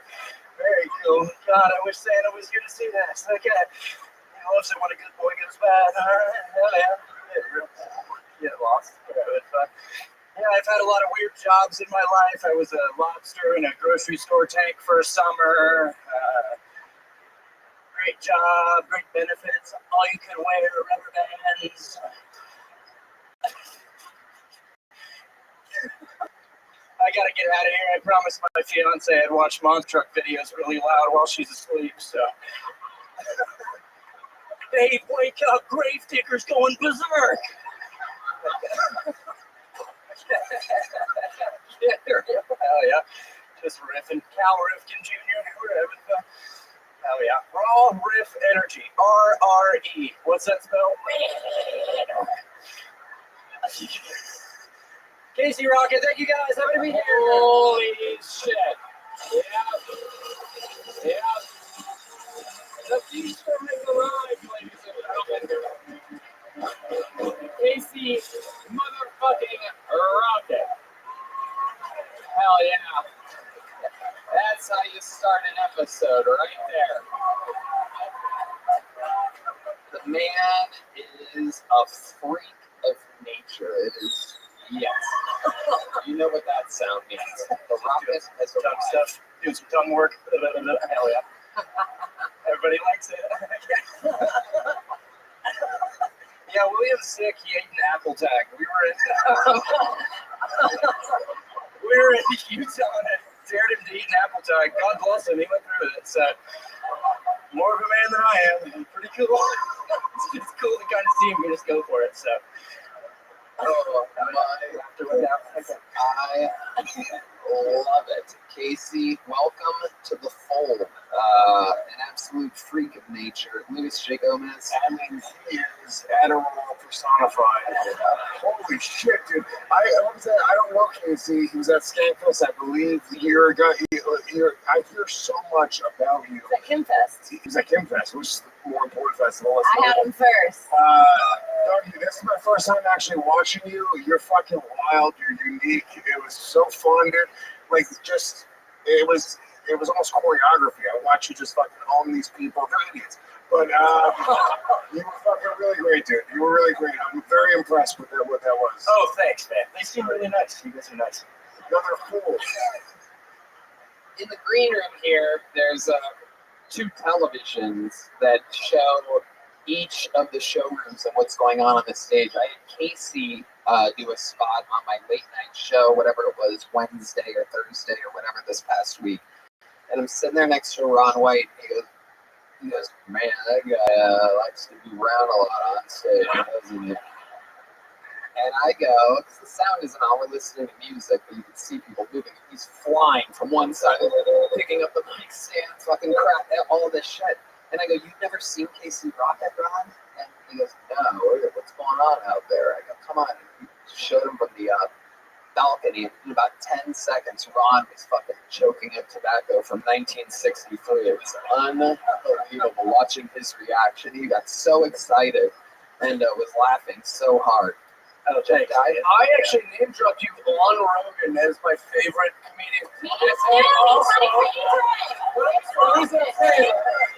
Casey, the reason I'm saying that is because I got about 50 fucking texts from like my closest comedy friends in LA. They're like, "Fuck you, dude. You've seen Casey twice." You know, all my openers are like, "Fuck off, dude. What's with the Casey? You're the fucking G, dude." Oh, thank you, man. Yeah, me and Jeff did a show at a Mexican restaurant in LA, and that's like, my type of gig. It's just us. Yeah. There's something wrong with him, but he is the future.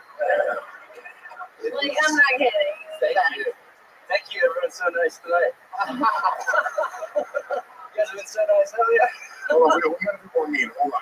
No, you don't need to be. The guy's a fucking sensation. We're excited to be working with you.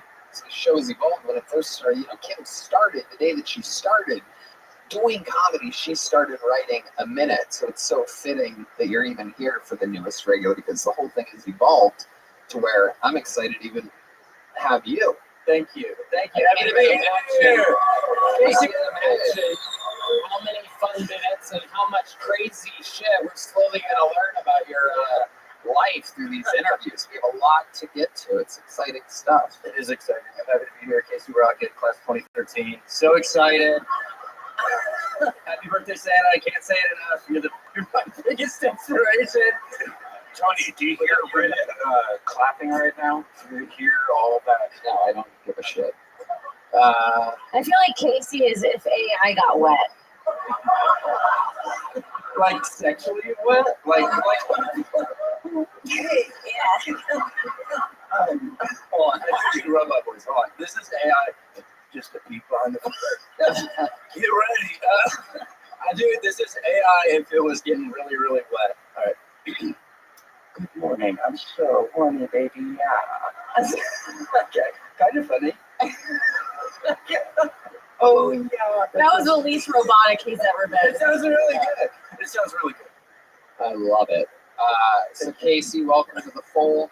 I'm very excited. How do you feel about opening the shows? Very excited. Thank you.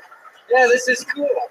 It's really fun. Yeah, me and William were in Utah all weekend. I get back, I get the call, walking off Air Force One. Tony calls me. Obama was taking us around to the gig. It's pretty sweet. Yeah, I get the call. Yeah, phone rings. What hurts the most? I'm like, I gotta take this. And William's over there just choking on the Apple tag. So I was like, I'll help you in a minute, but this thing is pretty important. And sure enough, it's Tony. He's like, you're up. Like, fucking, I'll be there. And William's still on the plane. So God bless. God bless, my man. Me and William are really good friends. It's true. You guys do the room together. I love it. Very exciting stuff. So you're in, dude. It's going to be you kicking off shows for the foreseeable future. Oh, yeah. I'm thrilled about it. He's in. The future has arrived. Casey Rocket joining the fray here on Television. Every week. Amazing stuff. Make some noise for Casey Rocket, everybody. Did you guys have fun tonight? Fuck yeah. Make some noise for our guest, Louis J. Gomez. The Meaty Ogre Tour on sale now. LewisofSkanks.com. SportsTickets.com. Make some noise for the great Jeff Dye, everybody. JeffDye.com for sport tickets. He's going everywhere, every weekend. And her new special, Childless MILF, is out now. Check it out. The original regular Kim Condon. 10 and a half years in the game, started on Kill Tony. The drawing from Ryan J. Belt is in. It's amazing. How about one more time for the best band in the land? Michael Gonzalez on the drums. Matt Mueling on the electric guitar. John Nees on the keys. And D. Magnus on the bass. Let's see what Chris Rogers drew tonight. Oh, William Montgomery. He wasn't even here tonight, but there you go. William Montgomery, that's a sweet one. Chris Rogers art on social media. Guys, check out the Sunset Strip right next door at SunsetStripATX.com. I love you guys. That's right, the Sunset Strip Comedy Club. Connect Global Health, NinjaBuses.com, Stuttgart Service, Yellow Rose, Red Rose, Shell Blaster, CM Smokehouse, and all of our good friends. We love you guys. Good night, everybody. Thank you.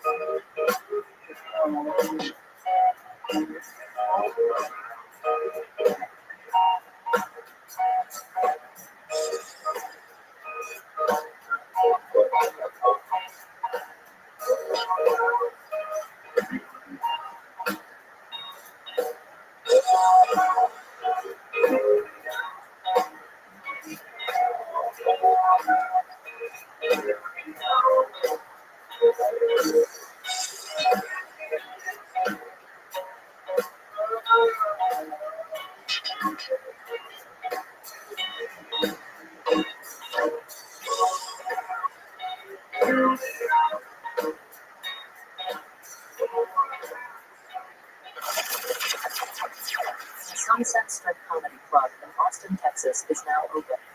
Check out Red Man's secret show every Thursday. Go to SunsetStripATX.com for tickets.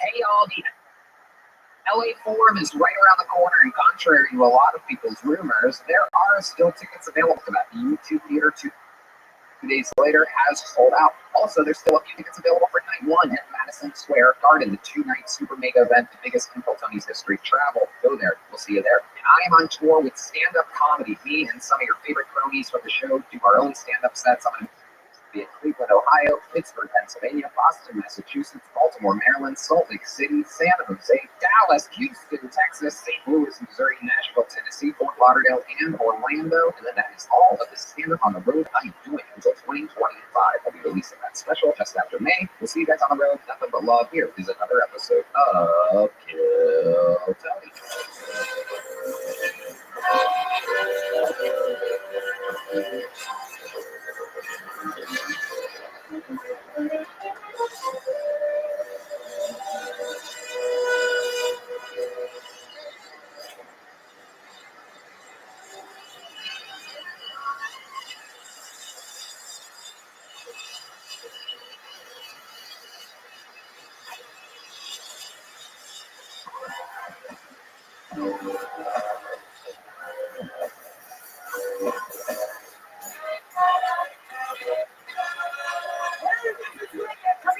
From the Comedy Mothership here in Austin, Texas. For a brand new episode of Kill Tony, get up for Tony!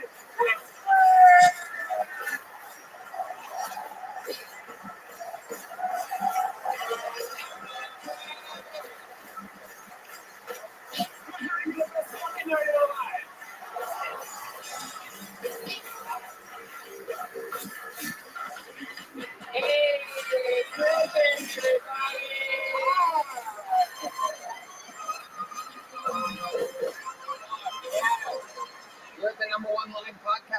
world, Kill Tony. How you guys feeling?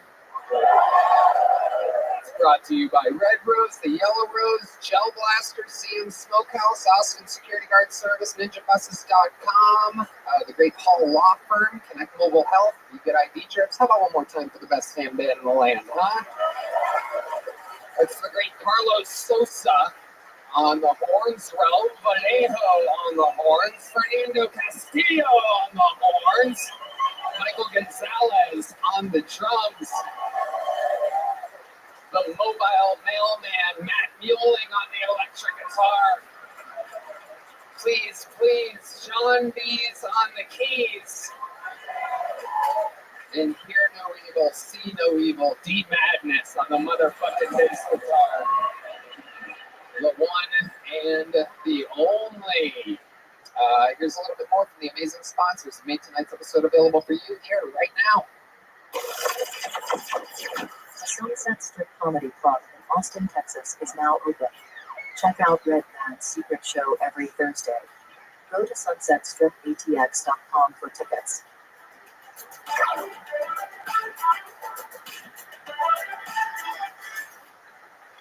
Hey y'all, this podcast is brought to you by ExpressVPN. Check it out. I don't know how to tell you this, but the economy is in shambles, and there has never been a better time to save money and cut back on expenses. For example, I used to spend over $100 a month on streaming services, Netflix, Disney Plus, Prime, you name it. But since I started using ExpressVPN, I've been able to cut back and save so much money every month. If you want to get way more shows and save money, go to expressvpn.com/KillTony. Don't forget to use our link so that you get 3 extra months free. That's expressvpn.com/KillTony. expressvpn.com/KillTony to learn more. You guys all ready to start tonight's episode or what? Every single week I present one of the funniest comedians in the world to be on this show. I'm excited about this one. You know, when it's somebody's first time on the show, I always have them with other people, kind of get them acclimated to the flow of everything. This is one of the funniest and smartest and coolest stand-up comedians out of New York.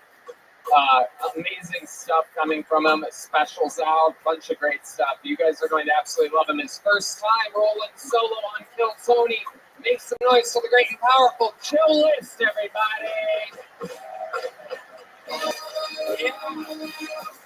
You can do better than that. Make some fucking noise for Chill List. There you go.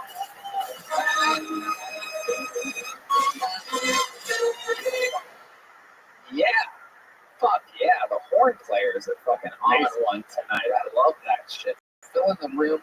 Joe List, how we doing? I'm doing great. I've actually been on the show before. No, I know. You were on my Sugar Show about that. Yeah. Oh, okay. Sorry. Yeah, I was saying when I have people on for their first time, I have them on with other people to acclimate them, that they understand the flow of everything, and now you're here. I misunderstood. I thought you forgot about me. I almost killed myself back there.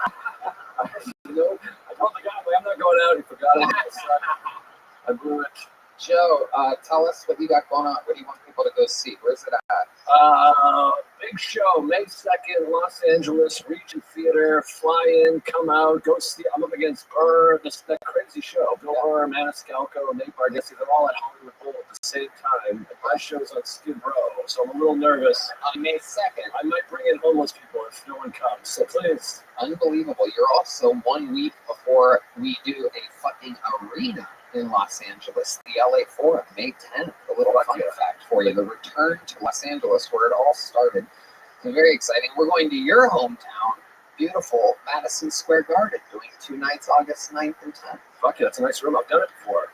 I opened for somebody. I didn't sell it out, obviously. It's fun. It's a good room. Legendary. We're very played there. That is true. And Roddy Piper. Yes, they fought each other. They actually did. Actually, no, that was a separate thing, but they did. They did something. It wasn't at MSG. I think that was in the Philippines or the Forum or something. It doesn't matter. Who gives a fuck. Point is, you know how the show works, Joe. You guys know how the show works? Over 200 people signed up to be in this bucket. We'll let that one be the first bucket pool since fucking the wind blew it out. We're going to go grab them from a bar across the street. If I pull their name out, they get 60 seconds uninterrupted. Another time's up and you have to the kitten. That means they have to wrap it up now. So they bring out the angry West Hollywood Bear. And then that means they have to wrap it up immediately after that. Doesn't really apply for our regulars. We kind of let them do whatever they kind of want. And the rest is history. You guys ready to start tonight's show? Well, you guys are in for a very, very, very, very, very special treat. Last week, we announced that Hans Kim, who's opened shows for almost 3 years continuously for us, is taking a hiatus until May when he battles Rick Diaz in the rematch at the LA Forum for regular shifts. Since Rick Diaz didn't have to write and perform a new minute every week, until then we found it unfair that Hans Kim would have to. So last week we announced a brand new regular for the first time since Cam Patterson, a new regular who's going to start every show from now on. And this is his first scheduled opening of the show. Are you guys excited? Make some noise for the present and the future. It's the one and only Casey Rocket.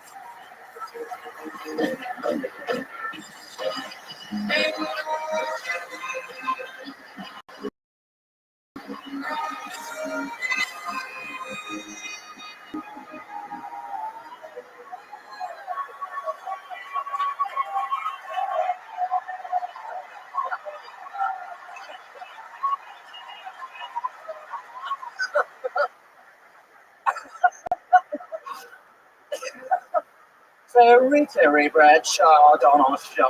Is this your hero? Pass that around. We're having fun, all right. Sorry I'm late, guys. I drank a bottle of Robitussin last night and I Jumanji again, so it hasn't been the best summer. Ain't no fuss when you're on the tuss, all right. Folks, researchers say there's 2 types of people in this world. Sure, I know what you're thinking. Yeah, the researchers. But what do they say? They say there's 2 types of people in this world. The men who go to war and the women who love them.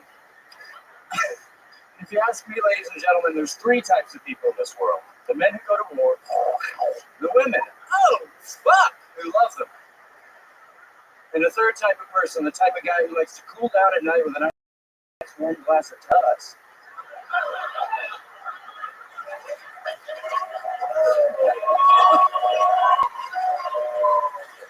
Wow. Making it look extremely easy, getting the show started, a brand new minute from the great and powerful Casey Rocket with a special Terry Bradshaw Tuss remix of a set here. Yeah, there's a long pause at the beginning. I was like, do I go through with the Terry Bradshaw? Because I wasn't sure if it was a pro Bradshaw room. Turns out it most definitely was. It definitely was. It's super topical, coming fresh off of the Super Bowl last night. People are thinking about Terry Bradshaw. He's fresh on the mind, and you nailed it. Who can blame him? John Bradshaw on the brain. Yep, that's out here. His photo's still getting passed around the room right now, by the way. I just saw it. It is. It's being passed around. No one's selfishly holding on to it. It is being spread like absolute wildfire. A goddamn sensation. Casey Rocket has arrived. Joe List, have you seen Casey before? I have. Casey's the first comic I saw at Mothership. And I thought I was going to see, Joe Rogan, Tom Segura, and this fucking lunatic came out. And I was like, oh, this is different. Yeah. And my favorite thing is watching the people that did not get it. That was really just these 2 are just baffled by this. So I hope this isn't all night. It was really fun. I'm a fan. It is amazing. He has this thing where if you don't know him, it's kind of interesting, and then once you see him the second time, you're like, okay, and then it just increases from there, over and over and over again. The more you understand that this is actually how this man operates on stage, the funnier it gets. The longer sets are some of my favorites, because you could actually watch him lose weight during the actual set. And just to let people know, like, he is being heavily restricted here. I mean, he has drums directly behind him, a cliff to the right, a table to the left. But when there's not a bunch of shit on the stage, he uses the entire stage, the backstage, the two wings. I mean, he goes absolutely everywhere. Famous for having a bunch of stuff on him, including random print-ups of pieces of paper. Casey, where do you get these printed at? Yeah, I go to Walgreens. Okay, pointless sound effect, everybody. Okay. Big Walgreens crowd. Yeah, I go to hear that Walgreens pop every time. I go to Walgreens and I had to kind of explain to him what was happening. My picture budget is through the fucking roof. It's honestly, $50, $60 a week. They're only like $1 each. So. Amazing. And you go through all of these things, Joe? I feel like it's a big show. With time, you may be able to afford a printer. Those inkjets are expensive. They add up. But I'll tell you what, Casey, I actually dug into this information a little bit, and my great producer, Yoni, found out that you get them printed at Walgreens, and we went ahead and spent $200 on a Walgreens gift card. So this will get you through a couple weeks, I do believe, of print-ups. That's right. Welcome to the Kill Somebody universe, my friend. That's a real Walgreens gift card. He's getting emotional. For those of you just listening to the podcast, there's a tear in his eye. You've never seen him get this real before. This emotional music playing is happening in the moment. Everybody's feeling it up here. The horn players are also crying a little bit. Their eyes are filled with water. For those of you just listening to the podcast, if you're watching, close your eyes and let me describe to you what's happening. Deep Madness is actually crying, which is unprecedented because I don't believe he has tear ducts. Something's flowing out of there. Perhaps there's a leaky ceiling or something like that. The room has gone emotionally. There's a woman delivering a baby in the audience right now. She's gone into labor. The Walgreens gift card was just too overwhelming. Casey, how do you feel? Casey? $200 in Walgreens gift cards. You know, when I was a kid,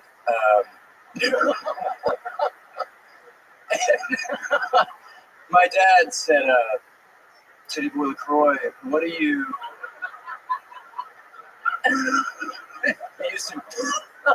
he would call me Little Tibbs, and but he loved me in his own way. And he said, what do you want when you grow up? And I said, $200 to Walgreens. And he stopped me, and he said, shh. And he said, what do you want it for? And I said, I want to print out pictures of Terry Bradshaw. And I want to print out pictures, not just of Terry Bradshaw, but I want to print out pictures of John Hawkes. Okay? And I want to print out another picture of Terry Bradshaw. Is that so wrong?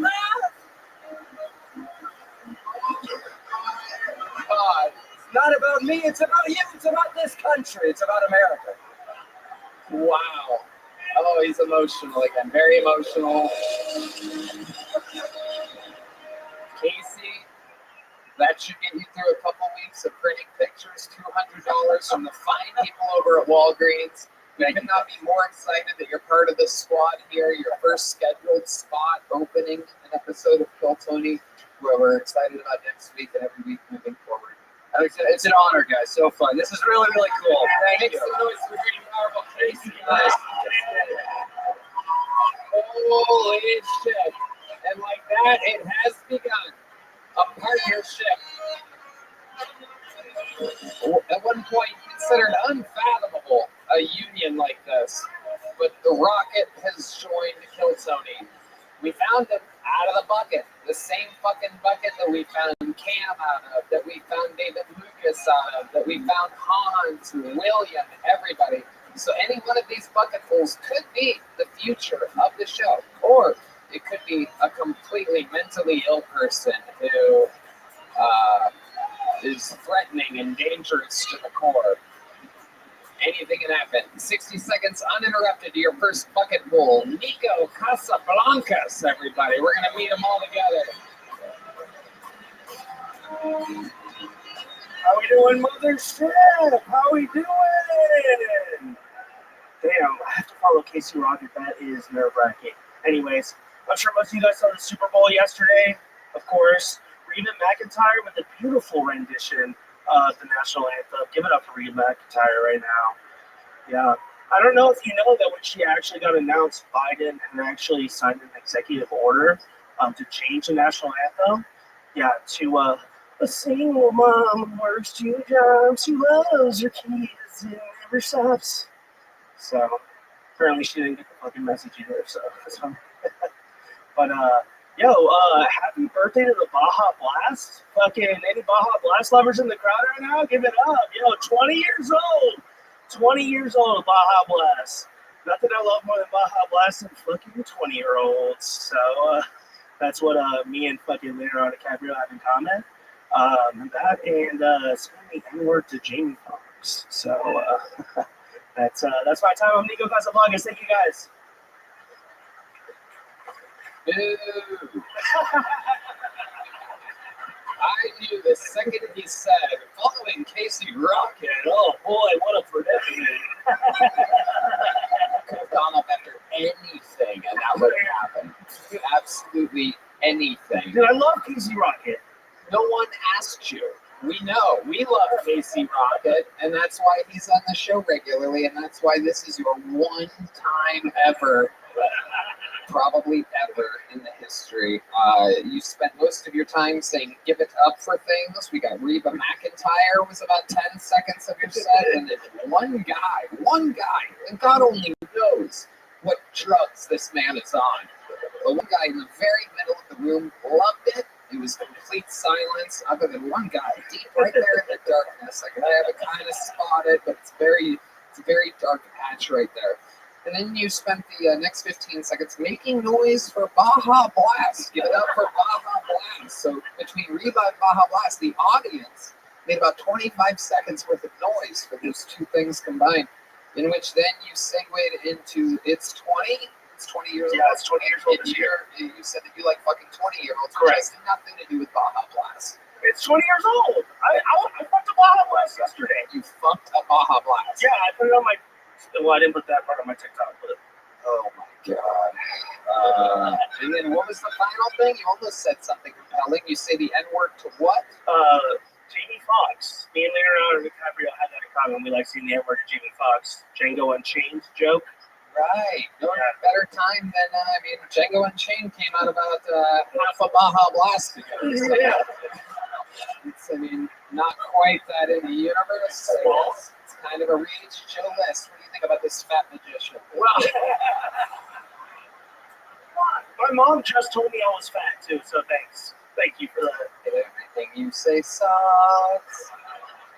Well, like I said, my favorite part of Casey is all the people that didn't get it, and way more people didn't get you. So that was fun. Yeah. If you like people not getting it, this is basically Dave Chappelle right now. It is the reverse. Absolutely, people just absolutely awestruck at what you prepared. How long have you been doing stand-up? A little under 2 years. Wow. Yeah. Really? You work hard at it? You do like a few spots a week or something? Are you really lazy? You have a terrible work ethic? I've been doing it consistently every week, at least 4 nights a week for the past 6 months. Okay. So you really started going hard 6 months ago. How's it going for you out there? Is that your best minute? No, I actually just made both of those jokes up today. Okay. Why don't you tell us the best joke that you've come up with in 2 years? I don't know why, why in the world you would go on a show where millions of people are going to eventually watch it. I came up with this on my bird scooter on the way here. I thought it was good. I don't know what to say. I have thought wrong, but now I want to know, in all of your time, 4 weeks a week for 6 months, and a year and a half of procrastinating before that, I want to know what your very best quick joke is. Well, yeah, Here he is, I love you. his very best. Name you will Oh, easily you're the forget. best. It's Nico Casablancas. You're the best. I love you. So my mom told me that I should not pursue my dream of doing comedy, and I was like, why would I listen to a fucking woman that married the first dick that she sucked? You know what I mean? Like fucking.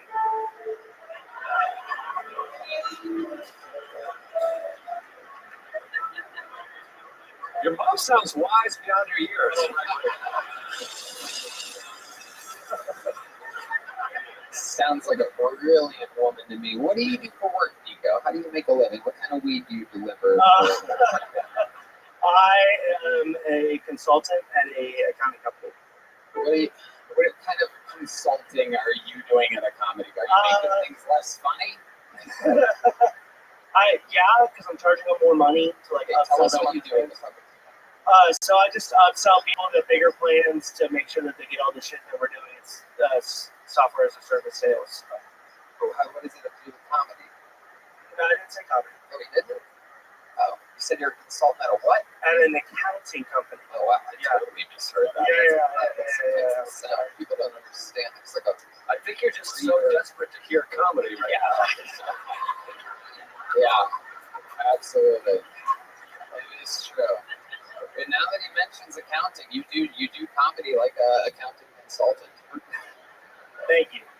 What do you do for fun? You seem like your face has a little wear and tear. You a heavy drinker? I DJ. I've been going to music festivals. I've been to 77 festivals. Been doing that since 2009. What's your DJ do? Solstice. There you go. You got a laugh there. That's a fair laugh. That your best joke and your full minute tonight. Yeah. Solstice. Yes. You're a gay DJ. Even though we're both from Ohio. Solstice. Ready? Yeah. I hope you like this song. I'm playing it for the next 3 hours, everybody.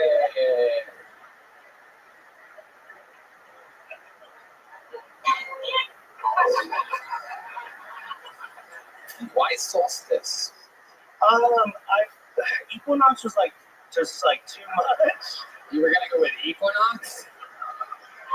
I wanted something that embraced the themes of two different opposing things.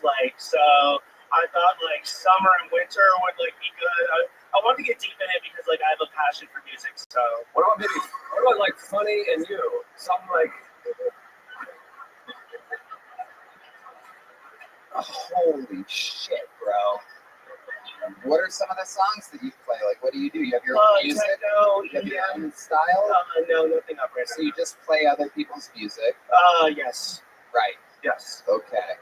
And what's the most magical night you've had? 77 festivals, a lot under your belt, a lot of slightly above your belt as well, as your mother is correct. You are getting fat and you shouldn't do comedy. What's the most amazing time? 77 music festivals. Probably the first time I did the best acid that I'd ever had, and it was at Electric Forest. And I felt like I was in touch with the trees and the molecules and coming in my body and stuff like that. And I felt like I was really. I feel bad for the trees on that one. Oh God, this guy's one of us. Would have been funnier to actually pull a tree out of the bucket and have it perform. Nico, congratulations. You're leaving here with a very small joke book via the Great Bones. Real handmade Texas leather. There goes Nico. Not much to him, folks. That's what happens. This ain't easy. Comedy's not easy. Only about a small percentage of people are funny. Hey, y'all. This podcast is brought to you by ExpressVPN. Check it out. I don't know how to tell you this, but the economy is in shambles, and there has never been a better time to save money and cut back on expenses. For example, I used to spend over $100 a month on streaming services, Netflix, Disney Plus, Prime, you name it. But since I started using ExpressVPN, I've been able to cut back and save so much money every month. Man. See, all these streaming services like Netflix actually have thousands of more shows than you think. You just don't see them all because they give you different shows depending on your country. So what you see on Netflix here is completely different to what someone in Italy or South Korea sees. But using the ExpressVPN app, I can change my online location. It has over 90 countries to choose from, so every time I run out of stuff to watch, I just switch my ExpressVPN over to another country to unlock new shows. And on top of that, I can even use some ExpressVPN. Great deals to get discounts. Some services cost less in other countries. For example, if you buy Netflix from Argentina, it costs a fraction of the price, at less than $7 a month. ExpressVPN pays for itself and so much more. Because we're traveling so much, I use ExpressVPN to make sure I'm staying current with all my shows, and I feel safer knowing that my data is protected. It's a no-brainer. So if you want to get way more shows and save money, go to expressvpn.com/KillTony. Don't forget to use our link so that you can get 3 extra months free. That's expressvpn.com/KillTony. expressvpn.com/KillTony to learn more. Hey everyone, this podcast is brought to you by Game Time. I'll be honest with y'all, I tried buying concert tickets last week and was appalled at the ticket buying experience. I couldn't tell if the seats were good, so I took a gamble, and guess what? The seats sucked. You shouldn't have to worry when you buy tickets to your next big event. Game Time is the fast and easy way to buy tickets for all the sports, music, comedy, and theater events near you. With killer last-minute deals, all-in prices, views from seat, and their best price guarantee, Game Time takes the guesswork out of buying tickets. Red Band. I'm looking at the app right now. We got Neil Young, Pixies, new kids on the block. It's awesome. I love Game Time, Tony. From last-minute tickets to flash deals and zone deals, I feel like I'm in great hands whenever I'm buying tickets. I personally love that you can view all the seats in the venue, so you know exactly what you're getting. Damn right. Game Time is the only ticketing app that gives you complete peace of mind with your purchase. All-in prices show your total up front, so you know you're getting a great deal before you check out. Buy tickets in seconds with 2 taps. They're obsessed with finding ways to help you save money on tickets. Game Time has the deals on tickets right up to the start of the event, and even an hour after it starts. It's the place to find last-minute seats, and the Game Time guarantee means that you'll always get the best price. If you find tickets in the same section or row for less, Game Time will credit you 110% of the difference. Take the guesswork out of buying tickets with Game Time. Download the Game Time app, create an account, and use code KillTony for $20 off your first purchase. Terms apply. Again, create an account and redeem code KILLTONY for $20 off. That's why. Download Game Time today. Last-minute tickets, lowest price, guaranteed. Make some noise for your next bucket poll. Brendan Higgins, everybody. Here we go. Anything can happen. Brendan Higgins. Yeah, come on. Hey, thank you for having me, team. I'm in from out of town. I'm a Mets fan, as you can probably tell. When I bought this hat, I thought I was going to be a backwards hat guy. A lot of my heroes are backwards hat guys. Mike Piazza, Bad Bunny, Turtle from Entourage. I realize it's a very specific kind of white boy. Pull out the backwards hat. Forwards, I look relatively stable, right? You know, maybe I get a girlfriend. Maybe I'm married. Maybe I have kids. Maybe they love me, right? It's all on the table. That goes backwards. My ass is divorced, you know? No custody. Kids are asking me to use their mom's last name. It's looking ugly. I feel like I look backwards like I'm trying to command respect that's just not getting commanded, you know? Like, I look like a bouncer who gets his ass beat every night, you know? Freak over at my bar, just bring 2 knuckle sandwiches, you know?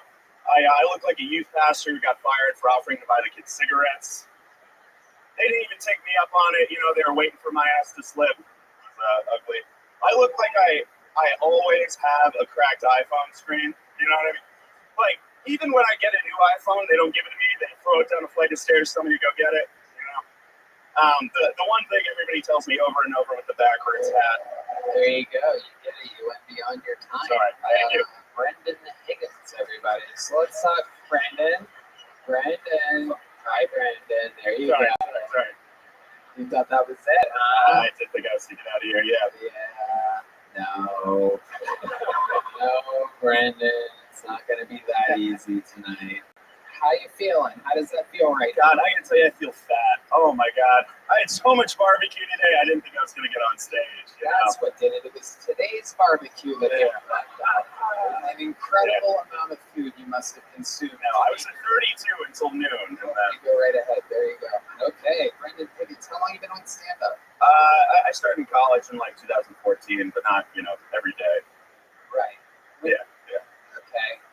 How long have you been taking it seriously, or have you not? God, I hope to start taking it seriously soon. Yeah, you know. So I guess maybe today is the start of it. Every once in a great while. No, I live in New York. I host my own show. I'm trying to get in with the clubs, but it's a racket. You know, it's a lot of. Is it a racket or is it quality-based content? Yeah. It's a little bit of Anyone say the New York scene is a racket before. It seems like if you're funny, you're going to get spots. Really? No, I don't find that. It's a lot of. Well, I guess. You go ahead. No, I want to hear. I want to hear. Look, Yeah, but clearly I'm not a New York comedian. I'm not the expert here. Let me help you, by the way, because this is a podcast. If someone's talking, you have to wait till that person's done talking. Now, with that said, I want to hear what Joe List has to say about the New York scene being a racket. How long have you been doing stand-up in New York? 17 years. 17 years. And it's a real racket. You've got to really give it up for Joe List, everybody. Thank you. Brandon, he's still talking, you fucking retard. You have to like do well to get paid spots. It's a little fucked up. You gotta. Yeah, there's your racket. Yeah, you gotta write and then do the stuff and have it get laughs every night, and then you get spots in exchange for money. Yeah, it's fucked up. It's a real fucking pyramid scheme. It's a rigged deck. Yeah. What do you do for actual work? Tech sales. Tech sales. Indeed, you do look like you would be an accounting consultant. What do you do for fun, Brendan? You seem like you have some deep, dark secrets. I go to a lot of concerts. I don't know, rap, emo music mostly. Do you use a VPN? Yeah. You do, don't you? When need be, yeah, I guess. Yeah, when's need be? What do you do? Sorry. When you use your VPN, what do you do? And nothing that cool, like watching TV shows from other countries, you know. There's a Wong Kar-wai TV show coming out of China right now. I'm trying to get my hands on. There's a what? It doesn't matter. You're a great interview. ExpressVPN.com/Kiltony is the best VPN, just to let you know. Yeah, damn right. Yep. And if you use it right now, you get 3 extra months of ExpressVPN absolutely free.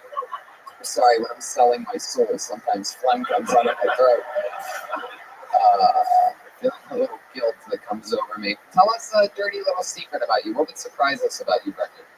What would surprise? I was a diver in college, believe it or not. Wow, diving into what? Birthday cakes? No, yeah. They used to call me the Jackie Robinson of diving. I was doing it for all the kids who wear their shirts in the pool. Those were my people. You were the what? The Jackie Robinson of diving. Why would you be the Jackie Robinson of diving? I was doing it for the kids who wear their shirts in the pool. I was risking breaking the boards every day, you know? I was getting Do you think black people would find that interesting that you consider yourself the Jackie Robinson of something? Especially something that, oh, wait, there you go again. Brendan, you're absolutely terrible and you don't listen while on a show. Here you go. Here's a little joke book. You fucking suck. You suck. There you go. Put the mic in the mic stand. You're done. You're uninterviewable. I tried to help you. I literally coached you through it. I said, stop talking when other people are talking. It's impossible. You guys having fun out there? Here we go. Let's see what happens next. Your next bucket pool goes by the name of Eric Jordan, everybody. Eric Jordan. Here we go. 60 seconds from Eric Jordan. Hey, I just moved here from California. Please don't keep my car, though. I'm not woke. None of that bullshit. I promise. I moved here because the governor there is fucking a terrible person, and he doesn't stand for anything. So I moved to Texas because the governor does stand for something. He just can't fucking physically stand.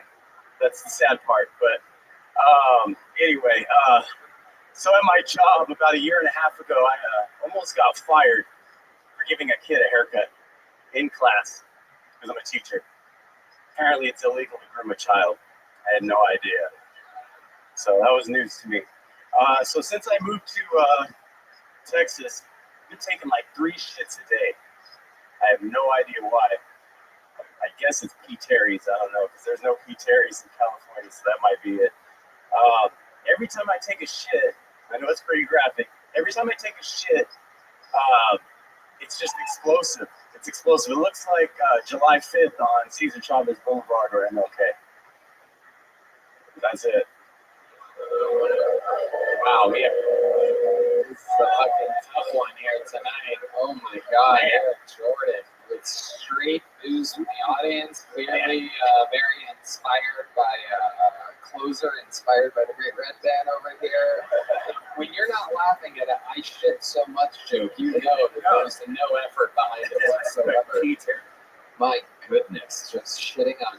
Are you really a teacher? Yeah, I am. Okay, what do you teach? It's actually an engineering class at a vocational school. Oh, Ninth grade. Okay. All right. How old are you? I'll be 41 in April. 41. When did you start stand-up comedy? It's my first time. There you go. Thank God for that. You popped my comedic cherry. I made sure that you popped my comedic cherry. Okay. All right. Sorry. There we go. Absolutely. Yeah. Starting on Kill Tony is a tricky thing. So when you say pop your cherry, what do you think's going to happen now? Moving forward? Yeah. Comedic wise, I'm not putting a lot of stock in comedy. I moved here for music. What type of music do you do? I just sample music. You just sample music. Yeah, I sample. I'm not talented like these guys. No. What do you have any talents at all? Do you have any special skills? I mean, I'm good at building stuff because I'm an engineer teacher. So Okay, Jim, let's what do you think about this? Could you build an act? No, I mean, you have great teeth, you're very handsome, and I feel like you probably have a good life. You're teaching children, you don't belong here. You're a beautiful man, and you're serving the community. You should move forward into the audience, turn around, and enjoy a nice show. I actually teach in California. I'm on a sabbatical. Oh, even better. You teach in California. Yeah. You a surfer? No, I live in Fresno, worst part of California. Jesus Christ. Okay, so he does. Joe has a great point. You're a good-looking guy. What do you utilize that? You single? I am single. What type of a game do you have? What's your move to get ladies? Oh man, I'm meat and potatoes, man. As you can tell, these people didn't really accept me, and they don't really accept me. Is that true? Girls don't like you? You go to bars or anything? I don't know. It's weird, man. I don't know. You're a little bit shy. Maybe so. I mean, you know this. Austin's got the most beautiful women in the world. I do know that. None of them are here tonight, but they're out there somewhere, deep, perhaps in the darkness or something like that. Still in Vegas. I get laid. You must. How are you not getting laid? Explain to us what goes wrong. Oh, you want to mimic a date? Let's pretend like we're on a date. Let's do it. Pretend like I'm a hot chick. Okay. Okay, here we go. I'm just a hot chick. Just got my hair cut super short because I just got out of a really bad relationship. Oh, hi. How are you? Yeah, I'm good. How are you? Good. What's your name? Eric. What's your name? I'm Tanya. Tanya. Ooh, yeah, I like Tanya. Man, you're a really good looking guy. What do you do? I'm a teacher. You want to get out of here? Yeah, I can teach you a few things. Whoa, look at that. All right, let's get an actual girl up here to see how he buckles under the pressure. How long have you been in Austin? About a month and a half. Month and a half. And you have no game whatsoever. You haven't hooked up with a chick. I did. You did. Have, Tell yes. us what happened there. Find her out. On Bumble. It was on Bumble, yeah. That's the one where chick decides or something? Yeah, they have to initiate the contact. Right. Okay, so someone initiated contact with you. What did she say? She was really pushy. She was really pushy. In what way?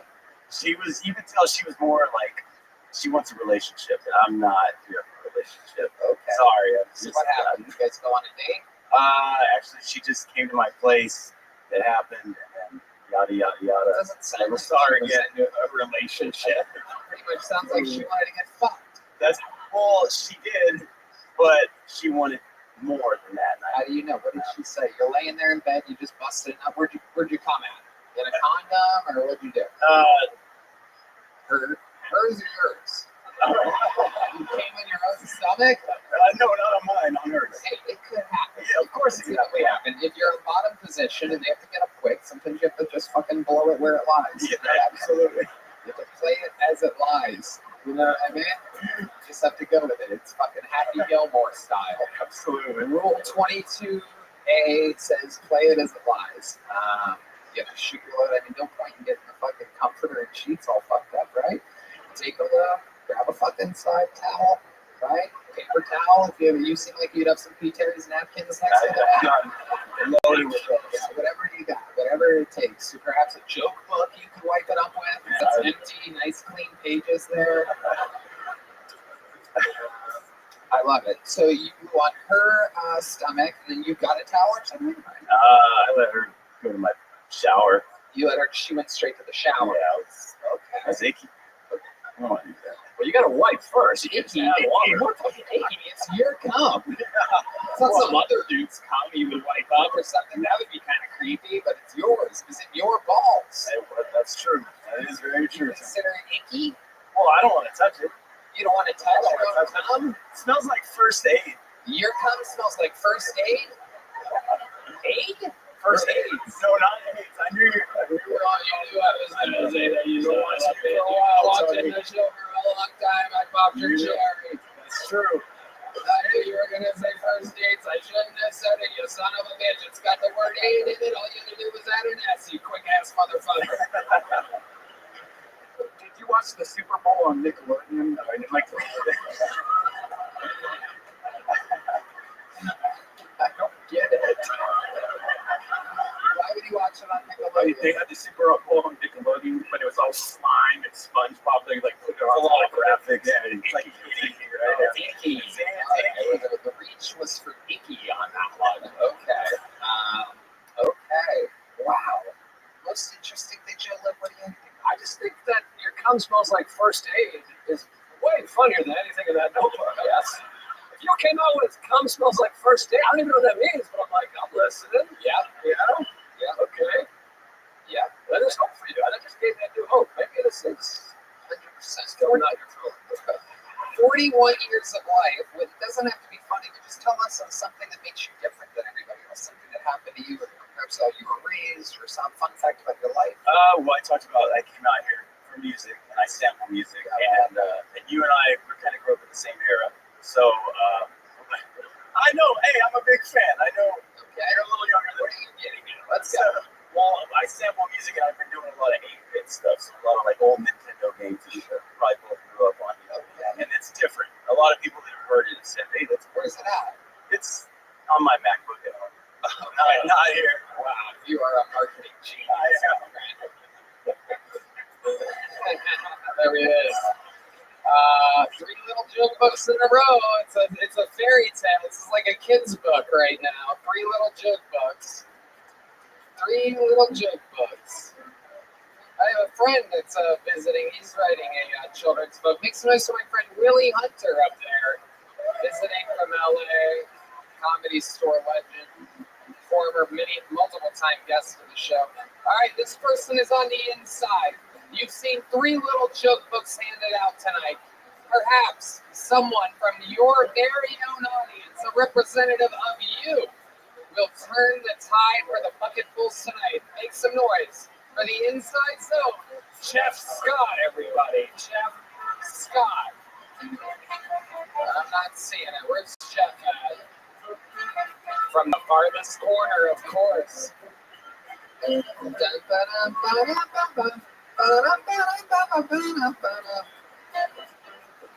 Madison Square Garden, Forum, so much fun stuff happening. Of course, huge announcements at the ends of those shows. As always with our big shows, we always announce where we're going next. People in Europe might be excited at an announcement. People the next day, here's the audience, the zone, one of you. It's Chef Scott. All right, growing up, I would want to watch lesbian porn.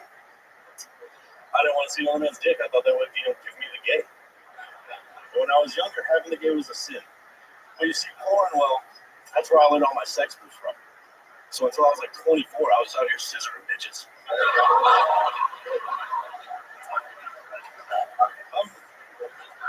I'm trying to get back in the dating scene right now. I just had a first date recently with a girl. I took her to a pet store after lunch. I figured we could look at the puppies. And while we were there, she kept telling me how much she loved reptiles. I thought it was going great. But as soon as I get back to my house and I finally get my pants off, she gets all mad at me. And I was like, what? Earlier you said you love turtles. I really am trying to focus on my stand-up career right now, but I don't have any social media, no Instagram, Snapchat, nothing like that. In fact, right now, the only social media I have is Jerkmate. I don't know if it's on my career or not, but the chicks keep laughing. Seriously though, if I would have known there was going to be this many hot chicks here, I would have put a sock in my pants or something. My problem is I'm all balls. Well, they say 1 in 50 men do have a micro penis. My question is, which president was it? No way it was Obama. Michelle's not putting up with that. I want to hear the end. Clinton, Kennedy, they're out for obvious reasons. But personally, I kind of think it was Lincoln, dude. Because what type of cuckold shit was that? We had such a good thing going. Very good. Jeff Scott. Straight out of the audience. I love it. Let's get into it. How long have you been doing stand-up? About a year now. About a year. Where at? About Chicago. I love it. Chicago. Very good place for comedy. What do you do for work? I build swimming pools. You build swimming pools in Chicago. In Chicago, sure. Fuck yeah. You like swimming 2 months out of the year. Exactly. Jeff Scott. That's why I'm here. Yes. I love it. So, very interesting, Jeff. Lesbian porn, turtles, jerk made, all the way through. I love the Lincoln joke. It was great. Joe List, what do you think about this guy? Yeah, that was fantastic. I mean, straight out of the audience, you killed, you make your own sweatshirts. It was really good. I mean, what can't he do? You are in the audience tonight. You're a fan of the show. You came here with people. How did you end up here? I came with my girlfriend. I've been in standby for like the last 6 weeks. Since you stopped doing the HEB, standby tickets. Right, so you've been like waiting in line. First, yeah, every day. Every month. Really? What time do you get here? This is an interesting thing. I've heard rumors about this. About like people, how long people wait. I don't want to give it away. I get here at noon. Okay, yeah, you're afraid people show up at 11:30 now. I don't want to give it away. I see what's going on. So you get here at noon, you bring like a chair or something? Yeah, I get here early so I get the parking spot right next to it. Then I bring a chair. I just keep it all day. Fucking cool, man. And you've been signing up every week? Every week, yeah. Sundays. And then you finally got cold. Finally, yeah. How many's it been? How many weeks? Since you've been back from HEB, so 6, I think. Yeah, 6 weeks. That sounds about right. Amazing stuff. I love it. Tell us more about you.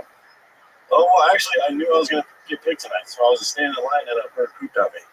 Really? And everyone, I didn't know I was bad, but everyone in line was like, "It's good luck, you get on tonight." And I can't believe I got on tonight. That was great. Fucking incredible. I was going to say, how the fuck did you know that you were getting on tonight? Everybody always has conspiracy theories.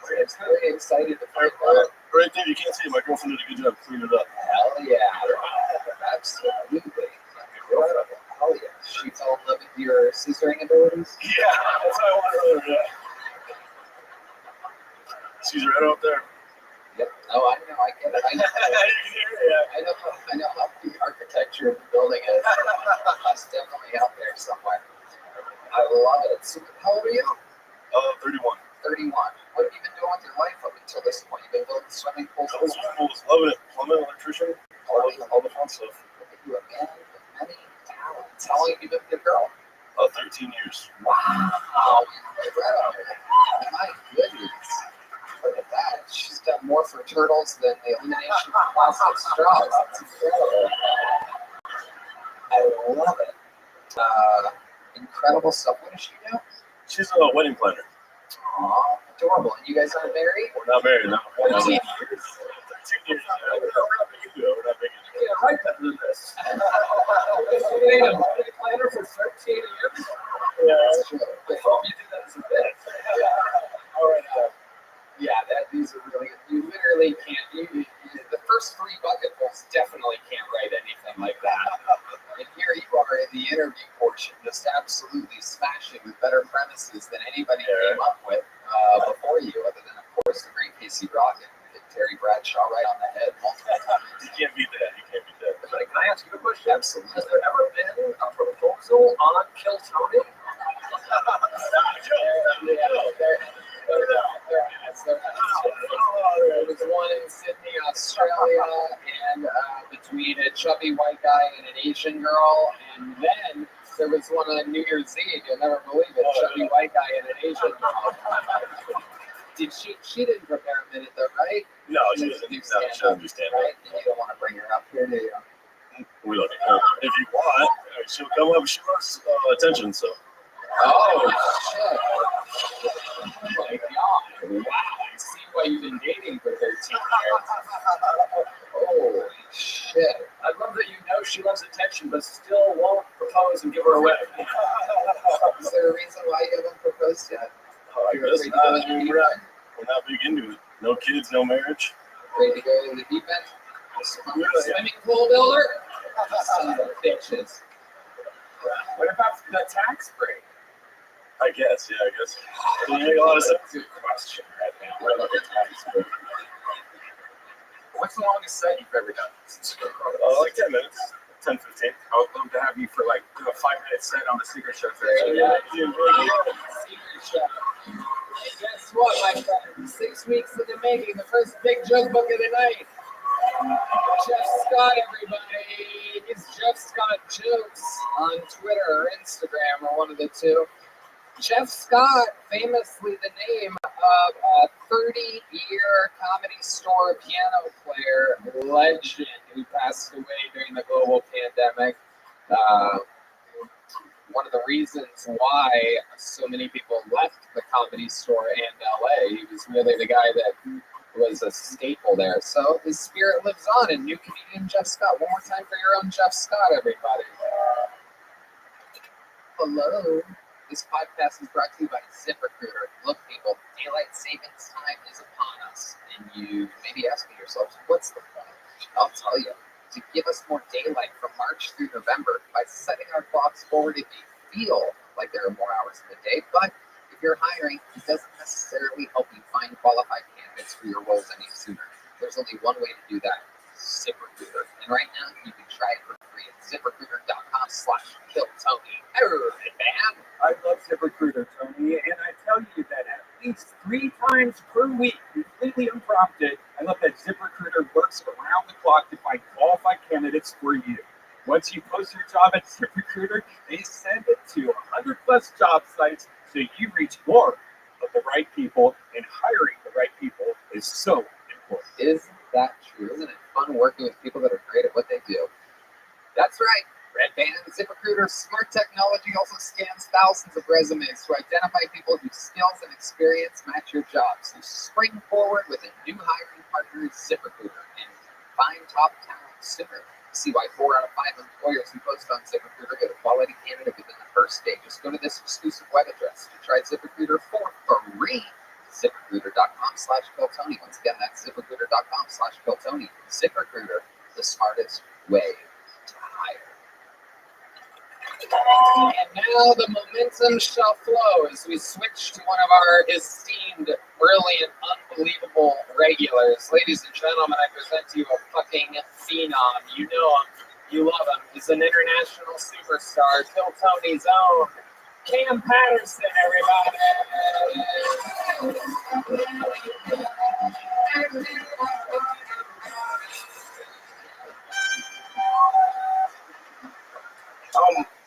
I'm talking to a white girl right now.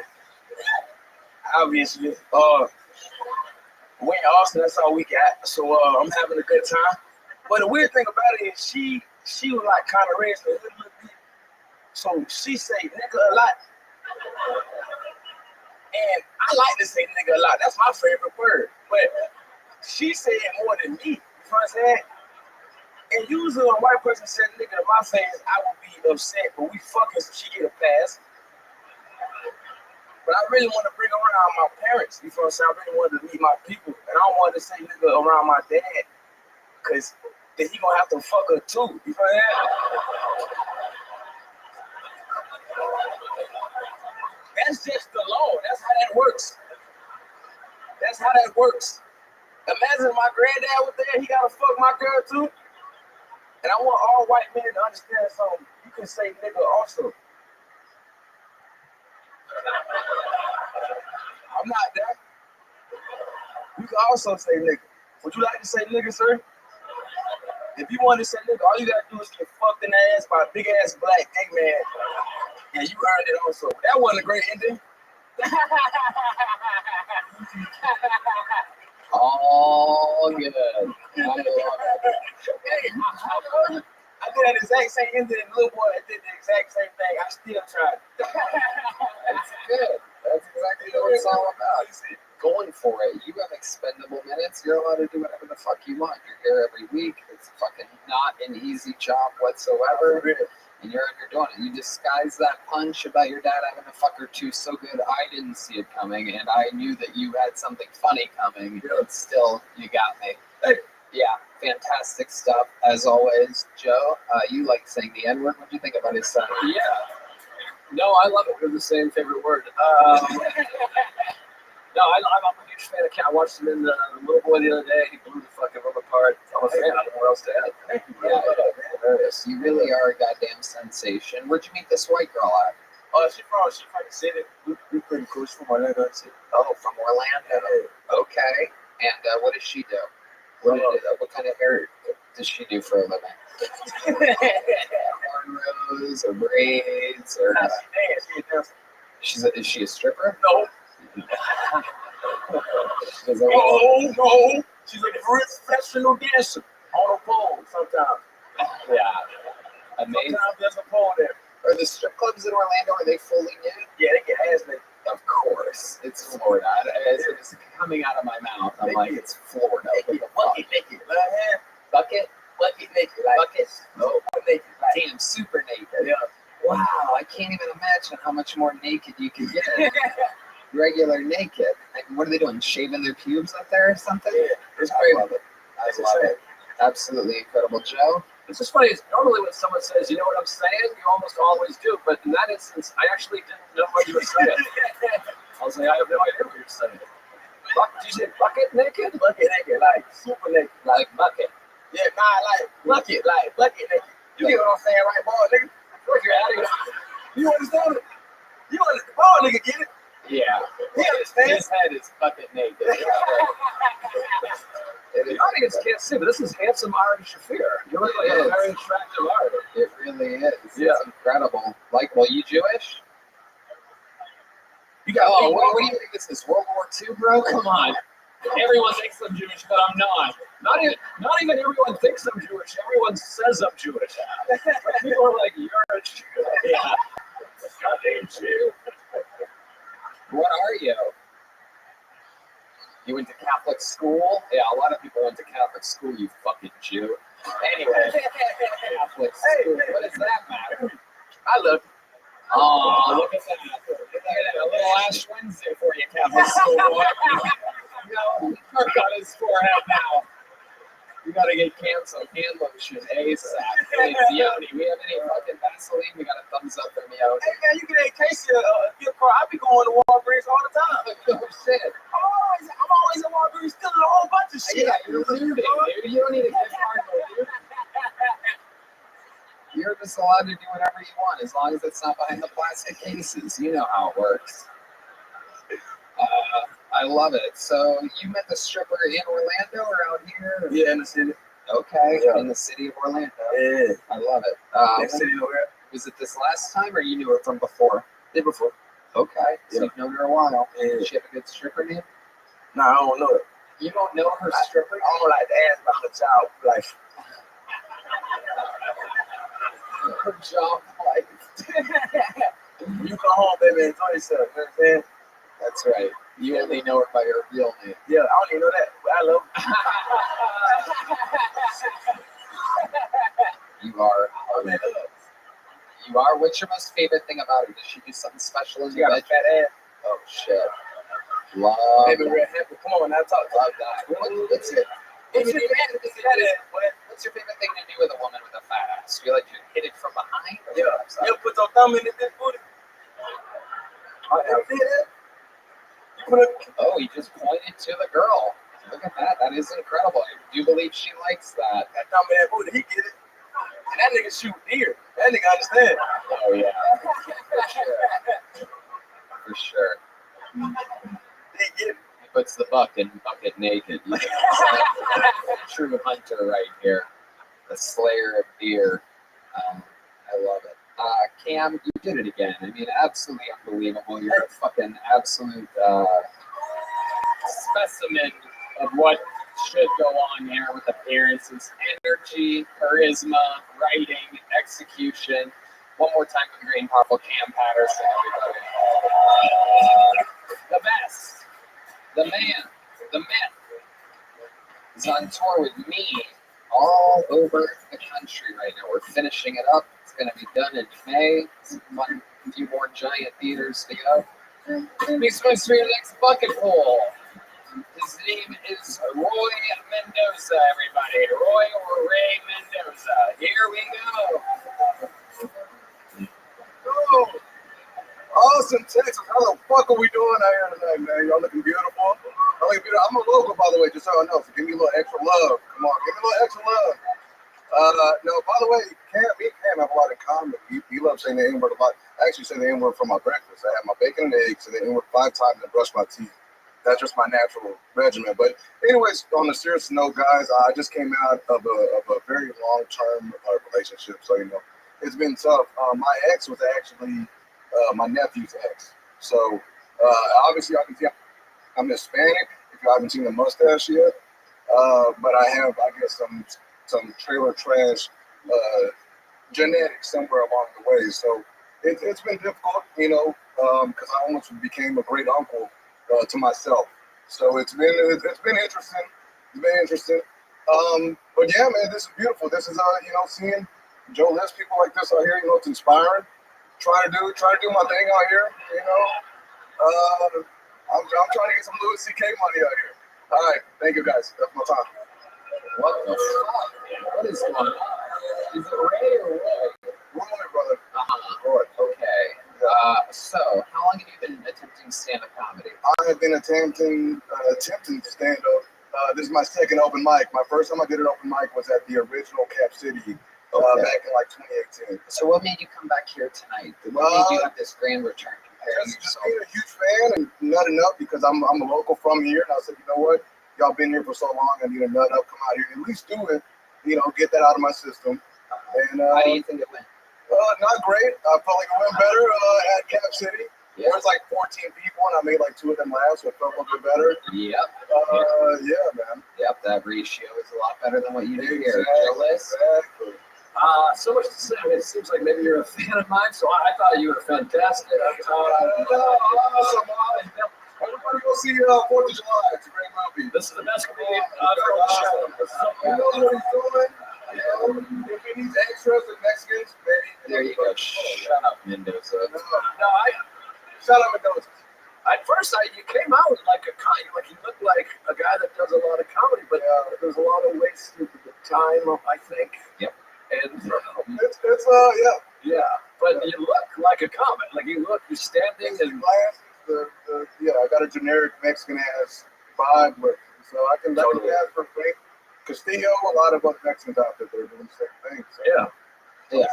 You jokes. Yeah, that's the thing you're missing. You're trying to make that Louis C.K. money with 0 punchlines whatsoever. I hear you. So before I let you go, tell us something interesting about your life. You good at something? You ever do anything?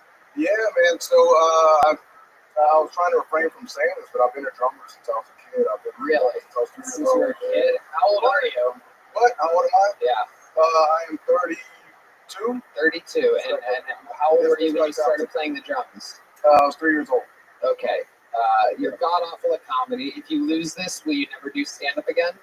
The drummer? Yeah. Yeah. Okay. Well, I just need a special retirement version, ladies and gentlemen. This is a Mexican drum off. Hold on. I'll definitely do a drum off, but I think it'd be a lot better if we could perform some type of song. No, you don't make the rules. All right, let's go. Yeah, you're insane. Let's go. Is it Ray or Roy?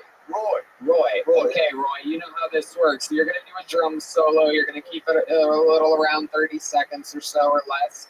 And then Michael Gonzalez goes. If you win this drum off, you're the brand new drummer on Kill Tony, which means your unfunny, unlikable ass will be here every single week performing on this show. You will take Michael Gonzalez's job, one of the most professional, absolute legendary drummers in the history of the show and in all of Austin, Texas. And he will have to become what do you do for a living? He's going to have to be an insurance agent. It's a switch. For those of you that don't know, if he loses, Michael becomes an insurance agent, and Roy Mendoza becomes the new drummer on Kill Tony, here with a drum solo. This is a Mexican drum off. This is Roy Mendoza.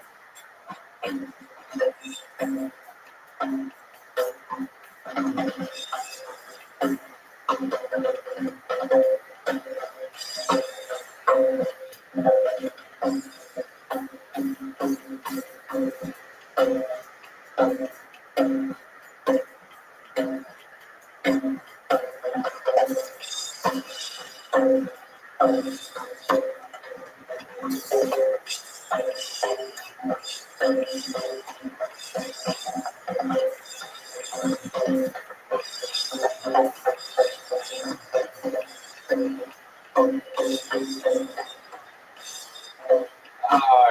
Roy Mendoza with an attempt. An absolute attempt, and here to defend his throne, undefeated all time in Mexican drum-offs. This is indeed Kill Tony's very own Michael Gonzalez.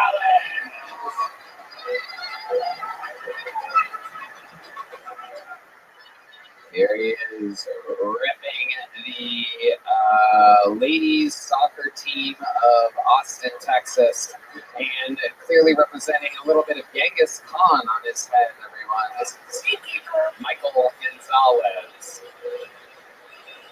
with a drum solo. Michael Gonzalez.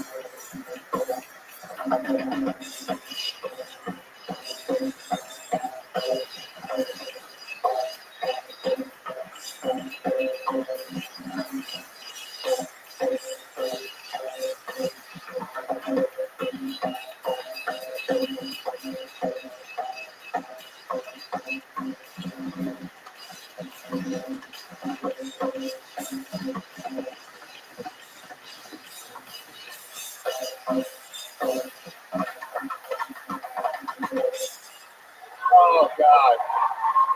Oh, boy. I think we're having a little retirement party here tonight, everyone. How many of you have Roy Mendoza winning that? Ooh, Rick Diaz-like response there. How many of you have Michael Gonzalez winning? People on the internet, believe it or not, with people that will say that Roy Mendoza that. It's very funny. I swear to God, this was facing me backwards, the backside of this little joke book with a hanging little man on a noose. It says "No bueno" on the back of this little joke book, and I'm giving you this as a retirement present. You understand? You're no longer allowed to do stand-up comedy. Do you understand? Deal? You want to shake on it? You're retired. Roy Mendoza, everybody. There he goes. Holy shit, the first ever retirement edition of a Mexican drum-off. We having fun tonight? Anything can happen. Let's keep it moving. Your next bucket pool, 60 seconds uninterrupted, going to Deshaun Johnson, everybody. 1, 2, 3, 4. Hey, hey, six.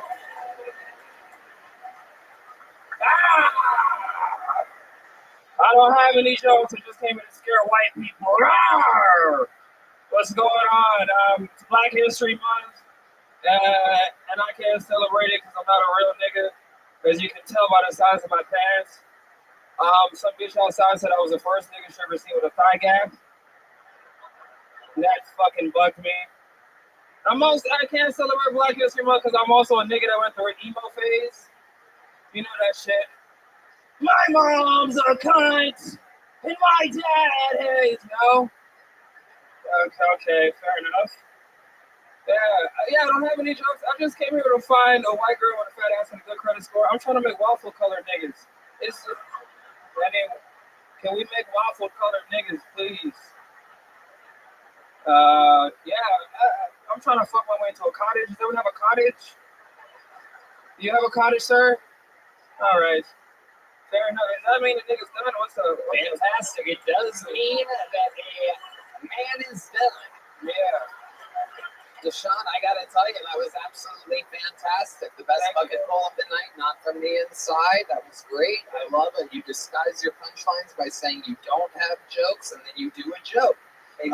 Most of the bucket pulls tonight didn't have jokes, didn't say that they didn't have jokes, and just didn't have jokes. you did something totally different outside of the box. Black History Month is booming. I can't tell where the black leather stops and your neck begins exactly.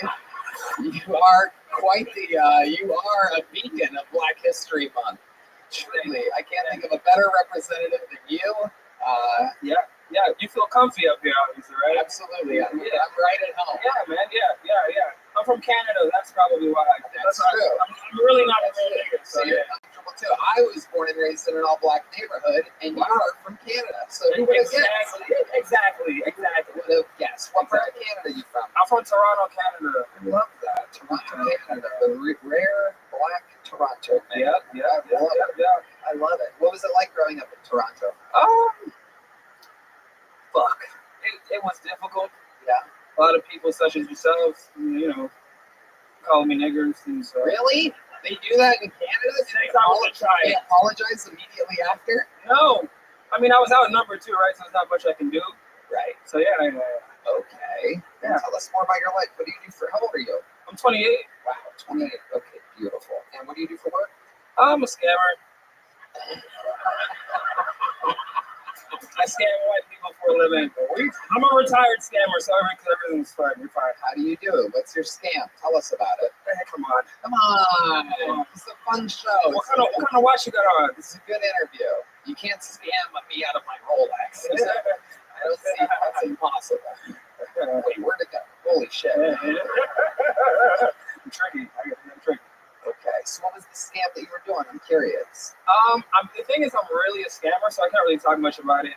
Really? Yeah. Can you tell us about a scam that you used to do that you don't do anymore? Come on.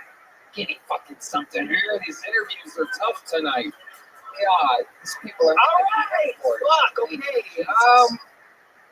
I used to have a lot of American bills. Like in Canada, they can't verify American bills.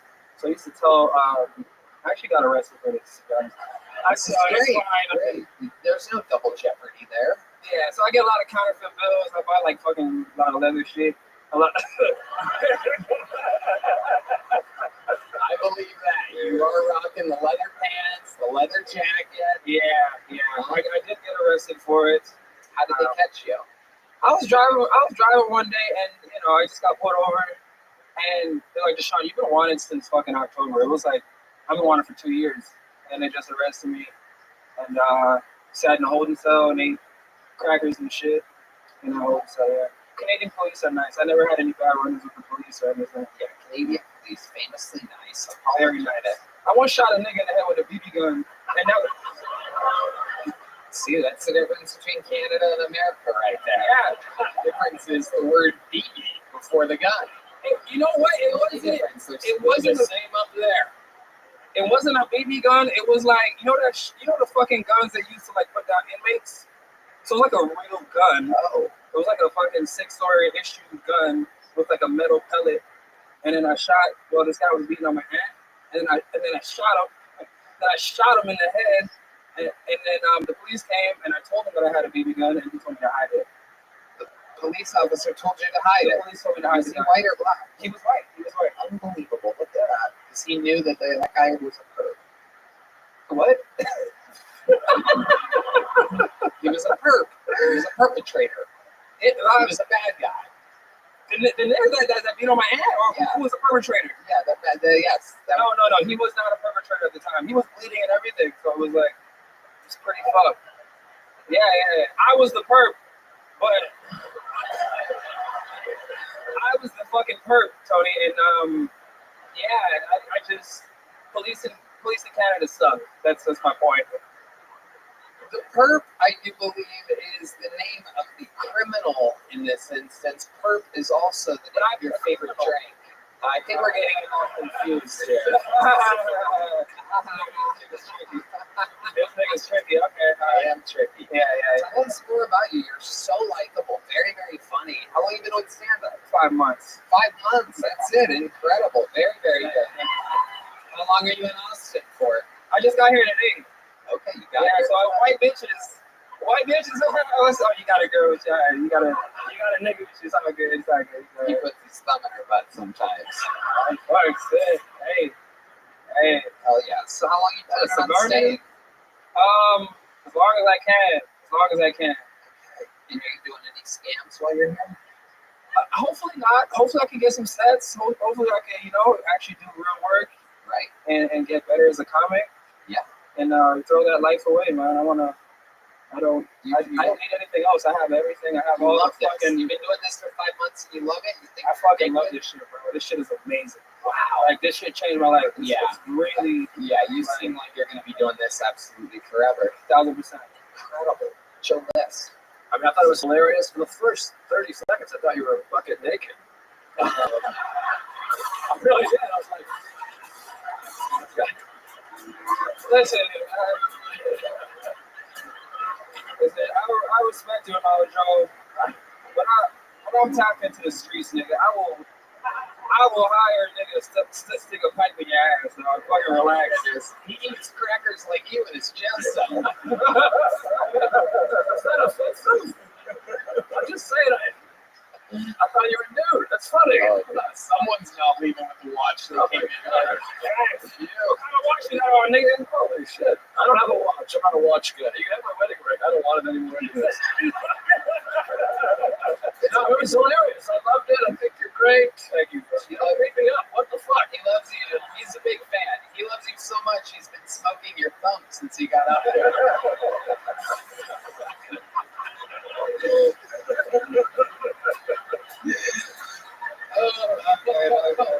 Okay. To Sean Johnson. My boy. What do your black parents do up in Toronto? How did they end up there? Jamaican. I'm Jamaican. Through America? Like, how does that happen? They just landed in fucking Canada. How do you land in Toronto? You go down the fucking river and up As a Jamaican, you find a bitch and then you marry her and then you're just there. Wow. That's what my parents did. That's a whole different life. Yeah. What's your love life like? You're a good-looking guy. I've been fucking chastised. I've been fucked over, man. Tell us about it, please. This sounds great. I have an ex and she's a bitch. Why is she a bitch? What did she do to you? I'll tell you this. Her favorite song is an Icon of Pop song. I don't care. I love it. And that shit is like the national anthem for I fuck niggas, but I'm too afraid to tell my dad. Get it?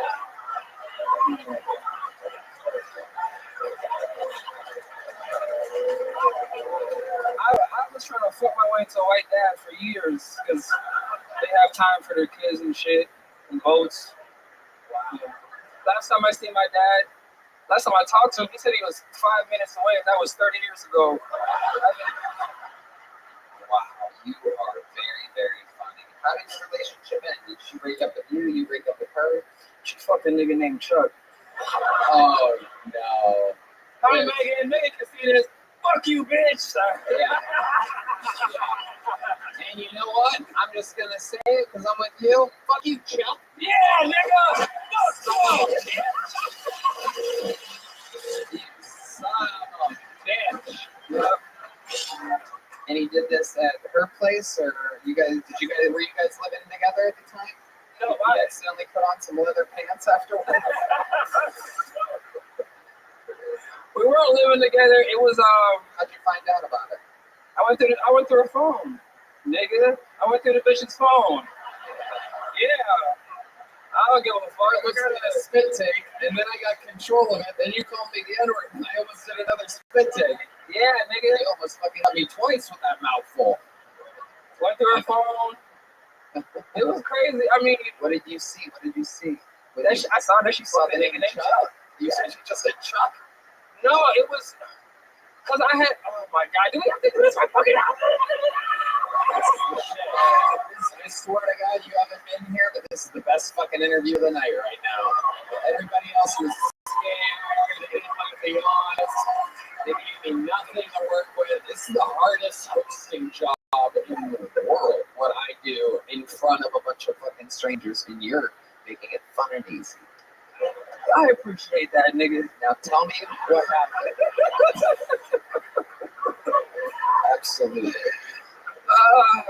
It is Black History Month, so. I fuck with white girls because they got non-threatening farts. Hold on. Before we go there, I know you're trying to change the subject here, but I want to go back. White bitches eat trail mix and grass. That's like a.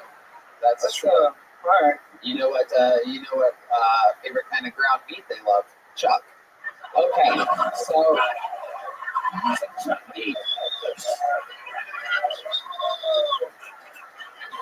Nigga, it was fuck Chuck. Now you on the nigga side? Yeah. I'm like, what's up, Chuck? Okay, so you see Chuck in the phone, and then what happens? What do you confront her right away? Is she asleep at the time? Is she in the shower? How'd you get the phone? All I can remember, because I was just so fucking enraged. She had a robe on, and I just remember a robe on. She had a robe on. A robe on. Right. Absolutely. All I can remember. Yeah, she had a robe on. All I can remember, we had just fucked. Oh, this was. You know what? Okay, I remember now. Yep. Okay. Oh wow, this is a traumatizing moment. You're having fucking Vietnam flashbacks right now. Fuck it. What the fuck is that? Don't do that. Okay, let me tell you the story. Yeah. So I'm there. I went through a laptop, nigga. I went through a laptop, right? And then I seen, come over and at like a specific time, right?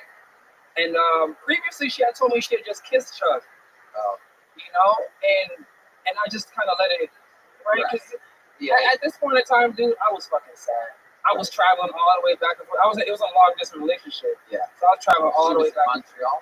She was in this shitty town called Brantford, Ontario. Go ahead.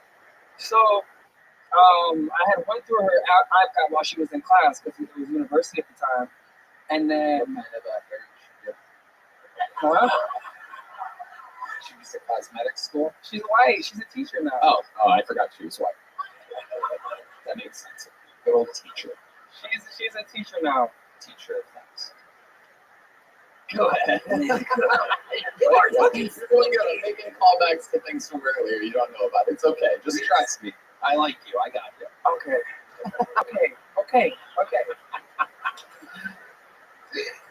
So I had my car. Nigga, what? Okay, go ahead. I was going back to her with the rope, but now you're going to a car. You got your car. I have my car, right? And she's like, okay, you picked up from class. Yeah, you're swerving all around the road. Yeah, go ahead. I pick her up, and like I know that she had fucked Chuck.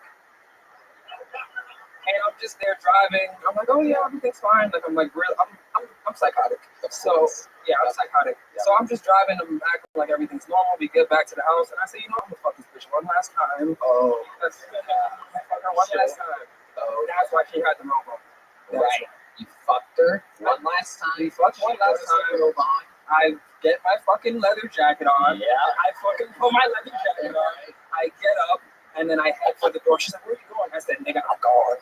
And then I went to the car, and she ran outside in her robe. I can remember this vividly. It was very traumatic. And I'm telling you, because I'm going to kill something. And then more than devil, nigga. You literally sell my fucking soul on the show. You're killing it, bro. That's you're D-Madness. D-Madness said trust. He's absolutely spot on there. He knows about fucking. He doesn't need to see me to know how good I am at this. You can feel it. There's an energy. D-Madness Day, by the way, is Valentine's Day this Wednesday. He's playing at the Skylark Lounge 6 to 8. Go ahead. That's so sad. I mean, that's not the first vicious one I went through. I also, hold on a second. I got so much the story. She comes out in the robe, and then you say what? Fuck you, bitch. I'm gone. You actually told her why? No. She figured out after, but I didn't tell her. I went and drove all the way back home. Afterwards. Yeah, we still talk to this day. You fucked Chuck. And she's like, you know, I don't care. I love it. Oh! Okay. It was all set up for that. I was just trying to get there the whole time. I love it. You react to my jokes how black people react to magic tricks. They're like, I'm the fucking devil.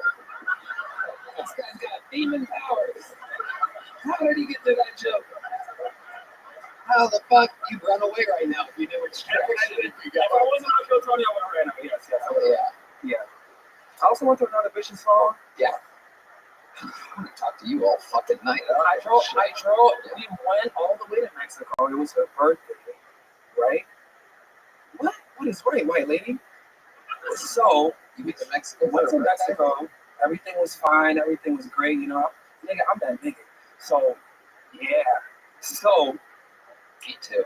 That's how I feel on the inside. I feel the energy. You can kind of feel niggly. Not full. But I feel you. I feel you. Yeah.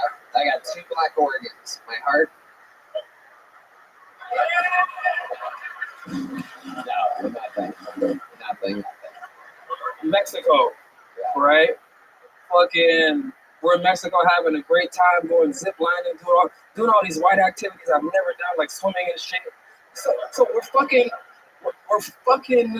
in Mexico. I go through the bitch's phone. You know who she's texting? This is a great time. Usher. No, not Usher, nigga, child. No, man. She is texting the most randomest person. She's texting Marlon Wayne's son. Oh my God.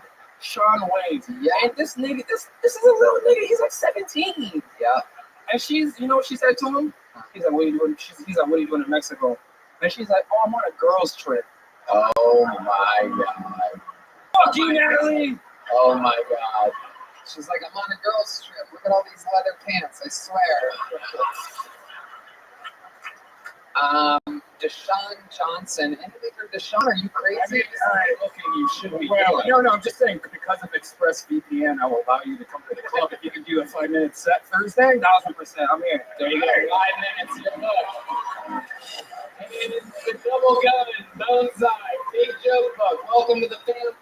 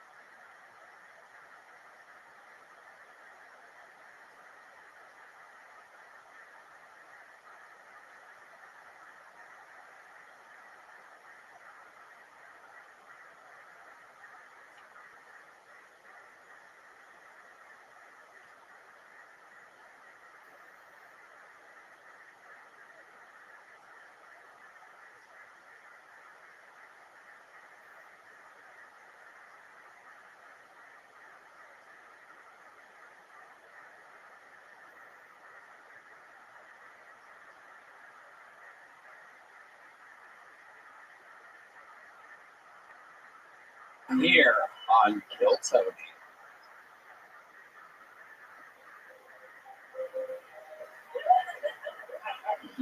One of my first jokes was comparing myself with Stephen Hawking, but in light of the recent controversy, I want to clarify, I don't like children.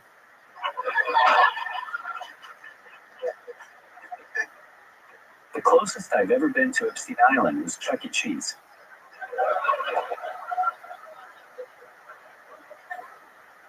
I was just trying to steal pizza, and one kid came up to me, and he's like, this animatronic thing is broken. Fuck you, kid.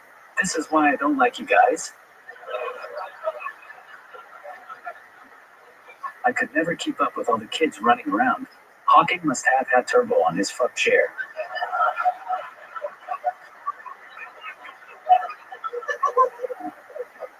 From now on, I'm just going to compare myself to someone less problematic like Helen Keller. At least until we find out something like, just cause she couldn't see, hear, or speak, didn't mean she wasn't a handsy bitch. Excuse me, Miss Keller? My balls on Braille.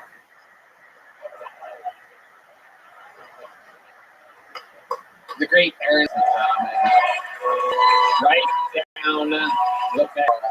His own position, his own perspective, material that only he can do. Another absolutely fantastic set, Aaron. How we feeling tonight? How's it going? What's shaking, other than your left hand?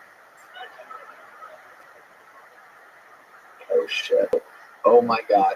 Oh my God. What is happening? Oh, that's gross. Oh my God.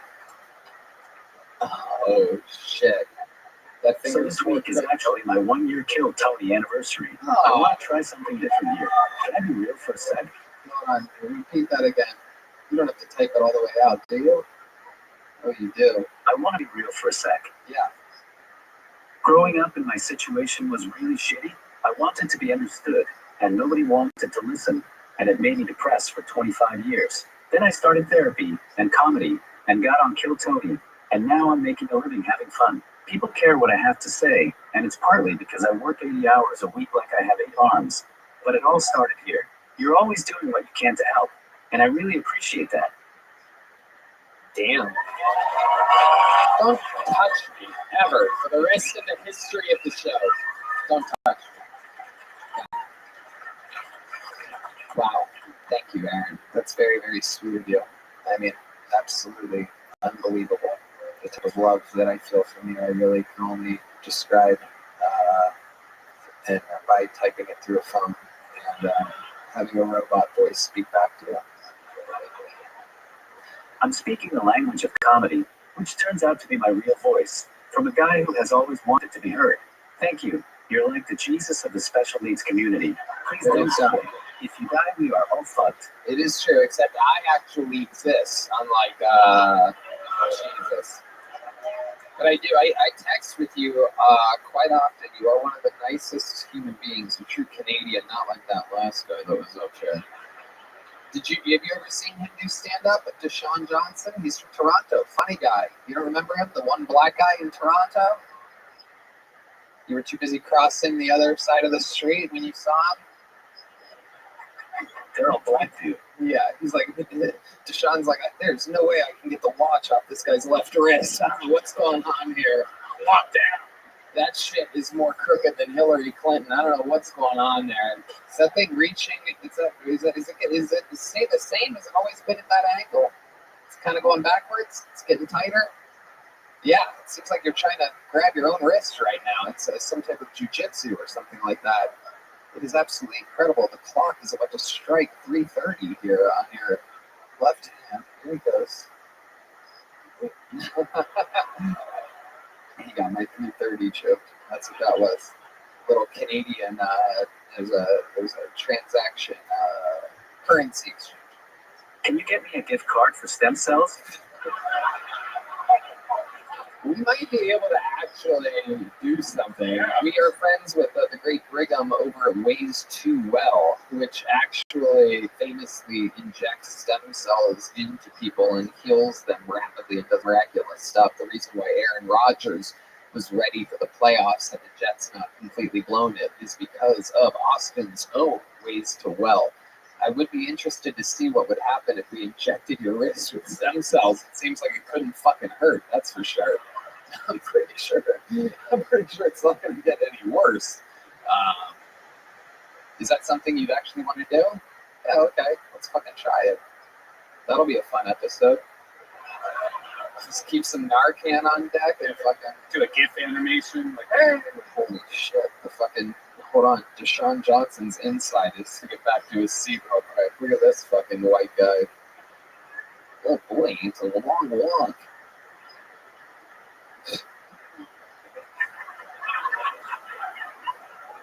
How can it get any worse? Fall off and stop getting caught on shit. That is true. Anything else crazy going on? Anything you want to promote or plug or anything like that? I got jumped on 6th Street on New Year's, so I bought a taser cane online. I'm so excited to electrocute someone. Oh my god, you have a taser cane? That's a thing? So you're actually going to try to fight somebody back? Next time someone tries to jump me, I'm going to taser them on one side until they look like me.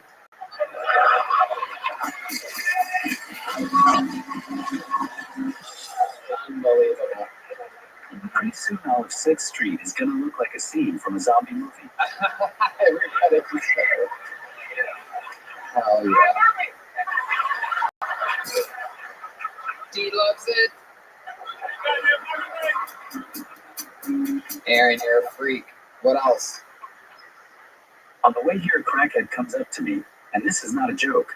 He says, "Oh my God, do you have the polio?" "No, but I have the thunder."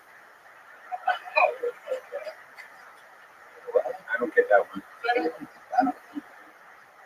Oh, the electric cane. Well, I thought I was addicted to my phone.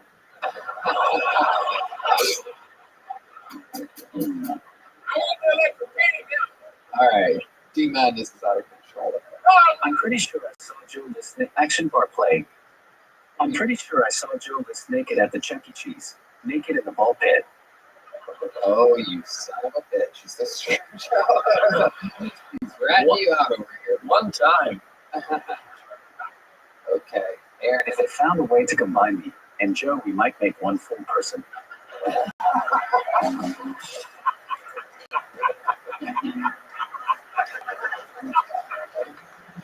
Holy shit. Anything else, Aaron? You're fucking killing. You're fantastic. You look like Caillou if you recovered from brain cancer. Oh my god, you're just roasting Joe? How dare you? I put you out in front of these great comedians and you just come out and fucking burn bridges that you can barely walk across. This is absolutely incredible. He started it. Look, anytime you make fun of somebody, just remember there's 5 fingers pointing back at you.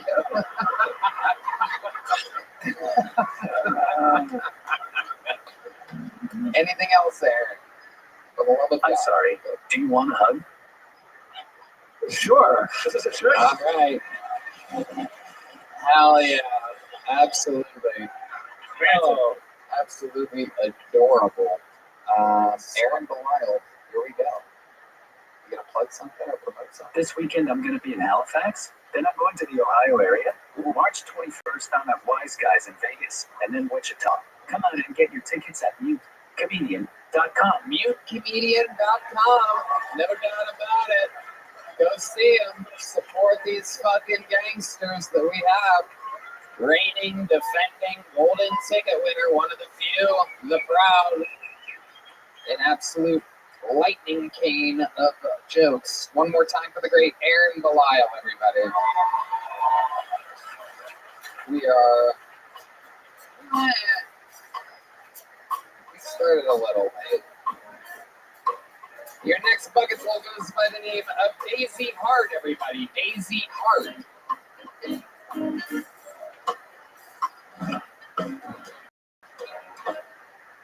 Hi, everybody. I'm Daisy. World's worst Asian. I'm allergic to shellfish, so no sushi dates for me. I also delivered my first baby at 18.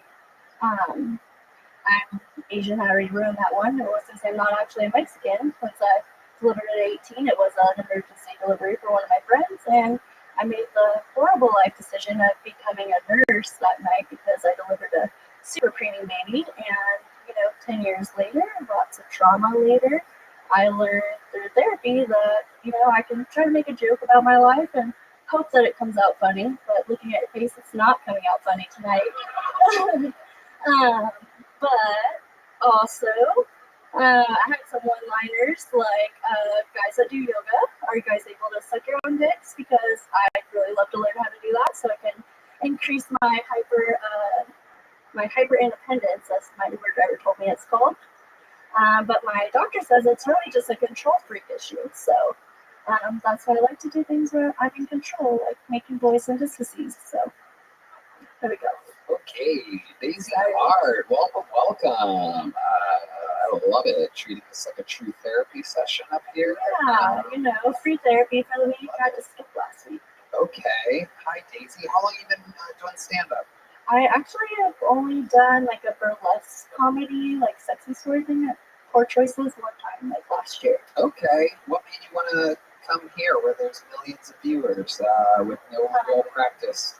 Well, I did actually practice and like totally forgot everything when I got out here, which is just kind of like my little 6th grade talent show where we came out with no microphones and tried to sing, so I was like reliving that trauma all over again. But no, it's totally fine. Okay, a lot of trauma. You have big crazy eyes, Daisy. Tell us more about you. I have very big eyes for Asian. Are you really Asian? Yeah, I'm not Asian. I'm a first generation American. What kind of Asian are you? Filipino. So the Mexican of Asian. How Filipino are you? Half And what's the other half? Portuguese, which I hear is the cause of slavery. So learned that this year. A lot of sad fun facts. Sorry, yeah. Joe List, what do you think about Daisy here? Well, she forgot her act, and I wish I could also. I'm sorry. I apologize. I really hoped that it would be better, but I came with a friend for both of our first times. I didn't think that both of us would get on here. Like, I thought once he got on, like, I was like, in the Your clear. friend also got on? Yeah. Who's your friend? Roy Mendoza. Oh, so was it bad? I told him to practice. Well, I'll tell you, you did exactly as good as he did. Exactly. But like, Did you guys get to talk in between us? No. Oh, you don't know. He's retired for life. We literally retired. We retired. Just the drummer at church forever for him. Is that what he was? That's how you know him? No, not through church. I know him through like an insurance sales job, which is even worse. Oh my god. It's all real. This is incredible. Yeah. This is the story of an evening. 200 people sign up and fucking you two get pulled out of this guy. I know. I really thought I had like other jokes saved up, but do you have other jokes? Are you remembering them now? Not now that I'm looking at your face. No. My face is. I mean, a lot of my jokes are like about turning boys into sissies. And why? Why would you do that in real life? I mean, I really want to. Like, let's talk about your real life. My real life. So I like tend to turn boys into that point where they question their sexuality. You know. I could kind of see why. Yeah. I mean, I'm a little bit masculine for being a girl. What's masculine about you? I don't know. Just my vibe, maybe, hopefully. Maybe, hopefully? You think so? I'm super confident about that, as you could tell. Yeah. Where do you live? Here in Austin. And you think you're masculine? I mean, for a girl, like, I'm not as girly as girly girls. I'm not good at girl stuff. That's what every girl says. I mean, some girls say that. Some girls are good at it. You know, they can contour and, like, make themselves look like a completely different person. But I at least, like, look the same when I take my makeup off, so. When you take your makeup off? Okay, you look the same. Pretty much the same. What do you look like without glasses? Like this. Okay. All right. Like I can see less a little bit. Okay. Yeah, you definitely don't look. You look better. No, just kidding. You look great. That was a good one. You look great. Almost got a laugh there. You got a but it was close. At least it was some kind of a reaction. A little bit. That's good. You're getting closer to being compelling, Daisy. Oh. So you're allergic to shellfish. You had to help a chick have a baby when you were 18. Yeah. Okay. I didn't mean to say like I delivered it with clothes hanger, but. And you want to learn how to suck your own dick? I mean, if I had a dick, I would definitely want to learn how to suck it. I feel like it'd be very efficient that way. Seems like you want one. I do. I've tried to be on, you know, with the strap-on sets. You can do your own stuff. So you were in with a woman before? Yeah. You enjoy that more than being with a man? I'm 50-50. I'm very in the unicorn land of people. How old are you? How old do I look? 40. 40? I always tell people I'm 40. Do I really look 40? Yeah. It's Botox. It's your eyes. It's your eyes. Oh yeah, God, You've seen a lot with those eyes. I have seen a lot. I was forced into like childhood nursing slavery at like 5. So I've been nursing. What do you mean by that? Is that true? Or? Yeah, my parents had a care home, so like I worked with old people like the whole beginning of my life, and then I've been a nurse the whole rest of my life since then. So I'm tired. Yeah. Yeah, I'm tired too. Like I could take an eternal sleep. Whatever trauma that you've suffered is like airborne. You carry it with you. It's contagious. I was really hoping that I'd like healed enough to come out and make it funny, and then like have a good time with it. You're having a good time. She ruined my Asian fetish. Like I mean, it's good that you're getting married though. You found one, so you tricked her into it. Look, she knows her stuff. You are right. You tricked her into all that money. Daisy, anything interesting about your life before we let you go? I've done a lot of awake liposuction and tummy tucks, so that's really fun. What do you mean you've done that? I worked for a company that does, I worked in surgery before as a nurse, but I didn't realize when I did my interview that our company does the. Isn't it weird when you're doing surgery and you're the one in the corner that just keeps cutting herself? I mean, I didn't really cut myself too much. I'm scared of my own blood. You're scared. But I'm really good at cutting people's tummies. Really? They let you do that? I mean, they let you with a cauterizer. you know, you do tummy tucks and get rid of all that extra skin that the girls get after they have all the babies. Well, me and the doctor, so, you know, the doctors that are like, the surgeons that are okay with you know, doing more, they let you do a little bit more because they're training you. So, I mean, you're just cutting off skin that's going to go in the garbage anyways, so. Okay, Daisy. Well, very interesting. You Something more scary that they can you catch? I don't know. Catch like a boy. You think you're so manly. Put your glasses on. I don't want you to. I don't know if that's going to make it any better. I'm still Asian. You're so manly for a girl. Here comes the joke book. Oh, that's not fair. Just kidding. There she goes. Daisy Hart, everybody. Daisy Hart. Oof. Oof. Yikes.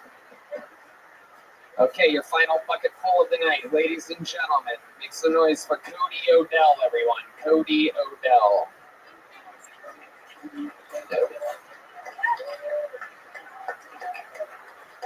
Here he is, Cody Odell. Hey, how's it going, guys? Do I just start? I guess I've never done this. How's it going, guys? I was listening to this podcast, and this guy was like, "These OnlyFans girls aren't traditional women." Right? I was like, "This guy's clearly never heard of the oldest child in the world." Clearly, y'all have never heard of the oldest child in the world. Have you? Hey! OF girls are traditional, right? All right. I've been looking for an apartment.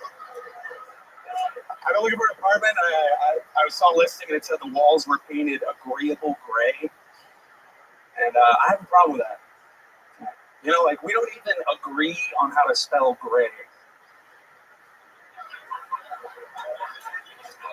Right? Some people spell it Grey, right? And other people spell it wrong. Right. Exactly.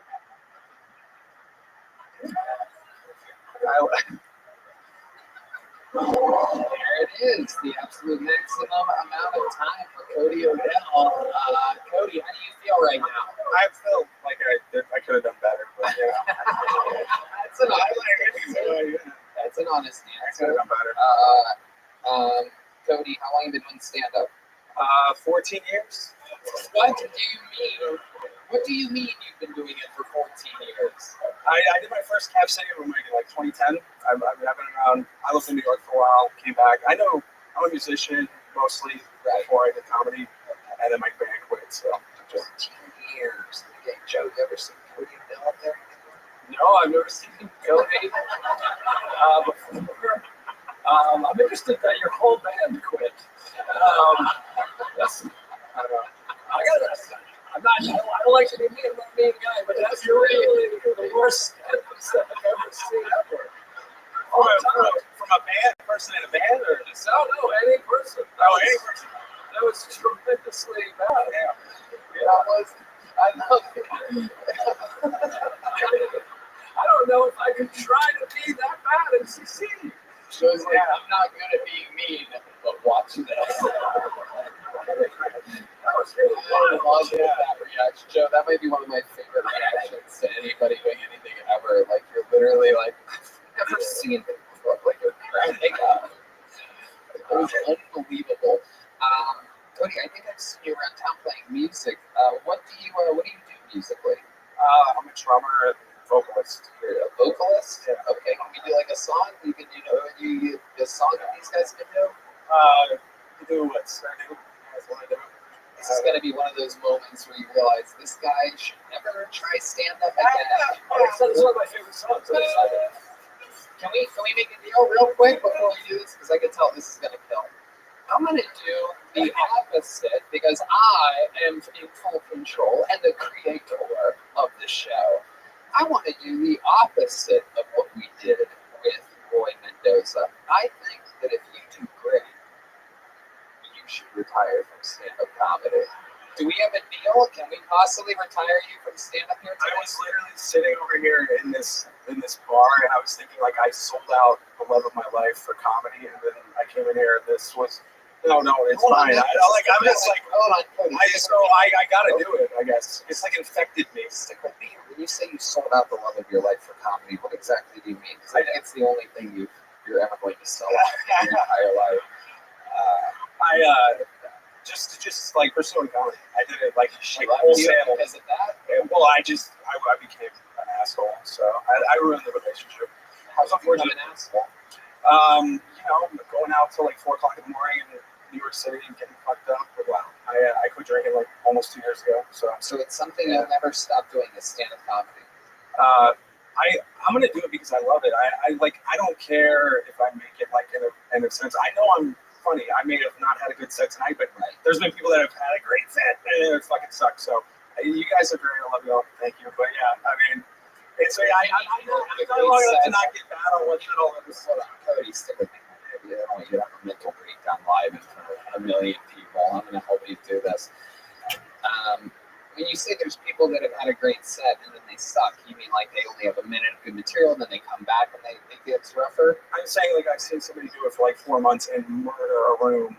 Everything I've seen somebody do it for a long period of time and like might just not have a good set, Right. Kind of how it goes. Worst set Joe has ever seen in his life. Yeah, that's crazy. You must not have been a very. Let me ask you this: 14 years in the game. Was that a newer minute? The grade? That's a newer minute for sure. Okay, how about this? How about we do 14 years? Your best, most effective joke you've ever written in 14 years. Here it is, ladies and gentlemen. 14 years. This is the best joke ever from Cody Odell. I think Disney ruined relationships just because they set the bar too high. Guys, am I right? I mean, like, do y'all have anybody have a castle? Yeah. Like the Beast, even. He was a mutant. He had an enchanted castle, right? Like, of course, she's not gonna be satisfied with my one bed, one bath. Like, yeah, exactly. No, I'm not taking a girl on a magic carpet ride. Like maybe a magic key ride. So be like, I can show you a mortgage. Shining, shimmering interest. Tell me, princess, now when did you last let someone co-sign? A whole new loan. A dazzling rate. You never knew. No one knew. Tell us no. You need collateral. That's the end of this joke. Alright. That's better than the first minute. Let's end it with the song. A 1, a 2, a 1, 2, 3.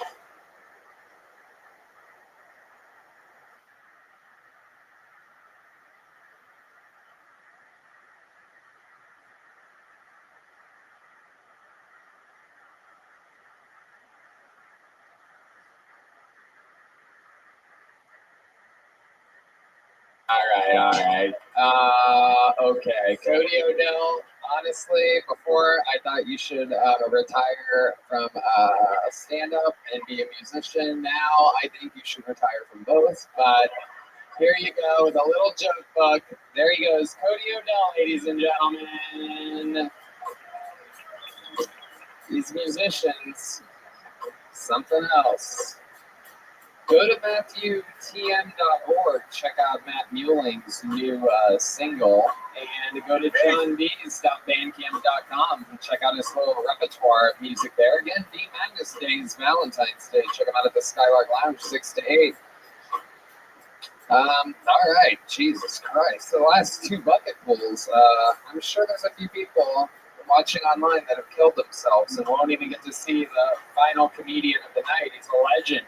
Everybody, he is the only. Actually, he's not. We have 2 living members of the Hall of Fame now. David Lucas has also joined the fray. But this man, record for most sets, most interviews, most everything. Some people call him the Sultan of San Antonio, the Duke of Davenport, the Islander of the British Isles, the Tijuana tornado, the Des Moines drowning. Dude, ladies and gentlemen, the Memphis Strangler, the Big Red Machine, the one and only William Montgomery, everybody.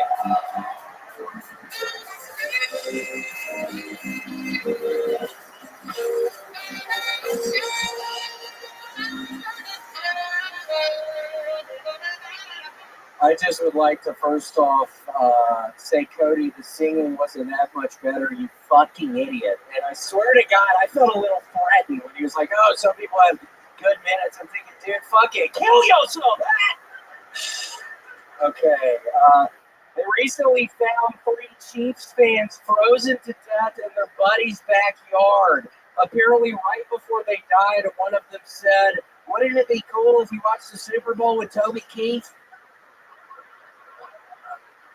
They're in hell. I'm insinuating they're in hell. Okay. Real quick housekeeping note. If anybody finds a Tamagotchi pet lying around, please return to Red Band. He was going to feed it, but he was too hungry and it fell out of his pocket. Knuckles from the Sonic universe is getting a standalone film. Not to be outdone, Kirby from the Nintendo universe is getting a standalone OnlyFans.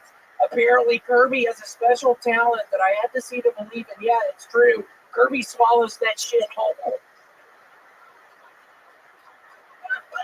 Okay, that's my time. Thank you. I love it. 1 minute, 15 seconds from the legend. The man that's done it more than anyone ever has in the history of the show, The Big Red Machine, William Lights Out Montgomery. Yeah, I mean, I would honestly like to see that piece of shit Cody try to do this fucking week in and week out. Just by his stinky fucking attitude, Tony. I swear to God, right off the bat, it's like he thinks he can. Dude, you could never do this shit, you piece of shit.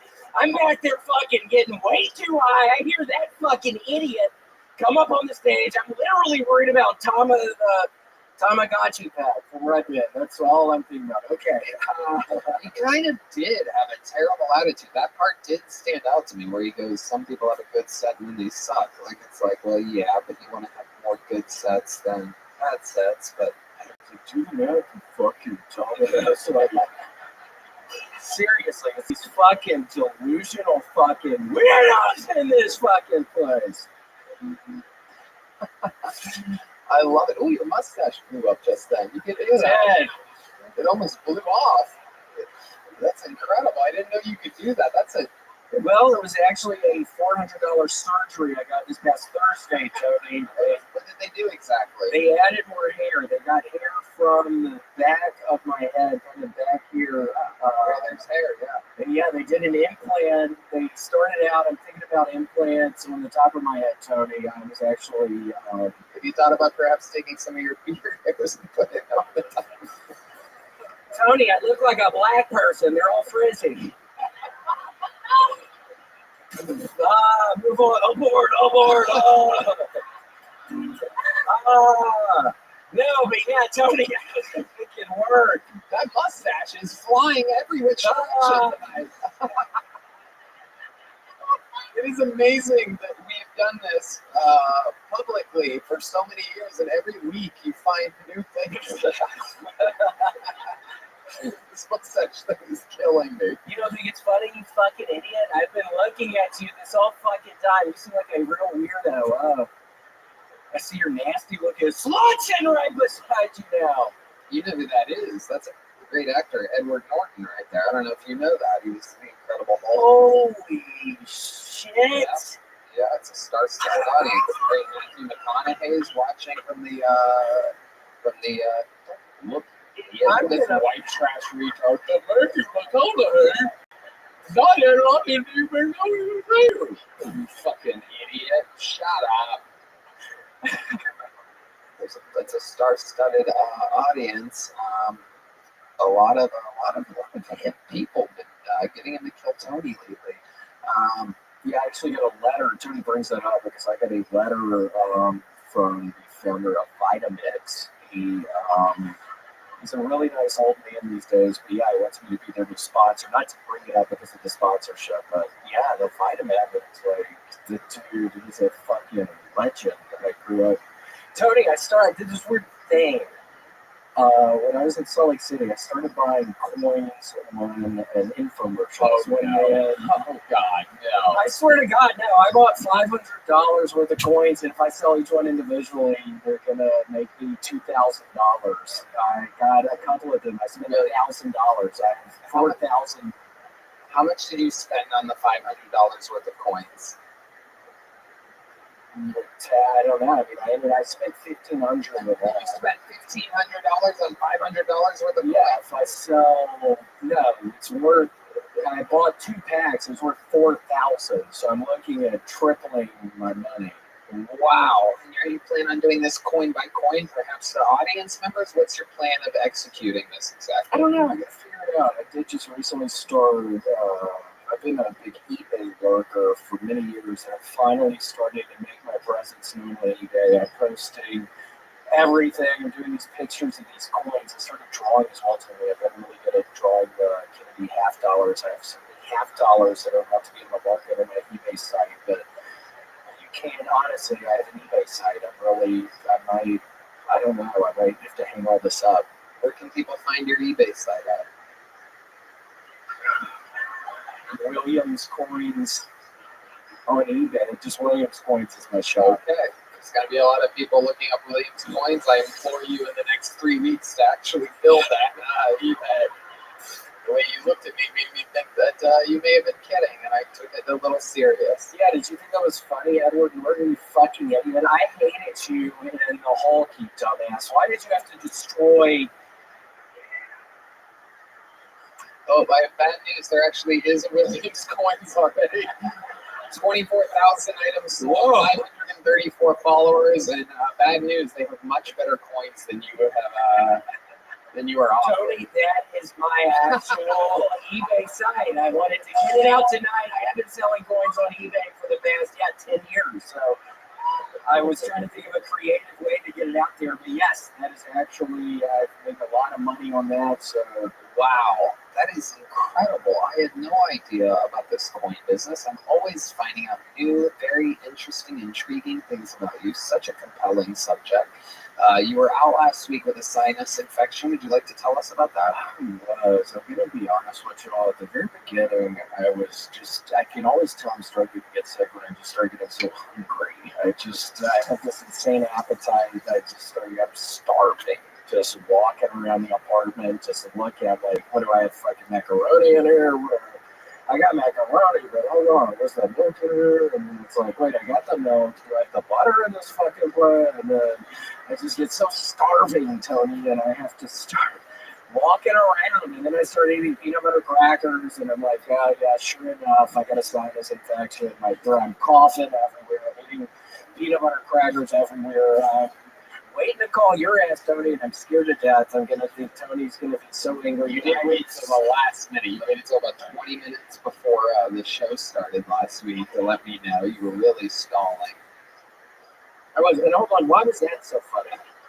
I always like you, Michael, but why was that so funny? That was, I honestly was sick, Tony. I swear I was sick. I believe you. Okay. Now I'm starting to not believe you, though. I did believe you, but now the way you're I promise I was sick. Tell us some more of your symptoms. What kind of symptoms did you have? It's horrible. I started playing with Last of Us 2 Remaster again. And you know, game mode. No, Tony, I started having these horrible nightmares. We have this plant situated in the bedroom, and it looks like somebody's head, and I wake up, and I think there's zombies in there, and the first time it happened, I said, oh, hello? What were you eating at the And time? my girlfriend was like, why would you? It's a zombie. You probably shouldn't. What were you eating when you were playing these games? Rattle off some food for us. Shit, you know I was eating macaroni and cheese! You know I was eating macaroni and cheese! It's macaroni and cheese, for those of you that don't understand. And prunes. The prunes have been helping my bowel movements. Tony, I took a shit today. It was, I swear to God, 3 feet long. I had to get it out of the water to fucking get my tape measure out. I had to figure out how to use the tape measure to measure it because the shit is so fucking floppy. So then I had to tape measure that shit, Tony. It was fucking nasty, and there's shit everywhere. I'm trying another puzzle tonight. What's on the puzzle this week? What's it? Oh, the mustache almost blew completely off on that one. What kind of puzzle are you doing this week? It's weirdly enough, it's a bunch of Jewish people that look like him. It's oh wow, spotted again. Yeah, it's a wow. Oh my gosh. Are you a Gentile?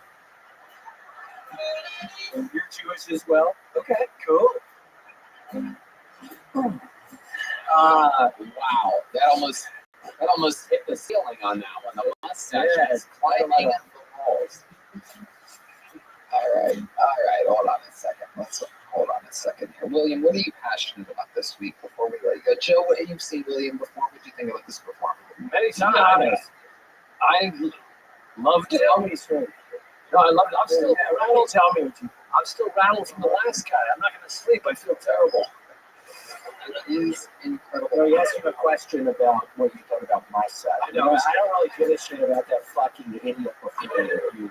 I would answer Tony's question. I thought the set was lights out, killer. You don't believe that. Just totally, I don't believe you. So, and that's fine. Everybody's got their own opinion. No, I loved it. I still love it. Still going. Yeah. It is true. And to think right now, Cody Odell is walking down the street, probably with his hands in his pockets, pretending like nothing went wrong tonight. Rationalizing, like, yeah, I had a bad set this time, but I'm going to go back and I'm going to fucking show them. Because when they see some other jokes that I've written over the last 14 years, you know, that relationships be like Disney World was just the tip of the iceberg, the tip of the spear. Yeah, but he's got a lot of promise. If he just sticks with it, I think he really can turn it around. I mean, it's 14 years, whatever. Maybe it's doing, 20 years. And he's still,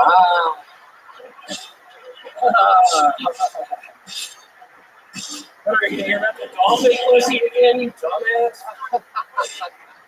I'm kidding. I love you. Aw, they love each other. Red Band, you want to tell them that you love him too? I love you. I love you too. Oh my God, what a magical moment. I feel like Red Band's about to propose again. You know, Uh-oh. Look at this. All right. William, anything else before we let you go? Anything you want to promote or anything like that?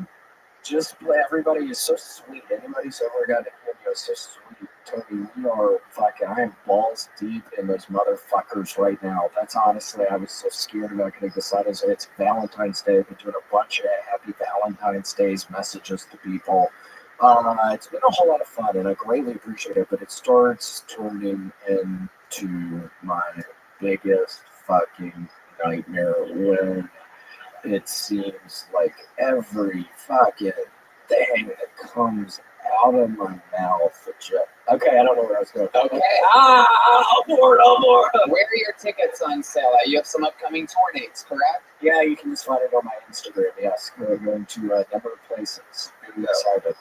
Find it on his Instagram. Find it on my Instagram. I don't know. I need somebody to help me build a website, and then I gave some fucking idiot $20,000 like 4 years ago. But worth of coins or actual money, or?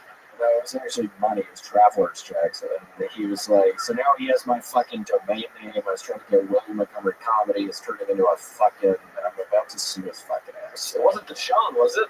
It could have been. We never found out what his actual scam was. But I will tell you this, my friend. It's an easy to build website if you just take the one simple step of going to Squarespace. The one that begins with SQU would be that one, Red Band. Oh my God. And using the simple promo code, which this is back when it was kind of hard to find on the thing. They used to send the whole goddamn thing. But yeah, so appreciate all the killing you messages. That's like, oh my gosh. There it is. All it's Tony. Tony, go to squarespace.com. Save 10% on the first purchase of a website today.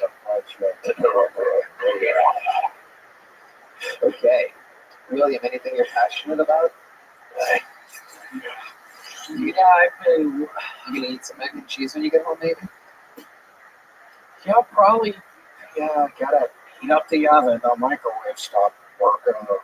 Your microwave stopped working. Yeah, Tony. I mean, I had a really bad day tonight. Yeah, fucking, I'm trying to heat up my eggs earlier in the microwave when I wake up. Have you ever thought about boiling the noodles for your macaroni? Man, There he goes, William. Look at me, everybody. We did it again. Joe List. Tell us what your dates coming up. Joe List. What's the website? ComedianJoeList.com. Yes. ComedianJoeList.com is on tour everywhere. Your special is? 3 specials on YouTube. They're all there. You can see all of them. It's all under Joe List Comedy? Absolutely. Yep. There you go. How about one more time for the great Joe List? Come on. The drawing from Ryan J. Ebot is in. It's fucking awesome. He draws every episode while the show happens. RyanJebot.com. Let's see what Chris Rogers drew up. Whoa! The newest member of the regime, Casey Rocket, with the motherfucking crab claws. That's an instant classic. Guys, they're going to play us out. How about one more time for the best damn band in the land? Carlos Sosa, Raul Vallejo, Fernando Castillo, Michael Gonzalez, D Madness, John Dees, and Matt Mueling. Thank you to all of our sponsors: Gel Blaster, Yellow Rose, Red Rose, Sam Smokehouse, Austin Security Guard, Service, DigiBuses.com, Hall Long Firm, Connect Mobile Health, Red Band. San Diego, check out me and Casey Rocket and a couple other people in July, AmericanComedyCode.com. We love you guys. Thank you. Good night, everybody.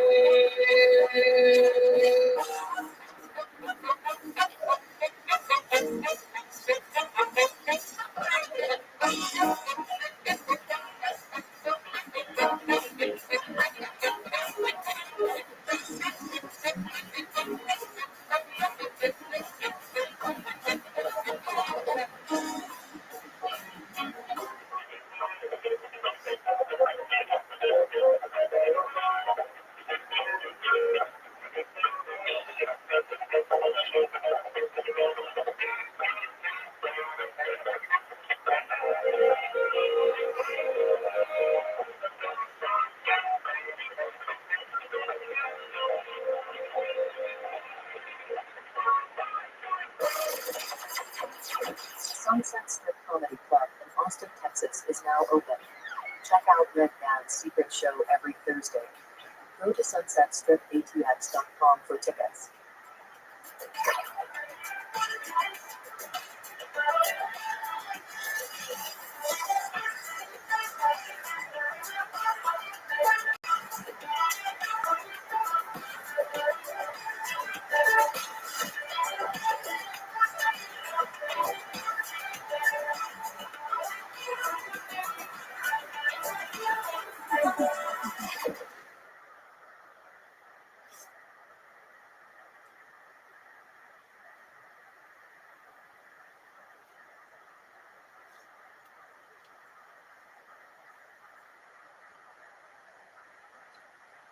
Hey, y'all, the LA Forum is right around the corner.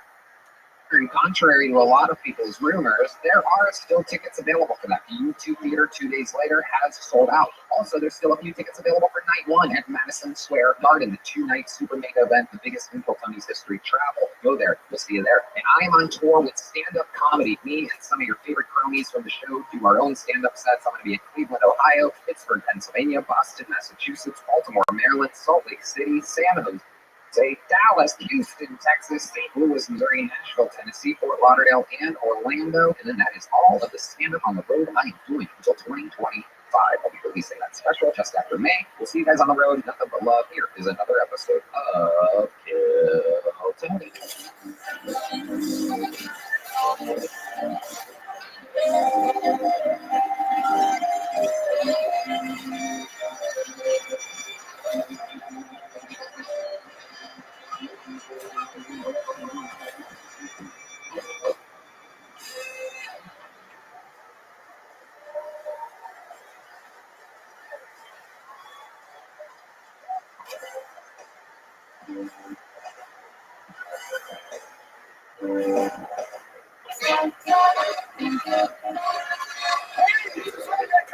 From the Comedy Mothership here in Austin, Texas, for a brand new episode of Kill Tony, you're in for Jeopardy! Extra!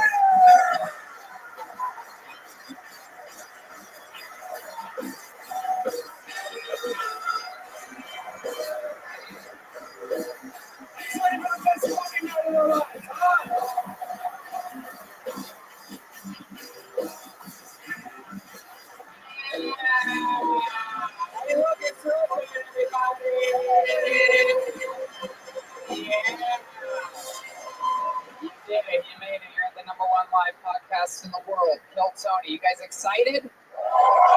Thanks to our friends Gel Blaster, Yellow Rose, Red Rose, Hall Law Firm, NinjaBusses.com, CM Smokehouse, Connect Mobile Health, and Asphalt 3D made us this super cool thing, this magnet bucket pull thing that now I can keep all the names that I pull out in order and in position. It's like state-of-the-art 3D printing. Shout out to our friend Asphalt 3D. And how about one more time for the best stand band in the land? Huh? God damn it, son of a bitch. On the horns, Carlos Sosa. Raul Vallejo. And Fernando Castillo. Not to be confused with the great Michael Gonzalez. And then on the diverse side of the room, we have the mortician Matt Muelling on the electric guitar, John Bees on the keys, and the Dark Force D Madness on the bass guitar, everybody. Before we start tonight's episode, here's a little bit more from the amazing sponsors that made it all available for you. The Sunset Strip Comedy Club in Austin, Texas is now open. Check out Red Band's secret show every Thursday. Go to sunsetstripatx.com for tickets.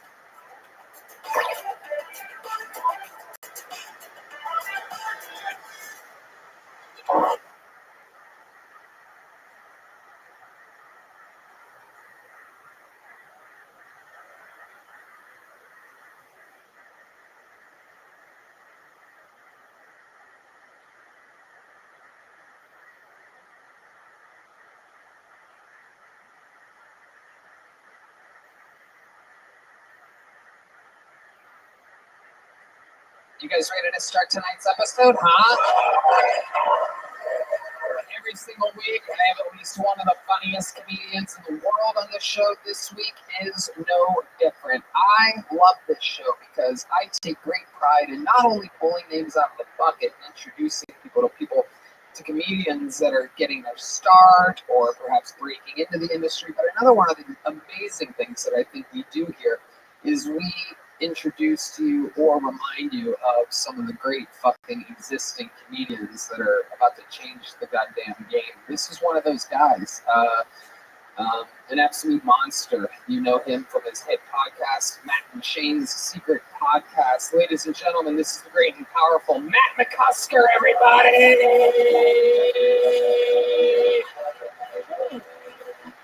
Yeah. His second time ever on the show. The first one being the New Year's Eve episode. This is his first time at Kilsoni, at the mothership. Home field advantage. One of the newest residents of Austin, Texas. Thank you. Tilting the polarization of the Austin comedy scene. One of my favorite comedians. How's it going? Pretty good. Thank you for the introduction, though. Matt's on tour, mattmccusker.com for tickets, and of course, Matt and Shane's Secret Podcast. Shane Gillis taping SNL this week. We got Matt McCusker on the #1 live comedy show in the world. So fuck you, Shane. So welcome, Matt. You did New Year's Eve. That show was fucking awesome, crazy. We're going to have fun here again. You remember how it works. 175 people tonight signed up for the chance to get pulled out of this bucket. If I pull their name out, they get 60 seconds uninterrupted. You know their time is up to the sound of a kitten. That means they have to wrap it up then, or else they bring out the angry West Hollywood bear. And they have to wrap it up then. And then I interview them. We find out more about them. The whole thing's improvised. Anything can happen. You guys ready to start tonight's show?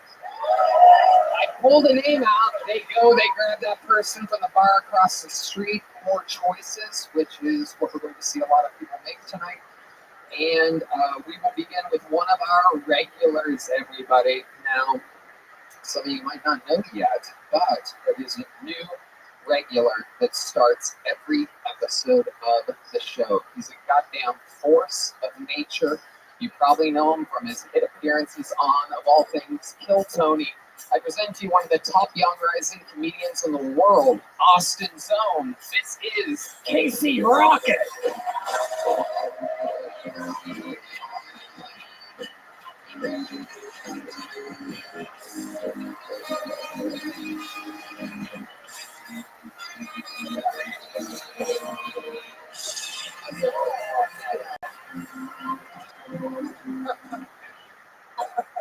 It's really good to hear your voice saying my name. All right, hell yeah, Sirius XM radio. All right, very cool. I got to get out of here. I got a softball game after this. So it's not a beer league; it's a fentanyl league. Should be pretty fun. Just me and the boys shooting up, sleeping on the ball field. So most of you probably know me as the creator of the smartwatch, but I also donate to a number of successful charities, most notably the Reverse Ice Bucket Challenge. That's where I dump a bucket of hot water on somebody who has ALS.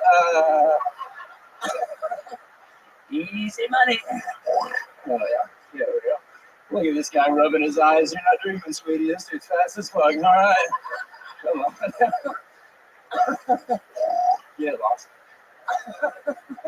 That's what I do every time I see a police horse. I just gargle his lips a little bit. Solve any crimes lately, Brainiac? You know, Biden's America. Police are horses. Okay, we're done. Thank you. Casey Rocket.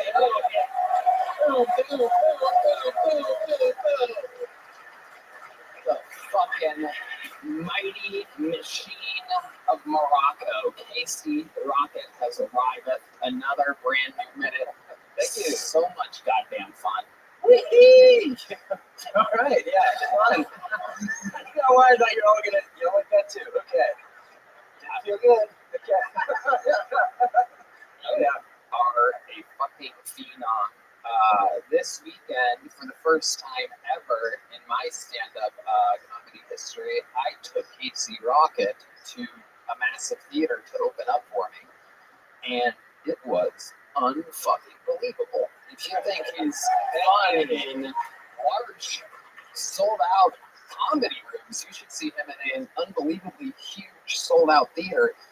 His crab walk from side to side is so fast. Have you ever measured it? Like, have you ever measured, like, what's your 40 crab walk? Oh, crab 40? Yeah, 3.5. Yeah, it's unbelievable. Yeah, it's about Mach 3. Yeah, Mach 3 or 4. The key is small steps. I don't want to tell you too much, but he uses the entire stage. I mean, you actually watch him lose like 3 or 4 pounds in 15 minutes on a theater stage. It is absolutely incredible. Your cardio is amazing. How do you stay in shape?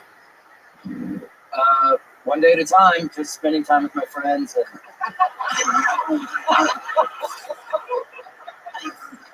sitting down with a good book and just hoping for the best. Yeah, playing, nope, I don't know what I was going to say. Playing something, just hanging with the boys and crabbing a lot. We're doing stand-up all the time, so I have a very specific skill set of just crab-based cardio that doesn't translate to almost anything else in life, except the bedroom. And just fucking crabbing circles around there. Are you close yet? Where did the crab walk originate from? What was your inspiration? Honestly, okay, so me and my friend, honestly? So me and my friend Tommy drank a bunch of Robitussin when we were 15 years old. It's absolutely true. And he was walking around. He was the original crab. I paid him $100,000 for it. He was. We were tripping on Robitussin, and he got really red.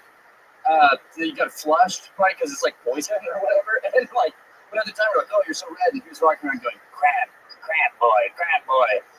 And I was like, it's perfect. And so it became a thing in our friend group that we would all crab around all the time. We love it. It's normal. Amazing. Yeah. Unbelievable. There was one point, just so you know, what being on the road with Casey Rocket is kind of like. At one point, when we left the airport, one of our amazing producers, the great Christy, says, "All right, y'all, we're pulling up to the hotel soon. If I could have your guys' IDs, I'm going to get you all checked into the hotel super quick. You guys can kill a few minutes, and I'll be right back with your room keys." And Casey proceeded to pull out multiple different IDs of different human beings. He had a Blake Shelton. I had a Punisher one, which is kind of like when people piss me off.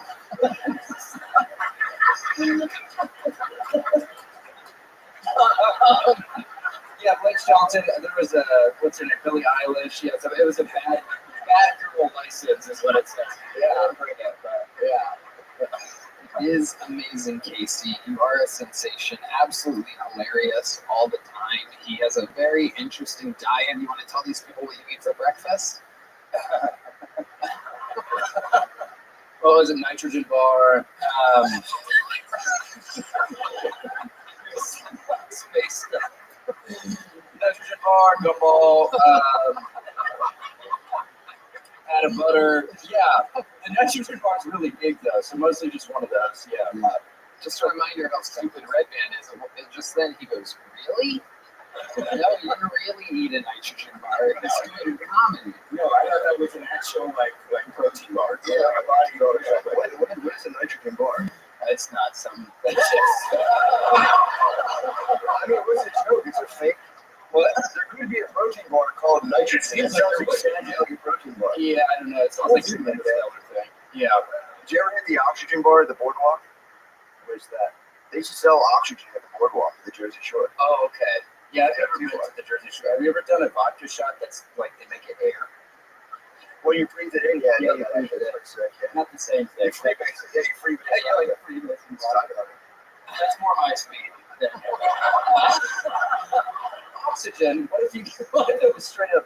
I didn't inhale the shot though. Yeah, you faked it. I faked it. Oh yeah. What?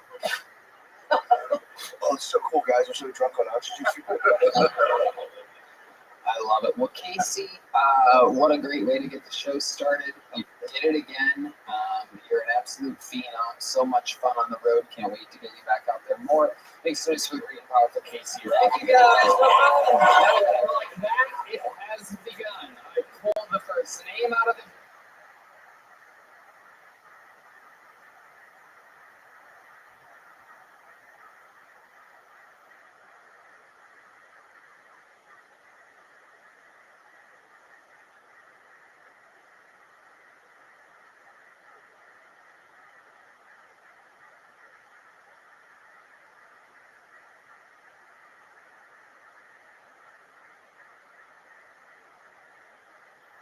You know what the problem with gay comics is? They're too fucking gay. Like, I'm gay, but you ain't ever gonna catch me skipping. My dad, when he found out I was gay, he took it pretty hard. He was like, "Jackson, are you gay?" I said, "I'm not gonna give you a straight answer." And then he came over, he was like, "Why you got knee pads but no rollerblades?" You know, I'm gay, right? But I'm not an ally. Not an ally. I'm in the axis of powers. It's Germany and Ireland. My boyfriend broke up with me because he found out I was gay. He took it hard. He took it right on the chin. Black girl asked me if I say the N-word. I said, ever? Ever, ever? Ever, ever? You know, the N-word like the stove. You gotta touch it at least once. You gotta see that shit's high. All right, thanks. Jackson, Mamie, welcome to the show, Jackson. How long you been doing stand-up? 6 fucking years. 6 fucking years, man. Incredible. Where at? Houston, Texas. That's why I'm good. Okay, sure. That's why. Houston, we know you love pumping for oil. I love it. So welcome, Jackson. This is incredible for you, Matt. Your best friend Shane is the newest Bud Light spokesman. This was the one right before him.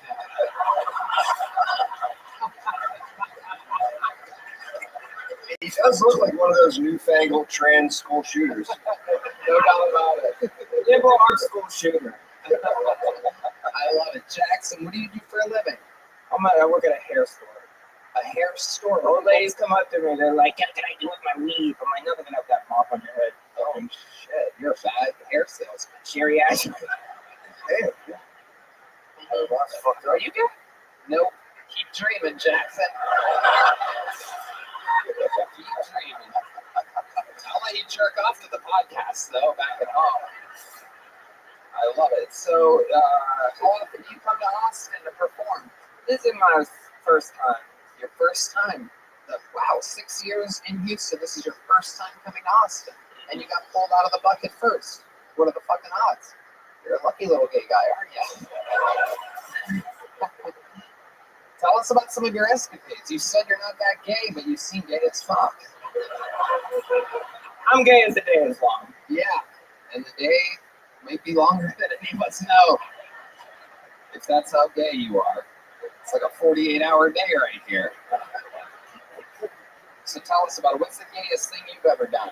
Suck it. Okay. Well, I mean, fellatio. Okay, yeah, I know what that All is. over. Okay. You did what?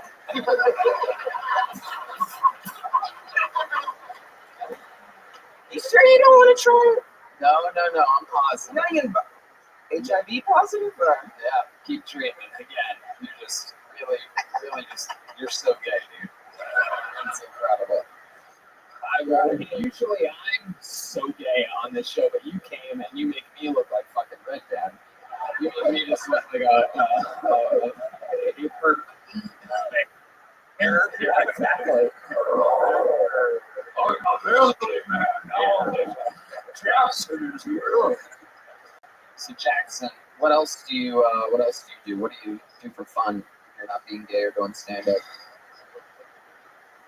I just cry a lot. Do you? What do you cry about? This dude broke my heart. Mackenzie Joel, fuck you. So wow, you called him out by name. What fuck you, Mackenzie? Yeah, Mackenzie. You made the biggest mistake of your life, pal. Tell us about it. What did he do? How did this go down? I want to know. I want to know the fucking. So like, he's gay. We know he's gay. And like, two gays don't necessarily make a we're the bottoms. We're the bottoms. Oh, you put the batteries in the wrong way. Uh-oh. The scissoring, it just did. Let's scissor, yeah. The old ass to ass. We're two catty bitches. It didn't work out. Oh my goodness gracious. So how did it go down? He broke your heart? He broke my fucking heart. How did he do it? Tell us how the breakup happened. Via text? No, we went to Orange, Texas, and came back, and it was like, dang it. You went to a place in Texas named after a fruit? And you got broken up with? I go everywhere I go is named after fruit.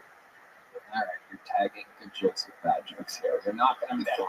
You're knocking them down there, Jackson. So, tell us how it went down. Did he tell you he took you? I can't do this anymore. I wish I need somebody that will fuck me in the ass. You wouldn't fuck him in the ass. I want to be fucked, man. You just like being fucked. I just want to be fucked. I don't want to So fuck. how do you come? Sounds like a good marriage. Like, very hard. Like, You come hard while getting fucked in the ass. if I think of gay shit, I come really hard. Like, Okay. I still don't really get how gay sex works, believe it or not. I know that sounds suspicious. there's a G-spot in your asshole. And it just comes out. You think it's hard and then you come? What? You don't like touching or anything? If you want to. Okay. If you're making this harder than it has to be. Oh, my. Jackson, have you ever been with a woman before? Oh, it was a black girl. Okay. How long ago was that? It's like, shut your ass up, Jackson. Shut your bitch ass up. She didn't like it. Right. Damn. She Shut your blind ass up. did the right thing. Famously homophobic D. Madness on the attack. And he did. He got right in his face there for a second. I don't know if you saw that lean. Oh, shit. I'm looking at my ass, but Whoa. Whoa. D, you were nowhere close to his ass, by the way. Jackson, just up here. No, D, stop reaching for it. You're not going to get what you're looking for. This is a treat to get fucked in the ass. Don't fall for it. Keep that face out of here. I like Stevie Wonder. Come on. Okay, Jesus, Jackson. Okay, D, relax, D. Jesus Christ. All right, Jackson, fun times. Congratulations. D, sit down, you crazy asshole. Jesus Christ. He is is not like gay people. It's a thing. It's like a wild animal. It's like a bear can smell a woman's period. It can smell semen in an asshole, and it's not like it. You got a lot of attitude, man. A lot of gay attitude. Yeah, dude. I like your YouTube special. Thank you, sir. This guy's not gay at all.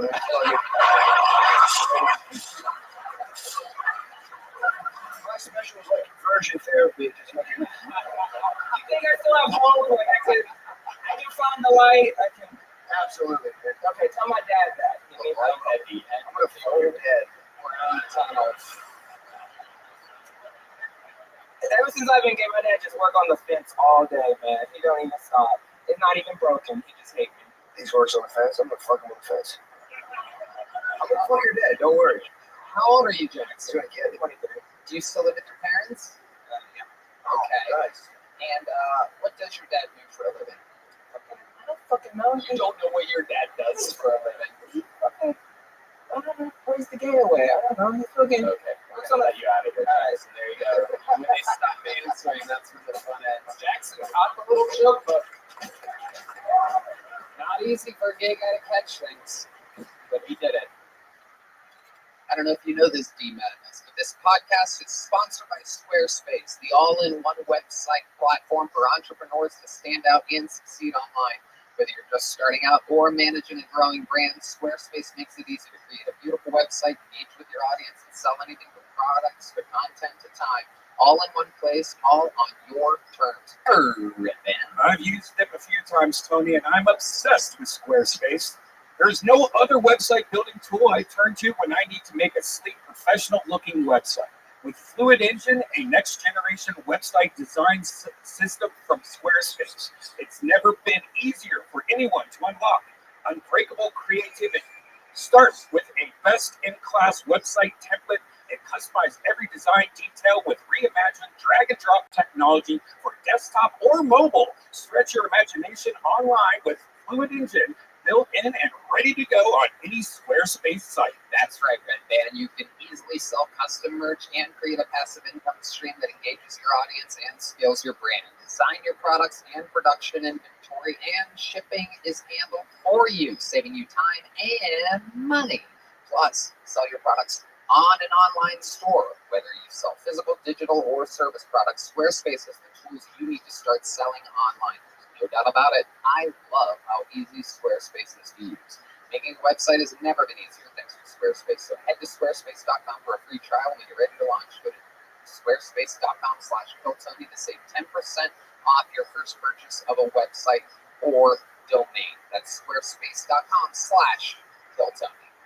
Your next comedian goes by the name of Gordon Sumner, everybody. Gordon Sumner. Moving on to Gordon Sumner. I got full number 2. Oh, look, it's the great Heidi, everybody. I forgot to mention we have a new member of the crew. Heidi Snake, everyone. Remember her from the New Year's Eve of well, Tony, there's just Heidi, everybody. We gotta get her out at a better time, producers, than when the comedian comes out. Make sure there's one more time for Gordon Sumner, everybody. Gordon Sumner. What's up, everybody? So I got a problem with Pete Davidson. Okay? He's too tall, he's too good at comedy, and his dick is too big. Okay? But you know what he proves? You can't be great at comedy, you can't be tall, and have a father. Anybody here do jujitsu? You look like the kind of guy that does jujitsu. This guy right here. But let me pause for a second. But you look like the kind of guy that does jujitsu. You do jujitsu? Oh my God. I got a problem with jujitsu people too. You know? Because first of all, it's very erotic of a sport. You're either a top or a bottom, right? You get this crazy cauliflower on your. And then if you ever want to fight one of these weirdos, they say, all right, come on.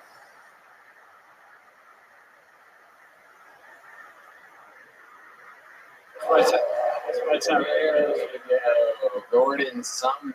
All right, we started the show with a gay guy and then a faggot. This is exciting. Oh my God. Gordon, absolutely terrible. Demanding to do crowd work with this tough guy in the front row. He said, do you do jujitsu? And the guy said, better than your comedy. You guys didn't get to hear that, but he got lit the fuck up by a Kill Tony fan in the front row. Be careful what you wish for, trying to bring people to your set. What? I was scared. I'm sorry for cutting you off. There you go. Okay. How long have you been doing stand-up? I don't know, about 6 years. Jesus Christ. On and off for 6 years. Oh, Matt McCusker. So you've been focusing more on like selling Percocets? Like, what are you You're dressed like every perk dealer I knew. That early 2000s. No doubt about it. Do you sell some kind of drugs?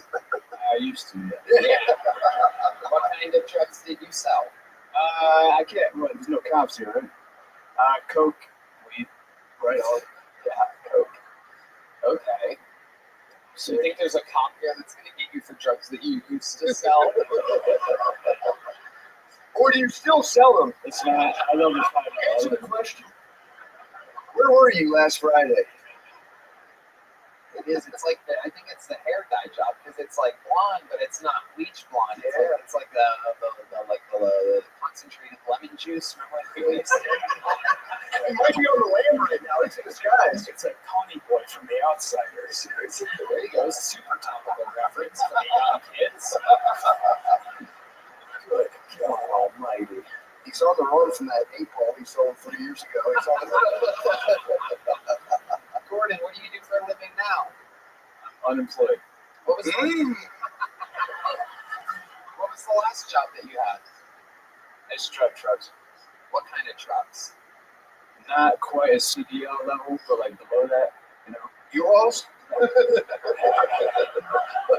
what kind of trucks exactly? Describe the truck and what would be in the truck. Moving company, and it was below that. You were a furniture maker. You do furniture. I used to move furniture, yeah. And you call yourself a truck driver. And you expected me to just move on with no Stealing follow-up valor. process. Stealing valor. That is extreme stolen valor. Unbelievable. I was a truck driver. Yeah. There's a really big minivan. I was driving that around, packed it into spaces. It wasn't a big deal. I could move a lot of boxes.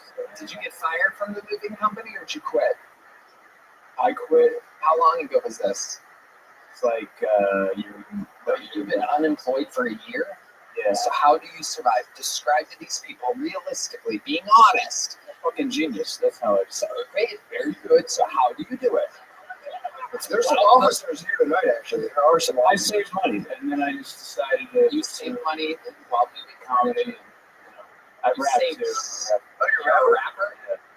Really? Are you really a rapper? Tell Michael what kind of beat you want. Tell Michael and D Madness what kind of beat you want. You guys forgot about Trey? You know, it's, What? forgot about Trey. Forgot about Trey. That's going. You got that? 1, 2, 1, 2, 3, 4. The different finish. The motherfuckers have to get the guy about Dre. No, you just did what they do. This is karaoke? No, he's You said you were a fucking rapper. You just did an Eminem impression. He's Warren G. He's Warren G. He's hooks only. I'm not that. I'm not that. Hooks only, dude. You're not a rapper at all. You just did what they do. I just try to fucking entertain you. So you're not a rapper. I don't make people laugh, you know. That was sick. That was pretty hard. That was so funny. Okay. That was just, my mind is literally I do whatever it takes. You're doing nothing. You're lying. You just lied to us up there. I'm a rapper. Okay, give us a beat. All right. You did it. Motherfuckers act like they forgot about Trey. Like anybody can do that. Anybody can fucking do that. The chick from Houston with her arms crossed can do that. Yeah, she's fucking pissed. Yeah, I can't. You finally woke her ass up. I can actually see the American flag. She has uncrossed her arms. Do you have any talent whatsoever in any field? 6 years on and off of comedy. Your rap game is atrocious. You don't rap. Do you do anything? You saved up money doing furniture to survive. There's nothing to you. This guy is just me. The more that I look at him, I'm like, fuck, dude, this is just me. I sing too. I sing. No, you don't. You know what he's saying? What is that even sing? Yo. Thank you. Okay, there he goes, everybody. We're going to keep moving along here. Gordon Summer. You've been on before? You got a little jump up? The first time. You do now. There he goes. Gordon Summer, everybody. Okay. You don't need to do that, but you have an open wound on your hand, by the way. This is disgusting. Absolutely disgusting. Right on its knuckle. Okay. Yeah, watching the steering wheel cut is funny. Make some noise for your next bucket pull. Billy Swift, everybody. Billy Swift.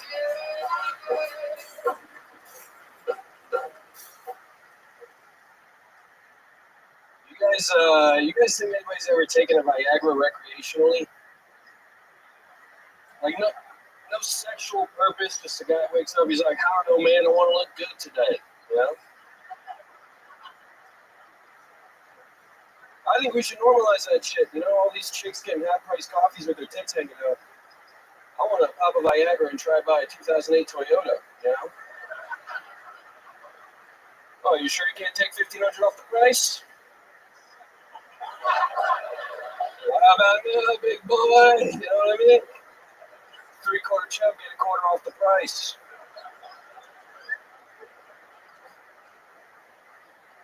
I'm recently single, and I realized that I like different things sexually now that I'm single. I realized that I like to make girls queef. It's just kind of like the trumpets of victory to me, you know? Like, I start hearing that shit get to go, and I start stomping my foot, beating on her stomach, you know, turning them muffin cunts. You know what I mean? I think everybody has so much time. There he is, Billy Swift, doing comedy. That's our first, I believe, actual setup tonight from a human being. Welcome, Billy. How long have you been doing stand-up? About 2.5 years now. 2.5 years, making the 6-year people look like fucking 1 week people. Unbelievable, Billy. I thought he did great, yeah. Yeah. I was hoping you'd ask this guy if he did jiu-jitsu right after saying people. 2.5 years, Billy Swift. Where at? Orlando, Florida. Okay. The home of the great Cam Patterson. You know Cam? Yes, sir. Yeah. We're pretty good friends. Right back when I started, he was around at the same time. But How often do you come to Austin, Texas? so I just moved here January 1st. Nice. Congratulations. Thank you, sir. Happy New Year, too. Yeah, thanks, man. I appreciate that. What do you do for work, Billy? I install blinds, so shades. Oh, madness. Be careful.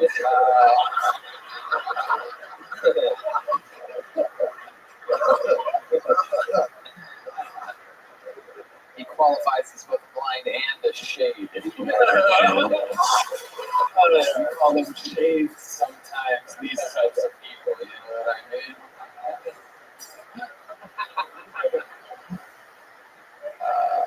Not to be confused with Slim Shady, whose amazing music we just heard a moment ago.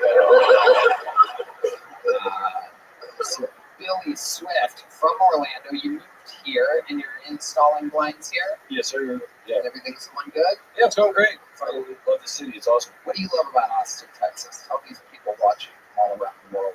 The homeless are a lot crazier here. I like that. Than in Orlando? Oh, yeah. Really? It's crazier here than in Orlando. I was just in LA and I forgot they're different there.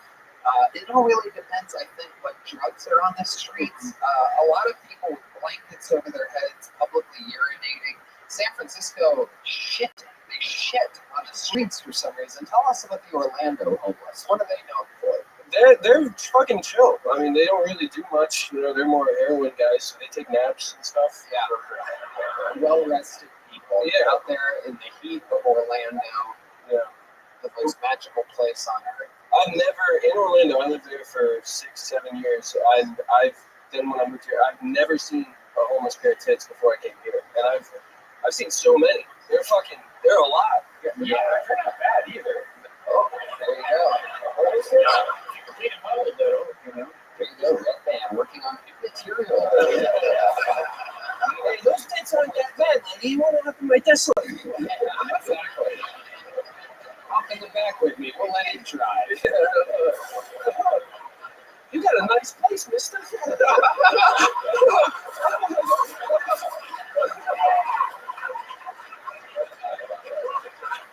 How would you say your tits? How would you say your tits? Almost like. She was just out putting them out. I mean, so one lady just wears a tutu. She's just running around with the top and bottom showing, but she likes that midsection covered up for some reason. Yeah, I think it's a C-section scar is what she's trying to hide. But she's fucking your guys' city, all right? I don't know. No, but then the other lady was wearing like a muumuu, and she just goes, "Today's!" and fucking kept running down the road. Yeah, she was just making people's day. Wow. I think she just wanted to take a day off. So.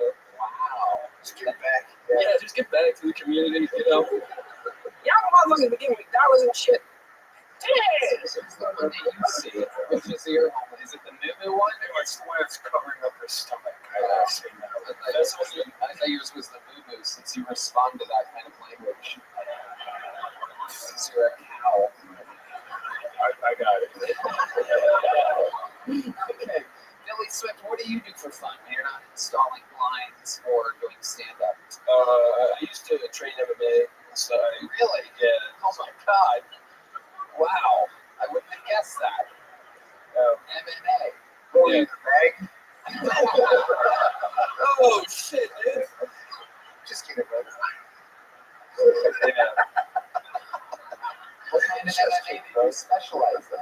No, I mean, like, I started doing jiu-jitsu and Muay Thai, and then transitioned to MMA once I got older. But I wrestled in high school, did all that kind of stuff. I had one professional fight, or one amateur fight. How'd that go? Knocked the guy out in like 52 seconds. You knocked him out in 52 seconds Yeah. and you retired? Yep. Undefeated, bitch. Wow. I'm out. You're like, oh, just with you, Bob. There's a Patterson MMA joke right there. He was a kebab. He retired undefeated. Retired undefeated kebab. Come on, fucking laugh, people, laugh. Kebab. Okay. It's what made you retire after only one fight?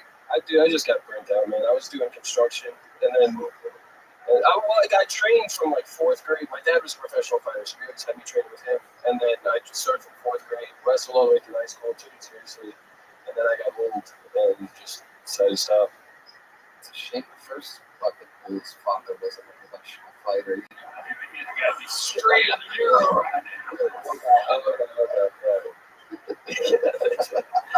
What's your love life like, Billy Swift? You talk a lot about doing Viagra, having a boner. Have you ever do that? No. You know that gay guys can come from the bottom position without touching their penis at all?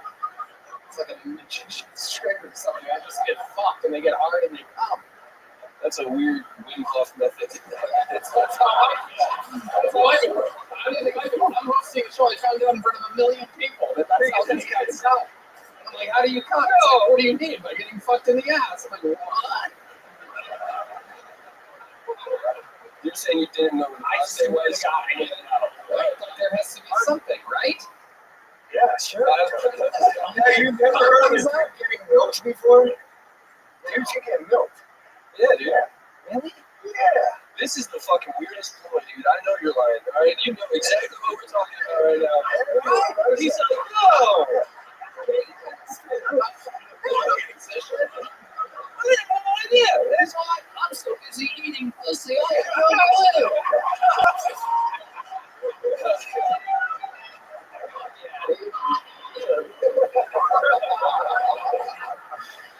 Now you know. Now you know. Billy Swift. I don't remember. What'd you say your love life's like? It's nothing right now. I was in a long-term relationship before I moved from. And you broke up with her to move here? No, but it just ended up happening that way. I was like, what else do I have to stay in? To Orange, Texas, and told her it's not working out. Just opened up the minivan door. Have you been with a girl since you've been in Austin? No. Have you kissed a girl since you've been in Austin? No.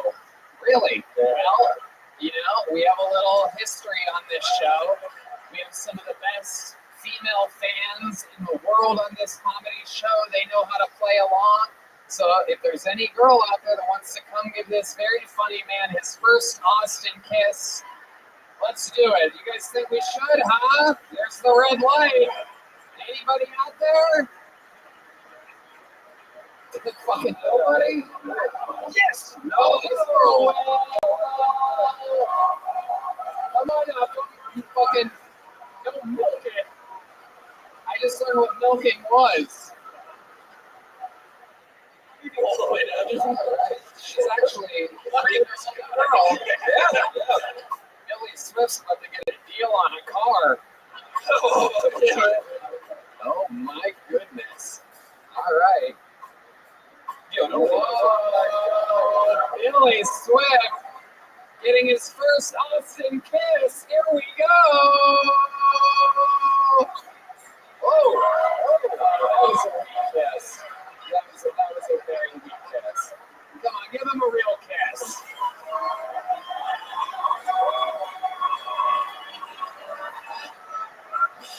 Wow. Look at that. Unbelievable. He went from MMA to HPV that quick, everybody. Absolutely incredible. That's my shoulder. How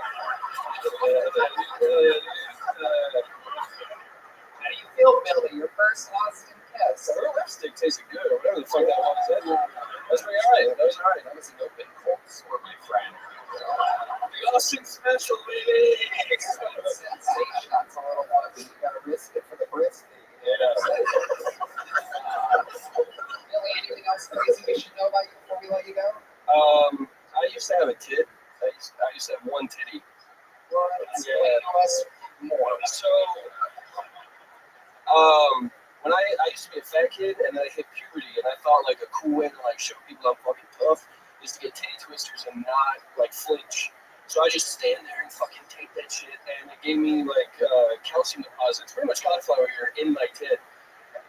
And it was a handful of people. Actually, it was nice. My nickname was Uno Presto all through middle school. You take jokes about that? No, not yet. I have to. That's crazy. It seems made up though. You know what I mean? Like when I have pictures of this girl. It's crazy. But, wow. I would love to have you on the Secret Show Thursday. Yeah. Thank you so much. You just got a real big and a big joke for welcome to Austin, Texas. That's Billy Swift, everybody. First good fucking full set of the night. He is originally from Orlando, Florida, and so is your next comedian. An absolute fucking thunderstorm every single weekend with me on the road doing giant theaters. He goes up right before me. He's a fucking freak of nature, constantly getting better. He works it out right here. This is a brand new minute from the one and only Cam Patterson.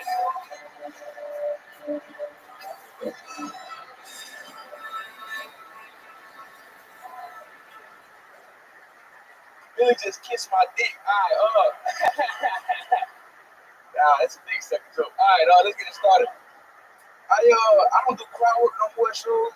Somebody fucked it up. I was doing a show one time. I asked, if we get to work. Like, I fuck your mother every Tuesday and Thursday. Her pussy was bad. And my whole set went straight downhill. I had no response for that bullshit. Cause listen, the first part, okay, you know what I'm saying? Fuck my mom, cool. You feel me? But her pussy being bad, that's some fucked up shit, sir.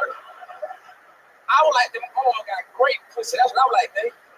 I don't know, but I would like to think that. I also have a good pussy theory. All right, I think you got a good. If you have good pussy, your kids got good hair. That's what it is. Your mama got good pussy, you got good hair. Like you, man, mama had good pussy. You, sir, your mama had good pussy. That nigga bald. So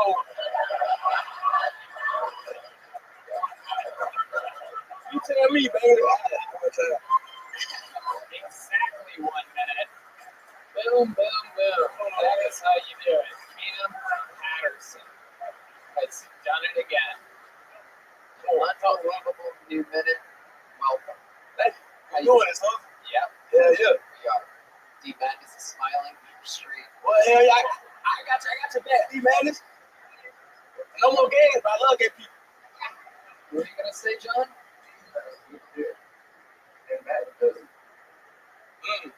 Damn! Your mom was a slut. That's the rules, baby. I don't know what to tell you. Them was the rules. Dims to rules, indeed. Where did you come up with this theory, Cam? This is Well, some interesting research. I thought to myself, nobody want their mama to have bad pussy. You know what I'm saying? And I got good hair, so I just wanted to make sure that my mama got good pussy. That's right. That actually makes total sense. Do you think guys with big dicks have daughters with huge pussies? Yes. Okay, fair enough. That's sound logic right up. That makes sense. I was just curious. That makes sense. I'm a scientist. I do shit like that. That's correct. This is incredible. We've done more research into the hair pussy, big dick, big pussy. I do believe we've done more research than they did on the COVID vaccine already. So it's very exciting. Anthony Fauci's watching. His mind's blown. Who the fuck is that? That nigga got a cool ass name. Nigga named Fauci. That nigga sound like a character in a cartoon or something. That's hard. Fauci. I like that. That's a good ass name. I don't know what he did, but hey, I like his name. I guess, yeah, if you don't know how to spell it, yeah, it's a How you spell it? Fauci. Call my dad, you get it. Cam's dad famously can't spell. He shows up on the road all the time. He is so much fun, such a cool guy, and he had his feet out. I was roasting his feet. He has these crazy toes. My dad got the worst toes in the world. Me and my dad both had bad toes. My mama would always say, if he ever said I'm like a kid, she would take my feet out. Right. Yeah. I love it, nigga. You guys have same toes. Yeah. You are a man of many talents. Yeah, but what I'll tell you, like, if I ever like, but I can't play footsie with women in the bed. That's oh my God, that's right. Now that I've seen your dad's feet, it makes total sense. Like, what's wrong with your toes? They have like Freddy Krueger style fucking. Yeah, my toes like knives, nigga. My toes like I really fuck somebody on my toes, dog. Like I got like talents. You know what I'm saying? Yeah. It's bad. It's not good. It's like Edward Scissor feet. Yeah. Just sharp pickings. Like that's what they are. They're like I need his wool, dog. Niggas sound gay. I got wolves for feet. But I love gay people. That's true. It's funny, his face twitches every time. Ooh, the lovely Heidi is here. I believe that is a water from that's Heidi, everybody. She's on Instagram at Gina with 3 A's .hg for those of you that like the Instagram handle that is also a Wi-Fi password. Hard to figure out, but I'm sure you fucking internet people will find her with 3 A's. Cam, what else is going on? Anything else crazy this I like her titties. Oh, yeah, that is true. Good titties. That is absolutely spot on. This week, this is on the road with you. You know what I mean? Yep. I got distracted. Yeah, it's on the road too. You know what I'm saying? Right around. It's been fun, man. I had a threesome. Oh wow, I didn't know that. Yeah, awesome. How did that go? That was terrible. I hated it. I did not like it at all. Yeah, why? One of the girls know how to share it. She wanted to share it. Oh. Yeah, she ain't know how to do that to us. She was one child, so. Right. Yeah. I ain't like that. I ain't like that shit at all. It wasn't fun. Well, I'm sure we're gonna hear more about that in the near future. No, I won't talk about it again. Really? Ready to go kill me, nigga. I don't play with them niggas, eh? I don't play with niggas already, but I'll murder somebody's grandma about that. You know what I'm saying? Why, the threesome? Why would you murder? No, see if I do it again as a real joke, people get upset. Oh, yeah. Unbelievably unfair. You did a joke in this interview. I was so imagining you naked with 2 women. I lost the fucking thing. That was fun, though. It was fun. You know, the crazy thing about the threesome, right? So I explained it to my homeboy. I was like, well, he said I had to go, and I was like, well, you know, I will go to one room and fuck one of them, but I go to the other room and fuck the other one. And then he was like, that one a threesome, they ran a train on you. And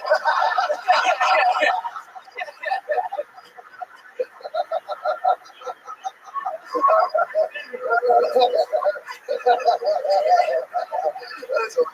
didn't like that too much. That was now that I think about it, that sounds pretty gay to me. I don't know. I like it. Cam Patterson, you did it again. Another amazing minute. A perfect example of what a regular on this show does. Make some noise for Cam, everybody. Come on. Cam Patterson. There you go. Hey, top of the morning to you. This episode is brought to you by St. Patrick's Day Shamrock Chambers Manscaped. This year, don't just chase strangers, make your own pot of gold. Put your little in the haters and aluminum no filter. Say goodbye to your loafer for us with Manscaped's Lawnmower 5.0 and let your confidence shine bright. Embrace the lucky action. Join the 10 million men worldwide who trust Manscaped. Head over to manscaped.com and use code Tony for 20% off plus free shipping. Tony, can I be honest with you?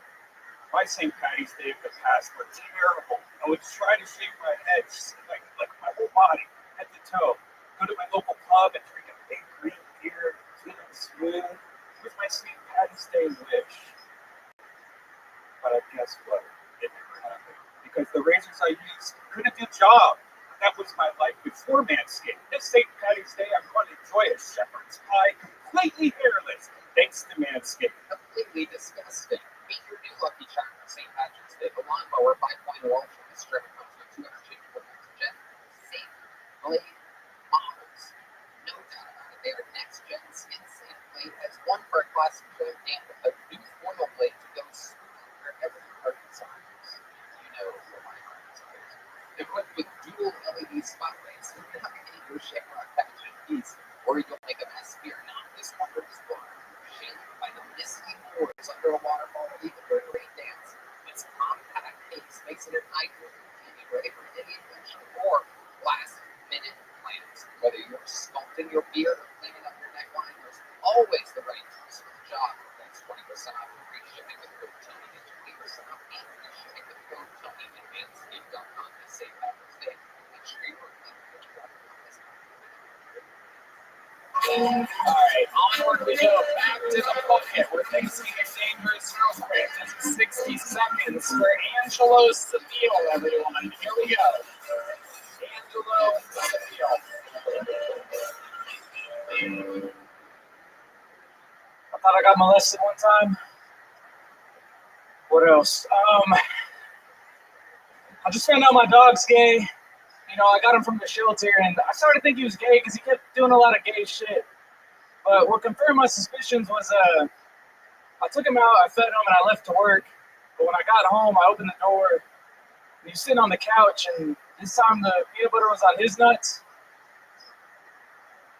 So I did it that one time, but, you know, I'm getting rid of him now. Not because he's gay. I'm not getting rid of him because he's gay. That'd be fucked up. I'm getting rid of him because I was gone for work for a couple weeks, and I got home earlier than expected, and when I got home, he was fucking a black dude. So can't have that. Right. One last thing, they say chicks dig scars, but you don't see burn victims getting a lot of pussy. Thank you. Angelo Seville. The amazing thing was that you were getting laughter somehow. I'm not exactly sure how in the world. I thought it was funny. But I guess so. But a wise observation, burn victims not getting a ton of pussy.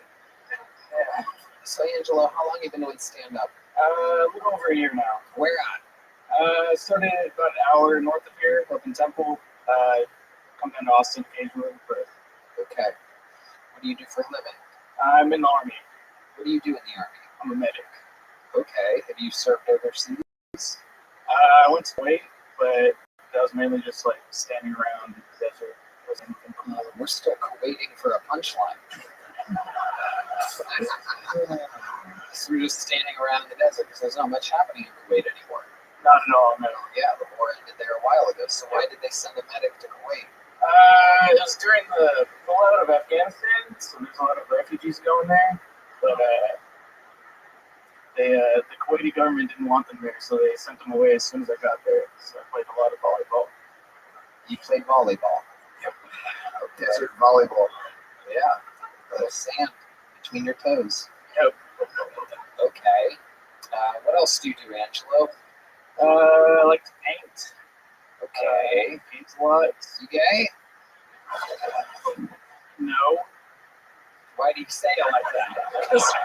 Because I'm not. I've never heard someone say, I'm not gay, because I'm not. I'm not. We believe you, dude. We believe you. Nobody thinks you're gay. All right. Good. Okay, Angela, what's your love life like with the ladies? I'm actually married to a woman. Oh. Yeah, I have a child. The perfect disguise. Yeah. It's all one big use. What? It's just a big disguise. How old's the? No, that's not what you said. How old is the kid? She's 4. She is 4. Okay, you spend a lot of time with her? Yes. What's your favorite thing about fatherhood? You know, I don't think I've had a normal fatherhood. My child has special needs, but it's pretty. Oh, tell us about the special needs. So she has a rare genetic disorder called Prader-Willi syndrome. What's it called? Prader-Willi syndrome. Prater. Prader. Der. There you go. Look this up. Prader-Willi. Willy. Ends in an I. That's in an I. It's in. Oh, there it is. Okay, let's look at images here. That's what I want. Oh, it's headshots of Red Band. Disgusting. Okay, so it's a genetic disorder that causes obesity, intellectual disability, and shortness in height. Do you also suffer from this? Yes. I thought she got it from me. Yeah. So she's like a little ball kind of. So it's such a spectrum thing. She doesn't really have the obesity part. Not yet. Yeah, not yet. But she is intellectually behind so far for 4. Right. Okay. So she's 4 years old. What is she supposed to be doing that she can't do at 4? Like speaking full sentences and stuff. It's kind of just like little words here and there. Part of it, there's some similar symptoms with autism, so she's kind of socially delayed. Okay. Do you ever curse God because of what happened to your daughter? No, for a little bit I was like, fuck, dude, why? But no, she's cool. She's super awesome. That's awesome. What kind of games do you play with her? Mainly she likes being pushed down the stairs. Okay, come on, shut up, Mark. Shut up. What are you guys, a serious show? Okay, what kind of games does she like? She just likes roughhousing, really.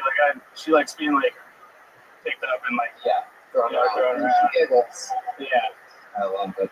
Who's Prader-Willi? Who's it named after? I think a Swedish guy. It's crazy, when you get the name after you. That's I'm kind of jealous. Yeah. There is an interesting. It's named after the person that discovered it, but I feel it should be named after the first person that had it. That's what I'm saying. Yeah. Yeah. Shit, fuck Prader-Willi. Yeah. Yeah. Fame-hungry doctor. Exactly. Oh, name it after me. That's a tight legacy, though. Yeah. So, how old was she when they made this diagnosis? A little over a month. Wow, how are they able to tell so quickly? She wasn't moving at all. Wow. She just kind of laid there. She was just kind of there. Something's not right. So we gotta find out. Damn, that is incredible. And you're still you're with your wife. Mm-hmm. What does she do? She stays at home with the daughter. Right.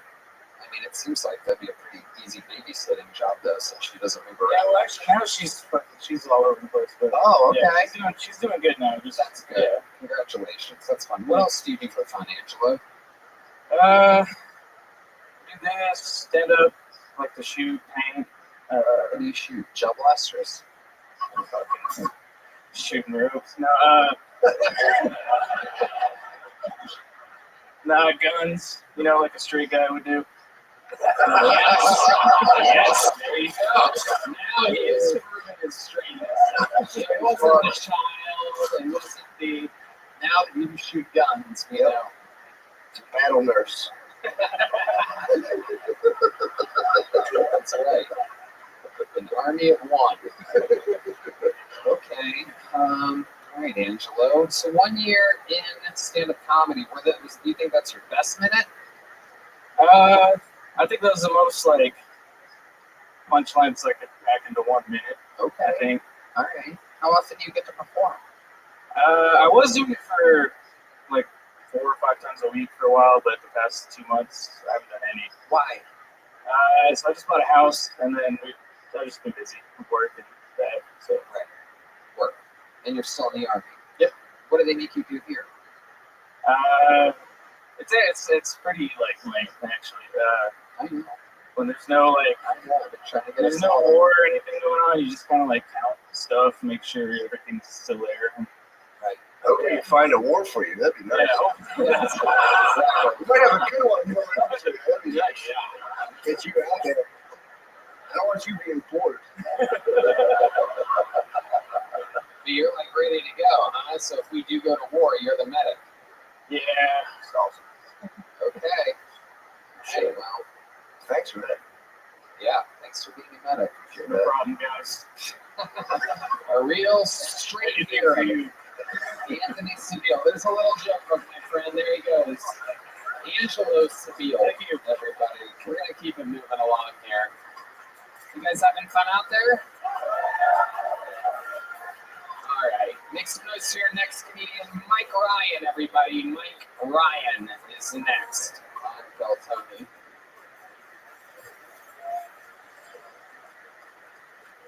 How's everybody feeling tonight? I was feeling pretty good. Had this gay comic back there. He said I'm dressed like Fat Forrest Gump. His name was Jackson Nami. So I don't know if you guys can tell by my general demeanor or my fashion sense, but I go to a lot of strip clubs. Recently, I went to the Yellow Rose. Right? Yeah. I heard about it on the show. I'm going to go check it out. I actually saw a blind guy there. I was like, damn, dude, it's probably cheaper listening to Akon at home.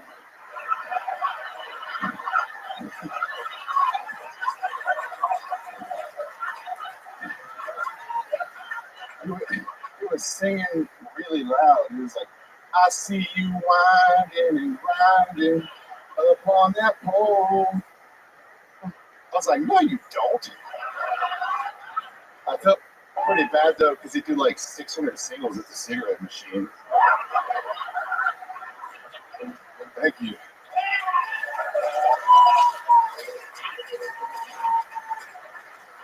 Make some noise for Mike Ryan, everybody. Very fun performance. Thank you guys. Thank you. That was fantastic. That blind strip club Akon joke, absolutely incredible. One of my favorites of the night. How long have you been on stand-up? 4 months. 4 months? Yeah. Wow, that's very literally the 2 worst sets of the night were the 2 guys that have been doing it 6 years.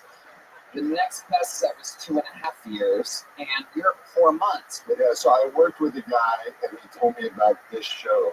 What do you do for work? I'm a logistics coordinator in the refineries in Houston. Okay. He told me about this show, and I started watching it. I fell in love. I just started writing a minute. I started going to the Secret Group in Houston. Yeah. Shout out to Secret Group. Yeah, I love this. Shout out to Andrew Youngblood. I produce his podcast now, and it's the Mess Hall podcast. Check it out. So I plug a podcast on here. Andrew, yeah, Secret Group is amazing. I just saw Andrew open for Mark Norman in Houston as well. It was great. So I fell in love with comedy from watching this show. Okay. I love it. Absolutely. I've signed up multiple times, and every time that I've signed up, somebody that rode with me got pulled.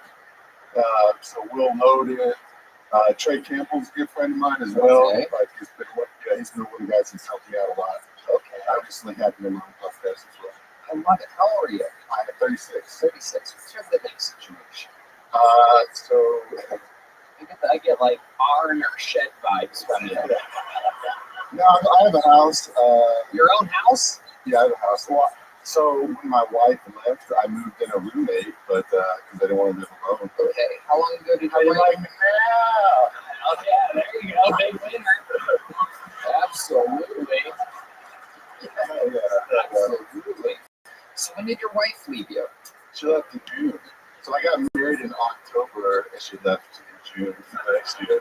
I waited 35 years to get married. I'm like, I'm never getting married.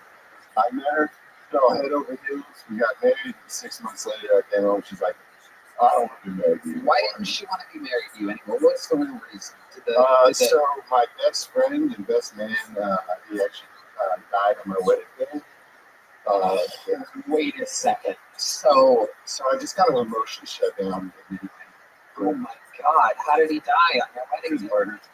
He was murdered on your wedding day. So where was your wedding He at? got shot 2 days before, and he died. You didn't reschedule the wedding? No. Your best man got shot 2 days before. How did Well, I went to the hospital. They told me he was going to be fine, and then when they went to do the second surgery, close it up. Wow. I thought it happened at the wedding. They did a live clue event. Like, who done it? Bro, Houston's good as fuck, dude. Like, I don't know if you know about Houston, man, but it's Yeah, well, that's why a lot of people that live in Houston keep their arms crossed so that they have a natural shield to bullets. Did they find murder? No. Damn, they never found out who shot him. What was he involved with? So he owned a very successful recording studio, and he was recording some rappers, and he left to go to the store. Apparently, some guys in some alternate crews got into it. They had a shootout in the studio. He pulled up in the driveway, and they thought that he was like this other person coming back, or something. That's as much as I can assume that happened. But country singers, right? Yeah. I'm not gonna say the rapper's name, but one day. Why won't you say the rapper's name? I'm not gonna implicate somebody if I don't know for sure. Do you think that a rapper shot your best friend? I think it's somebody that's possibly. Wow, this is all so interesting. Yeah, thank you. We gotta solve Is it Aton?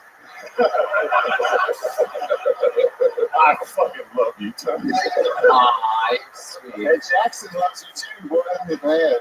He rode with me. Jackson rode with me, not me. Yeah, he rode with me. Oh, you guys are friends. Yeah, bro. We're from Houston's tight knit, bro. Houston's Oh, yeah, well, Houston comedy. his asshole is not tight at all. Let me tell you, I know from experience. How do you think he got that? Bro, this is so surreal right now. This is my only going comedy. I only make minutes. I do 5-minute mics, but I just do 5 1-minute sets. Incredible. Yeah. Well, here you are. You're doing it. I love that. So, your wife left you. You emotionally shut down. Yeah.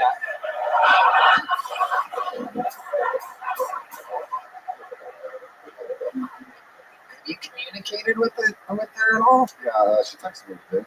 Yeah.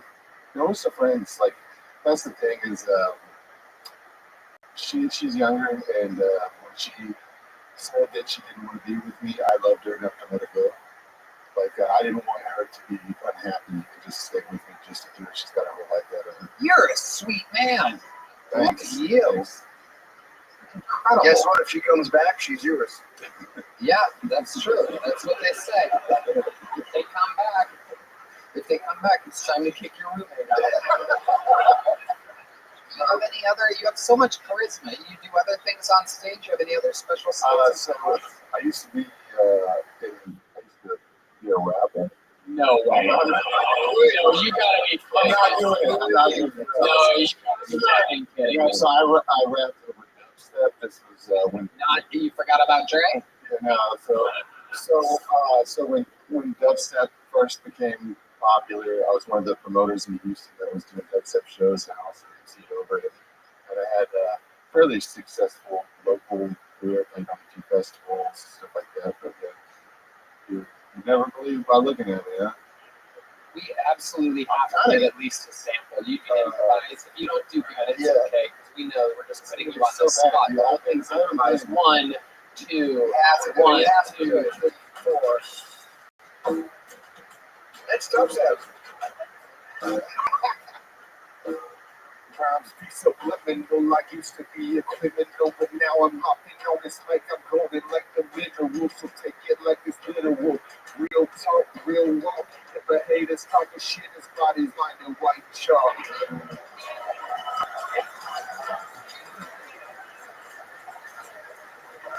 That was amazing. No, I know. This entire year, right?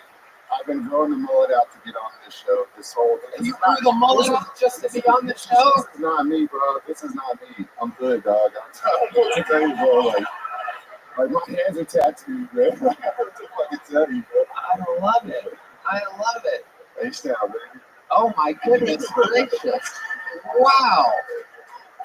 This is incredible. You do have tattooed hand. H-Town Talk Ground. Okay. We almost did in Harvey, too, man. You almost drowned in the hurricane? It was bad, bro. Oh my goodness. A bunch of my friends lost their houses. It's not that funny. Wow. Wow. But you didn't lose your house. Nah. Just his wife. Yeah. Take a flood. She flooded out. It's all right, though, dude, because I feel like I'm going to do all right with the ladies in this. Hell yeah, dude. No doubt. Wow. You know, Trey is on the Secret Show Thursday. If you want to take a ride up with him and do your 5 minutes at the Secret Show. Hell yeah. Woo! There you go, ladies and gentlemen. The Kill Tony debut of Mike Ryan, and here we go. The Secret Show. Oh, there he is. thank you. Hey, thank you, bro. Mike Ryan, you did it, dude. Very exciting. Well, he's been doing it for 4 months. We have 4 years, Anthony Seville. Or wait, 1 year. 2.5 years from Billy Swift. 6 years from Gordon Sumner. 6 years from Jackson Nani, or Nani. But there was a guy on a few weeks ago who debuted on this show. He did his very first minute ever, wrote a minute, absolutely crushed throughout the interview. And I told him when he has another minute ready to come back to the show. So this is the second ever time on stage, the second ever minute from returning guests. This is the return of Carlos Lopez, everybody.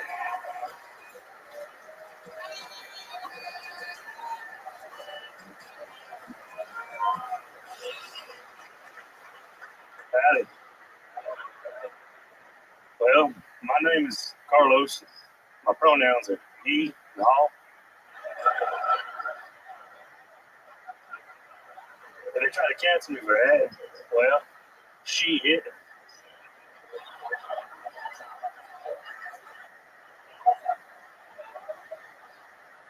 I have a fascination with nature's leftovers.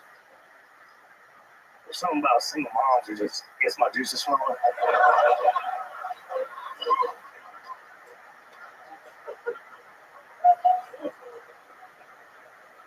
I volunteered to fuck a sex robot for AI research purposes.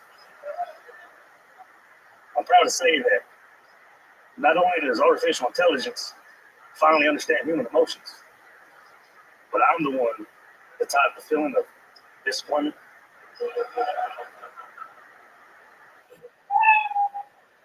Thank you.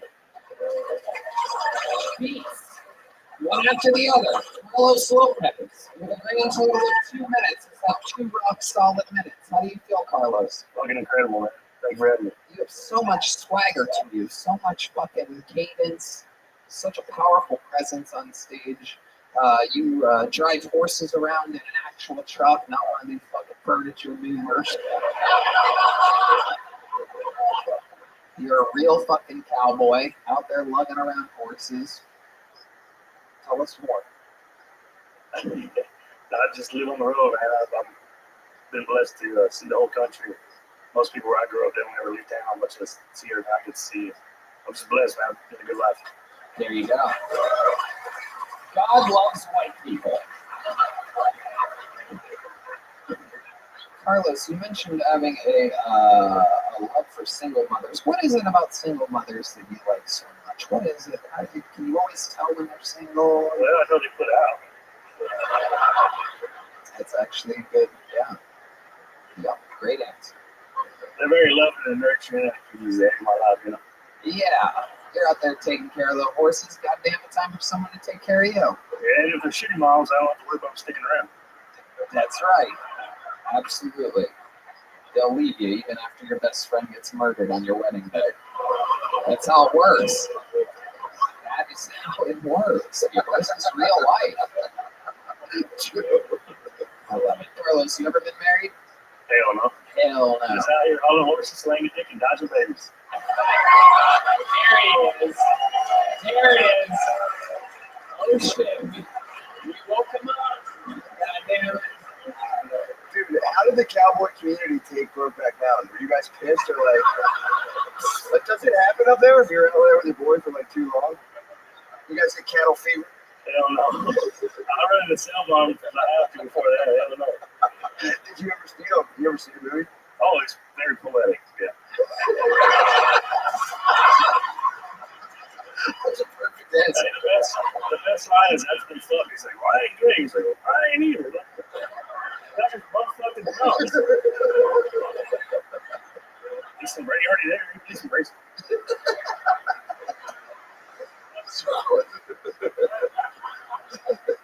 I never saw it. I started it once and it got so hard that I passed out.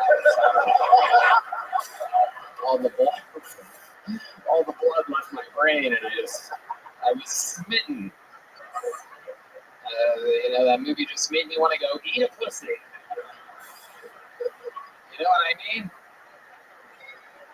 There you go. There you go. Carlos, you're a real manly man. You're fucking filled with testosterone. It's absolutely incredible. What's the manliest you've ever done? You think? Just take a second. Yeah. Fuck, I don't know. I guess just handling the livestock. Right. By hand, you know. So rank ass fucking livestock. What's the most feminine thing you've ever done? Watch Brokeback Mountain. I'll get it. So fucking quick, dude. He is. Lightning quick. We absolutely love you. You're so straight. Deep Madness has a fondness for you, too. You can feel it in the air. Carlos, what's your living situation? Man, I live on the road, so I got a place I call home at the moment in Corpus Christi, Texas, and I'm never anywhere for too long.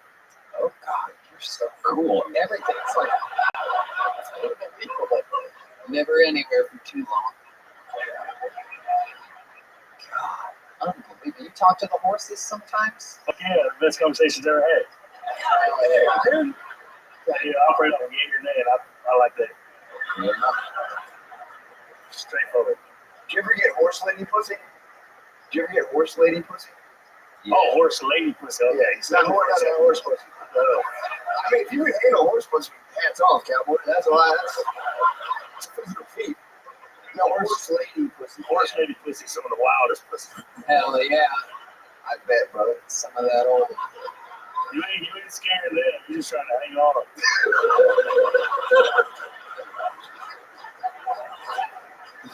Don't believe me, fucking try it. I believe you.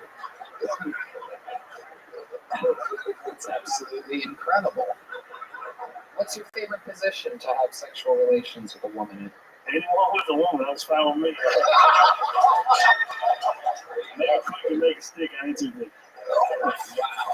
No doubt about it. You ever breed horses? Not on purpose.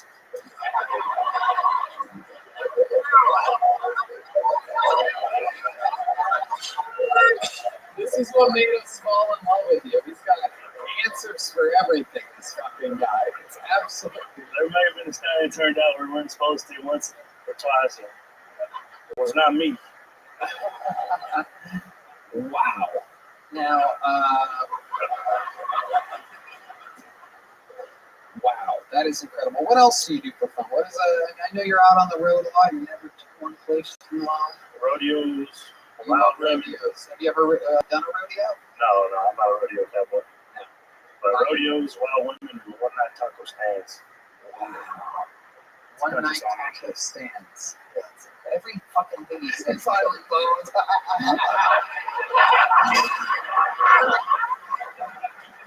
So, well, cowboy. No, you're the man. You are the fucking best. It is It's a nasty comment, and I'm sorry I should have said that, but it was awesome further. It is incredible. Can you describe us what a one-night taco stand is? The taco stand, man, for one, whatever one I run into is my favorite one at the moment. It's like a magic powder for me. I can find taco stands fucking everywhere. I found one in Traverse City, Michigan one time. I didn't know they had Mexicans up there. Yes, I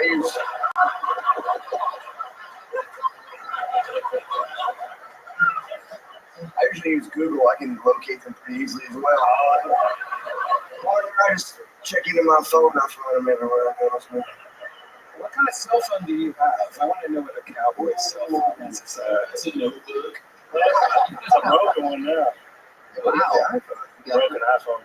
It's punchy. Yeah, that's what happens when you got your break, partner. I fucking can't ever keep it in the tag and around livestock. Yeah, I got 2 dogs myself. They're always shitting on the rug. Picking up my bare hands and throw it out the window. Yeah. You're in Austin tomorrow night? I can be. Okay. The great Brian Simpson has a show called Bottom of the Barrel, where people have to pull topics out of a bucket and improvise in the moment jokes. You're so quick.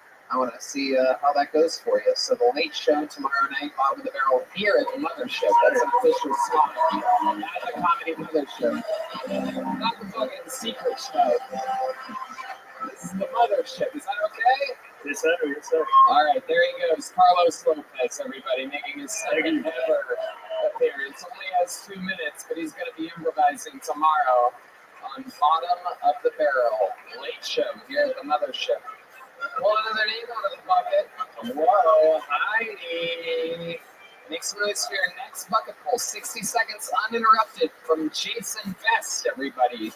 Jason Vest. Here we go. Make some noise, Austin! Little bit about me. I'm a retired veteran. I served 20 years in the military. Make some noise for that. I'm a 100% disabled American war hero. When I tripped and fell and my boys come during a motel gangbang in 1996, people. Whoa, don't cringe, people. I was lied to when I joined the military. I was lied to. The recruiter told me, JC, you're going to be saving lives on the battlefield of Baghdad, Iraq. I was not saving lives on the battlefield of Baghdad, Iraq. I was giving grown men STD tests. I wasn't saving lives on the battlefield. I was a pecker checker. I was saving Ryan's privates one fat cock at a time. I was the dick doctor of Baghdad. And I'm proud to be an American. You don't have an STD. Wrap it up next time and you'll be fine from herpes and HPV. But now I have PTSD because 5 of them dicks I handled were black. Do you know? Okay, Jason Vest. Wrap it up indeed. Oh my goodness gracious. Jason. Tony. Hi, buddy. How are you? How long have you been doing stand-up, Jason? About 3 years. 3 years. Wow. Where at? Detroit, Chicago, and out here in Austin. Okay. Detroit, Chicago. What made you move to Austin? Yeah, I started making content on the internet. I was in Chicago, and I decided that I wanted to be closer to Texas. I'm a veteran. My fan base is kind of down here. I've got a tiny little following on the internet. And I moved here to be a little bit closer to the service members. Okay. What type of content do you make on the internet? So I hosted a butthole contest at a strip club in Lansing, Michigan, Tony. I hear you trying to be extreme, but just explain to us slowly. Just answer the questions. Clearly, your delivery isn't that effective. So let's try it. Got that silly Willy syndrome. The other guy was The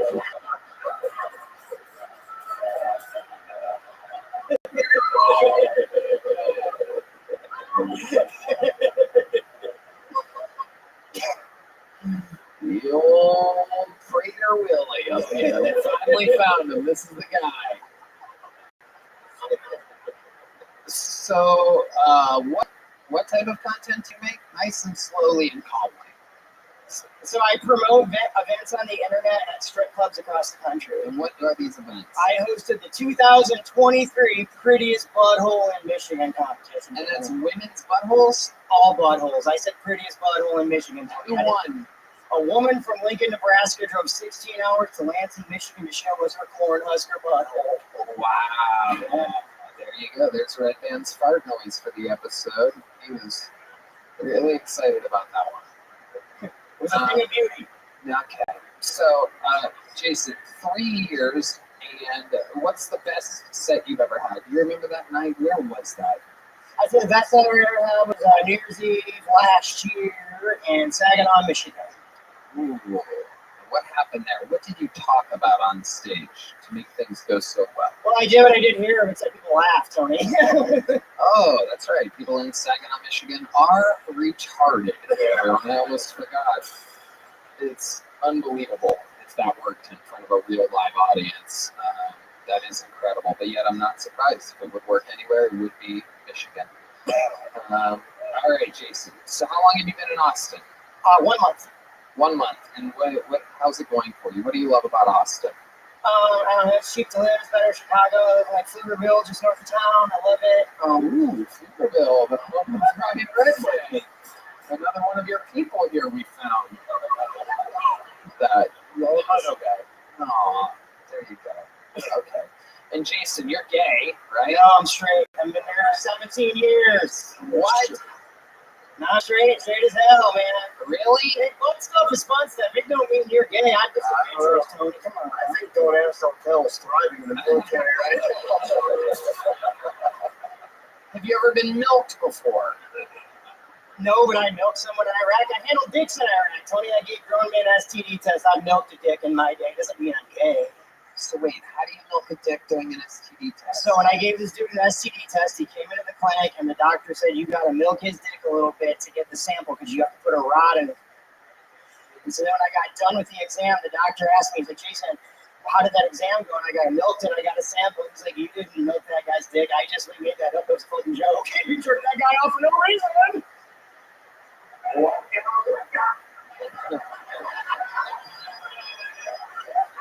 Wow. Wow. Jesus Christ. What's going on back there, D? D does not believe you're straight at all, dude. I swear to God. All right, we're going to keep it moving, Jason. There you go. Have a great life. It's Jason Best. We're going to keep moving on. Little joke book went to Jason, and on to the next one. Make some noise to your next comedian, Pedro Valenzuela, everybody. Pedro Valenzuela. There we go.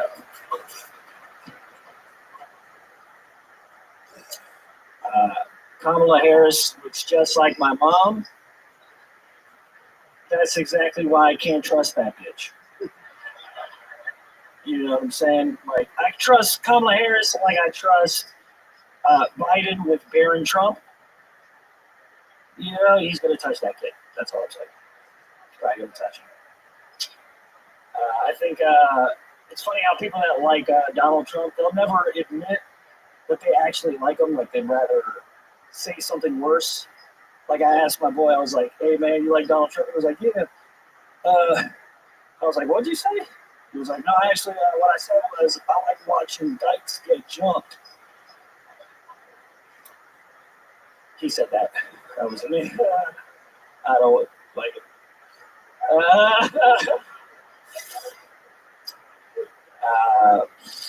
My girlfriend had a gender reveal party. Turns out she was a hermaphrodite the whole time. We used to joke around about how her clit looked like a tiny penis. And it was. It was a tiny penis. Is it Pedro Valenzuela? Oh my God. This is an incredible night tonight. Pedro, remind us all, how long have you been doing stand-up comedy? I've been doing like 3 years now. How's it going? It's going pretty good. I think life is going not as good. Tell us about life. All right. Well, moved to Austin with a mission. I'm not gonna lie to you guys. I am after the powers that be.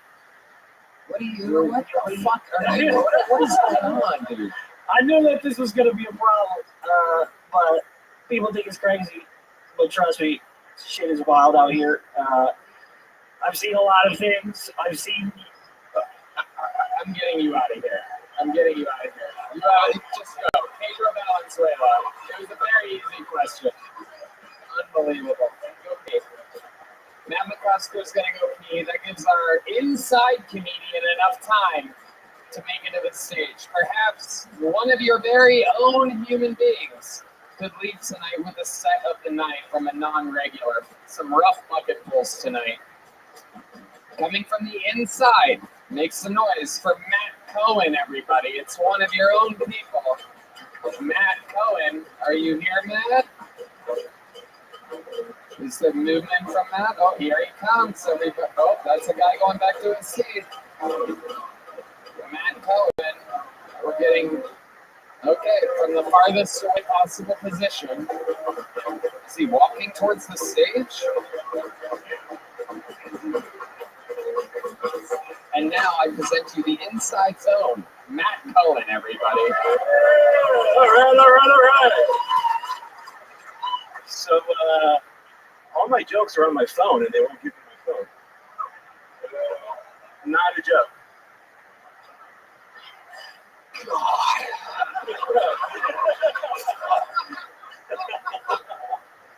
So you don't remember anything that you wrote? Really? Like,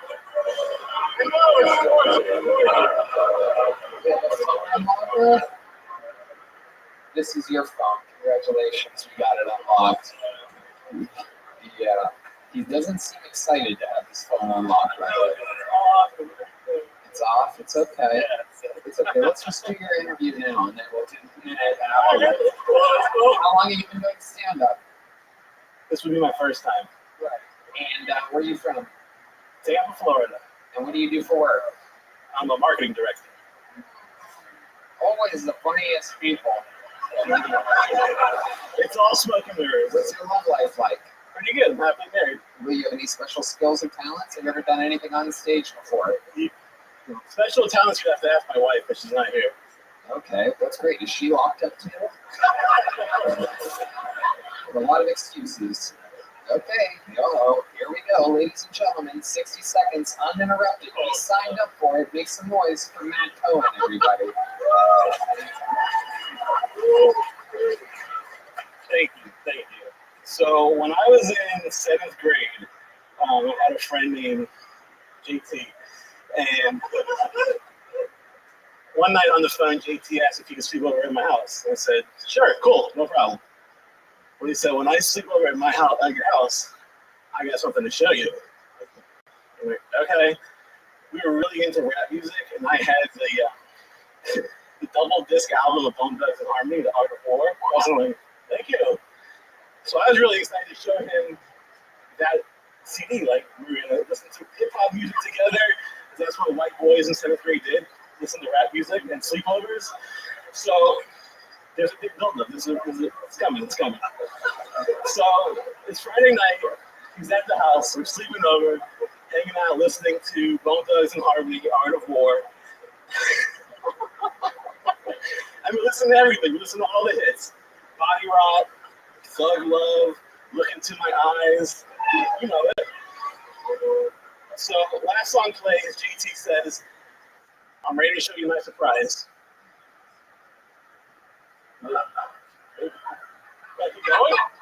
Yeah, there's the stupid there. Go, fucking go, dude. Go, get to it, bro. You guys want to know what his surprise was? His dick. His preteen cock. He started stroking his dick. Okay, there he goes, everybody. True story. There you go. You guys can do better than that.